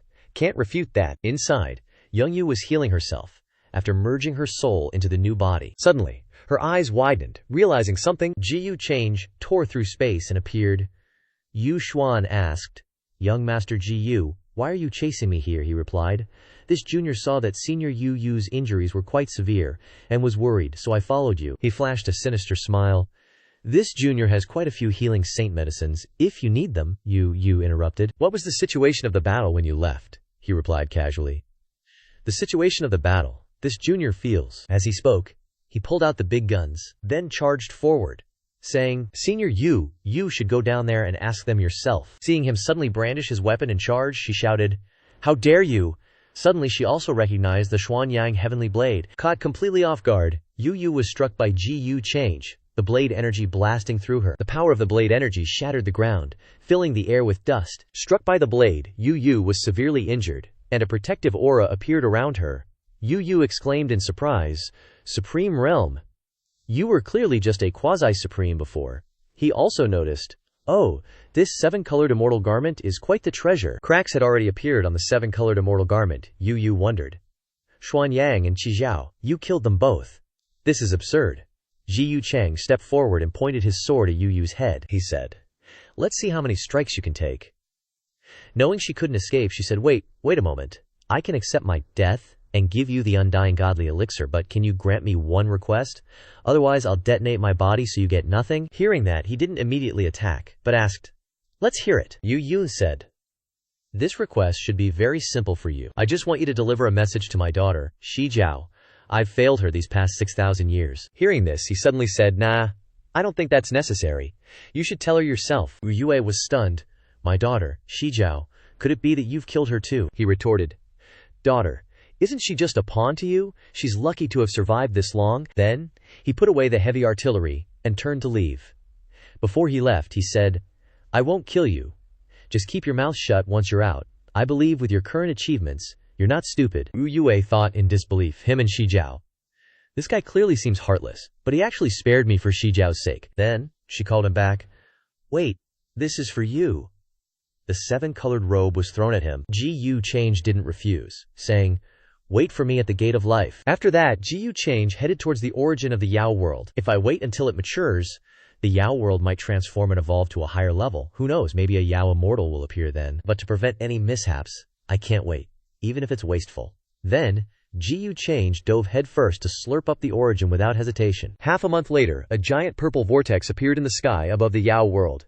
Everyone discussed in shock. This strange phenomenon in the sky has lasted for over 10 days. Are we about to be wiped out? Is this a heavenly disaster? Shi Jiao and the deities had been observing for a long time. Someone asked, "What exactly is happening in the Yao world?" Someone else said, "This old man has never seen such an earth-shattering phenomenon in his entire life." The old Grand Tutor, sweating profusely, said, "Your Majesty, this," Shi Jiao encouraged him, "don't panic. Even if this phenomenon is flashy, it's not enough to make the sky fall." She said that, but in her heart she thought, could this be related to Ji Yu Change's purpose for coming to the Yao world? Just, what are you doing? At this time, someone waiting at the entrance blurted out, "It's been over half a month. Why hasn't he come out yet?" Jun Bufan transmitted his voice.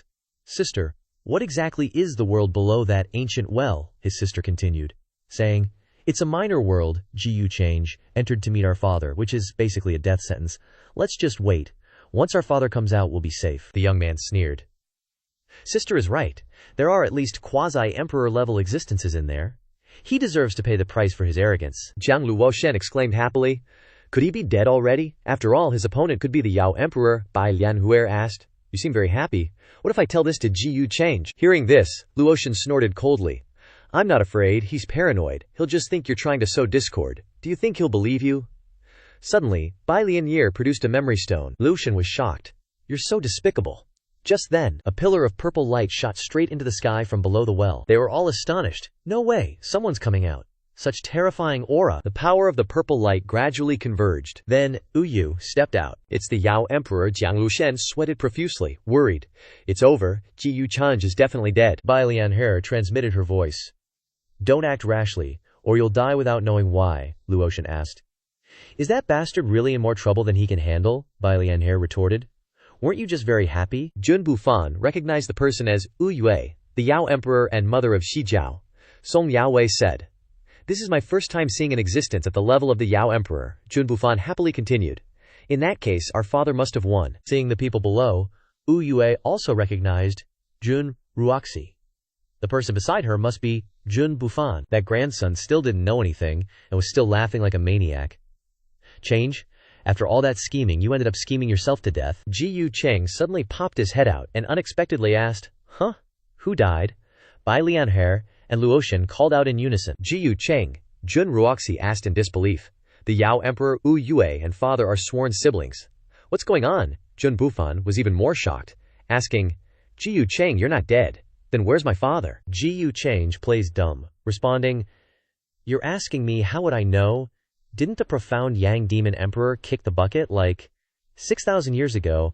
Jiang Luoshen thinks to herself, What's with this weird sense of security? And Bai Lianhe quietly assesses, his cultivation is even deeper than the ocean now, totally unfathomable. Ji Yu Change then tells everyone to head back to the imperial capital. He turns to Yu Wei and says, Oh, capturing Jun Bufan this time, that's all thanks to Miss Yu Wei. I'll be sure to mention this to Xin Yao. Hearing this, Yu Wei can only call out, Young Master Change, he continues. As for your girl Jun Zhao coming back, I'll ask Xin Yao to spare your clan. Jun Zhao thanks Young Master Change. Before she can finish, he cuts her off, saying, Your name, Jun Zhao, always reminds me of some masked idiot. Huh? A masked idiot? Jun Bufan, seeing the three of them being all chummy, yells, No wonder Ji Yu Change could find me so easily, big sis Yu Wei. I can't believe you guys betrayed me too, Jun Zhao retorts. I'm not your big sis, Yu Wei adds. You've become a stranger to me. Jiang Luoshen walks up and slaps Jun Bufan, scolding, Be honest, you're not even as good as Ji Yu Change. Scene change. Over to Ji Yao, she's still watching the weird demonic energy that was messing up the sky, and finally fades away. What the heck is that guy doing? Is it really just a willing exchange between me and him? Suddenly, Ji Yu Change appears. Heh, does Her Majesty miss me? HMPH, so Young Master Change decided to come back, huh? But wait. She widens her eyes, realizing that person is Yu Yu. Standing next to Ji Yu Cheng, Wu Yuhei speaks up. Shi Yao, you've suffered so much these past years. Mother is sorry for you. Shi Yao gets teary-eyed seeing Wu Yu. She calls out, Mother! She runs over, crying out to Yu Yu. Wu Yuwei wipes away Shi Yao's tears, saying, You've grown. Is this for real? Where have you been these past 6,000 years? Ji Yu Change turns to leave, saying, You two have a reunion. I won't bother you anymore. Watching him leave, Shi Yao thinks. Thinking about it, it's not exactly just a trade, Shi Yao's mother also mentions. The strength of this young master Ji Yu is truly rare, if you have feelings for him. Shi Yao responds. He's already engaged. Things are better this way. Oh right, how did you meet him, mother? Where have you been these past years? Wu Yu replies. I'll tell you bit by bit. Scene change. Jun Zhao sees her father being released and calls out, Father! The father sees his daughter and cries out, Zhao Prajer, this time we got lucky because of your relationship with Young Master Change. Oh right, I heard that he will be returning to the upper realm soon. If you want to follow and be his concubine, she cuts him off. Father, it seems Young Master Change doesn't like my name, right? Somewhere else, Jun Bufan is screaming, Let me out of here! Let me out! He still has 648 luck points above his head. Ji Yu Change, what do you want? Ji Yu Change manipulates his hand to grab him and says, I'm naturally here to send you to meet your father. Don't keep him waiting. He doesn't believe him and yells out, What? No way, you're lying to me. My father is the demon emperor, a true saint. Ji Yu Change ignores him and says, You'll know if you meet him. Jun Bufan gets scared and asks, You want to kill me? You swore that you would not make things difficult for me, Ji Yu Change. Are you trying to make a fool out of your Dao heart? Ji Yu Change immediately stated, I don't have such a thing. He then proceeds to crushes him with his hand. The system immediately notified. You killed Son of Fortune Jun Bufan. Congratulations for receiving World Tree Sapling. Seeing this, he thought, is this related to the origin of the world? Well, might as well grow it in my inner world. Half a month later, everyone came to see Ji Yu Change off. Ji Yao reluctantly asked, Are you sure you're going back? He replies, The matter has been resolved. I should naturally return to the upper realm. Luoshen saw him fidgeting, so asked, Are you leaving? Xinyao later said. You remember to take care. Ji Change immediately said that. If you can't bear to part, you can follow me. Bai Lianhe saw him giving bait, so she dragged Luotian and said, let's go first. Zhang Luotian was dragged and still tried to say, young Master Change, aren't you afraid that your Yu Mingkong will be jealous? I've seen it before. And today, you're bringing back an empress.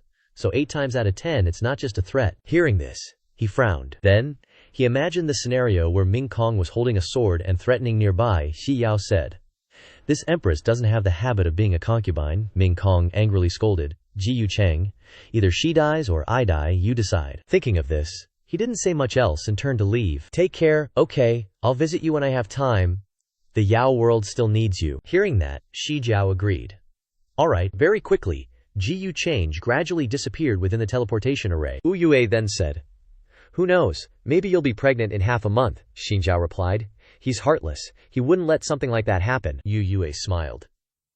But he's not ruthless. Scene changed to the Chengsheng Ji Yu family. Bai Lianhe rushed into the secret chamber where Bai Kun was imprisoned, calling out, Father, Shifu!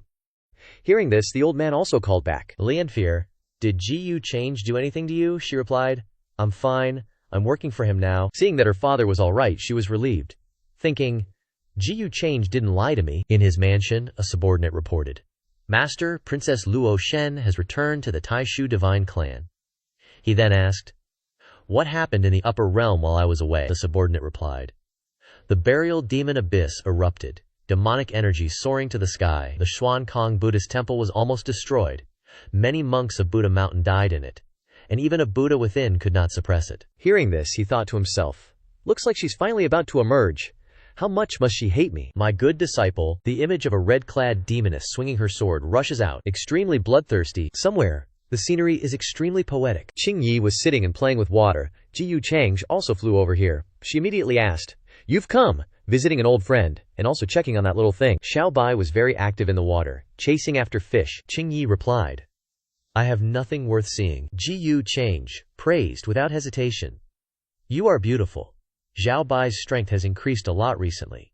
It must have been hard on you. A giant dragon carp was rushing to swallow Xiao Bai. Qing Yi didn't care and said, it eats relatively a lot, so it grows relatively fast. Xiao Bai then opened its mouth and swallowed the giant fish into its stomach. Every day I just watch it eat. I don't care about anything else. Ji Yu Change took out some jewelry and said, I brought back some trinkets for you from this trip to the Yao world. Qing Yi held the comb in her hand and asked, speak, what's the matter? He didn't beat around the bush and said, I want Qing Yi to make a trip to the burial demon abyss and see how the seal there is. Qing Yi didn't refuse. Have you remembered something? Hearing this, he was covered in cold sweat. What? At this time, Xiao Bai flew back and called out, Qing Yi geg. Then Xiao Bai transformed into a girl. Ji Yu Change was surprised to see this. You can transform already. I'm your master, can't you see? Xiao Bai replied loudly. I don't care about you. I don't want you as my master. Ji Yu Change, hearing this, said, I still prefer your playful appearance from just now. Xiao Bai ran to Qing Yi and said, you were just teasing me, HMPH. Ji Yu Change then said, Qing Yi, you've spoiled it rotten. Well, I'll go first then. Qing Yi replied, A moment later. Your father is looking for you. The sea boundary of the 8 desolate 10 domains is about to run dry. Isn't the 8 desolate 10 domains the place where the Great War with the Upper Realm happened several epochs ago? In Legends, that year, the 8 desolate 10 domains was defeated, and in the end had no choice but to retreat, leaving behind many territories. The supreme existences within joined forces to create the lower realm sea boundary outside the border. Inside it contains inviolable power. The higher the cultivation, the harder it is to overcome. Even those who have attained Dato are helpless. It has become a shield between the upper realm and the 8 desolate 10 domains. My old man was all like, yeah? Legends say only when the 2 realms merge and the secret is revealed can cultivators break the curse and become immortals? That's why all the major sects are sending a massive army while the laws are collapsing to cross the sea of boundary markers and assimilate the 2 realms. So I was like, Dad, are you going to let me lead the clan to conquer new territory? The old man replies, with this 8 desolations and 10 domains thing, I reckon there'll be no shortage of great emperors throwing their weight around. I'm worried about your safety, so I'm thinking of sending your second uncle in first. Hearing great emperors, I thought to myself, PSH, I've offed 4 of those already. But outwardly I asked, so you called me here too? The old man jumped in. Right, you've got the most clout among the younger generation now. Go rally the elite of our clan and the affiliated forces. Understood, all right, dismissed. Suddenly, instead of leaving, I stepped forward and noticed my dad had a shiner. Whoa, Dad. Caught red-handed sneaking snacks, huh? Mom really went hard on you, still haven't healed. You're the clan head, gotta keep up appearances. He snapped back. Worry about yourself first. Scene change. A few days later, I stood before hundreds of warships, giving a speech. The 8 desolations and 10 domains is just a hideout for losers who are defeated. How can they possibly withstand our GU family's 10,000 iron-blooded generals? This expedition, you must bring glory to the GU family, and flatten the 8 desolations and 10 domains. Everyone cheered excitedly. Flatten the 8 desolations and 10 domains. Flatten the 8 desolations and 10 domains. 2 guards at the gate chatted. Heard the young master isn't going with the main army this time, he's got other stuff to do. The other one said. The young master's power is so great now that even the esteemed elders can't see through him. They even say they're no match for him anymore. Isn't that wild? The first one replied. Our young master's always been outstanding.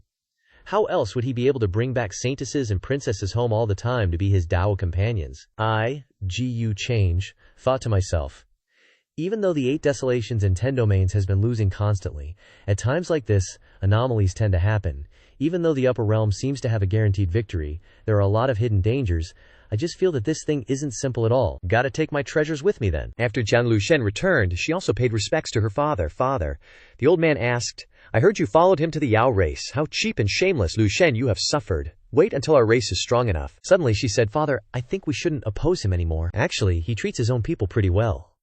In her heart, she thought, I'm just afraid you can't beat him, and you'll end up getting killed by him. The old man's eyes were gleaming. Hearing that, the old man's eyes returned to normal. Huh. His own people, huh. Scene change. Arriving at the Yu Mingkong dynasty. To Mingkong. My trip to the Yao race was fraught with danger. Your husband fought with his wit and courage against the Yao Emperor's son, and finally discovered the Yao Emperor's brilliant scheme. For the sake of the greater good, your husband could only use his low quasi-sage cultivation level to barely resist the Yao race's Dao attainer. When he was about to lose, it was Ming Kong who granted your husband the power to defeat the powerful enemy. This set of divine clothes is an extraordinary object. I hope my wife does not disdain it. Reading the letter, she said, more nonsense. And he even wrote a letter. But this is indeed a treasure for self-preservation. The real value lies in Yin Mei. At this time, she also received a letter, along with 2 bracelets. This is the Emperor Weapon of the Master, who would give away this kind of treasure. Scene change.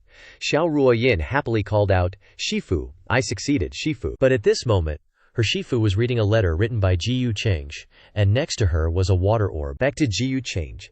He was strolling with Qingyi, and he asked, How's the situation in the burial demon abyss? Qingyi replied. In less than half a year, the seal will break. Hearing that, he pondered. Half a year, huh. Good, I can go ask Tao Yao about the situation, even though my memories haven't fully recovered. Currently, you are the one who knows her best is Tao Yao, but if I go alone... He immediately remembered the scene of being questioned by those old guys. You're going to Peach Village again. Want to see Tao Yao? Why isn't Xianjie going with you? Are you trying to trick her again? Oh my Xianjie. Thinking of this, he clicked his tongue. Oh, what's wrong, he said. I hate those nasty old men. A moment later, a subordinate reported. Master, since arriving at the Grand Ruins tomb, Miss Xian Ware has personally descended to the lower realm and has not yet returned, he asked. Do you know where she went? The subordinate replied. The Heavenly Lawn Realm. HMPH, the Heavenly Lawn Realm. Isn't that the lower realm of the Shen family? Xian Fur's maternal clan? That place isn't far from the Sea of Boundary Markers. This time's great war with the 8 desolations and 10 domains might spread there. According to the information Yanji gathered, Xian Ker's grandfather went hunting there to refine blood treasures for her back then, but unfortunately encountered a huge wave under the Boundary Sea and disappeared without a trace. After that, her parents also went to find him, and it has been several years since they returned. The GU family, Xian Ser, probably went to invite them, and they did not return. 8 parts are because of me.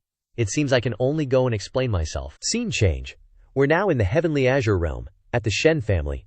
Birds are chilling in the sky, flying around. Then, someone's voice pipes up. No way. I'm not agreeing to marry Xian Sher to that Ling Tu guy. Even if there's a marriage contract, it's a no-go. Xian Sher's got this super rare talent. She's the hope of our Shen family. Are we really gonna let that dude leech off her? Plus, Xian Sher's got the GU family bloodline in her. But, this was promised by Xian Sher's great-grandfather 10 years ago. If we break our promise, wouldn't that make our Shen family lose face? Lose face, my foot? He's just a good-for-nothing with a shattered spirit sea. We've already showered him with tons of heavenly treasures. Haven't we treated him well enough? Anyway, I'm not letting Xianjie marry a loser. Just then, a girl walks in and says, "Elders, you don't need to argue about Xianjie anymore. Xianhere's back." A beautiful girl steps in. "This is Xianhere herself," she continues. Xianhere only wants to pursue the great Tao in this lifetime, and has no intention of getting married or having kids. When Grandpa and Great-Grandpa return, I'll explain this to them myself, an elder immediately comforts her. "Don't worry, Xianhere. Your big sis, Xianhere, is in the clan right now. With her here, no one will dare to force you. That Li Tu is just a useless guy with a broken spirit. See, how could he possibly be worthy of you?" Over at Xianbear's place, her dad's putting on a show. "Xianbear, you need to learn this next move carefully." Xianbear immediately praises, "Father, you're amazing." Xianhere's mom laughs.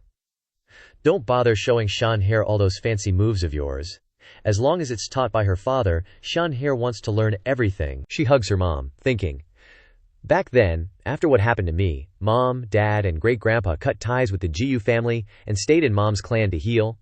That's why my younger sister took Mom's surname. I really want to stay by their side forever." At this moment, Xianhere also walks over and asks, "Father, are you showing big sis your moves again?" Xianhere sees her and asks, "What's wrong, little sis? Why do you look so gloomy?" "Big sis, second grandpa and the others are arguing like crazy over my marriage." Her mother sighs. "Xianxire's marriage contract was originally set by your grandpa and great-grandpa. Back when nothing had happened to you, Xianxire, they went to the sea burial realm to hunt special fierce beasts to help you cultivate.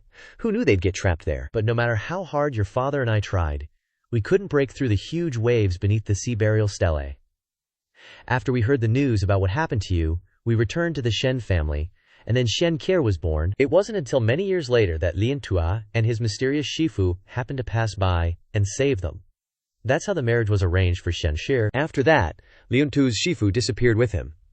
It wasn't until 3 years ago that Lian Tu suddenly showed up, demanding that Xiangear fulfill the marriage contract. His spirit sea was shattered. He's a cripple. Suddenly, Xianhere's father walks over and says, "I feel like that Lian Tu isn't so simple. These past 3 years, he's been low-key, acting like a hidden expert." Xianhere's mother chimes in. "The main thing is that Xianhere is wholeheartedly devoted to the Daoyo. They've only met a few times. Isn't it too unfair to decide their whole lives like this?" Xianhere sighs. "Father and mother shouldn't talk like that, but with my current status in the clan, no one dares to force me anyway." Jiyu Xianxire pats her younger sister's shoulder and says, "This is indeed a bit much, but our Shen family has poured a lot of resources into him these past 3 years. We don't really owe him anything. When the time comes, we can just compensate him a bit more. If his mysterious Shifu returns and isn't happy, we can just let him make other demands." Hearing this, Xianqer agrees. "Yeah, that's right," Xianhere's mother happily says. "So our Xianhere has finally decided to stay in the heavenly azure realm and not go back to that damn GU family, huh?" her father adds. "It's right for you not to go back. That little brat definitely couldn't treat you well. Such a vicious heart back then. You were so devoted to him, yet he still had the heart to attack you." "That's right, big sis. Although the GU family is a giant in the Nine Heavens realm, they didn't treat you sincerely. It's better to stay in this small heavenly azure realm." Jiyu Xianxire smiles and says, "Father, mother, I've already told you, actually, Jiyu change isn't like what everyone thinks. It was just a misunderstanding back then." Xiangear, "You still need to be careful. Jiyu change returning your Dapio bone was definitely because he was forced to make his succession as the family head legitimate. That little brat hasn't been a good person since he was young. If only my strength was higher." Suddenly, Xianxire bursts into laughter. "Haha, he's not a good thing now either," Xianxire thinks to herself. Jiyu change. "Yeah," Xianxire continues, "but I believe he won't harm me." Xianhere wonders. "So, that cousin is actually related by blood? Mom always mentioned him as someone without humanity. No matter what, the fact that he dug out big sister's Dao bone is real. If I get the chance, I definitely have to teach him a lesson." Suddenly, a subordinate rushes in to report. Reporting, "Your Excellency, the Holy Maiden of the Violet Moon Holy Land requests an audience." Xianxire scoffs. "What does Yao Yue want from me?" Xianhere is also surprised. "Violet Moon Holy Land," Xianhere explains. "I heard their old ancestor has been in closed-door cultivation for the past few years and hasn't ascended yet," Xianhere immediately says. "Let me go with you, little sis." Stepping outside, Xianfrere asks, "May I know what brings the Violet Moon Holy Maiden here?" The Holy Maiden in black speaks up. "Long time no see, little sister Xianxire. I heard you don't like this marriage, so the Shen family wants to break off the engagement." Hearing this, Xianxire immediately asks, "Where did you hear this news?" "That's not important. I'm just a bit curious. I just wanted to see who the person the Shen family once invited in, but now wants to break the engagement with, is. I hope you can fulfill my curiosity, little sister. Xianhe can't help but interject. Are we that close? You think you can just meet whoever you want? Seeing Xianhe, Yao Yue asks. This is, Xianhe replies. My big sister. Oh, I've never heard of little sister Xianhe having such a big sister. Should I inform you? This little girl sure talks tough. Doesn't she know the relationship between our Shen family and the Violet Moon Holy Land? I advise you to think carefully to avoid bringing trouble to the Shen family. Xianhe doesn't rush to reply. At this moment, Xianhe turns to Yao Yu Holy Maiden and says, No need for that. I was just about to go see him. Since you want to meet him, let's go together. She ignores Xianhe and exclaims, Thank you, Miss Xianhe. Xianhe thinks to herself, This person seems overly concerned. It's not normal. In some courtyard, a young man is watering plants, while an old man stands there saying, Li Tuch, our Shen family has done quite a bit for you these past years. We've never been stingy with spirit medicines, longevity fruits, and treatments for your spirits. See, our Shen family hasn't mistreated you. Li Tuch, are you even listening to this old man? Second elder, chill out, will ya? I'll bounce from the Shen family when the time is right, but that time ain't now. Besides, I never even asked the Shen family to fix my Ling Hai in the first place. I said don't waste your resources, but did you listen? Nope. The old geezer pointed a trembling finger.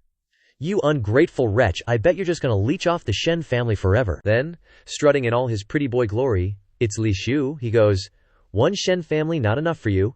If you got something to say it to Shen Xianger's face. Xian Seer, who'd been eavesdropping like a pro, steps forward and snorts. Big talk, huh? The elders totally caught off guard. Xianhe. But Xianhe ain't playing games. Li Zhu, I ain't marrying you. You want something? Name your price. My Shen family will try to make it happen. Beside, Yan Yu was stunned, thought. Compared with the person in the picture, Li Zhu, name a price, Nah, I don't need your trinkets. But if you ditch the engagement, don't come crying to me later. Xian Jie fires back. I definitely won't. Lia Zhu huffs. You have no taste. The elder's about to blow a gasket. You're too arrogant. Yan Yu's sweating bullets. It's him. Yan Yu throws a respectful bow. Huang Yu of the Yao Yu Holy Land greets Great Zihan. Everyone's jaws hit the floor. What in the world is going on? Yan Yu keeps going. This Shen family is just a bunch of frogs in a well. They don't know how honorable your identity is. It's such a waste. Ji Yu Xianye, predictable as ever, thinks. This guy is definitely more than meets the eye. Yan Yu then says, Why don't you come with me to the Huang Yu Holy Land? Our old ancestor has been waiting for you. She shoots a look at Shen Xian, adding, Shen Xianjie, if I were you, I'd apologize to Great One right now, or you'll be eating consequences for breakfast, lunch, and dinner. Ugh, you. The entire Shen family will regret this. The elders had it. Enough, Yan Yu. This is the Shen family, not your Huang Yu Holy Land. Shan Sher steps up. Not on my watch. I want to see who dares blame my sister. Ah, sister. Yan Yu asks. I know the Shen family has backing from the upper realm. Is it you? But you need to understand that there is always someone better and something beyond. There are some people with an identity and background that you can't even imagine. There's always someone better and something beyond. Huh. Well, today I'm going to see who this great one of yours really is, Xianshire says with confidence, but inside she's freaking out. Crap, is he some ancient monster? Li Shu replies. I never expected to be looked down upon to this extent, but that's really interesting. Lucky numbers in form of question marks appear above his head, which indicates that he's about to be butchered by Bro Ji Yu. Another elder whispers worriedly, Could he be some reclusive master? Second elder waves it off. No way. You think reclusive masters are like radishes at the market? Li Zhu then says, Forget it. These ignorant people don't know what's good. Let's go. Yes, great one, Shen Xianser, you had a golden opportunity, and you blew it. You're just too... Suddenly, a pillar of light shoots from the ground straight into the sky. The Shen family elder's ecstatic. The old ancestor has emerged from seclusion, Li Shu says calmly. The current old ancestor of the Shen family, Huang Yu assumes. Could it be that they saw the Great One's extraordinary nature and came out to try to keep him here? The Shen family members are stunned. The old ancestor just went into seclusion. Why is he coming out now? Something big must have happened. Xian Sher's mom and dad are just as confused. The old ancestor. Could something have happened to our daughter? Let's go see. Just then, the Shen family old ancestor zooms right over their heads, leaving them even more confused. What's the old ancestor doing? Looking up, they see the Shen family old ancestor bowing respectfully. Xian Yu asks, puzzled. Who is he being so careful with? Huang Yu scoffs. Blind as a bat, the real main character is right in front of you and you don't even recognize him. Xianhe is sweating. This atmosphere, this familiar feeling. What is going on? Xianhe is confused by what she heard. Suddenly, the Shen family old ancestor announces, Shen Tianhe, old ancestor of the Shen family, respectfully welcomes the young master of the Chengsheng Jiyu family. As he says this, sweat pours down his face like he's about to pee his pants. The gate to the upper realm opens, and Jiyu Change and his entourage appear. He looks down, assessing everything. Second elder is stunned. The Jiyu family, he came himself, Li Zhu mutters. The Chengsheng family, this is a bit troublesome. Yan Yu thinks in shock, so he's their backer in the upper realm. Xian Sher, not surprised at all, thinks, it's him, as expected. His sister is her. Ah, it's Jiyu Change. Jiyu Change descends smoothly and asks, what's wrong? You don't seem too happy to see me, Xian asks back. What are you doing here? He just walks up and starts pinching Xianhe's cheeks, leaving both sisters totally confused. Xianwere's all like, hey, what do you think you're doing? Jiyu Change's response. You disappeared for so long, I thought you were a goner. Looks like you're still kicking. Glad to see it. Is that your idea of caring? She tries to kick him, but he dodges. Right now, Jiyu Change says, the Upper Realm's going to war with the 8 Desolations and 10 Domains. The Azure Dragon Realm is the first to bear the brunt. Shouldn't I be worried about you? Then, real quick, he throws his arm around her shoulders. Who made my precious Xian'er upset? Xian'er's fighting him off. Get off me. Who says I'm your Xian'er? Little Nier's thinking. Were they seriously mortal enemies before this? He gets serious. Alright, tell me what happened. Xianxie glares towards Lian Xu and his entourage. Then she points and says, it's just that the Holy Maiden of the Yellow Moon Holy Ground said Nier wasn't good enough for Li Xiu. She said we were blind and ignorant, frogs in a well. She even said our Jiyu family should watch our words, something about there being people above people, heavens beyond heavens. She even said you're nothing. Hearing that, he gives a little, ooh, with a dangerous look on his face. Yao Yue panics. I didn't say that last bit, I swear I didn't. Li Xiu, standing beside her, just sighs, keeping a straight face. Jiyu Change repeats. People above people, heavens beyond heavens, huh? Today, I'm gonna see exactly who these people are. Instantly, one of his underlings pops up. He orders, go wipe out the Yellow Moon Holy Ground for me. Yao Yu's jaw drops. What? Wipe? See out? An elder is like, I must be hearing things. The underling replies. Understood. Yao Yu's sweating bullets. You, Jiyu Xian shears all. You're gonna destroy an entire Holy Land just because of that. She tries to reason with him. It doesn't need to go that far. Just make her apologize, he's not having it. Not even in the upper realm does anyone dare to challenge the prestige of the Jiyu family so easily. She'll pay for her words. Up in the sky, Xian'er's parents are watching. To annihilate an entire power just because of one sentence, HMPH, still as ruthless as ever. But his relationship with Xian'er, Yao Yue stammers to Li Shu. Great one, Li Shu gets the hint, and steps forward. Fellow Taoist, there's no need to be like this, Yao Yue was just talking in anger. Starting a war over such a small matter is not worth it, in my opinion. An elder jumps out. Insolent! Just some useless live-in son-in-law dares to speak to young Master Change in such a tone. Do you really think you're somebody? Meanwhile, the Giyu family underling is thinking, this old guy is sucking up way too much. Then, he asks, oh, so are you going to stand up for Yellow Moon Holy Ground? Or are you going to be the person outside of people, the heaven outside of heaven? Li Zhu stays calm. Fellow Taoist, one should be magnanimous. Nobody can guarantee what they see as a high heaven.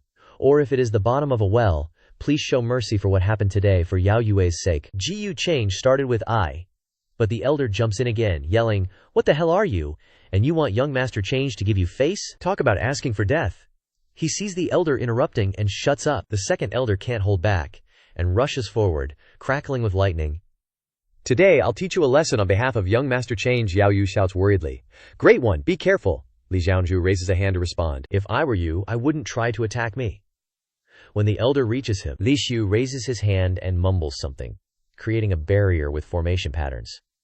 The old man can't help but be surprised. What? Didn't his spirit sea break? Then, the collision creates an explosion that shoots into the sky. The old guy gets blasted backwards, screaming, Aya! Nair cries out, Second Grandpa! Seeing the old guy flying towards her, the Jiyu family underling steps aside, so the old guy just faceplants. The Jiyu family underling pretends to be concerned. This elder, are you alright? Jiyu Xian Yer is shocked. He actually blocked the second elder's attack so easily, Nair adds. Second Grandpa is a great Saint Realm cultivator. The light of the formation shoots brightly into the sky. The ancestor of the Shen family sighs. To show such a radiant formation technique is a person our Shen family cannot lay their hands on. It's a pity he had to run into the GU family somewhere else. Two figures see this and burst into laughter. Haha, both those guys are missing an eye, the man said. I knew it. There's no way the big boss would fall in that battle, he declared. Pass down my orders. All the elders of the Heavenly Saints sect, follow me to welcome the boss back. Elsewhere, two girls who were totally making out on the bed also sensed the light. The two girls recognized it too. This aura is unmistakable, he's back, one exclaimed. Hurry, get dressed. Our 100 Lily sect can't be slower than the others. Up in the sky, boo-em, thunder rumbled, and dark clouds gathered. At the Yellow Moon Holy Land, a massive bolt of lightning struck down. A voice echoed through the Yellow Moon Holy Land. Under Young Master's order, we're here to eliminate the Yellow Moon Holy Hall. Many onlookers were shocked. What's going on at the Yellow Moon Holy Land? One person said. Looks like they're about to be wiped out, another added. They must have offended someone they shouldn't have. These days, even the big shots need to be humble. An old guy named Litu saw all this and said, Young man, don't be too arrogant. Back in the day I was just like you, showing off too much. But being too rigid is easy to break. Besides, both sides are at fault here. Why do you need to push people so hard? Oh, both sides are at fault, huh? GU Change replied. Xian Hair has the GU family's blood running through her veins. She's my little sister. How could my GU Change's little sister be wrong? Change's words were more assertive than a crab. Xian Care was surprised when she heard him. She blinked her eyes in surprise. Litu was speechless. After a moment he spoke. To think a GU family young master would be so unreasonable. GU Change didn't care, he responded. So what? Before he could continue, the second elder, who hadn't had enough, jumped out to interject. Insolent! How dare you address young Master Change by his given name? You should call him Young Master Sama. Seeing the old man sucking up so hard, GU Change was speechless. The old man didn't notice and continued, a lowly live-in son-in-law. Change young master doesn't even need to lift a finger. This old man will personally suppress him. Hearing this, Change raised his hand and said, Scram. The old man knew he'd gone too far, but still had to agree, not saying anything more. The old fart laughed maniacally as he charged forward. Haha, Xiancare and Niancare also frowned. Looks like that old man's about to get his butt kicked. Unsurprisingly, the old man flew up fast and came back down even faster, coughing up blood non-stop. Lian Tu had just made his move. Change's expression was still as calm as before, as if nothing had happened, and it was just a casual move, he said disdainfully. You asked for it? Xianshare saw him make the move for the second time, and was still shocked. What kind of secret technique is that? After all, Nianshir next to her guessed. Maybe it's not a secret technique, but more like a type of talisman that I once saw in an ancient book from the Heavenly Lan realm. The Shen family's old ancestor also recognized it, that is, the lost battle talisman after countless years. A special way to condense fighting intent, through one's self and heaven and earth, into one. There once was a peak powerhouse who dominated the 8 desolations and 10 domains, who was the owner of the battle talisman. After his fall, the battle talisman was lost along with him. So calm could it be that he is the person in the legend. Over on GU Change's side, he took out a blood-colored pill and threw it to the old man who was getting beat down. The old man immediately recognized it. 9 Revolutions Great Returning Pill, thank you, young Master Change. It's this old man who is incompetent, bringing shame upon you, GU Change replied. Can't blame you, even if you've broken through to the quasi-supreme realm, you still can't break his technique. Li Tu, hearing Change's explanation, exclaimed, as expected of the GU family's junior, not bad endurance, it's just that this working style is a bit like the evil sect. GU Change didn't care much about his words, and said, looks like I'll have to take action myself. Just then, a lot of experts rushed over from afar. The one-eyed old guy laughed loudly at this moment. Haha, the Shen family has got some nerve, actually daring to cause trouble for the big boss. You're really not worthy of continuing to exist. The person next to him continued, for generations the big boss has been your family's son-in-law. Are you worthy? And you even dare to break off the engagement? The Shen family's old ancestor, seeing these people rush over, was surprised. Heavenly Blade Holy Sect, 100 Lily Heavenly Sect, Old Ancestor Bianwei, how dare you barge into my Shen family? Yao Yue, seeing the reinforcements, regained her confidence and spoke up. These are all famous powerhouses in the Heavenly Lan realm. This is the foundation of the big boss. Li Tuku couldn't help but laugh heartily. Haha, these guys came at just the right time. The people who just arrived immediately clasped their hands at Lia Tu, Heavenly Blade Holy Sect, 100 Lily Holy Sect, Yellow Forest Sect, the Bai family. We greet Great Immortal Battle. We pay respect to Great Immortal Battle. Holy crap, we're screwed. Battle, battle, battle immortal. That powerhouse who dominated the 10 domains and 8 desolations, rumor had it that he had died a long time ago. The old man's sweat poured down like rain at this moment. Niankare and Xiankare also realized it, and said in unison, "That's an existence above even an achievement Taoist." Seeing the expressions of the other people shocked, Liatu smiled. He then asked, "How about we stop here? What do you think, young Master Change?" Hearing these words, Change pulled out the big guns and asked, "Stop. Whether or not I stop depends on if this agrees." Pulls out weapon, sparks flying like a freaking fireworks show. Li Zhu thought he had the upper hand, but the moment Ji Chang pulls out the big guns, he's sweating bullets. The divine artifact. The one-eyed dude and his crew suddenly realized something and blurted out, "We're screwed." Immediately after, Ji Chang unhesitatingly slashes towards the one-eyed guys. He tells them, "What a bunch of nobodies," and with just one slash, he easily sends them back to where they came from. The sky is quickly filled with the after images of his blade strikes, but the people are gone without a trace. Yao Yu, who was just overjoyed, is now horrified. Her jaw drops, speechless. Ji Chang finishes his slash and says calmly, "Came quickly, left quickly." Xianxer also startled, thinking, "One slash and they're all gone." Xianxer evaluates. He seems to be getting stronger again. Li Jiu starts to get nervous. He quickly says, "Young Master Ji Yu, let's consider today." Before he can finish, Gi Change rushes over, carrying his 80 centimeters blade and slashes. Li Jiu is caught off guard but manages to activate a rune shield, but it quickly cracks and breaks. The shield shatters, and the blade presses against the battle character on his forehead. No surprise, Li Jiu is stabbed right between the eyes, flying backwards with brains splattered everywhere. Before he can even hit the ground, Ji Change reaches out and pulls him back. Then, he puts his hand on Li Shu's head. Li Shu can only widen his eyes, unable to do anything. Ji Change says, "Still coughing up blood, your acting is pretty good. Tell me, how did you survive? I'm very interested in this." Seeing that Ji Change recognized it so quickly, he was once again surprised. Then, Li Shu smiled and said, "You found out. I underestimated you. But kill me if you want. Consider me unlucky. I won't tell you anything." Ji Change's face is cold and indifferent. Without saying anything, there is a pig slaughtering scream. The scream comes from Li Zhu, who is now being touched on the head by Ji Change. Causing his body to gradually crack, Ji Change said, "I can use soul searching." Before long, Li Shu's body explodes into a pool of blood. Xianxer and Xianxer are shocked. "He's dead, he's dead." And Yao Yue shouts, "War immortal Sama." Ji Change is also surprised, thinking, "This mortal body is too weak, and it couldn't withstand even a light soul search. The location of the soul nurturing place may need to be investigated further with the Hongmeng purple token." Xianxer also runs over and asks Ji Change. "He died that easily," he said. "He was already dead." "What do you mean?" The old ancestor of the Shen family also asked curiously. "Please explain the confusion, young master." Ji Change also said, "This person died a long time ago, but his body still retains a part of his consciousness when he was alive. Over the years, that consciousness slowly recovered, and then separated into a ray of mind, turning into this body to walk in the world." As he spoke, he pushed Xiancare's head to the side. Xiancare ignored it and asked, "You mean that even if he dies, he can rely on a ray of consciousness to recover himself?" Xiancare said in disbelief. "This is the power beyond becoming a Taoist," Ji Change continued. "If he is allowed to recover to his peak, it is indeed a bit troublesome." The old ancestor of the Shen family sighed, thinking, "The vast great thousand world. Any strong person can crush countless forces in our Tianlan world. Cultivation has no stopping point. Live to old age, and cultivate to old age." Just then, Ji Change's subordinate returned to report.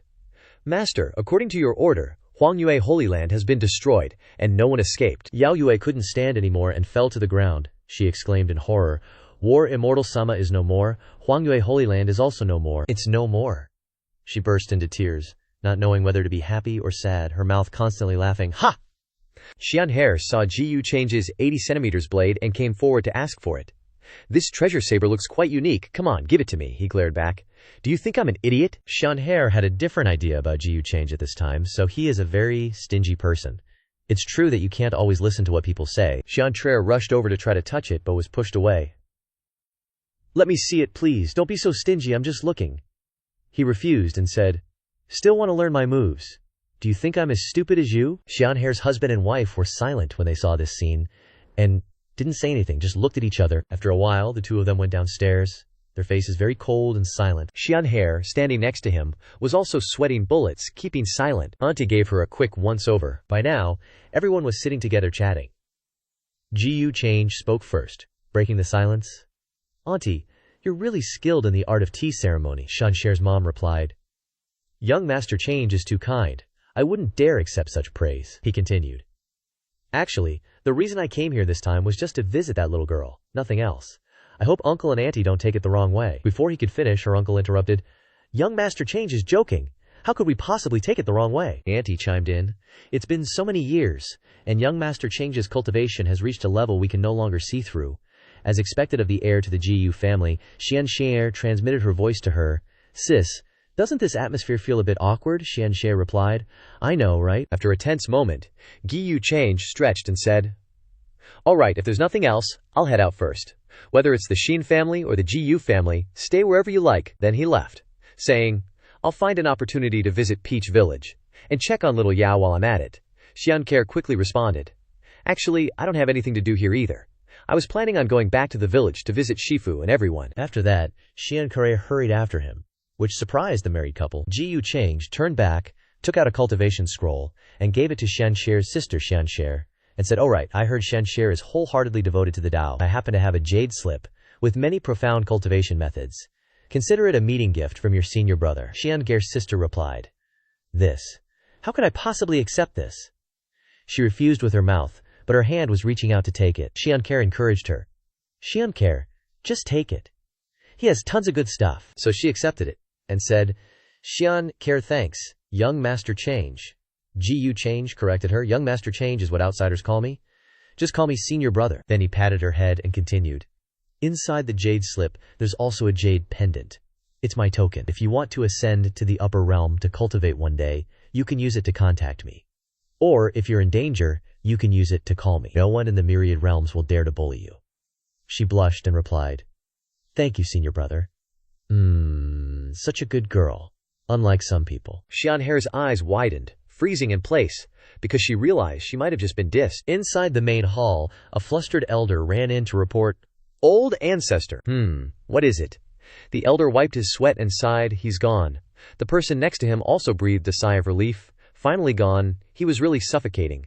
The old ancestor instructed, From now on, tell Xianher's parents to be more polite to him. Our Shen family really can't afford to offend him. Scene change. In another place, high hills and white clouds, with immortal mist. Weren't we supposed to be digging for rough stones? Xianher asked. Why did we stop here? Ji Change replied. This is a divine artifact, capable of deducing heavenly secrets. Before going back, I need to completely resolve the matter with Li Zhu. Could it be you want him to take revenge on the Xian family? Xianker asked, probing. Deducing heavenly secrets, huh? Ji Cheng said directly. Don't you even think about it, Xianker said. I was just asking, why are you so petty? After a moment, the scene gradually materialized. Xianjie couldn't help but be surprised. This is, Ji Cheng confirmed, it's near the boundary sea. A man in the screen could be seen coming out of a space crack, the old man angrily said. Ji Change. The Shen family, Xianher wondered. Is that the old man who saved my grandpa and granddad back then? Is he Li Zhu's master? Ji Change agreed and added, The fact that he saved those two old guys doesn't mean he has any good intentions. Alright, now that we found the location, let's go check it out. Scene change. Inside a secret chamber, the old man from before was entering. The old man knelt before a coffin and called out, Great one!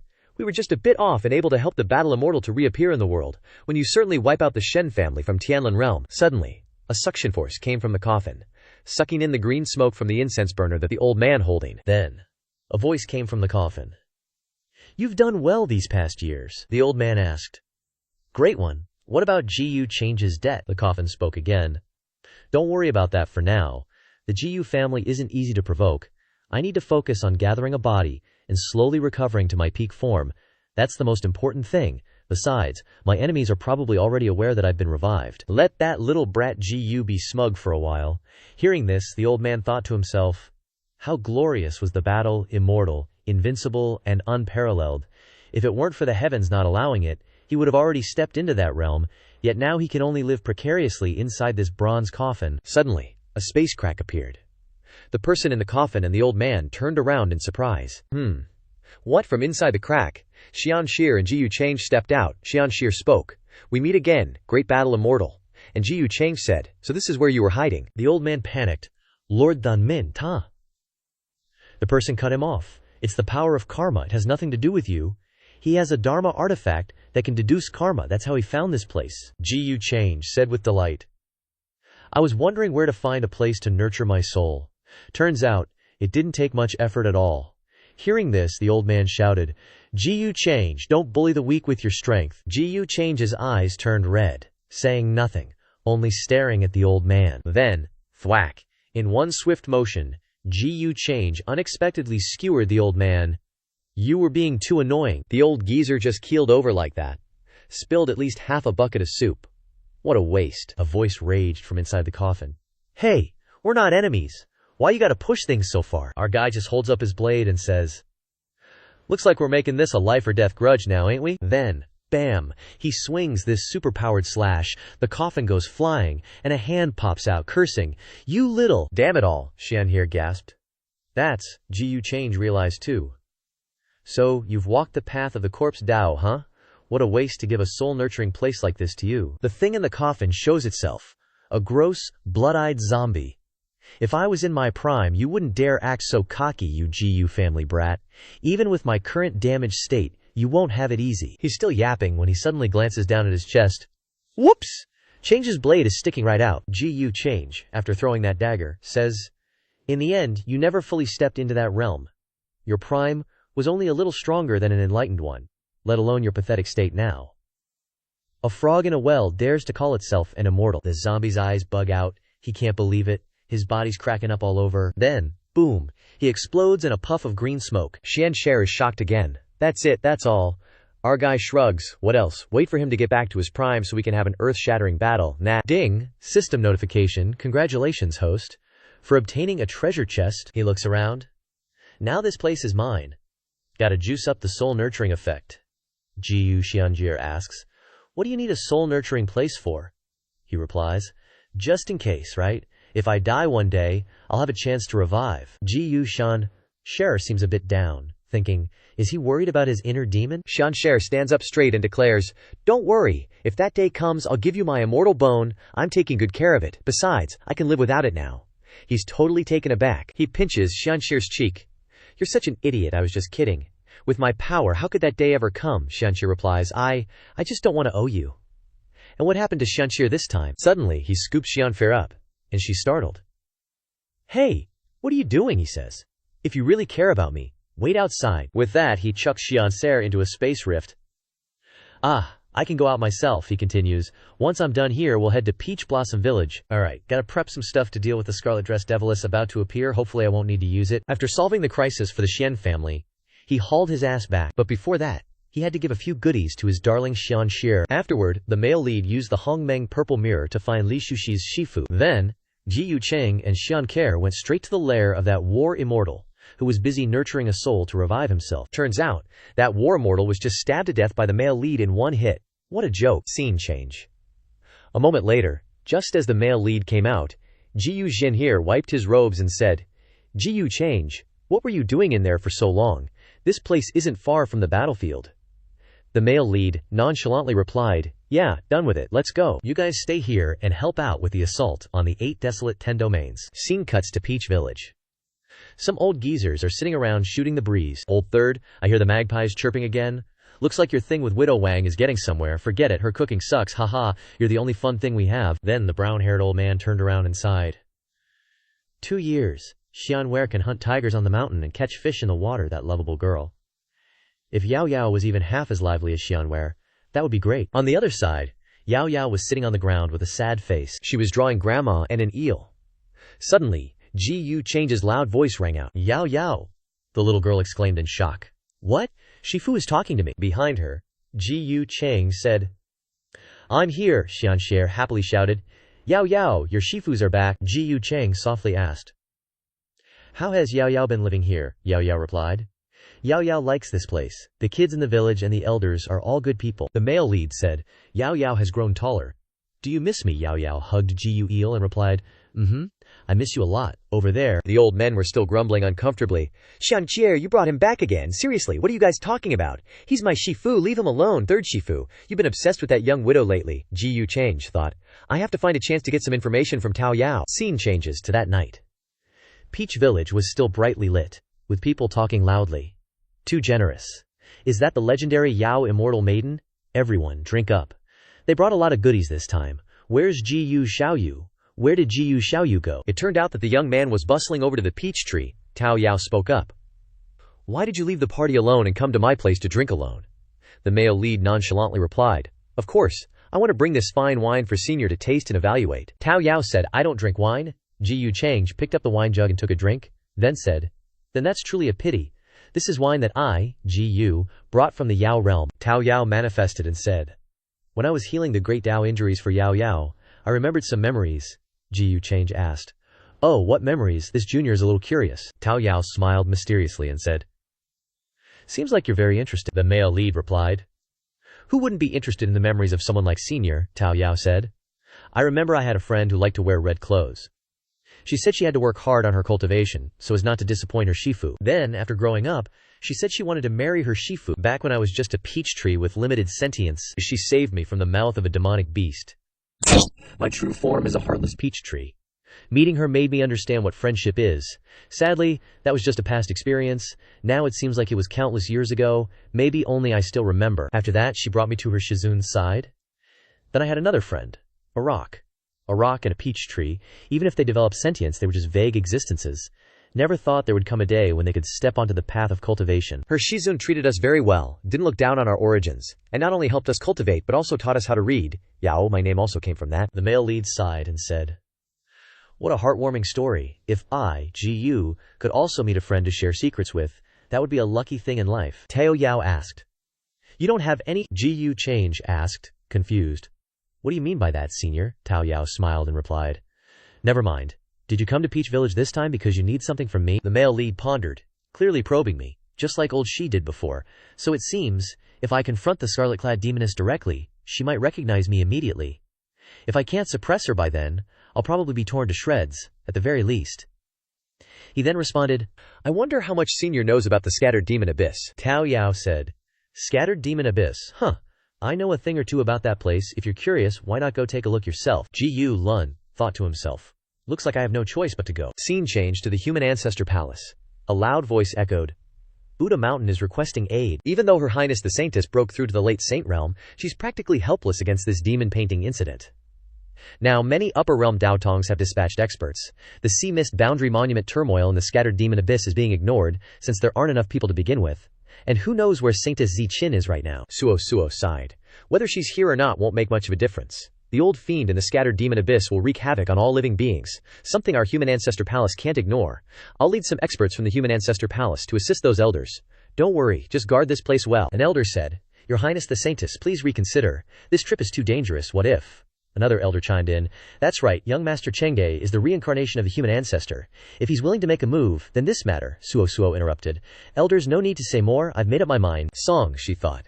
I can't rely on him for everything, and besides, that guy always demands a reward for doing anything. Suddenly, Ji-Yu Lun appeared and spoke. So, you don't want me to help? The elders sighed in relief. Young Master Chengge. So Her Highness the Saintess has already spoken to young Master Cheng. In that case, we can rest assured.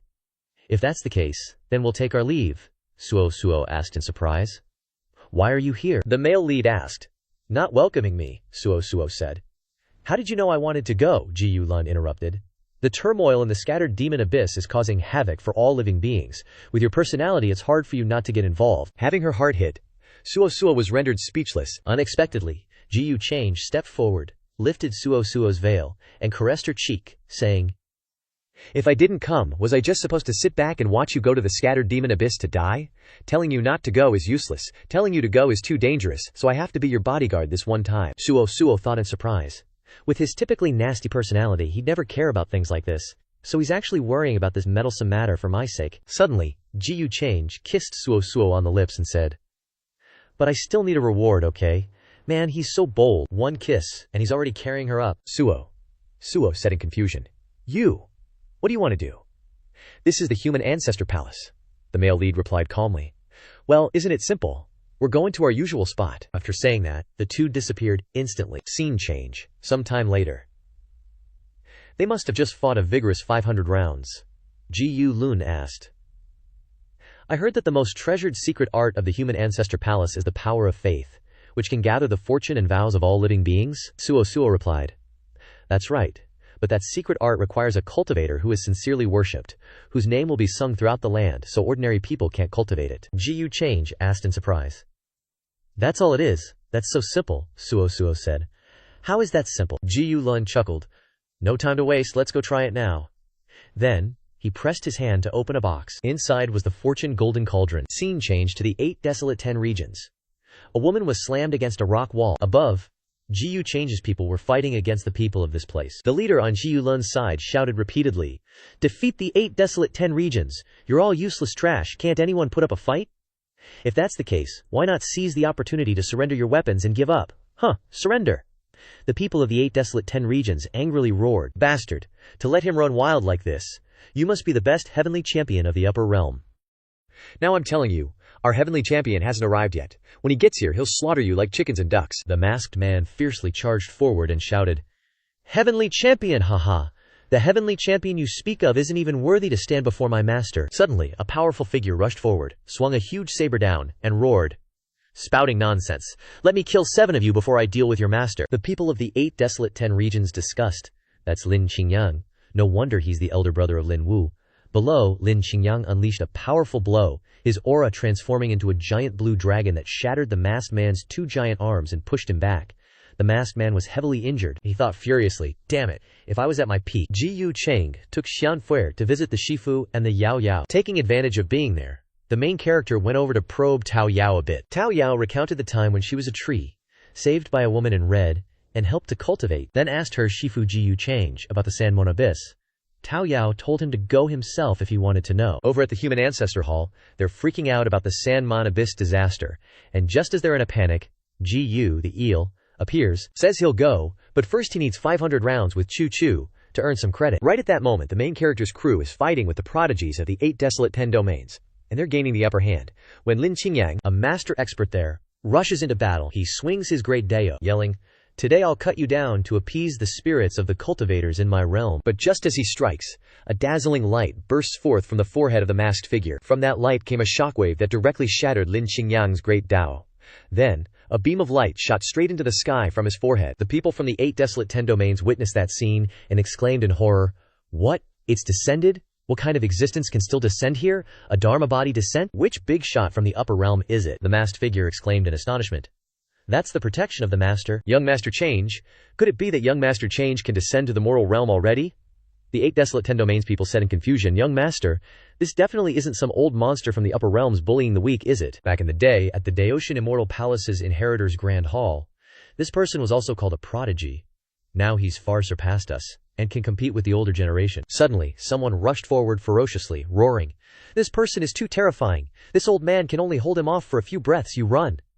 The terrified youth beside him said, Shizu, no. Ji Change's Dharma body suddenly had glowing eyes, looking down below. Immediately afterward, he swung his arm, and a flame appeared from within his palm, directly incinerating that old ancestor. The 8 desolate 10 domains people were scared shitless, and fled, screaming, This is allowed. Can't even block a single move. One by one, Ji Change's Dharma body beat the crap out of them, and no one could escape. One hit was enough to finish off everyone there. Ji Change's people saw this scene, and excitedly discussed, Is this the strength of our master now? Unbelievable. They clasped their hands together and bowed down, saying, Respects to master. Thank you, young Master Change, for saving us. As soon as the words left their mouths, Ji Change's Dharma body gradually dissipated. As the remaining people from the 8 desolate 10 domains hid behind the rocks, they exclaimed to each other in terror, Who is that person? The woman sticking her butt toward the audience answered, According to intelligence analysis, it's probably the leading figure of the younger generation in the upper realm, named Ji Change. Scene changes to the main character. He's sitting there calmly thinking, As expected of the Human Ancestor Hall's secret technique, one can borrow the luck of believers to cast their own divine abilities. And I have the golden ding of luck to assist. It's like a fish in water. Choo choo. Sitting next to him, exclaimed in shock, learning the Human Ancestor Hall's secret technique so easily. Are you even human? Ji Change smiled casually and asked, Have you clearly instructed things here? Choo choo replied distractedly. Yeah, I've finished instructing. The main character stood up and said, Then let's go. Set off for the Buddha Mountain Profound Sky Temple. Scene changes to the Profound Sky Temple. Here, there's a 5-headed hellhound guarding the place, and as soon as a ray of light appeared, carrying a strange aura, It growled. Landing below, it's none other than Gu the eel, and his hot, eye-popping babe. As soon as he arrives and sees the mutt growling at him, Gu the eel just smiles slightly and says, "What are you growling about, you beastly dog?" He went from acting like the king of the jungle to a complete pushover the moment he met a softie. That dog was so scared he pissed blood, couldn't even open his eyes, poor thing. From afar, Jin Chanzi approached and said, "Xuankong Temple. This humble monk greets young Master Chang'e, and holy maiden Chuchu." Gu Chang'e happily replied, "Greetings, Buddhist disciple Jin Chanzi. We meet again." Jin Chanzi continued, "Please, follow me. Xuankong Temple has prepared accommodations for you." The male lead stared intently at Jin Chanzi, thinking, this Jin Chanzi is surrounded by even more good fortune now. Gotta cut him down to size again, can't let this slide. Soon after, Jin Chanzi led them to their lodging. Gu Chang'e said casually, "I'm a bit surprised to see you waiting here, Buddhist disciple. Seems you'll be joining the trip to the burial demon abyss this time?" Jin Chanzi replied. Though many forces are lending their aid this time, this humble monk, as a successor of the Buddhist mountain, naturally cannot stand idly by. Gu Chang'e inquired, "I've heard the Buddhist mountain possesses the Sutra of Salvation, capable of converting all things in the world. It supposedly took tens of thousands of years to make a demon ape capable of defying the heavens submit to the Buddhist faith, becoming the gate-guarding beast of the Buddhist mountain. May I ask if this is true?" Jin Chanzi thought in dismay, "I didn't expect Gu Chang'e to be following the Human Torch. Though this person has great strength, his heart is wicked. I still can't believe he's the Human Torch, and he's staring at me." But Jin Chanzi replied, "Young Master Gu asks about something that's half true, half false. The Buddhist mountain once had a senior demon ape guarding the Buddhist faith, but it is no longer here. As for the Sutra of Salvation being able to convert all things, those are just rumors." The male lead thought to himself, so much for monks not lying. This guy's hypocrisy is almost as good as mine. I just wonder how closely the Sutra of Salvation is related to the demon-subduing vase. Chu spoke up. "Would it be alright to ask something? I heard that the senior demon ape didn't understand Buddhist teachings, and was forcibly converted by the Buddhist mountain's false divine powers." Jin Chanzi responded, "Amitabha, not so, not so. The demon ape was initially arrogant and disrespectful, so our Buddhist mountain taught it proper etiquette and reformed it. Afterward, it willingly guarded the front of the Buddhist mountain to repay the Buddha's kindness." Gu Chang'e chuckled inwardly. "I was wrong. This holier-than-thou Buddhist mountain can BS just as well as I can." Upon arrival, Jin Chanzi said, "Please rest here today. Tomorrow, we will depart for the burial demon abyss. Forgive me for my lack of hospitality." As soon as Jin Chanzi left, Chu said, "I don't know if it's just me, but I always get the feeling that Buddhist disciple Jin Chanzi isn't entirely honest." Gu Chang'e responded, "That's why we need to keep a close eye on him during this trip. He could cause trouble. It wouldn't be good if he accidentally released the peerless demoness sealed inside." Chu asked in confusion, "How do you know it's a demoness?" Gu Chang'e realized he had slipped up and flashed a bright smile, saying, "That's not important. The real question we should be discussing is whether we're sleeping together tonight." Chu said bashfully, This is the Buddhist mountain. We should still rest separately." Gu Chang'e began to display his acting skills, hugging himself and saying pitifully, "All right. I'll be lonely and cold by myself tonight," Chu offered. "Let me make it up to you a little." Gu Chang'e asked with a smirk, "How will you make it up to me?" Immediately afterward, Chu slowly removed her veil, and without hesitation, she stepped forward and kissed Gu Chang'e on the lips. After the kiss, Chu hurriedly ran away, saying, "Okay, I'm off." Gu Chang'e touched his lips, and thought with a smile, "She really is a silly girl, so easily satisfied." Scene change. Inside the Buddhist mountain's main hall, a Buddhist master sat, knocking on a wooden fish. "My heart is in chaos," Jin Chanzi said.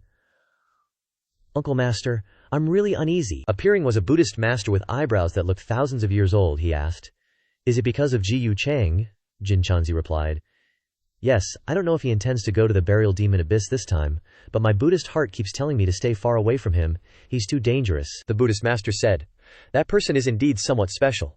The moment you entered the temple I intended to probe him a little, but it seemed he noticed, so I had to withdraw my divine power." Jin Chanzi exclaimed in shock. "What? Gu Chang'e could notice Uncle Master's Buddhist mountain sixth senses?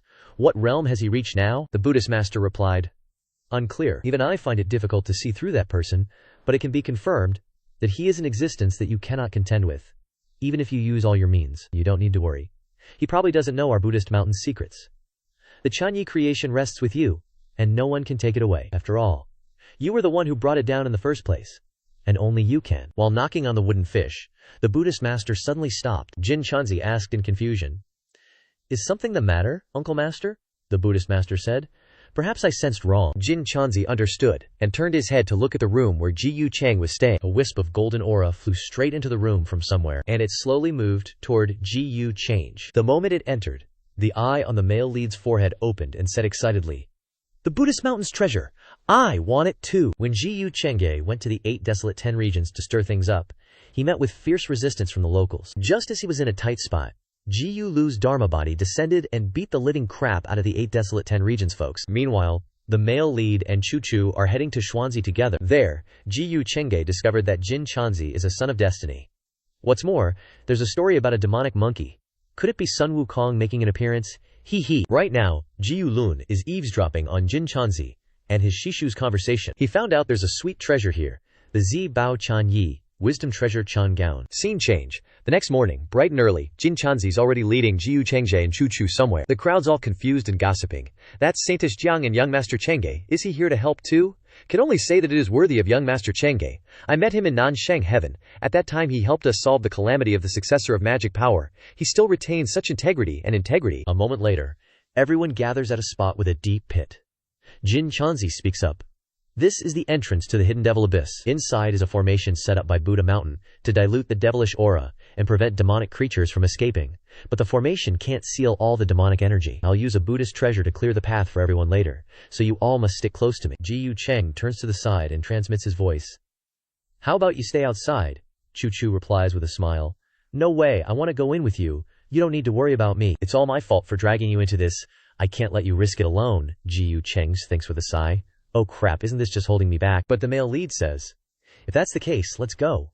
As soon as he finishes speaking, the whole group flies straight inside. After a while, everyone has gone deep inside, and several of the underlings blurt out, I didn't expect the demonic energy below this abyss to be so strong, Jin Chanzi says.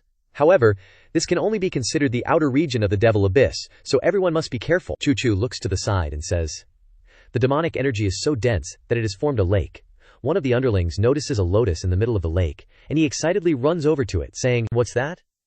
But as soon as he gets close, the energy within him starts getting sucked away. In just a blink, that lotus drains the guy dry. Holy crap, Jin Chanzi yells, that's a soul-extinguishing lotus, don't get near that thing. It absorbs demonic energy, and has been growing here for tens of millions of years. Even the powerful creatures and monsters that break into this area can't escape being turned into nutrients for it. Ji Yu Cheng smirks and says, oh, how interesting. Such a treasure being left here is such a waste. The crowd starts chattering. Young Master Cheng, be careful. That's right, you just got a little close. And already, Chu Chu also says worriedly, what are you planning to do? Just in that typical noble style, Ji Yu Cheng stretches out the arm of his Dharma body, then gently grabs that soul-extinguishing lotus, and slowly plucks it out without breaking a sweat. Doesn't even need to lift a finger. Jin Chanzi thinks in shock. What does he plan to do with something so full of demonic energy? The crowd is amazed and gossiping. Damn, that's it. How can young Master Chengji avoid the demonic souls like that, Chu Chu thinks. I almost forgot he has demonic energy on him too. But suddenly, from beneath the lake, a giant monster rises out of the water. It has billions of small heads and a big head in the middle, with rows of sharp teeth. Everyone cries out in horror. A devil! A demonic creature! Crap! It's the great demon suppressed by the soul-extinguishing lotus. Seeing this scene, Chu Chu immediately runs and stands in front of Ji Yu Chenge, determined to protect her little songbird. Seeing this, the male lead just glances at her and smiles slightly. How adorable! Immediately after that, Ji Yu Cheng puts on a terrifying expression, his eyes with ghostly aura full of murderous intent, and shouts, Scram! Seeing this, the monster is so scared it almost craps its pants. Sweat pours down its forehead, not daring to make a single sound or movement. Immediately after that, it tries to shrink down and sinks back into the lake. Everyone says in amazement, it went back to the lake. Could it be frightened by Saintess Chu Chu's secret art just now? Chu Chu turns and transmits her voice, asking, did you do something just now? The male lead winks and replies, didn't they say the demonic beast was terrified by my kingly aura? Jin Chanzi pondered. Ji Yu Cheng definitely made a move just now, but what exactly did he do? A demon creature this big is hard to make feel fear. However, he spoke up. If everyone is all right, then let's continue deeper inside. Immediately afterward, everyone followed Jin Chanzi deeper, casually wiping out the demon creatures along the way, leaving piles of their corpses strewn everywhere. People said in confusion. The deeper we go, the more demon creatures appear. Jin Chanzi said. These demon creatures tainted by demonic energy are stronger than the last time I came to reinforce the seal. I fear they will only grow stronger as the seal weakens. Brother Ji Yu, what should we do next? Ji Yu Lun spoke. It seems only the Buddhist disciple and I can venture deeper. If everyone else goes further, I fear they'll be in danger, Jiang Chuchu hurriedly said. I can still move forward no matter what. Thinking to himself, this is the saintess of the human ancestor hall. If I level up, then I will be the MC. Jiyu Lun said, Saintess Chuchu, please stay and take care of the injured. The seal is enough with the Buddhist disciple and me, Chuchu said in a panic. But, Jiyu Lun interrupted her. No buts, just listen, Chuchu said softly. Okay, then be careful, Jinchanzi mused. What's with these two and their secret language? Scene changed to some time later. Jinchanzi and Jiyu Change ventured deep inside together. As they walked, Jinchanzi said, Deeper inside, these demon creatures are going crazy. What do you think, brother Jiyu? The MC replied. In my opinion, these demon creatures aren't so much berserk as they are running away. The great demon sealed here is about to emerge. These demon creatures fear its existence deep down, so it's not strange that they are instinctively running away. Jinchanzi laughed. So that's it. It's just a pity that brother Jiyu is here today. These demon creatures are doomed to spend their lives with that ferocious great demon. Actually, I didn't expect brother Jiyu to personally come and help resolve the burial abyss problem. The MC replied. Taoist brother Jinchanzi misunderstands. It's just that Buddha Mountain asked the human ancestor hall for help, and I was worried about Jiang Chuchu taking risks. I don't care about that great demon, Jinchanzi said. Oh, brother Jiyu is truly candid. Jiyu Change smiled and asked. I have a question I'd like to ask for guidance on. There's no way to reinforce the suppression formation of the burial abyss. Is there? So Buddha Mountain summoning Chuchu and other forces here, wouldn't that put them in danger? Jinchanzi sighed and replied. Alas, although Buddha Mountain is responsible for suppressing the burial abyss, it has lost control. Can the other righteous forces just stand by and watch? The MC continued.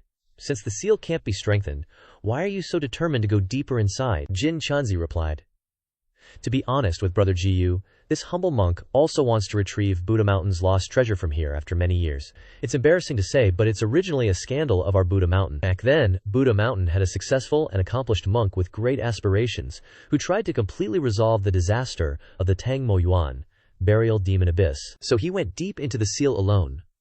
But unexpectedly, he was bewitched by the great demon, and stole a treasure from Buddha Mountain, using the precious treasure as an exchange, hoping to alleviate the pain and torment on his body.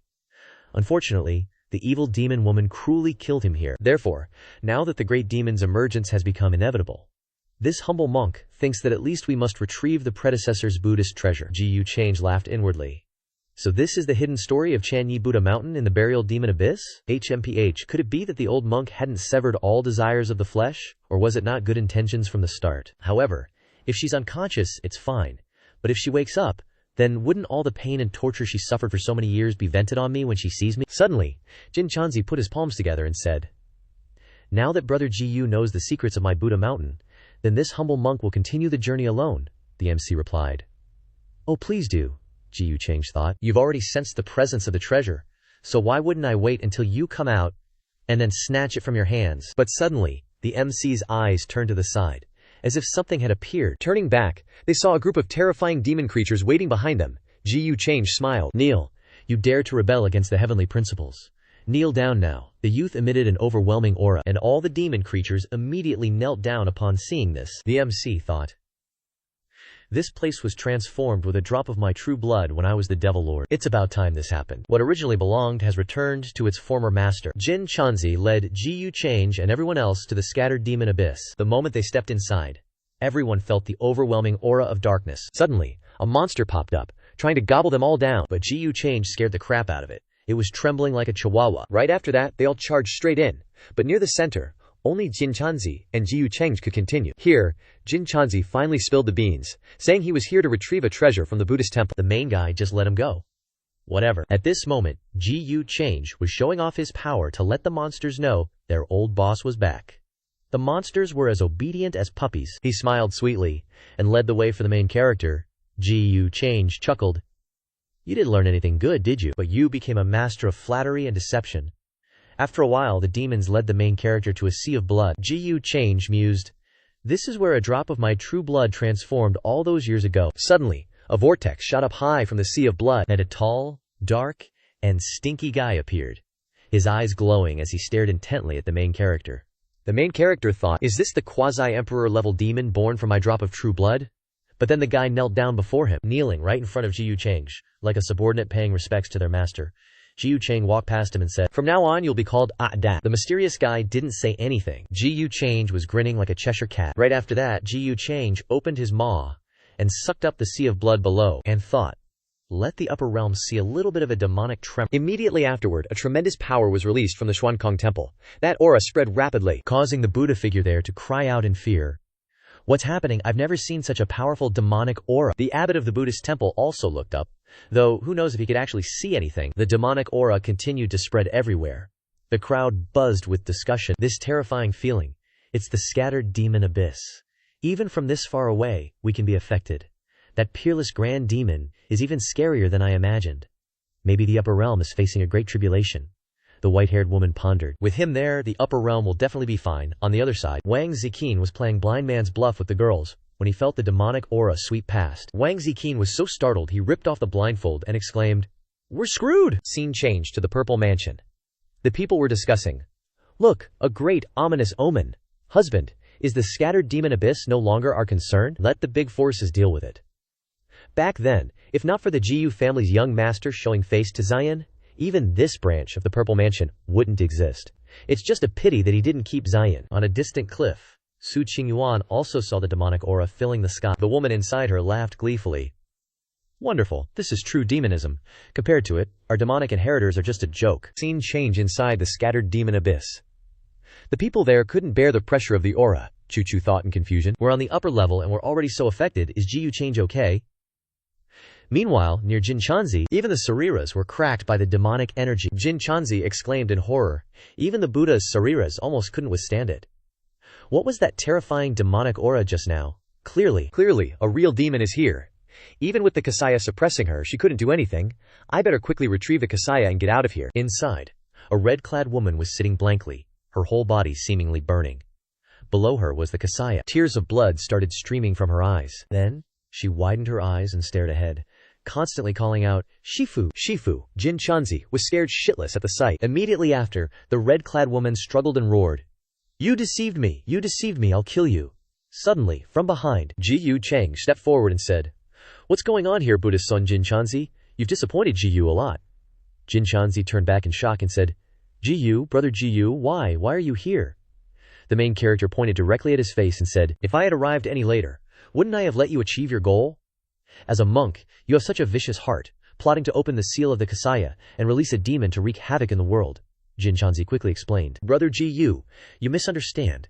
I didn't want to break the seal here," the main character shouted. "Colluding with demons, wanting to cause chaos in the world, this crime deserves death. Kill him." As soon as he finished speaking, a Dayan's aura exploded. Charging into battle, Jinchanzi thought in horror. The Chen Di realm. That single blow caused the ground to explode. A earth-shattering explosion erupted. With dust and rocks flying everywhere, Ji Yu Chang said, "Oh, the Buddha's treasure has been demonized." It turned out that Jinchanzi had used a Buddha's treasure to block Da's attack. Even though he blocked it, he was still injured. Jinchanzi said, "Ji Yu Chang, you're slandering me and want to kill me. What exactly do you want to do?" Jinchanzi thought that things had come to this. Fearing he wouldn't be able to take the Kasaya out, As soon as he thought this, the sariras stretched out, immediately forming a circle around Jinchanzi. Then, a beam of light was released, and Jinchanzi disappeared in an instant. The main character mused. As expected of the successor of Buddha Mountain, he has many ways to protect his life. "It's good he ran, I'll give you a pot to carry." Then, Ji Yu Chang said, "Don't bother with him, you retreat." After speaking, Ji Yu Chang flew towards the red-clad woman. The main character reached out and grabbed the Kasaya, thinking, "This is a good thing." Ji Yu Chang said, "Heavenly rainbow garment." The red-clad woman became dazed, as if she didn't understand anything. The main character thought, although she is no longer conscious, she still has an incomplete, violent personality. In her current state, if it weren't for the formation's runes dissipating the demonic and resentful energy, she would have completely gone mad. As soon as he reached his hand out, she painfully retracted her hand and screamed loudly. Ji Yu Chang smiled and said, "I will release you. From today onwards you are free." Then, the youth thought, once the seal is broken, I have to run immediately. After thinking, the main character struck the shield with his palm, immediately cracking the shield. Ji Yu Chang quickly retreated and shouted, Da, retreat quickly." The red-clad woman laughed in an extremely eerie and terrifying manner. Immediately after, another terrifying pillar of demonic energy was released. Ji Yu Chang slipped into the spatial crack and laughed, thinking, Just broke the seal. Let them hold her back. After you've killed enough, I'll slowly come back to teach you a lesson. Immediately after, the spatial crack closed, but there was no escaping. The red-clad woman could actually reach into the spatial crack, grabbing Ji Change by the neck, causing the youth to freak the hell out. Sanma Abyss. It's like the owner's coming home. Then, out of nowhere, some quasi-emperor level big demon pops up, but get this. He can only kneel down and submit to the main character. Then Ji Change deliberately leaks a bit of demonic energy to shock the world. And sure enough, everyone everywhere is totally freaked out. Meanwhile, inside Sanma Abyss, everyone's struggling like crazy, and Jin Chanzi's finally reached the woman in red. But real quick, Ji Lun shows up and immediately pins the blame on him. He even orders his goons to wipe him out. Luckily, Jin Chanzi's got some magic items, so he manages to get away. Ji Lun zooms in, snags the cassock, and lets Chan Hongyi out-tay the cage. But the lad trying to dip real quick, but he immediately got caught by his collar. Scene change. A moment later, a wave of aura explodes outwards. Everyone's panicking, shouting, "Someone's out, it's Jin Chan Buddha's son." Jin Chanzi is booking it for his life. He's running and afraid, while looking back, thinking, can't go back to the Xuan Kong temple. Ji Change wants me dead. I doubt even my granduncle can protect me. Gotta go back to Buddha Mountain. Jiang Chu Chu. How did she and Ji Change team up, trying to block me for him? Chu Chu steps forward and begins to say, "Why are you here?" But before she could finish, Jin Chanzi launches the demon spear at Chu Chu. She swings her sword to block, but the demon spear slams her straight into the wall. Jin Chanzi's got a clear path now, and he zooms off like a rocket. Everyone watching is shocked. What is the Buddhist son doing? Where's young Master Change? Jin Chanzi yells, "Run if you don't want to die." Chu Chu is heavily injured from that hit, she says weakly. Why is he so panicked? Did something happen deep inside the Sanma Abyss? The crowd starts scrambling to run, yelling, "The ultimate demonic beast must have broken the seal. Run, we can't handle that." But what about young Master Change? He's probably more unlucky than alive. Chu Chu charges inside with her sword, thinking, I have to go help him. The woman next to her shouts, "Holy Maiden Chu Chu, don't be rash."